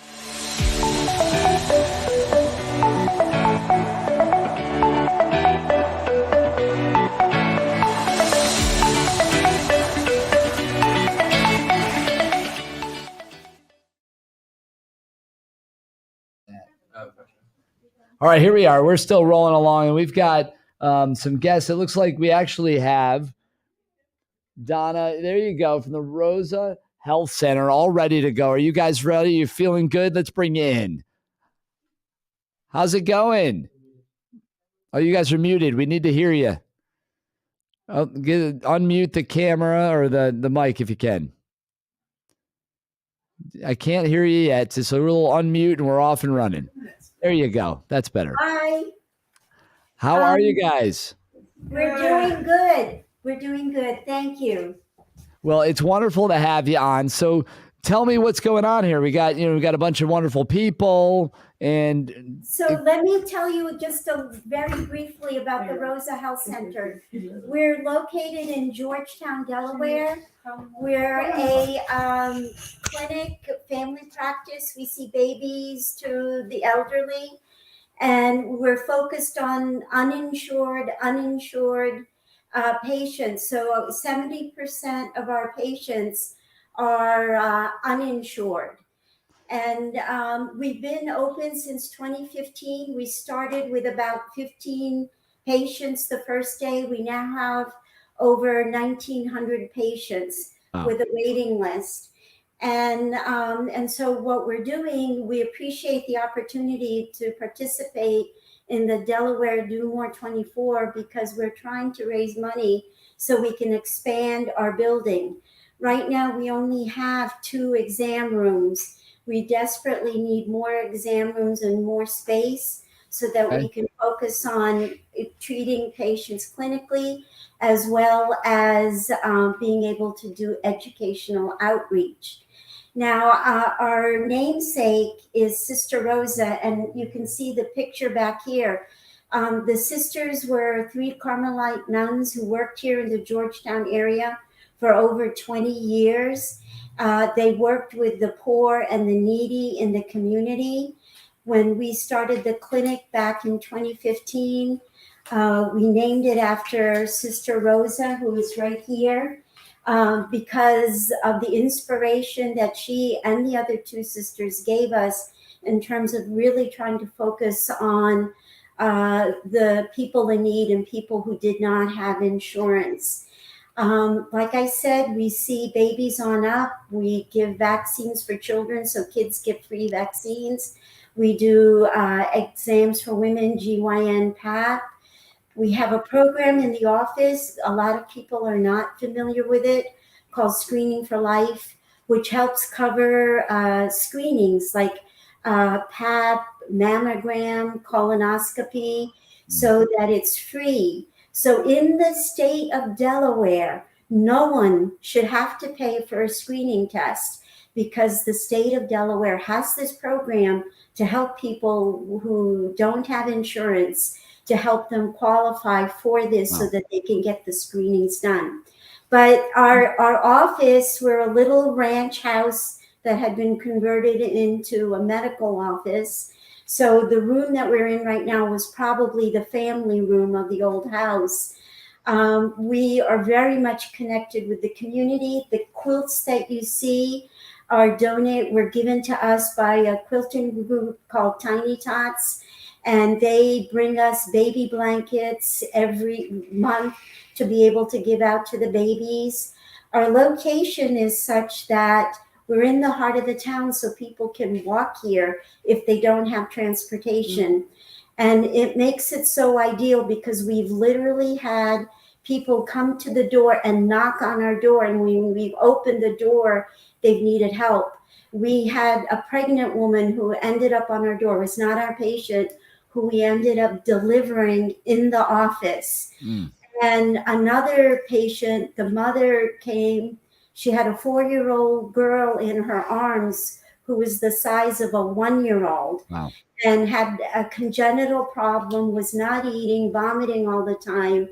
And someone had told her about our clinic. So she literally knocked on the door. I was drawing up vaccines. I opened the door, and there is this mother with the what looked like a baby in her arms. To make a long story short, we were able to get her connected with AI DuPont, our children's hospital in Delaware. The girl underwent extensive surgery and is doing remarkably well right now. But that's the kind of thing that we do. We're focused on the people who are in need. Up until now, we've never really advertised. We've been going by word of mouth so that the people who really need us are the ones who find out about us. So again, like I said, what we're trying to do, because our office space is very crowded. I share a room with 2 other people. The kitchen is where my registration staff and my nurse and my interpreter sit. So we have a very, very small space, and we've overgrown it. So we desperately need help to expand. We want to stay where we are because the location is really good. People can actually walk to us. They don't have to have transportation. The bus stops close by, so they can also take a bus. And while we are in Georgetown and we are focused in Sussex County, we do get people from the other counties as well, Kent County, Newcastle County. I have one patient who drives all the way from Wilmington once a month or regularly just to get seen here.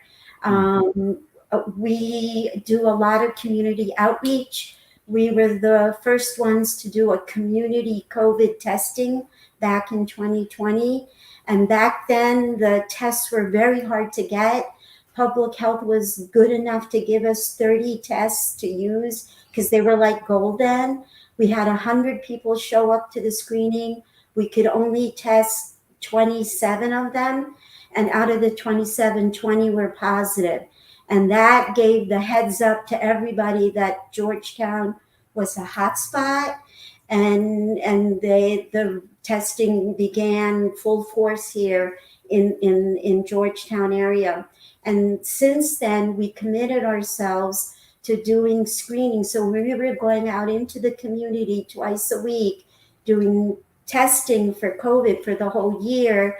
And then when the vaccine came up, we started giving vaccination clinics on a regular basis, trying to get the community vaccinated. We're a small clinic. Right now, I'm the doctor. We've already gotten a grant so that we can hire another physician, but now we need space because we've got somebody. So we want to maintain and expand, and at the same time keep the atmosphere that we have.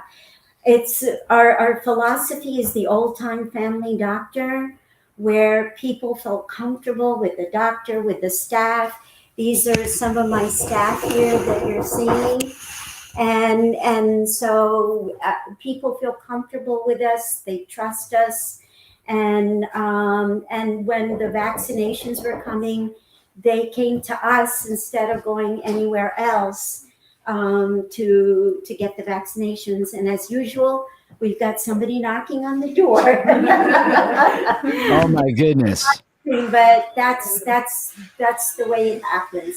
Well, but that's okay. And, you guys are obviously doing great work, and congrats on getting to a point of needing to expand, but hopefully you can get the support. So the best way to do that is to go to the DoMore24Delaware.org website, support the Rosa Health Center, give them some love, send them some money so that they can expand and, make room for that new physician that's coming in so they can continue to do the great work they do that people are coming from all over Delaware to go and take advantage of. So we really appreciate you guys coming on. Thank you for sharing about your world. It's good to see everybody that's moving on the last wave. Everybody, hey, see you later. All right, good stuff. Appreciate you. And with that, Chandra's been patiently, waiting over there. I see you. We're going to bring you in. It is now your turn to tell us a little bit about what you've got going on there with SNAC, the Garden Foundation. But from your words, what are you guys all about? What makes you awesome? Yeah, so it's the SNAC Foundation. It stands for School Nutrition Agriculture. Love it. And so our mission is to transform schoolyards in Sussex County into vibrant outdoor classrooms and thriving ecosystems where students of all backgrounds can get quality access to environmental STEM learning and health education. So we have had a garden at Southern Delaware School of the Arts in Selbyville for over 12 years. We've been running programming that whole time that basically students and teachers help with maintaining the garden. And then during the spring and the fall, we have around 6 to 8, depending on the season, class times where students will come out with their homeroom teacher, and we have like a dedicated trained garden educator to teach a curriculum that's based in their core science, but within the lens of the garden. So they're outside learning about science, and the kids get around 8 to 10 hours outside in the garden every year. Every teacher will bring the students out so they have equitable access. It's a burden lifted off of the teacher's shoulders, and all of the science programming helps support what they're learning in the classroom. So this year we actually did our first. 2 years ago, we have been running the program for 12 years at SDSA, and 2 years ago we got a big grant from the Welfare Foundation and the USDA to expand to 2 more schools.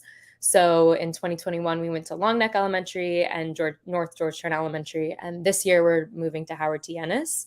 So we've undergone some rapid growth in the past 2 years, and we're really excited for the opportunity to grow to more schools in Indian River School District and also throughout Sussex County. So our programming is important because a lot of studies have shown that when students are actively engaged in a school garden and actively going outside and engaging with the wildlife, the ecosystem, they have better results in terms of ecosystem and environmental stewardship, science literacy, and also health literacy and their perception of fruits and vegetables. So we did a fun study this past year that asked students about their perception of fruits and vegetables. And we asked students before we put a snack garden in and then 2 seasons after. And we saw that after 2 seasons, students in general, they liked vegetables. They said that they liked a certain amount of vegetables about 9% more. And then they recognized them about 10% more, or 12% more, sorry.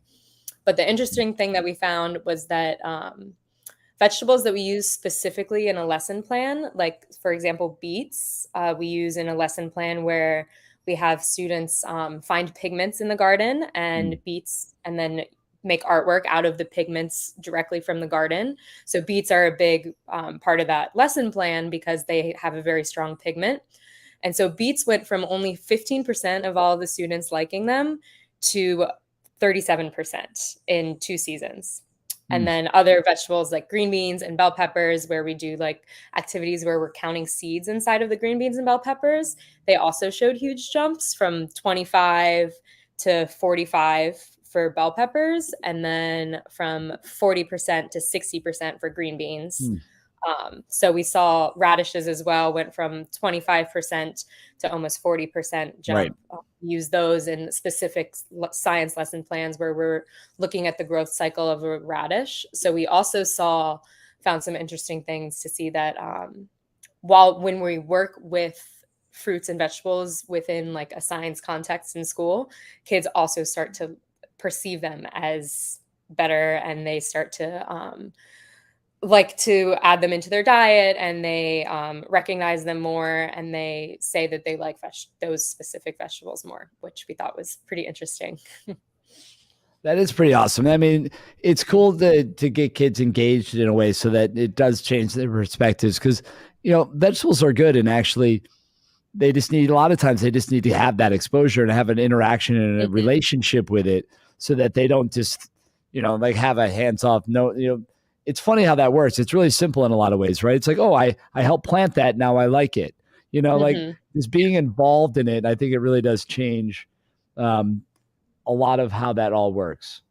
Yeah, there's a stewardship aspect, and also just a lot of students don't really know where their food comes from. They haven't really tried a lot of things either. So it's a good thing to give them, even if they end up, because some students, you have them try the vegetable and they still don't like it, and that's okay. But we try to make it so that everyone tries the vegetable at least to have the opportunity to, because a lot of times they wouldn't have the opportunity. All right. How are you doing? Yep. So really, you know, Jen's in here saying hi. So we're just checking some things. Didn't mean to hit that graphic. That was an accident. So, we're not quite there yet, guys. Relax. But yeah, thanks for coming in ultimately, and sharing your message and your story. And for those that want to support SNAC, Garden Foundation, just go on to the platform, domore24delaware.org. That's how it works. So it's pretty simple. We're gonna keep things rolling and make sure that we give you guys some love. We're just looking at some things. We're streaming on multiple platforms, and it looks like maybe Facebook is having some trouble, so that's what we're getting a little distracted by. But ultimately, good to have you on. Thanks so much for coming onto the program. Good luck with everything. Thank you. Yeah, you bet. All right, so we actually have Cindy. Yeah, but Stacy, where's Stacy? She just came over. Well, that's later. Oh, yeah, I got you. But we do need to kind of. So many things going on here. I know it's so exciting. I know. So many all right. different opportunities. So we have a couple things happening here. We could we kind of need somebody to check in on. I don't know if that's something that you guys can do on your side with this. Let me just see if I can check it. So just hang tight with me for a second. I need this for some reason. It's telling me that there's a Facebook error. It's telling me too. For currently with that, but it'd be nice if way to do that. We're just going to break Facebook. Is that what's going to happen today? Yeah, we might be. Too many people watching. Just going to break everything. Do you need to do it from your computer first? Or maybe we just did bad math, I think, is the problem. No. Yeah. No, we do. That's 8 hours, really. So that's what it is. That's why. Yeah, you can only do it 8 Yep. No, so that's all it is, really. So there's a couple things we might have to do here. So we have people on going. The YouTube is still streaming, obviously. So we Perfect. could do a couple things. We could just repost that YouTube link onto the pages for now. And just like when we redo, just keep that one going because that'll take us all the way the rest of the way. So it's because we have that link out to everybody that's coming on. Mm-hmm. So it might make sense just to post the current YouTube link onto all of our socials. Okay. So that we have a current one going. And just The YouTube link, or should we use the live stream link from Do More 24? well, it would be you could go right to the website. Yeah, that's what I'm saying. Take them right to the page. Yeah, that's fine. Just do that. So we're just gonna do that for now. Just that's really there's not much else we can do because it's an 8 hour window. It's really what it is. So just can you tell Charlie? We just need people to do that because I got to keep things moving here. I can do both our pages. Yeah. Awesome. Just tell Charlie to do the same. All right. So here we go. We have another fun little segment that we like to call. Where in the state is Stacy gonna be at?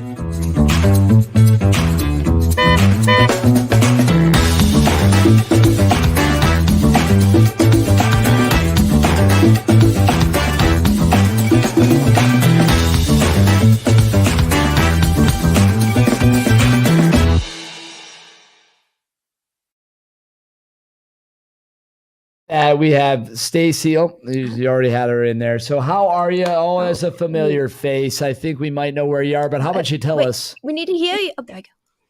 You have a familiar face? Well, absolutely. So, but for those that aren't, maybe as familiar, tell you where you are. All right, go ahead and tell them. Welcome to the Community Resource Center Food Rescue Program. Yes. That's where Stacy's at. Absolutely. I see it. Awesome. Good to see you again. Always a pleasure. And, Community Resource Center, obviously you guys are doing great things. So nice to pop in and see the pantry in action. That's pretty awesome. Yes. It is. We're already hopping here at CRC. Every month we give away around 4,000 bags of groceries, and that's a lot of food. That's a lot of food. And we're really grateful because we get amazing contributions from the supermarkets, from local communities, from restaurants, from the food bank. So we are able to make sure that everyone has food on their table. Absolutely. No, that's awesome. And it's an important thing. And we have another one of our friends joining us here. There's so many people stopping by from Servium Girls Academy. We have Cindy here joining the fun. So say hi to Cindy. Hi, everybody. Absolutely. Love it. Love it. And, it's great to see you. And I love this, Stacey, you've been popping in, highlighting, various folks. And, Joe, obviously we've talked a few times about what you guys have going on. That's awesome. But I love that we're able to see the pantry, actually. I think that's really cool to be able to get in there and get a look at it. Our volunteers here working hard to make sure that the food gets out into the community. And it's a great thing. such a wonderful neighbors helping neighbors. It's really an amazing thing. Well, that is what it's all about, right? All of us working together, neighbors helping neighbors, like you said. And that's what Do More 24 is all about. That's what Delaware's largest giving day is all about. So, Stacy, thank you for another pop in. Joe, good to see you. We are going to get going here talking to Cindy and just kind of get lost in her world for a minute. But hey, keep rocking it out there. We love it. All right. See you on the next All right. stop. You know it. All right. So just like, I promised. So Cindy, tell us a little bit about Servium Girls Academy. What do you guys have going on? Great. A lot Well, of things. thank you so much for having me today. Yes. Servium Girls Academy is an all-girls, tuition-free, faith-based private school. And it's in the heart of downtown Wilmington on Washington Street. And we are currently accepting applications for all of our grades, which are 5th, 6th, 7th, and 8th. Awesome. Very cool. That's amazing. So so you're accepting applications. So that's good. So you guys, if you're looking for that, you can get those applications in. What is the best? How do they apply? How do they even go through that process? So it will take you through everything by just going to www.serviumgirlsacademy.org. That will give you all of the answers, and our staff will take good care of you and bring you through the application process. You'll get to come and see the school in person, see if it's a good fit for you and your family. Servium has an extended school day. We have very small classes, a summer program, a graduate support program. So we stick with our 8th graders once they go to high school and college and beyond, and provide all different types of support for education, careers, and life. And we have a focus on service, of course, helping others. That's what Servium means. That's a beautiful thing. That's awesome. And you guys, where are you located? Just for those that don't know. We are downtown on Washington Street, and we are located inside Grace Church, which is an amazing and beautiful partner. It is. And what a great location for you guys to land. And it's become a really nice partnership. It seems like you guys really enjoy it, and it's working out well for both. Yes. And there's public transportation not too far away. So it's pretty amazing. Yeah, that's an important part too, right? Absolutely. And what are you raising money for today? So today we are raising money to celebrate our 8th graders and their graduation festivities. So we have a graduation ceremony. Yeah. We have a special dinner for them and their families. Our class gift, and what they would tell you is the most important, the class trip. Oh, the class trip. Yes. Which they're hoping Don't forget about the class trip. Amusement park theme is what they're hoping and planning for. Let's see. You can make a difference and help that happen today. Well, what amusement park are they hoping for? Do we have one? What's the top choice? Well, they've been naming lots of places, but they've been chanting Six Flags. Oh. So we Literally don't chanting. know what's going to happen, but they come, Six Flags, Six Flags. Like, okay. Yeah. So that means you have to donate 6 figures, And you're right? like- 6 figures So to are go you to Six chanting Flags. back at them? Raise money. Raise money. Well, we are one of the most special things about today is that sure we want to raise money but we want to tell people what we are all about. And it provides an opportunity for collaboration with other organizations. So at 2:00, we're going to be doing our own Facebook Live with our partner, Healthy Foods for Healthy Kids. And our girls, our 8th graders, will be there in that Facebook Live. They've participated in the summer program, grew vegetables. We're going to make a snack for you, and you'll get to meet them. And so that's what's special about the day. Yes, we want to raise money, and we want everyone to know about our organization. So thank you for giving us that opportunity. It's our pleasure. It really is. And it's an honor to be able to share your message and everybody else's missions. It's important. It's really what makes our community strong. It makes them thrive. It makes life better in the state of Delaware. Yeah. And it's really amazing to be able to support that. Thank you. This is something special. And thank you, everybody who's watching right now. Yeah, so go on to domore24delaware.org, and you can find Servium Girls Academy. Support them. Just donate what you can. Get on there. Help them out. Mm-hmm. Give them a little love.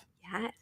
That's what it's all about. Thank you. And with that, you just look at this list. We just got to keep rocking here. Look at this list, Cindy. So we're going now. We're going to be heading over to talk to Joan at the First State Ballet Theater. What do you think of that? It's pretty cool, right? This is amazing. We're just going to so many people pirouette coming into the together. next segment, I feel like. We're going to We do a little are. spin. Yep. First position, one of those. I don't know. We'll do I was something. never a ballerina, so I'm No. so sorry for my dance skills. And let's see, actually, do we have? She's right behind you. Oh, look at that. She's going to dance her way right I into know. set. I will dance out of scene now. Yes. Thank you This- so much. This will be a very graceful transition. Exactly. So come on in, join us. Oh, that was lovely, Cindy. Cindy's over dancing on the side. Yes. Look, you've already inspired somebody. That's Isn't that a fabulous. wonderful thing? We can raise this up just a little bit and Thank bring you. it in so you've got that there for you.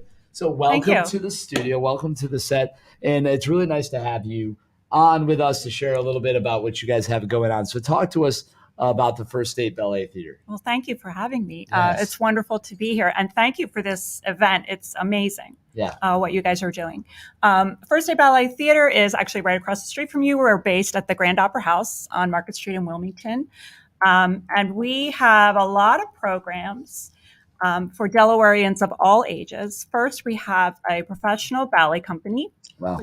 And what that means is we have 20 dancers from all over the world. We have dancers this year from Japan, from Mexico, and all over the U.S.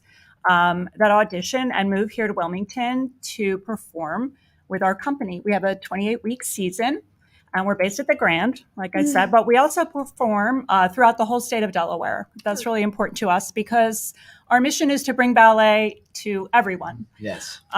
It's something that we feel really strongly about, and we really want to be, Delaware's team when it comes to dance and ballet. So we perform every year at the Freeman Arts Pavilion down at Selbyville, which is a fabulous organization, a really and a proud incredible supporter of this event as well. Yeah.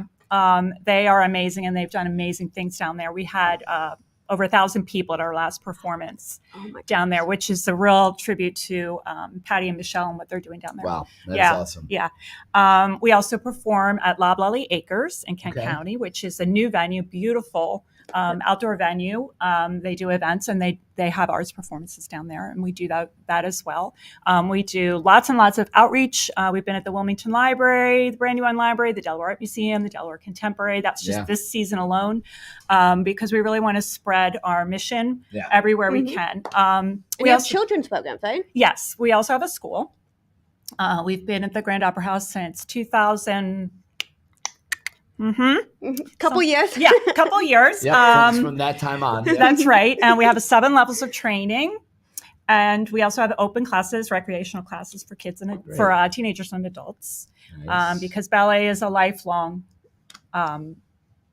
thing. Once you do it, you kind of fall in love with it, and you can do it your whole life. It's great fitness. It's great for relaxation, and it's fun. We also have a very large outreach program that we do with the Grand Opera House. Yeah. It's called Dance Works, and it's for kids in the city of Wilmington. They walk to our studios and have a dance class once a week. How about that? Yeah, and we've been doing that with the Grand since 2004. Okay. And reached hundreds and hundreds of kids. Most of them are at risk, poverty level, and we're happy to provide this free to kids. It's the largest dance outreach program in Delaware. And these kids, like I said, they walk from the schools in the city. This year we have Servium Girls Academy. Nice. So like Cindy was talking about, and they're new to us this year. It's wonderful. St. Peter Cathedral School, which has been with us for a long time, and First State Montessori Academy. Very nice. And what are you raising money for today? Well, we're raising money for all of our programs. We also host a ballet competition at the Grand, and that competition awards scholarships to aspiring dancers. They come from all over the country, and we just finished it last weekend. We had over 175 dancers, and we gave away over $250,000 in scholarships. Oh my goodness! To ballet programs, yes. So our programs kind of touch everybody, and we're raising money for all of those programs. And if I have a child who wants to get into ballet, what would be the best way for me to do that? Yeah, and how early does that start, right? I mean, that's the thing. Like, pretty young, I would assume? Or when do you guys start involving in that? Yeah, so we offer classes for children as young as 3.5. We have a satellite program at the DuPont Country Club. Okay. But our classes at the Grand start at age 4. Okay. And, we recommend that you really check out the training when you're looking for your child, and try to make sure that you have good training at your school and that it's a good fit for your family. Right. Come take a look. We can schedule a free class for anyone, and that way you can see if you think it's a good fit for you. You just go to www.firstdateballet.org and you can connect with our associate school director, make an appointment, come take a free class. Nice. That's really cool. That's awesome. That's a good opportunity for folks that want to get exposed to the ballet. Maybe give it a shot. Take a chance at it. Exactly. Yeah. That's awesome. Dip their toe into it. Dip a little toe. Good one, Okay. Jen. Toe. Yeah, maybe not quite a point. You're not ready to point yet. Yeah, Well, but we'll teach you to point. We'll that's teach another you. level. Yeah, Right. you'll get there. What lesson or typical people are? When are we pointing? Is it how quickly do we get to point? That's got to be a little further along your journey. Well, if you're talking about point shoes, you're correct. Point Yeah. shoes are the Right. shoes that women wear that go up on Now, their toes. just that's different. To point than- your feet, right. Chris, you can Right point away. your feet. Even babies point their feet. Yeah, I mean, I can point my feet. You can point your feet. Yeah, I You point. can be I'm like- 3 years old and point your feet. But to be on point. On point is different story. That's what we're talking about Different here, story. You have to have a couple lot of classes. strength and correct training. Yeah. And start very slow. Yeah. And Build work up. your way up. Build up a lot of strength. It takes a lot of strength to do Gotcha. what these ballerinas do. Yeah, no question about it. It's an Yeah. amazing thing. It's kind of It a is. cool thing. It's a signature thing in a lot of ways too, right? So, Right. That's right. Very, very cool. And we're going to be rolling right along now. You know, with the ballet and the arts, we have another wonderful arts organization, and our friend Scott Nason from the Chapel Street Players, who you may know. I don't know if you know Scott at all. No, but hi, Scott. I could imagine that could be a really interesting collaboration. So Oh, that would be maybe we very bring nice. Scott in here and talk about that. What do you think, Scott? What do you want to take on the ballet? What are you in or what? What do we got? Well, I do ballet. Well, I don't actually do ballet, but I work with a dance company. Unfortunately, not the one on screen. So one based in Newark. But I'm just imagining, Chris, you on point. I can't get that visual out of my head. Well, we're here for you. So just, I'm going to build towards it so that we can make that dream a reality maybe someday. We'll see. We'll see what we can do. But Scott, how are you? How you feeling as we go into day 2 of the day of giving? But it's the Friday nonetheless. So how you feeling on this beautiful Friday morning? Well, I'm a little tired and excited. Tired because we had a live stream last night of a variety talent show.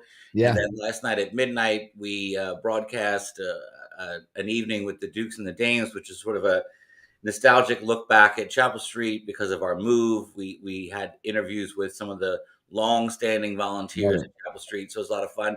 So late night and, responding to donations and things like that. But we're excited because there's more stuff coming up today at lunchtime. There's another live stream, and then at 5 o'clock, a happy hour. All of these events are listed on our page here on Do More. But of course, Chris, all of this, as we've discussed before, is all going to the $750,000 capital campaign that we have for our new theater space in Newark. Yeah, and that's going to be an amazing thing, I think, down there. And what a beautiful opportunity for people to engage in the theater in a refreshed and new way in Newark. And we're looking forward to that happening for you guys. Yeah, it's really exciting, and hopefully it will be when we talk to the development company, Lang Development, which we thank publicly for all of what they're doing for this, and it should be ready early 2024. So here's 24 again. So it's sort of ironic. I know, right? Just like that, 24. Well, assuming that they're on point, right? In terms of their timing. If they're on point, it's a wonderful dance metaphor day here at Do More. It's all about the arts. It's Dance Metaphor Day, otherwise known as Delaware's largest giving day, and Do More 24. So I love it. Scott, tell us a little bit about, obviously you guys have been really being creative with your efforts and how you can engage with the campaign. It's great to see you guys doing those kind of things. And, you learned a little bit about, I guess, what you could do based on being a part of this before. So it's fun to see you guys taking action and making those things happen. Yeah, I appreciate that feedback, Chris. And a lot of it is through two of our board members, Peter Kuo and Brian Touchette, who are experts at doing all this technology. And I think really, like so many other arts groups and nonprofits across the country, we all had to pivot during COVID. And so we had a virtual season, live streaming. And so some of that energy and creativity that went into that live stream season certainly played into Do More 24. And we're just excited to have this opportunity again and thank you guys and spur impact. I think one of the really fun things is the fact that we can still do this virtual kind of thing, and reach people. I mean, we get people to participate who are no longer locally in Newark or Delaware, but they're able to send in a video or they're able to live stream with us. So it's exciting, you know? No, it is. It really is exciting. I mean, Scott, there's so many things happening, and we're like, we've got people popping on the stream. I've got messages coming in. I'm just trying to keep track of it all as we're action packed, and the schedule is really insane. 5 minutes every 5 minutes for the next for infinity. I think How actually are you is able what to it is. handle this? Are you going to make it? I'm going to make it. I'm limping my way towards noon right now. I think is what we're doing. I might see a bag under your I came with a bag or two. I think the bags are expanding. I know, Chris, when do you you sort of had a co-host for a second while I was on. Well, they took their opportunity to run. I think when we went, they did. They see their windows and they come in. We'll upgrade. Look at this. I got Tierra with me now, so it's great. How are you? When do you get to take a run, Chris? You're just stuck there at that. That's a good question. That's what happens when you volunteer to be the face of Do More 24. You have to stay up for 24 hours. It up, Scott. You just got to suck it up. That's what it is. And that we're all working together. And that's the thing is, we all do it because we put the time, the energy, and the effort because of nonprofits like yours, and all the causes that are a part of this campaign. The almost 600. I know, that's participating Delaware nonprofits. That number is still incredible to even ponder and think about. It's an amazing. I didn't even know we had 600 nonprofits. I was like, name them. Yes, name them all. I want to hear them all right now. I'm not that good. Yeah, no, I know you can, but that's just the point. It's an amazing number, and we're obviously looking to break some numbers and totals. We are. And Scott, you guys are obviously doing a great job, and in your campaign, and you guys, I know you're working hard just in general right now with your capital campaign and just really pushing to get that new space, and we're rooting for you. I can't wait to see it in person and in action. Hopefully, as you said, that's what they're going to be working toward. That's exciting. And hopefully people today can help make that happen. Really just do a little bit to kind of help make that happen. It looks like we might have frozen a little bit there. I don't know. They probably can still hear us. I can still hear you, Chris. Oh, there you go. So we're good. Perfect. A little blip there. No worries. I think the internet was just also getting excited about your new space, and that might have been what happened. It's overwhelming, really, for the universe to handle. I think it's pretty beautiful, and we've been wanting to break the internet this year, Chris. So we're working on it. We're working on it, so it's we're happening. Actually currently working on breaking the internet, which I love. So it's a beautiful thing, and Scott, I know you know that you've got fans in us of you guys and what you're doing, and it's always a pleasure to have you on. What would you tell people? What's the last quick little thing that you'd leave them with to inspire them to jump on and support Chapel Street players? Well, here's my inspiration for them. There's a couple of sort of legacy things going on. So we still have our Take a Seat campaign. So for $1,000 donation, you can have a seat named in your honor or memory of, or your company, and be part of the new. So you'd be, perpetually for all eternity part of the new theater space. Cool. And for those people who enjoy the old theater space and want a piece of it, we also have a special going on right now during Do More 24 that you can get a brick from the old building, and it'll have a plaque on it, and you can get that for the low price during Do More 24 of I think it's $80, and then you can also get a piece of our stage that will have a plaque on it, and thinking about all the people who've Well, how about that? Yeah. So that's amazing. And this is one quick question before I let you go. You said you could get a seat named after you. Where does the name go? I mean, where are we? Are they sitting on your name, or is it? I don't think so. No, Chris, they're not. I think the name. There's two options. I don't, depending on what seat we buy for the theater, but it's either going to be on the armrest with the little plaque, or it would be on the back of the seat. But no, you don't get to be sit upon, Chris. Well, I was just curious. I'm glad. I don't think I would want my name. I wasn't asking for myself, Scott. Obviously, for you, Chris, if you wanted the big cushion, saying Chris Bruce. with your face. You should put your face on the cushion, actually. We should stop this conversation immediately because the paths we're driving down are dangerous. But I think we should, Scott, we can talk offline about opportunities there and maybe some creative thoughts. 'Cause I love that. I think it's great though. And we're rooting you on. So good luck with everything you have going. Everybody go onto the platform, domore24delaware.org. Chris, we and have support something to celebrate. Chapel Street players. And in this transition, Scott, actually, you might like to see this. I'm gonna just do a little something. We got to show the platform, and we're gonna do a little refresh here and see what happens. Are you ready for this? Yeah. We should have music like We should background. have Are you ready music. for We this? really should. And here we go. Oh my goodness! We're over $1 million. We're over $1 million mark, team. That's awesome.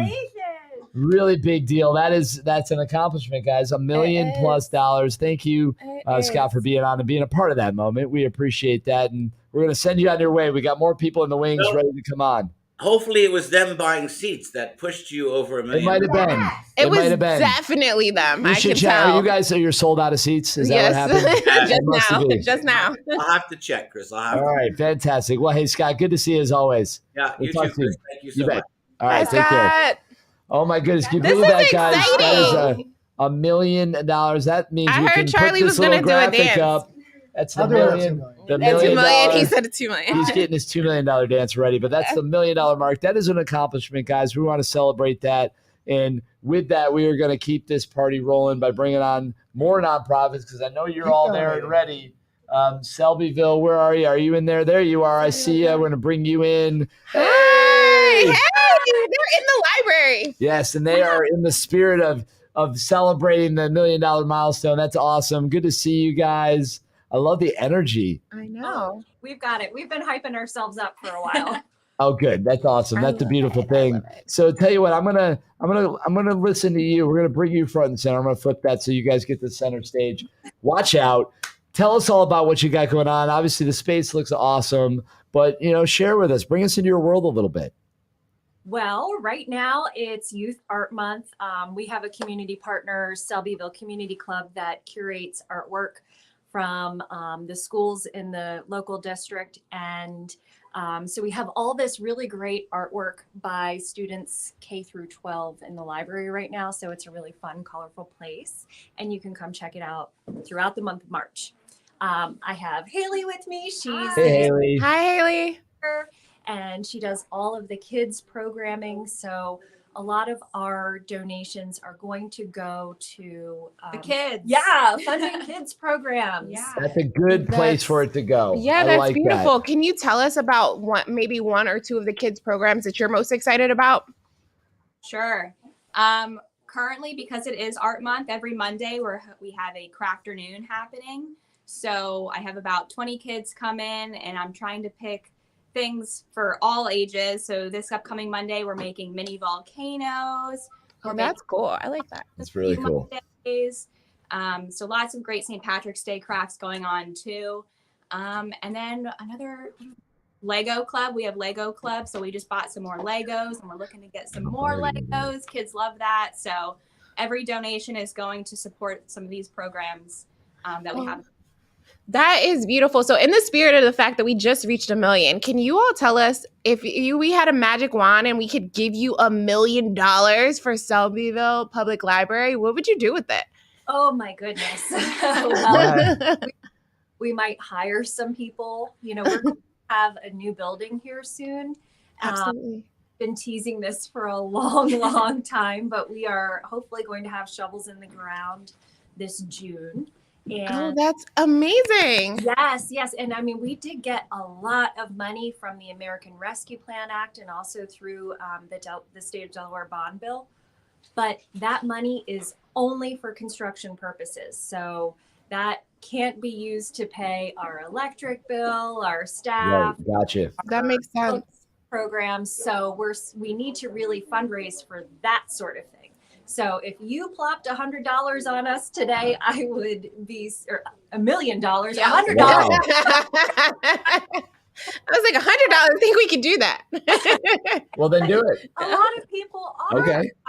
So far, we have raised more than our first year participating, which was 2021, and also 2022. So we're You're moving on up. Congratulations. Congratulations. That's awesome. And really, I know what you guys are doing is meaningful work. And, it's the kids appreciate it. The families that you serve all appreciate it. And I love that environment. It's just such a wonderful, welcoming space. And it is. It just looks, I just want to go in. I want to play in there.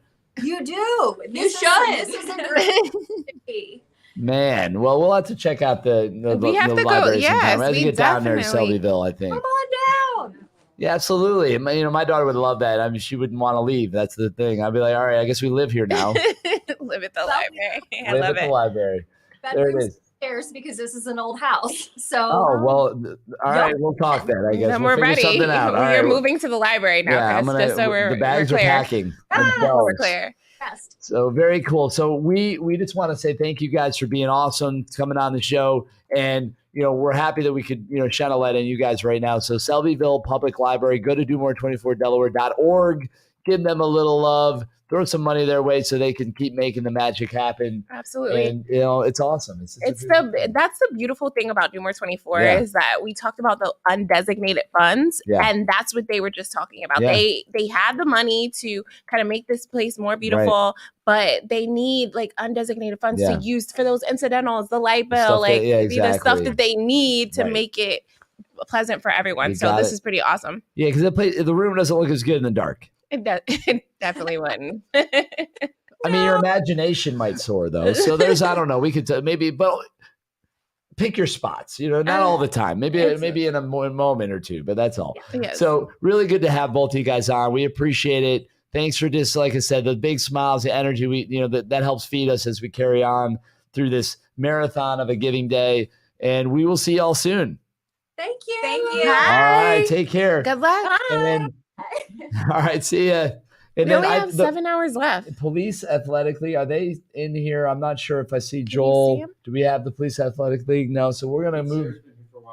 Well, what's that? Sarah's been here for a while. She's from Pathways. We have Not sure where they are on the list. Sarah, yeah, so Rachel Sarah is next up. is Would meet me at just the go wall. visiting different places. So Oh, I got it. Yeah. No, we fair can- enough. Hey, Sarah. Yeah. So we can check in real quick. So Rachel, you're gonna be up next. We're gonna come to you. So just hang tight for a second. We're gonna check in with Sarah real quick if we can. All right. All right. Hey, Sarah, how are you? Oh, I am good. How are you? Are you sure? Yes, there's a lot going on I over didn't there. know that. Looked a little dangerous. I hope you're okay. Yeah, we have the Sarah and Sarah duo here. Oh, Yeah. hi, Sarah and Sarah. I love it. That's awesome. So talk to us a little bit about where you are at the moment. And fill us in. Introduce us here to the other Sarah. So right now we are at Pathways to Success in Georgetown, Love and it. we are watching as their donations go up slowly. So Sarah's going to give you a little bit of information about what she does, and if you guys have any questions, of course, obviously ask. Yes, of course. Now we did connect with our friend Sarah here a little earlier. So we had a nice conversation. So it's good to see you again. It's good to see you too. Yeah, we're fortunately our donations have not been as effective or as they were last night. I mean, we made half of our goal last night, but this morning has been rather slow. So I encourage anyone that would like to please donate to Pathways to Success and support our kids. Our kids really need it. So I think they might just be waking up. That might Yeah, be that it. might be it. I think they're just getting warmed up. It's not even 11 o'clock. Hang in there. Yes. You've got over 7 hours left in the campaign. We're going to make the most of it. So stay positive, keep putting out that good energy, and finish strong. That's what it's about. Right. Absolutely. Yeah. So Yes. Sarah, Carter, where are you going next? Like, I know you've been running around all day. So where are you going next? So I am going to run over to La Esperanza, and I'm hoping that we can catch somebody there to do this live stream. I know they're really busy, so I'm going to try to keep them in my grasp so that we what they're Well, doing. Beautiful. Well, that sounds good. Well, I'm glad we could check in with the Sarahs. Yes. Well, I don't know if you'll be able to. Maybe you can find another Sarah there too. What do you think? Hey, I'll make it a Sussex Sarah live stream. Perfect. Let's do it. Yeah, it was challenge is on. Challenge accepted. challenge. I mean, that's basically you have to make that happen now. So, all right, good. We'll look forward to that. All right. And keep the Sarah train rolling. But good to see you guys. We're gonna rock now. Bye. Over to Az. Bye, guys. Take care. See ya. So here we go. Rachel, how are you? Meet me at the well. Good to see you. Wonderful to have you on. Hi. I love it.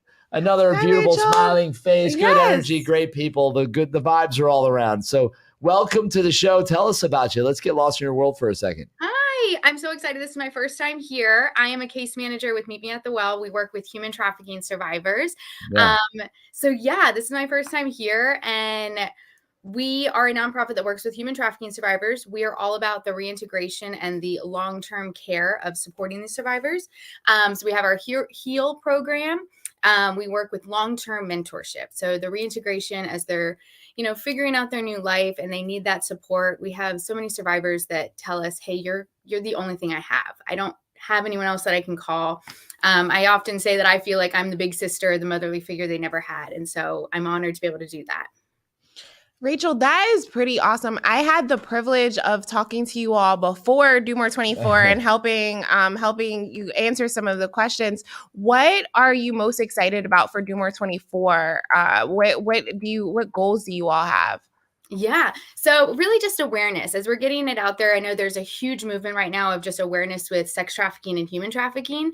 But what we're doing in Delaware, and right now we do mentorship, counseling, career workshops. We are opening on March 14th our Well Makerspace, which is a partnership with Instant Imprints. So it's going to allow our survivors to build their resumes, their skill set. It gives them work to do.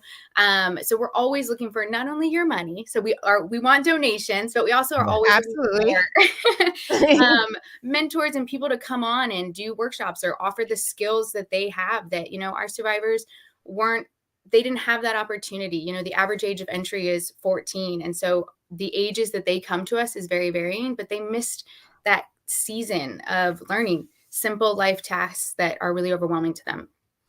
Rachel, so tell us, is sex trafficking and human trafficking prevalent in Delaware? I don't think that's something that I kind of knew about. And, you hear it, but it doesn't seem like it's here in the first state. From what I know, basically, a lot of it has to do with where we are on this corridor. There's a lot of traffic through here. And because of the way that we're between New York and Philly, Baltimore, DC, and this 95 corridor, it really, unfortunately, is a really big issue. And I know, Rachel, you can speak more to that. No, you're completely right on that. And unfortunately, it's a big problem everywhere. I think a lot of people start to think, oh, it's third world countries. And it's not always like the movie Taken. It's in a lot of different ways. It can be underground in the commercialized sex industry. There's so much within, I know this is kind of a taboo, but within prostitution. The big thing I always say is no little girl says she wants to grow up and be a prostitute. So for us, we are really big on just empowering our survivors and giving them the opportunity of that. This isn't it. You have a new life and we want you to feel strong in that. That's really, really amazing. I mean, it's and important. It's a powerful mission. That's I mean, the bottom line is, it's really great that there's organizations like you out there that are, you said it's taboo, putting yourself in that fight. Exactly. And making sure that the support is there, because those that need it, they really need it. Absolutely. Like really and they need it right now. And they need it immediately. And you can't really, it's not something you can let sit or wait on. The sooner you can, get after that, the better chance you have for somebody to make a recovery and to be able to kind of get back on a path that's going to be much more productive. It's a long journey.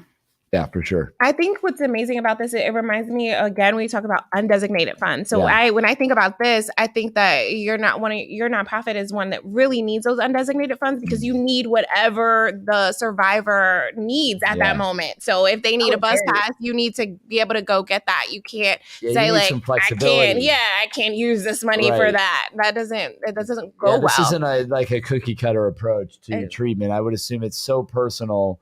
And with that, you've got to be able to move and just maneuver within how you treat Yes. and help. She hit the nail on the head of that. Yeah. It varies from helping them get to Absolutely. work and transportation to something that we just did is we just reconnected a survivor with her biological father. Wow. And that was huge. You know, it was a really amazing thing, but it was very emotional. And we walked with her through that. And we were honored to be able to do that with her. Yeah, absolutely. Well, I mean, Rachel, thank you for doing the work you do. Keep that up. Seriously, it's hugely important. And, you know, we're just glad that you're out there, that our community is safer and better for it. And, you know, if you want to support, no, it's our pleasure. Absolutely. If you want to support, meet me at the well. Just go to domore24delaware.org. You can find them on there. Donate, spread that love. That's what we're doing. This is Delaware's largest giving day. So, well, it's time to give. Absolutely. Thank you, guys. All right, have a good one. Take care. Thanks, Rachel. And well, man, the party is just keeping rocking. We've got Mark coming in now, I believe, from the Delaware Center for the Inland Boys. So good to see her. Bays. I don't know why I said boys. That's crazy. Well, maybe because of what we were just talking about. That is wild, actually. I will say that has to be where that came from. That was wild. I've been up a long time. You have. We forgive you. We forgive you. I've been going since 6 p.m. Center last for night. the Inland Bays. Much different, by the way. Than boys. Different message, different mission. But hey, let's talk about yours, since that's why we're here. Right on. Thanks for having us today with us. So we're the Delaware Center for the Inland Bays. We're based down right by the Indian River Inlet Bridge, and we do a variety of things from science that involves water quality monitoring, species surveys and research, living shorelines, and then we also have an outreach and education team where we do outdoor education for kids. We like to put them out in the marsh, do a lot of experiential hands-on learning out in nature in the estuary. Well, yeah, I mean, that's awesome. I think it's so important to get, you know, kids, really anybody out in nature to really experience it in a meaningful way. So you gain that appreciation and understanding for it. Because I think a lot of times people just take it for granted. Absolutely. And they don't have that relationship so that they can, I mean, really benefit from it in so many ways. So getting you out there, I think, changes your perspective on things, and it allows you to interact with the world in a much fuller, richer way. So that's really cool. That's awesome. Those kind of programs are so important. What's really cool with our programs too are they're free, actually. Wow. Almost all of our youth programs are free. So you know, we can make sure everybody has access and can get out there in nature. And we run our programs, you know, pretty much say we'll kick off in late March kind of time frame, you know, when the seasons change, and then we'll run things right through till almost Thanksgiving. And we have programs that basically work around the horseshoe crab, which is one of the focus points for us with Do More 24 today. One of our goals is we want to raise $10 for each horseshoe crab that we tagged.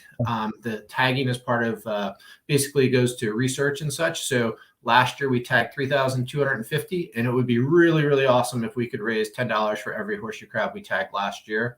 And that money will go to the center to all of our work, be it science work or also the education programs and such.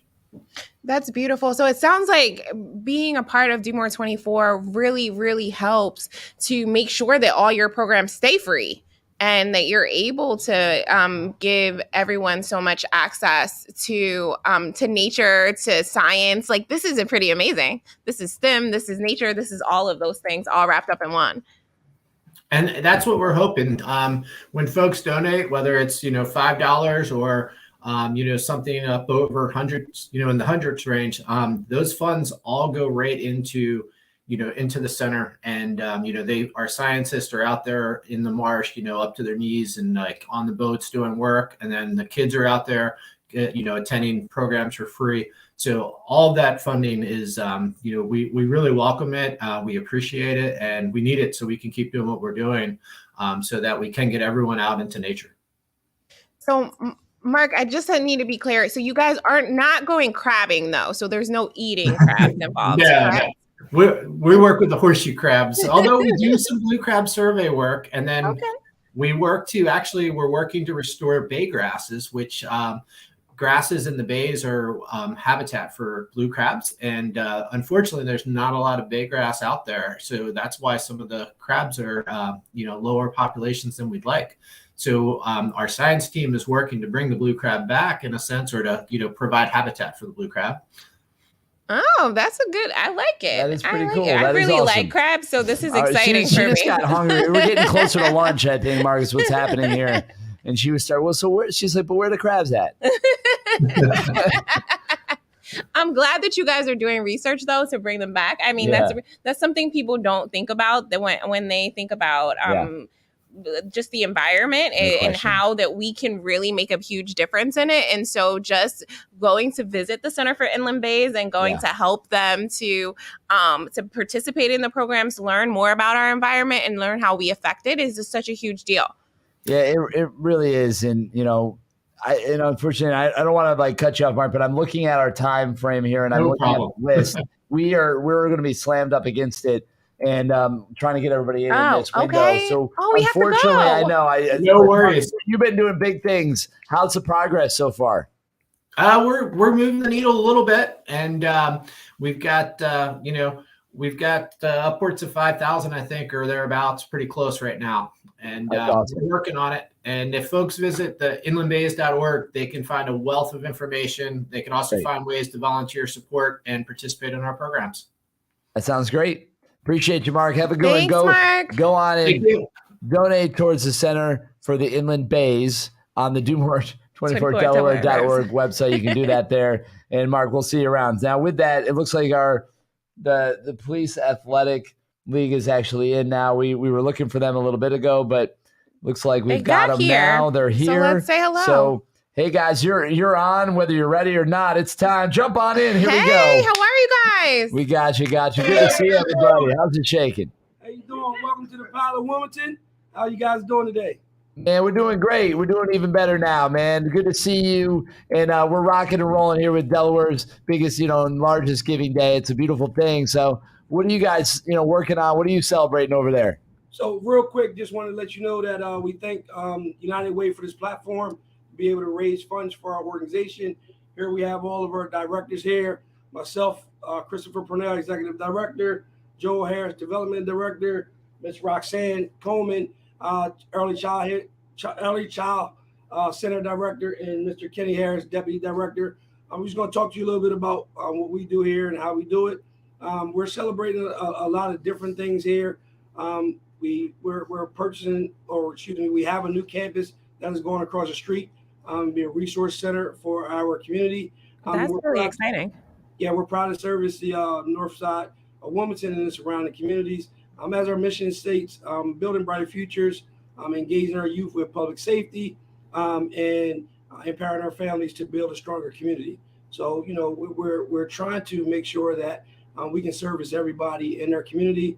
And then I'll let my other directors share some of the things that they're doing in their programs and we're doing here at the PAL. But again, thank you guys for having us on. We greatly appreciate this opportunity. We're very excited. Today we're going to be doing more and getting some things going. Hello, as you stated, I'm Roxanne Coleman. I'm the Early Learner Director here. I service 200-something students here. Early learning ages from 6 weeks all the way to age 12. Some of the programs we offer, enrichment education. We bring quality educators here.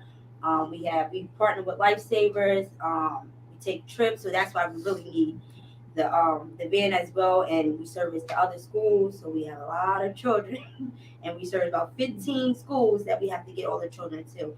So it'll be a great asset to our program to have that van for us. That's awesome. That's great to hear. And I just so Mark from the organization we were just talking about with the Center for the Inland Bays, he's running 24 miles over this campaign. He's doing 2 miles every 2 hours. What are you guys doing? Push-ups. So we'll do whatever we need as well as getting our students involved. If you guys go to our Facebook page, you'll see all the directors. We did a lot of videos. Yeah. Oh, that's beautiful. We made a challenge with all the directors. Who can do the most videos and who can get the best video around our center and our community. I love it. Families as So well. who's winning? I love it. confident man. He's excited. He's like, I'm not saying I'm crushing it, but I'm just saying but I'm winning. I'm winning. I'm winning right now. That's all I'm saying. Just winning. We're getting it done. That's what's up. Well, obviously, you guys are great. You know, you're a pillar in the community. It's a beautiful thing what you guys do. So we appreciate being able to get you on just to share a little bit about your world right now. And if you want to go and support the Police Athletic League of Wilmington, get on to domore24delaware.org. Make a donation. Do it now. Do it today before time runs out, because Giving Day, well, it ends at 6 p.m. So now's the time. Take action. Make it happen. Absolutely. And the POW is such a big pillar. Yeah. So I'm so excited. I think that they might be one of my donations today. Oh, make it happen. Hey, I'm feeling it. All right. Come on down and visit us too now. Absolutely. Our website is www.palw.org, and then Mr. Harris is going to share some other things with you guys as well. So my name is Kenneth Harris, and obviously I'm the one winning on all social media platforms right now. Yeah, we got that. Yeah. Yes. But we want to just let you guys know that we're very appreciative, because what we're doing is for the community. Everything that we just get involved in is for the community, just through and through. So our mission is to create brighter futures, and how we're doing that is cleaning up the campus that we have now, changing the culture, making sure that when you ride down Market Street, you see all the pretty bright lights, the red, blue, and the white. That represents the community and the POW, because the community is the POW is the community. So thank you for giving us a platform. Yeah, we're excited to do it. And, we unfortunately we do have to keep moving because we have so many nonprofits to talk to, and we have so little time to squeeze them all in. So we feel bad. I want to talk to everybody for hours. But we just want to share with you guys real quick that our slogan is the POW is popping. The POW is popping. 1, 2, 3. The POW is popping. Hey. I love it. See you guys. I love that. Appreciate you. Have a good one. That was a great way to end. That was a great way to end. We'll let them finish like that. Finish strong, as you say, right? I like it. So we're gonna bring in now Alex. She's there you go, coming in from Reading Assist. It's awesome to have you on. Talk to us a little bit. What's happening with you? Hey, y'all. Good morning. My name's Alex. I am the recruitment outreach coordinator for Reading Assist. So I am here to chat a little bit more about what Reading Assist does. We are a literacy nonprofit that works throughout the state of Delaware. We provide intensive one-on-one tutoring services to, kids who are facing some intense reading struggles. I actually did this program the last year. And so if I can paint a little picture here for you guys, kind of put into perspective the kids we're working with. So last year I was working with all third graders. So, these kids are between 8 and 10 years old, and not a single one of them came to me knowing all of their letters or all of their sounds, which is not only heartbreaking, but really terrifying, because, after third grade, 74% of students are not going to catch up, are never going to meet that goal, that reading level goal, which, it was really heartbreaking to experience that firsthand, but also so hopeful, seeing what Reading Assist can do, the difference we can make. Reading really does make a difference. I remember watching I have a bonus child, so he's not mine, but he's my, I got you. So he's my bonus baby. And watching him learn to read and just walk around and see and actually read the things that he's been seeing, like the stop sign that he's been seeing every day, was beautiful. And so I know giving kids the gift of reading is so important. Alex, what are you all doing with your funding for Do More 24 this year? What are you fundraising for, or is it just reading in general? So we are, really, really imploring people to donate, because these donations are going to go directly to our supplies. So, one of my favorite things to talk about with Reading Assist is we actually have a fellowship program. And so for a year, you get trained with us and then get to work in an elementary school with kindergarten through third graders, doing that intensive service. So this money today is going to go towards purchasing materials, because we provide all materials for our fellows, for our tutors, before they get into the schools. That's beautiful. That's awesome. How many tutors do you all have?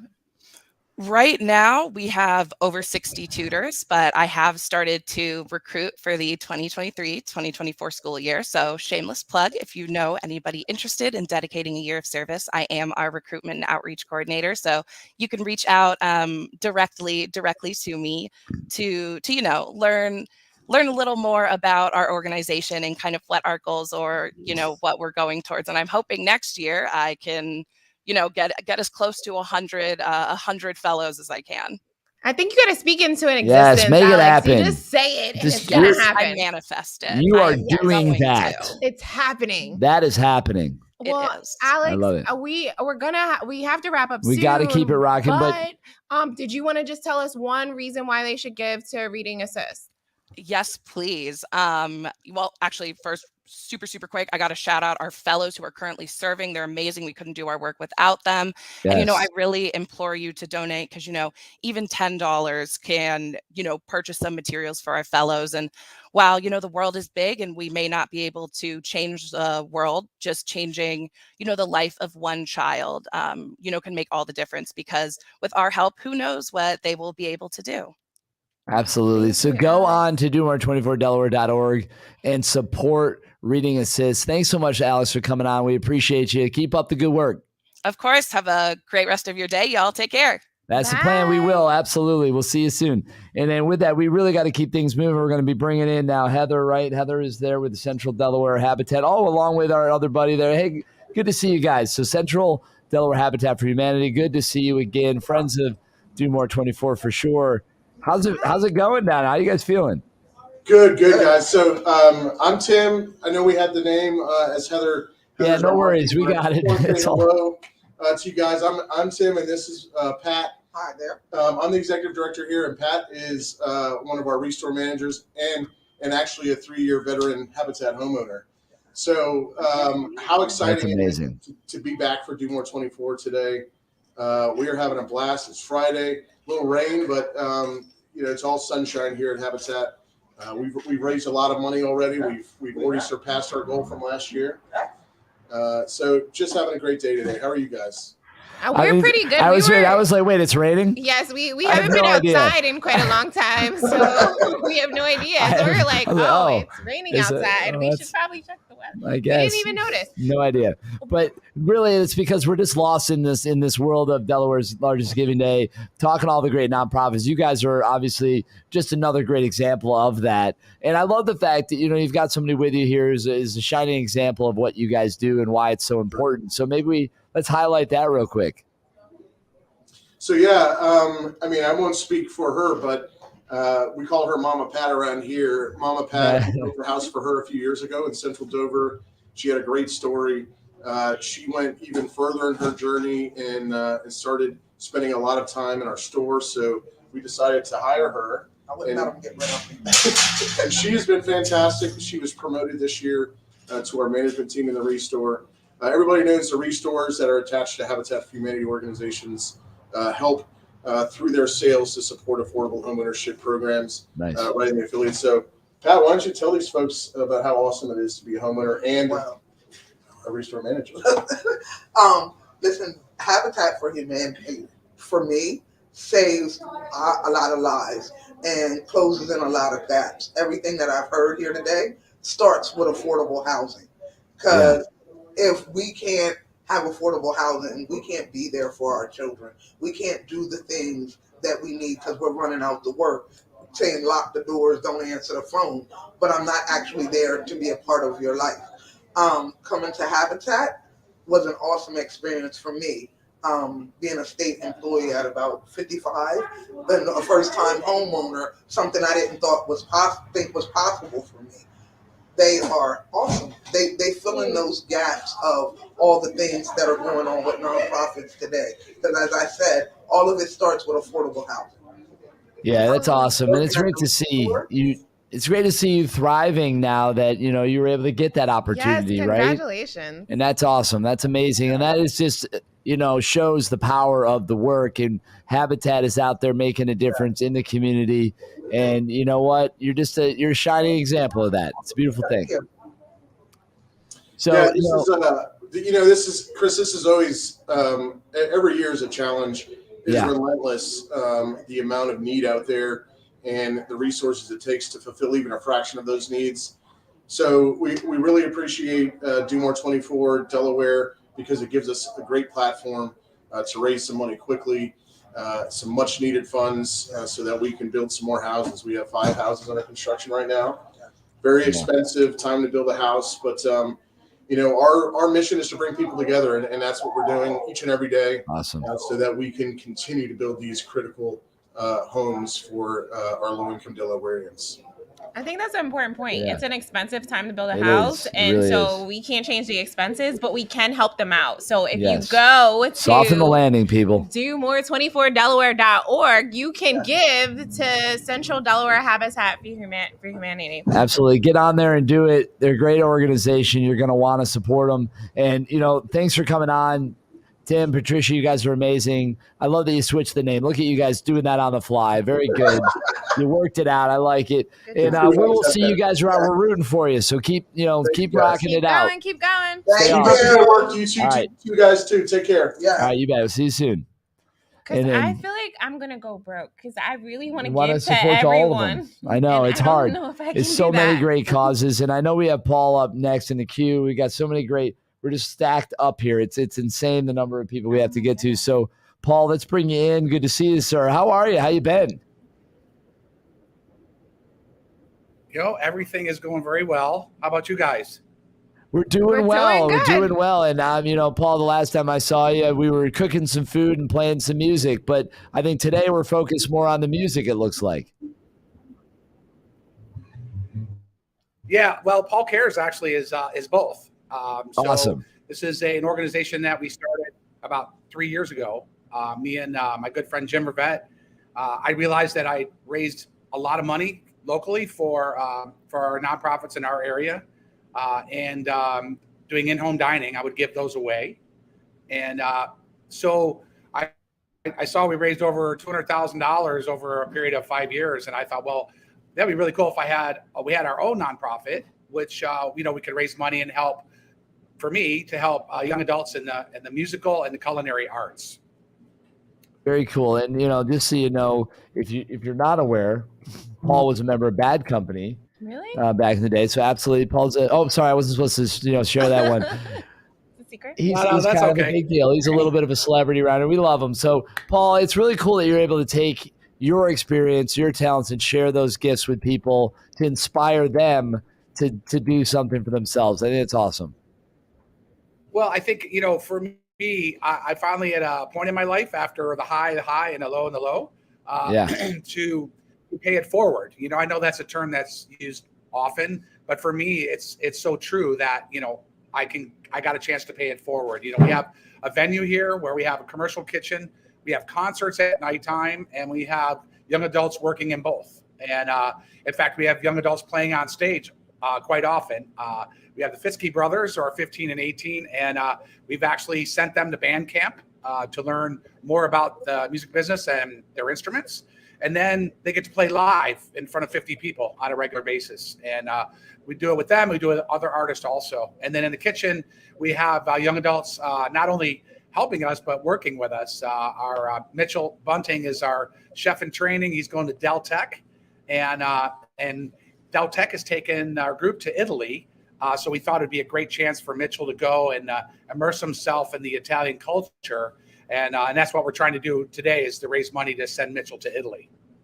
Oh, that is beautiful. Nice. Any time you can combine music and food, I'm in. Yeah, it's a I'm good combo. You can't really go wrong with that combination. That's a pretty solid mix. Exactly. And you're helping people. I would so say, it's and like travel. There was some travel. And helping. It's so many good things all wrapped up into one. Serve that up. I'm in. I want that. I want that menu selection. Absolutely. Well, we're really fortunate that I'm in a place in life where I can do that. And, it makes me feel good to be more part of the community, even though I've lived here for 21 years. I came here on vacation 21 years ago and moved back 10 days later. So I've been in Sussex County since 2001.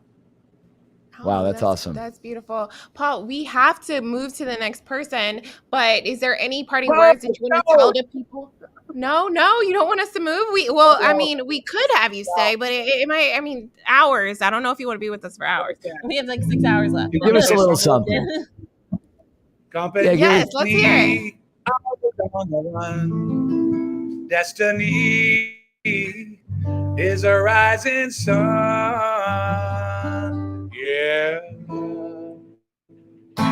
I just got to say, it's an honor to be on with you guys today and to see some of my friends and some of my the biggest nonprofits that we support and we love, like Make-A-Wish and Pathways for Success, Habitat for Humanity, just to name a few. I'm honored as part of Paul Cares that we're in the same conversation. So thank you very, very much for having us. That's awesome. Well, Paul, it's wonderful to have you be a part of it. And if you want to support Paul in his effort there, you can go to Paul Cares, right there on the Do More 24 platform. Just go to the website, give him a little love, give him a donation. And Paul, hey, we appreciate you. That's Mitchell. Hey, Mitchell, what's happening, bud? It's good to see you. Yeah, he's checking food in. I love it. Gotta love that. All right, Paul. Well, hey, hopefully we'll catch you again here soon. Okay, sounds good. Thanks, guys. Awesome. Thanks, Paul. All right. So, I know we have a lot of people, and, I know Sarah's been kind of sniffing around too, but it looks like she's off at the moment. And then Dustin is in the wings as well. We should probably rock over to Dustin. Let's do it. Let's keep it moving from the Sierra Club Delaware chapter. How are you, Dustin? Good to see you, bud. Doing great. Thanks for getting me online. My daughter's got an ear infection, so I had to stay home. She's home from daycare today, so was gonna come and see you guys in person for once, but it's all good. We saw that you wanted to, and that's half the battle. You had the desire. Desire is half the battle. It was there. The thought that counts, right? That's absolutely. Exactly. So speaking of all that, what do you guys got going on? Share a little bit about Sierra Club and what people at home should know. Yeah, so the Sierra Club nationally is the nation's oldest environmental nonprofit in the nation. So in Delaware, we've been around since the 70s. So we are one of the leaders in climate and energy policy in the state. And so right now we're taking a hard look at what Delaware can do to help prevent the worst impacts of climate change and make sure we're ready for the impacts that we're already feeling, with urban flooding and urban heat island effects and things like that. So a lot of resiliency work needs to be done in Delaware. We're making sure it's happening. That is really, really important. I was just thinking that when it didn't snow this we haven't had snow in how long? You probably know, Dustin. Concerned about that. What is because we were looking at those stats recently. I was talking to somebody about it, but we haven't really had a substantial or really a measurable snow in like almost a record stretch here, haven't it? It's been a long time. Yeah, certainly the long-term weather patterns are really shifting around the globe. We're certainly seeing the impacts and more severe storms and rainy day flooding. Down in Sussex County, from Wilmington to Sussex County at the beaches around those communities, you're having flooding with not a cloud in the sky, and it's getting alarming. So I think a lot of people are waking up. We have some good work that we're doing in Delaware to help educate policymakers and elected officials to make sure they understand what we're doing and what needs to be done. But it takes a lot of work, a lot of outreach, a lot of effort. So certainly could use the support. Is that what your Do More 24 funds are going towards? The outreach efforts to make sure that people know about these climate change issues? That's exactly right. Oh, amazing. Amazing. Dustin, this is so, you have such a beautiful mission. Can you just tell the people one reason why they should donate to you for Do More 24 Delaware today? I know for me, I get a reminder of why I'm doing this and why this matters every morning. She wakes up about 7:30, banging at the door and saying, "Oh, you're lucky, only 7:30." Yeah, she likes sleep. She's like Dad. So, that's my reminder. And so I would just say, the reason why I think everybody should care is we all have family. We all have loved ones, and whether or not you have kids, maybe you got grandkids, it's all about them. It's making sure that they have a place that they can live and thrive, not just survive, but thrive. And that's what we're working on. Well, we hope that you guys do thrive and, in this campaign and beyond. But to support the Sierra Club, go onto the website, domore24delaware.org. You can select them, give them a donation, and drive their mission forward. Dustin, thanks so much for being patient, waiting, and being on. It was really wonderful to talk to you and be able to shine a light on you. Next year, I'll be there in person. I'm in. Let's do it. I love it. All right. And with that, I think, Sarah, are you there? I know your camera's on, so hopefully you can pop in. We'll do a quick pop in with you. So what's going on? Did you find another Sarah or? I did not find another Sarah, guys. I'm so sorry, but I am here with La Esperanza. Give me 1 second. I love it. This is like really live television. Maybe they could just change their name to Sarah. Yes, we should. Yeah. Well, I for the can't show. pretend that somebody's Sarah, but come on, Bryant. Hello there. Hi. How's it going? It's really nice to see you. I'm glad that we could pop in. So yeah, fill us in real quick on where we are exactly. Give us the breakdown. Yeah. And, what does La Esperanza do? So we are La Esperanza. We're located in Georgetown, Delaware. We are a nonprofit that serves mainly the Latino and immigrant community in Delaware and really all over Delmarva Peninsula, because some of the services that we provide are pretty unique and very much needed in this area. Really, one of our core services is providing immigration legal counsel to immigrants who are going through immigration process in the United States. But we also provide just general coaching and resource navigation for our families. So a lot of newcomers to either the area or the country who don't know where they can access certain resources, whether it's like, how do I register my child for school? How do I get medical care? Those types of simple things that maybe come easy to us may not come easily to newcomers. And so we very much support them in accessing those resources and answering pretty much every question that they have. We get questions all the time just about really adjusting to this area if they're new to it. So that's really one of the big things that we do as well. We also provide services to people who are victims of crime or domestic violence, who maybe don't feel like they can go to law enforcement because maybe in their home country, law enforcement is very different or has a very different approach than maybe the law enforcement here in Delaware. And so we are a trusted resources for people who are victims to come and kind of get the help and resources they need if they have been some type of victim. And then we also provide things like citizenship classes to people who are interested in becoming citizens. And we also provide food to those who are who are facing some food insecurity. Every Wednesday, we provide food to different families in our community.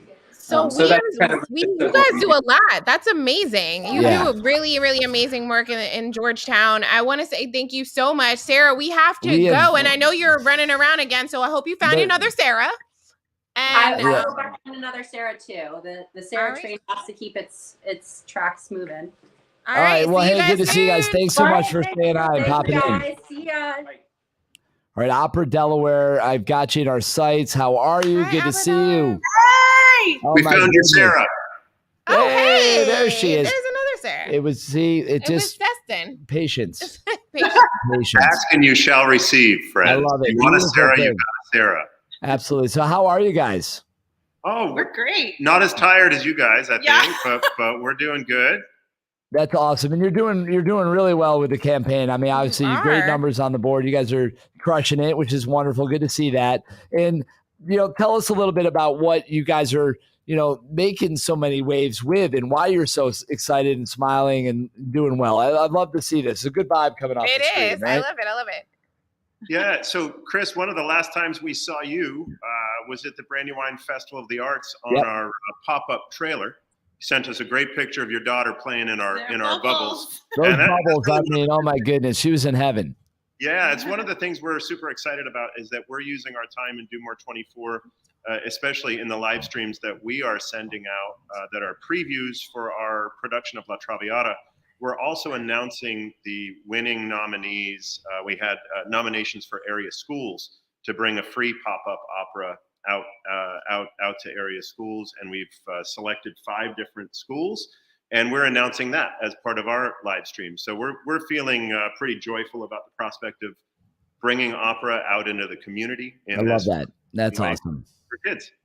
No, it's really wonderful. And I know you guys are doing a lot to kind of reimagine how people experience and interact with the opera. So I applaud that. I think it's really a smart approach. I actually just went to see my first opera, so it was really exciting to go and visit one of their shows. And I can't even pronounce the name of the shows. I'm not going to try because I would do a really bad job. But it was a great show. We can help. When did you join us? Was it in the fall? Yes, it was in the fall. It was in like November, December. Great. Well, if it was in the fall for us, it might have been Mozart's Così fan tutte. Yes. So it was funny and nobody died at the end, right? Yes. Right, Oh yeah, that one. That That's a rarity. It was funny. I remember the funny part, and it was cool. It was just cool to be there. Yeah, that's awesome. I love that. Yeah, we really want. I mean, part of what we're trying to reimagine, Chris, is this idea of like making people feel welcome and wanting to walk into the opera house and be a part of the community. And I think that's something that's wonderful about pop-up opera too, is that it goes out into the community, right? So it takes away, like, you don't have to walk through the door for your first time. You can experience us in the pop-up opera, experience us in a different way, and really learn that opera is for everybody, right? Instead of, I mean, really, you're trying to create an opportunity for people to experience the arts like never before. nicely done. It's Yes. when you've been on the air for 12 hours straight, you get to have puns like that, right? Absolutely. No, It's- he like woke up like this. He does this it's all actually day. the reason I had a child is so I could say these things. I love it. And someone would laugh. Yeah, exactly. I was going to say you also, you have a kid, yes. So the dad jokes abound, yes. Well, now I just settled into my role. Nice and easy. It was good. I love it. I love it. We have to move on, but I know we have so many people to get to. We want to just say, if you all want to donate to Opera Delaware, go to Do More 24 Delaware. Get on there. .org right now. Make it Type in happen. Opera Delaware. They're on the leaderboard. They're They're winning. crushing So it. let's keep them going. Yeah, they're doing very well right now. Your So. stream, but at 1 o'clock and 3 o'clock, we have some excerpts from La Traviata. So if I someone love it. wants to come on over and hear some great music, please join us then. Here, try that one. La Traviata. La Traviata. That's pretty good, right? That was pretty good. You're, All right. you're hired. All right, take care. Good to see you guys. Bye. All right, you bet. And the hits just keep continuing. I know Duffy's Hope is in the wings. We're going to bring them in, and we're just going to keep this moving. We're up against it, and we got to get everybody in. So how are you? It's great to have you on. How's it going? It's going great. Thanks for having me. I appreciate it.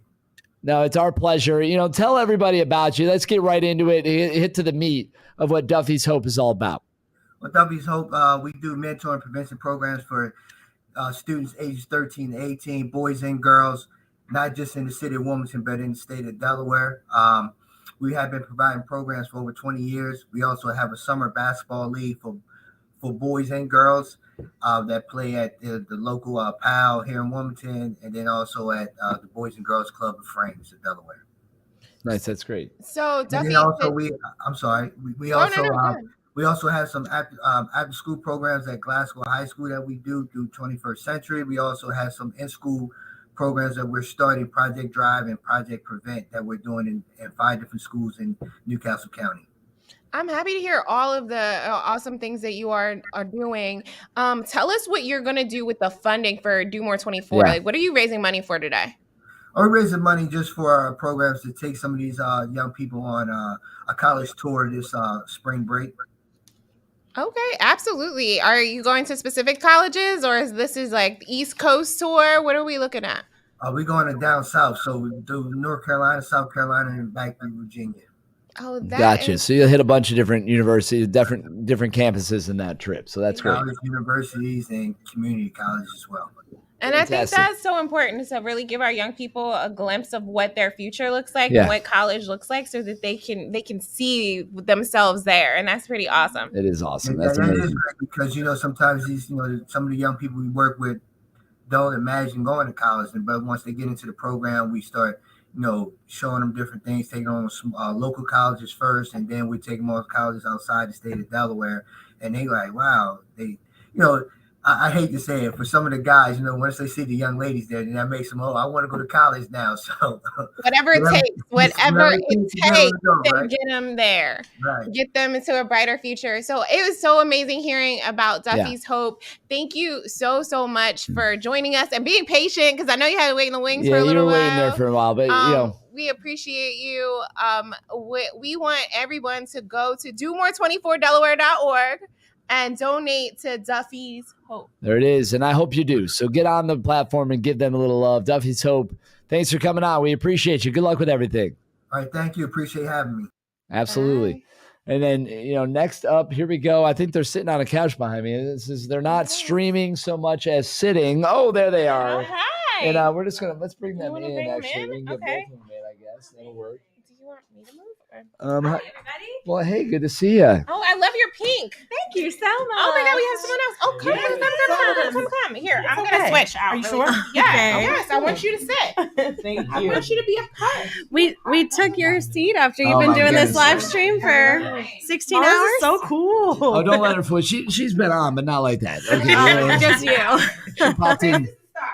No, it's not about it. I'm just the one that's leaning over sideways. And you can tell that. We'll prop you up. It's okay. Thank you. Yeah. Hey, listen, we got to help each other. We That's do what indeed. it is about. So, hey, good to have you in. Thanks for in having us. person. Love that. And tell us a little bit about what you guys have going on. Just you bring people into your world. Yeah, so we're from the Wilmington Children's Chorus. Yes. If you haven't already, head over to Do More 24. Check out the Wilmington Children's Chorus and support us during this 24-hour fundraiser. We are the only tuition-free music education, the only tuition-free community children's chorus in the entire country. Wow, that's So amazing. That's a pretty big distinction. Not just the Yes. state, the Not country. just the state, the entire Wow. country. Yeah, so Nationwide. we're unique to Delaware, we're unique to Wilmington, and we're passionate about providing accessible, radically accessible, and exceptional music education Yeah. for children where they are. That's an awesome thing. I love that. Yeah. That sounds good, and it really is good. Yes. So that's a good combo. And I You should know? say, I'm Leanna. I'm the executive Yes. director. And this is Miss Pamela Queen. She's our program coordinator. Oh, and then it looks like a queen. Absolutely. Oh, Holding and it down is. as you glowing Pamela Queen.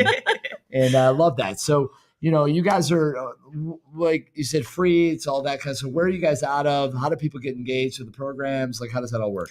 Yeah, so we're really focused in on neighborhood-based learning. We want to Got meet it. kids where they are Okay. after school. So we're in Riverside, we're in Hilltop, Okay. we're in after school and community center sites across Wilmington and Newcastle County. We want to alleviate barriers for people so Yeah. that everybody can experience the real power of music. So Nice. we partner with places like Kingswood Community Center, like Sure. Latin American Community Yeah. Center, and we offer in-school and out-of-school music education and choral exposure. That's pretty great. That's amazing. So, I mean, being the executive director, what brought you in? Like, how did you get engaged with this? It's almost like I fed you that question because the answer is really fun. But he didn't actually know this. I was a chorister. I joined the Wilmington Children's Chorus when I Really? was in middle school. Yeah, Awesome. when So I full was in circle 8th kind grade. of thing, then, for sure. Full circle. And it's like the joy of my life to be able to give kids the experience that I had. So, Yeah. yeah. A chorister. I love that. I was I was a very good chorister. I always practiced all my music. And Pam sang as well in college. Yes, I sang in college, middle school, and elementary actually as well. I went to Delaware Yeah. State University. Okay. Hornets. Hey now. So yeah, I have a lot of musical experience as well. Yeah, be careful. She might sting you. But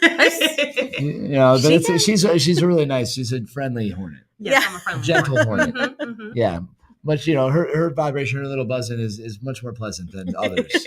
But that's good. So I love that. So with the programs as you're out there, you're doing it. Like explain that experience then. So what's the approach when it comes to, exposing them to music, taking them through teaching, all that. It's really. So we offer a number of different programs. Like, for example, yesterday morning, Pam was at Kingswood Community Center. Yeah. She was at our Early Learners Music Program. You want to tell them a little bit about that? Yeah, my so goodness. the Early Learners Music Program is a great time, and they are the stars of their show. I bet. I bet. We have children starting at 1 year old all the way up to pre-K. Okay. We have 4 different classes, and we teach them a lot of musical things and aspects basically geared towards what their lesson plans are as well. So as you know, Black History Month just passed, so they learned a lot about jazz, Yeah. scatting, Ella Fitzgerald, Louis Armstrong, and then we just integrate their lesson plans with the music. So, thank you, yeah. Bring that in a little closer. So, when they're learning their alphabet or numbers, our teacher, Miss Lexi, she's amazing.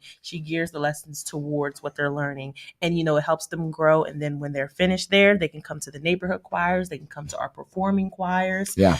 And it's just a musical experience to start from basically birth all the way throughout the program. Nice. That's pretty amazing. So from birth, so what is that first lesson? Is that just being around them and just hear sound? Yeah, it's a lot of exposure exposure to different tonalities and meters and music from other cultures. We want to raise up well-rounded, invested, and culturally competent kids, right? We all want that for the kids in our community. So we do a lot of exposure to music. They get to do some instrument exploration with like shakers and drums. And it's also about acknowledging the musical feedback that they give you. So you have a kid, right? I think I heard you say that. Absolutely. I'm sure you remember your baby when they were younger going like, ba, ba, ba, ba. And our music teacher makes a song out of that. Right. Ba, ba, ba, ba. So they get to hear what they've contributed to the classroom coming back to them as music. Right. It encourages them to improvise. It encourages them to be creative. Yeah. It encourages them to see themselves as musicians. And when you do that, starting at one and you keep providing that affirmation and that musical feedback for them all the way through their entire school experience. I mean, what could that do for their confidence? Yeah, I mean, music and just the arts in general are just super important for development. And like you said, fostering that creativity and just looking at things in a way of like possibilities versus just things are. Yeah. I think that's a pretty cool thing. It's great for community bonding too. There's research that suggests that just singing together in a group strengthens community bonds, which I think is really important, really for some of our neighborhoods here in Wilmington, to strengthen up those community bonds. That's awesome. Yeah. Yeah, very cool. And as you know, we're stacked up here. We have a broadcast. You got to get to it. Yeah. So you guys can hang for a second if you want, but I got to bring in Hannah from Best Buddies. You're coming in, so join the conversation. Let's just do it. Hey, Hannah. Where's Ellie? Thank you guys for having me today. Well, you're very, very glad to have you come on and join us. So bring us into your world. It's funny. I love that. It's one of those virtual backgrounds that I've seen. It's a very nice home. I want to know where this is. Nice. I want to got a lot of Amazon boxes back here I had to hide. Elizabeth Townsend. Oh. Yeah, that's my best friend. Oh, is Ellie around? Ellie is not, but I'm joining today. But Ellie is very much still with Best Buddies in Delaware, and she is doing amazing with our school program. Well, apparently they're best buddies. Pam knows everybody. And Pam knows everybody. We're going to let you guys get to your live stream. It's great Good luck. Thank you so much. For coming in. We appreciate you guys. Absolutely. And Hannah, so talk to me about Best Buddies and what you guys have going on. Yeah, absolutely. So Best Buddies is a nonprofit organization that works to build one-to-one friendships, integrated employment, inclusive living, and leadership development opportunities for individuals with and without intellectual and developmental disabilities. So a good way that I kind of like to describe Best Buddies is ask people, do you have a best friend? If you do, tell me kind of the things that you do with that person. And those are the kind of relationships and friendships that we want to help individuals with and without intellectual disabilities build with each other. All about inclusion, all about bringing communities together and just making sure everybody is represented and included. Yeah, awesome. And really important work that you guys are doing. And, if you guys want to support Best Buddies, you can go to the website. It's domore24delaware.org. That's where you make the donations. How do people engage with you guys beyond the campaign? Because obviously we're focused on this today, but if they want to learn more, what do they do? Yeah, absolutely. If you want to learn more, you can go to bestbuddies.org/Delaware. We'll have tons of information on different ways that you can get involved. But I do want to mention that one of our events that we have coming up is our Friendship Walk.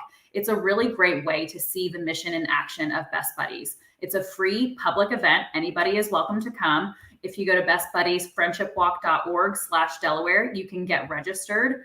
Fundraising is optional. We just really want the community to come out and really highlight Best Buddies and everything that we're doing in these different schools and communities with our adults with disabilities, and just have Delaware come together and surround these individuals and just celebrate them. Well, that's awesome. And we're here to celebrate you and appreciate you coming on and having a moment here to share what you guys are all about. We are, like I said, we're stacked, so I apologize, but we do have to keep moving to get everybody in. And, go to the website, support Best Buddies, make a donation now, give them a little love. That's what it's all about. But Hannah, great to see you. Great to see you. Thank you so much. Absolutely. And with that, Delaware Dance Company's coming in hot. They're going to be here. There they go. And they're on. There we go. Awesome. Good to see you guys. Good to see you too. Absolutely. Well, it's always a pleasure. Good to see you again. And, it's another year, another Do More, 24 Delaware campaign, Delaware's largest giving day. How are you guys feeling? How are you doing today? We're doing great. We had a really fun kickoff event last night. Awesome. And we got a lot of support right away. So yeah, it's really been great. Yeah, we've been really overwhelmed with the generosity that people have shown over these past, how many hours now? 20? No, not 20. 16 or something. However many hours. Yes. Yes. It's hard to keep track of all of it, isn't it, sometimes? It is. Absolutely. Well, it's a good problem to have. Absolutely. So you guys, obviously you're there, you're in the studio. What is it about, dance that you guys love so much? Oh my gosh. Well, it's the language, of the soul. It kind of encompasses and reaches so many different people, different ages, different backgrounds. So, that's why I love it. I love it because dance is really for everybody. And that's what we want to do. We want to try and bring dance to as many people as we can. Well, that's a beautiful thing. And we're here to shine a light on you and all the other great nonprofits. But if you guys want to support Delaware Dance Company, please go to domore24delaware.org, make those donations, learn more about them. Heck, maybe you come out and try a class. So how do people come out and, take part in some of the programs you have? Well, you can visit our website. That will give you a lot of information. It's www.delawaredancecompany.org. We are always in session here. We have classes. People are able to come and try a class for free. We also offer performance opportunities, 2 large performances. Losing my voice already. Nutcracker. Oh my God, I'm right there with you. Trust me. You are too, yeah. And our spring gala. And we have 2 performance groups, our middle school youth dance ensemble and our performing company for our high schoolers and even older. So yes, come see us perform, come bring your people to dance with us. Well, There you go. You know what? Keep dancing, and everybody at home, dance your way onto the website and support Delaware Dance Company. That's what it's all about. And guys, thank you so much for coming on. We've got to keep it rocking. We got so many people to get to in a very limited amount of time here, but really wonderful to see you guys. We appreciate everything you guys do, and just keep, being there for our community, making it a better and fuller and richer place. Thank you, Chris. Thank you so much. It's our pleasure. Absolutely. All right. Take care. We'll see you soon. All right. And with that, we are going to kick it to a fun little segment real quick that we call Where in the state is Stacy gonna be at?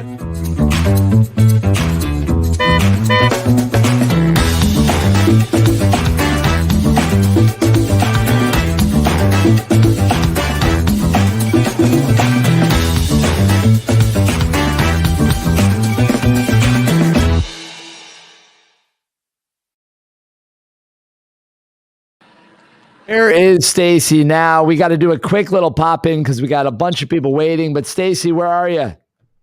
Hey, so listen, I am at the blood bank, and today I have Dawn, and she's going to share a little bit of information real quick. Okay. Yep. Our goal is for $15,000. We've raised $4,300 so far, roughly. Gotcha. I'd like to thank everybody for being so generous and donating. We also need donors. We have a donor room full of these very comfortable chairs for everyone to donate in, and as you can see, they're empty right now. So we really need to work on that. We want people Yeah, to we show need to get some butts in those seats. and we need you to give money too. That's important as well. It does help with the cause. So. Well, no question about it. And, we've had folks on from the blood bank earlier, and it's an important cause, and it goes a long way. It helps a lot of people, and it saves lives. And the cookies at the end are pretty good too. Yes, they are. So we appreciate that. And Dawn, really wonderful to see you. We do have, like I said, we're stacked up, and we have a broadcast window we have to hit before the next one, and we got to get everybody in. So I just want to say thank you for everything you guys do. Go and support their cause on domore24delaware.org. That's where you can find them. Hey, Stay awesome. We'll see you here soon. Thanks so much, Stacy. I can't wait to see where you pop up next. All right. We'll see you soon. All right. And now that means, Claudia, you're up next. We got you coming in. Good to see you from Innocence, Delaware. Tell us a little bit about your world. It's great to see you. Welcome on. It's great to see you, and it was great to see Stacy, who has helped us so much with today. So our organization is the only one in Delaware that helps exonerate the wrongfully convicted. And it's really an important time to get involved with us, because up until 2020, when we started taking in cases, Delaware was one of only 3 states in the entire United States that didn't have an independent innocence project. And so we are really far behind. A lot of those projects started 2 decades ago. So we are dealing with cases that go back as far as the 1980s of people who are innocent and who need our help to get exonerated. This work is incredibly labor intensive. It requires so many man hours to investigate, find new evidence, and open up the prison gates for our clients. I think everybody can agree that wrongful conviction is a huge problem, in that it means that an innocent person who didn't commit a crime is sitting in jail while the actual culprit is still walking free. And so we are really working to try to reach into the system and to try to change that and make sure that there's no innocent person in Delaware who is sitting in prison for a crime they didn't commit. Well, that's obviously an incredible cause and a worthwhile effort. So we're right there with you. I mean, keep that work up. What is the best way for people to kind of tune into what you're doing and to support it? Obviously, you can go to DoMore24Delaware.org, make a donation through this campaign. But if they were to want to follow you guys or maybe even get involved, how would they do that? Well, I mean, you can visit our Facebook page, our social media. We partner. A really exciting thing about our organization is that we partner with Delaware Law School. And so part of our mission is teaching the next generation how to do this work. And that has the beneficial effect of making sure that we have enough lawyers in the future to do this work. But also it means that any donation dollars that you make don't go towards overhead. They go towards directly helping the attorneys and the team that's doing this work. If people want to get involved, they can reach out to me through our website. We're always looking for volunteers to help us with our efforts and to partner with us to do this work.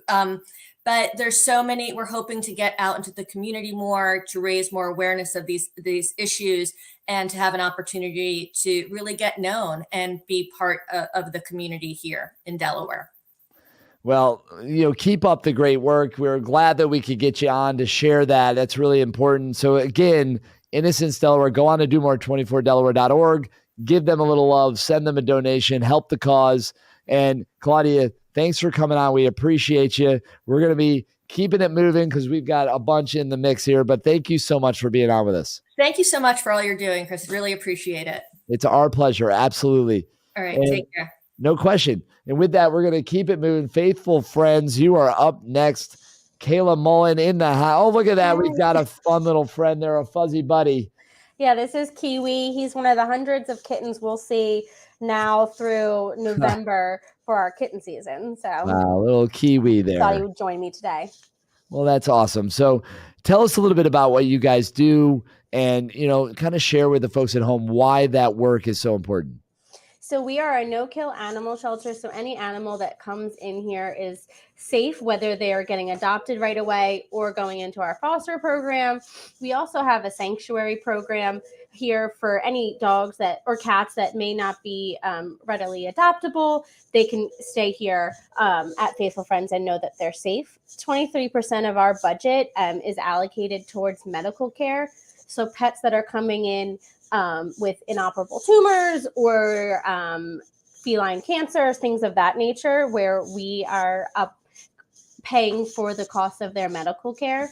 That's 23% of our budget. So today we do have a goal of $15,000 to raise for our Healing Touch Fund, but annually that amounts to about $225,000. So today will be a small chunk towards saving all of those animals. So we're super excited for today. Well, we're excited that you could be a part of it. And if you guys want to support Faithful Friends, just go to the platform, go online, domore24delaware.org, make those donations, help Kiwi there and all of Kiwi's fuzzy friends. And you know what, Kayla, thank you so much for coming on. It's important. I know there's a lot of folks at home that are, passionate about cats and animals that appreciate what you guys do. And that's awesome. So keep it up. Thank you. Thank you very much. Absolutely. We appreciate you. And with that, we're going to keep it rolling over here to Kelly from the Latin American Community Center. Great to see you again. Yeah, great to see you Always again a as pleasure. well. Yes, I love it. So it's Do More 24. We made it. It's finally here. I can't believe it, but it's finally here. Yeah. It is absolutely here. And we are cruising right along. And, the money is coming in and the states are filling in. It looks like we actually only have 2 left that aren't on the board. But tell us about you guys and what you're doing over there at the Latin American Community Center. Of course. So the Latin American Community Center, or as we're better known, the LACC, is the largest Latino serving organization in Delaware. So we have over 30 different programs throughout the agency to support the needs of Delaware's Latino community. So as an agency, our mission is to empower the Latino community through education, advocacy, partnerships, and exceptional services. And so this year for Do More 24, we're raising money for, I guess you can call it a new program. For over 40 years, we've had a program that we would call the Hispanic Student Recognition Program, or HSRP. But during COVID, we had decided to kind of shift the focus of this program and the focus primarily on high school seniors and providing scholarship dollars. So the new program is called the Minerva Marrero Hispanic Scholarship Program. It's named after one of the original HSRP founders, and it's going to be providing $25,000 worth of scholarships to Hispanic high school seniors throughout the state of Delaware. So our focus is we want to support those students who have just as much drive and passion for their future education as other students, but they might have commitments like they're working a job after school to make money to help out their families. And so they might not have that perfect transcript with a million extracurriculars of those students you typically think that are going to get those big scholarship dollars. That we know that their stories and their passion for education is just as valid. And so we want to make sure that they're also getting the support they need. We've already had a lot of applications come through and we've been reading their stories and they are incredible. I already wish we could give every single student that's applied a scholarship. But our goal is 7 scholarships, 3 that are going to be $5,000, 2 that are going to be $3,000 and 2 that are going to be $2,000. So our hope is by the end of Do More 24, we'll have raised enough money to cover the cost of an entire scholarship. So that means any donations made today to the LACC on our Do More 24 page are going directly to one of these high school students in the state to support their educational aspirations. Well, look at you. You had that all ready to go. That was a really nice little, dump of great information, sharing what you guys are all about. I appreciate you doing that. If you guys want to support the Latin American Community Center, the LACC, go to domore24delaware.org. Make those donations. Make them now. Get them in before the time is up here at 6 p.m. It's got to happen today. That's how it counts. So, Kelly, good to see you again. As always, I appreciate you coming on. We've got a few other people in the wings. We're going to keep it rolling. But, hey, stay awesome. Appreciate you. Thank you so much for having me. Absolutely. Of course. It's always a pleasure. All right. And with that, we're going to be moving on now to the Delaware Contemporary. So Delaware Contemporary, how are you? Good to see you guys. Hi. Thanks so much for having us. It is our absolute pleasure. And Jen, you want to join me for a second? Come on in here if you don't mind. We're going to fire up her mic, just make sure she's live. Mic 2 there. And so tell us about your world. Where are you right now? What's happening? Sure. We are in our lobby space of the Delaware Contemporary, and we are located down at the riverfront. One of the few contemporary in the Wilmington area, featuring artistic practice and materials and a lot of local and emerging artists in our area. Well, that's pretty awesome. So what? No, keep going. Sorry. Yeah, absolutely. Build it. So I work with the Contemporary as a lead educator. I work also on the engagement team with Chase here, and I'm super excited about just learning more and helping the youth, and as well as being a studio artist. I think the Contemporary has opened a lot of doors for emerging artists, as we were talking about. So yeah, we have a lot going on just to help the community and also to build artists. Fantastic. Well, that is a beautiful thing. And I think it's so important that we support the arts and the arts thrive in our communities. Communities, without question, are better off when arts programs are strong, it adds so much to our lives when they're there. And we, you know, you don't realize how important they are until they're gone. And unfortunately, a lot of times that is where the funding kind of cuts first, right? So we need to support it. It's important.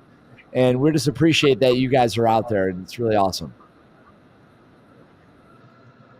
Yeah, thank you. Yeah, we have quite a few community programs that we're looking forward to for this spring. It's all located on our website for those of you who are interested. And yeah, we're really, really excited.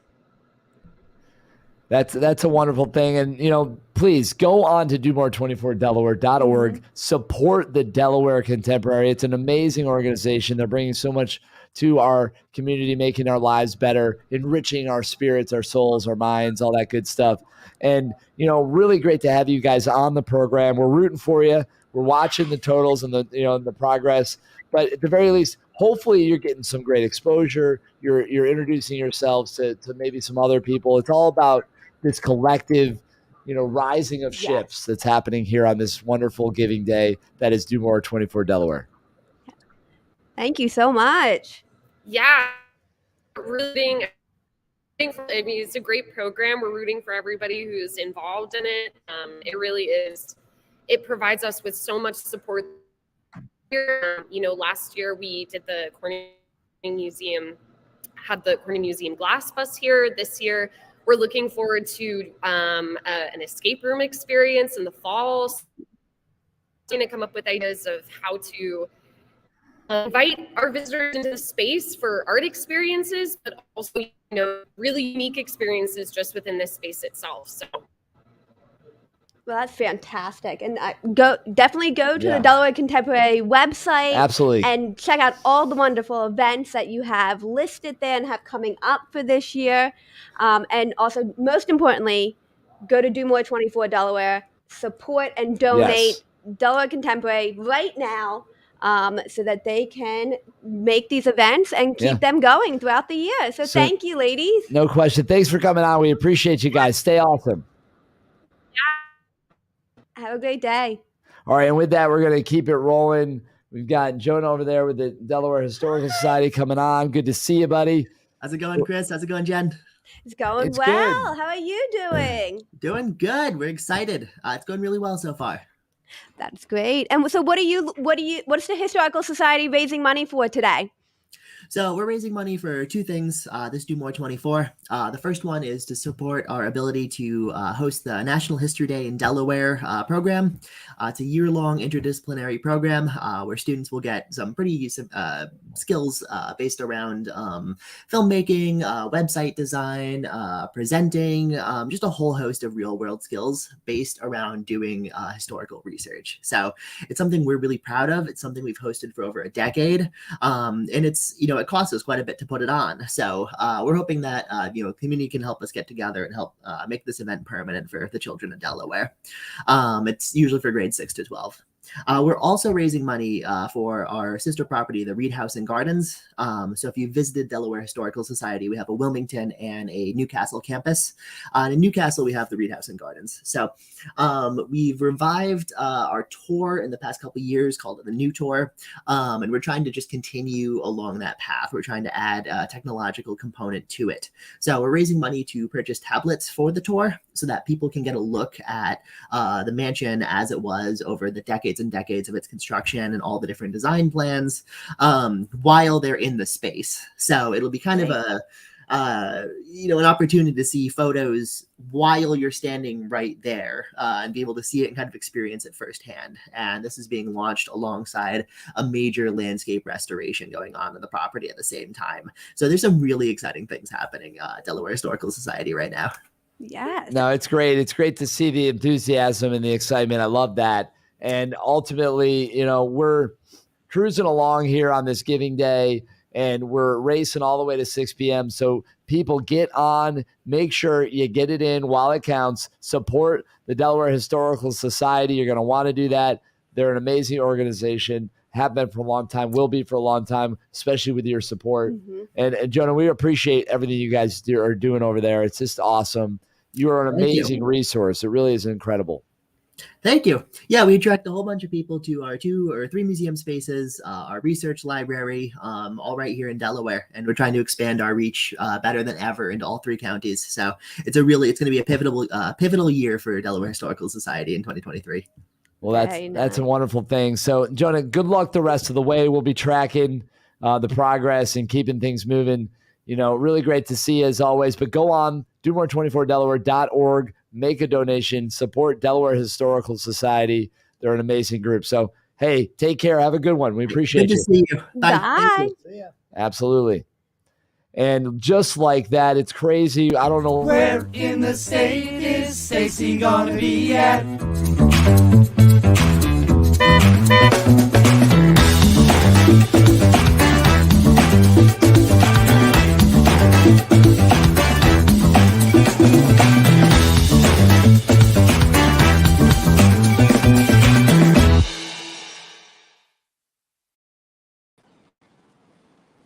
Stacy in to find out where you are. This is the last one of this broadcast window, and then we'll be rolling on to another one. We have one last interview after this, just so you guys know, and then we're going to be rolling into the next broadcast window. But tell us, Stacy, where are you? Oh my gosh! So can you guess? Let me think. You're at It doesn't look like the Christiana Mall. No. No, it's not the Christiana. Never guess. It looks awesome. It looks like a beautiful place is what it looks like to me. It really does. A beautiful place. And my friend Stephen here is going to tell you all about it. Love it. Yeah. How are you doing, Stephen? Gardens here and just outside of Dagsborough. 37 nice. gardens based on sustainability and a natural approach to gardening and the environment. So great to join you guys here today. No, absolutely. We're so glad that you could come on and, really just be a part of this. It's wonderful to be just getting exposed to all these beautiful places, these wonderful assets and, locations throughout Delaware and the causes and the organizations that are driving them forward. It's amazing. So thank you for allowing us into your world to look around a little bit for a minute. Not at all. Absolutely. We're happy to share it. We're a couple of weeks from opening to the public, March 16th. We reopen the gates. We're very excited to be involved with you guys today. Thank you for everything that you do. That's what it's all about. So go and check them out. Stacy, I know we're going to be seeing you again coming up here, maybe in the next broadcast window. Steve, great to see you. We do have an interview. We got to get over to our friends at DIAE as well. So let's go and do that now. We're going to switch on over to them. Oh my goodness. How are you guys? Good to see you. It's awesome. Good to see you. It's wonderful. Wonderful to have you on. And we're just, we're cruising along. We're about to wrap up this window. And we're going to be going into our home stretch broadcast here all the way to 6, rocking it down the finish line. Unbelievable. So how are you guys feeling today? Tell us about your world. Bring us in for a second. You're calling us we're from at Dover High School today. So we're working with the visual and performing arts teachers in Capital School District, kind of across grade levels. And so that teacher professional development is one of our program areas. So we're really glad to be with a new group of folks today. Well, that's awesome. And you guys do a lot of great work and and obviously have a lot of wonderful programs. Do you want to maybe just share a few of those programs? Sure. So our benchmark or keynote program is our K-12 program. We work with teachers and students in K-12 schools throughout the state, bringing professional artists and teaching artists into the classroom to help the students kind of get those chances to make the decisions that a working artist make. Each of those residencies culminate with a performance either at the school or a field trip, or sometimes they go like to one of our cultural institutions like the Delaware Art Museum or the Bigs down here in Dover. We also have one of my favorite programs is called Delaware Wolf Trap, which is our program for our youngest learners. They're preschool professional development for teachers. And those are long-term, but we get a chance to combine picture books and literacy and math and the performing arts. And the teacher learns new techniques that they can use in their classrooms. And then of course, the third thing, teacher PD, which is what we're doing today. Yeah, nice. So, but you guys are out there doing it, and that's what it's all about, right? And that's why you need the support. So if you want to support, DIAE. You can do that by going onto the platform, domore24delaware.org.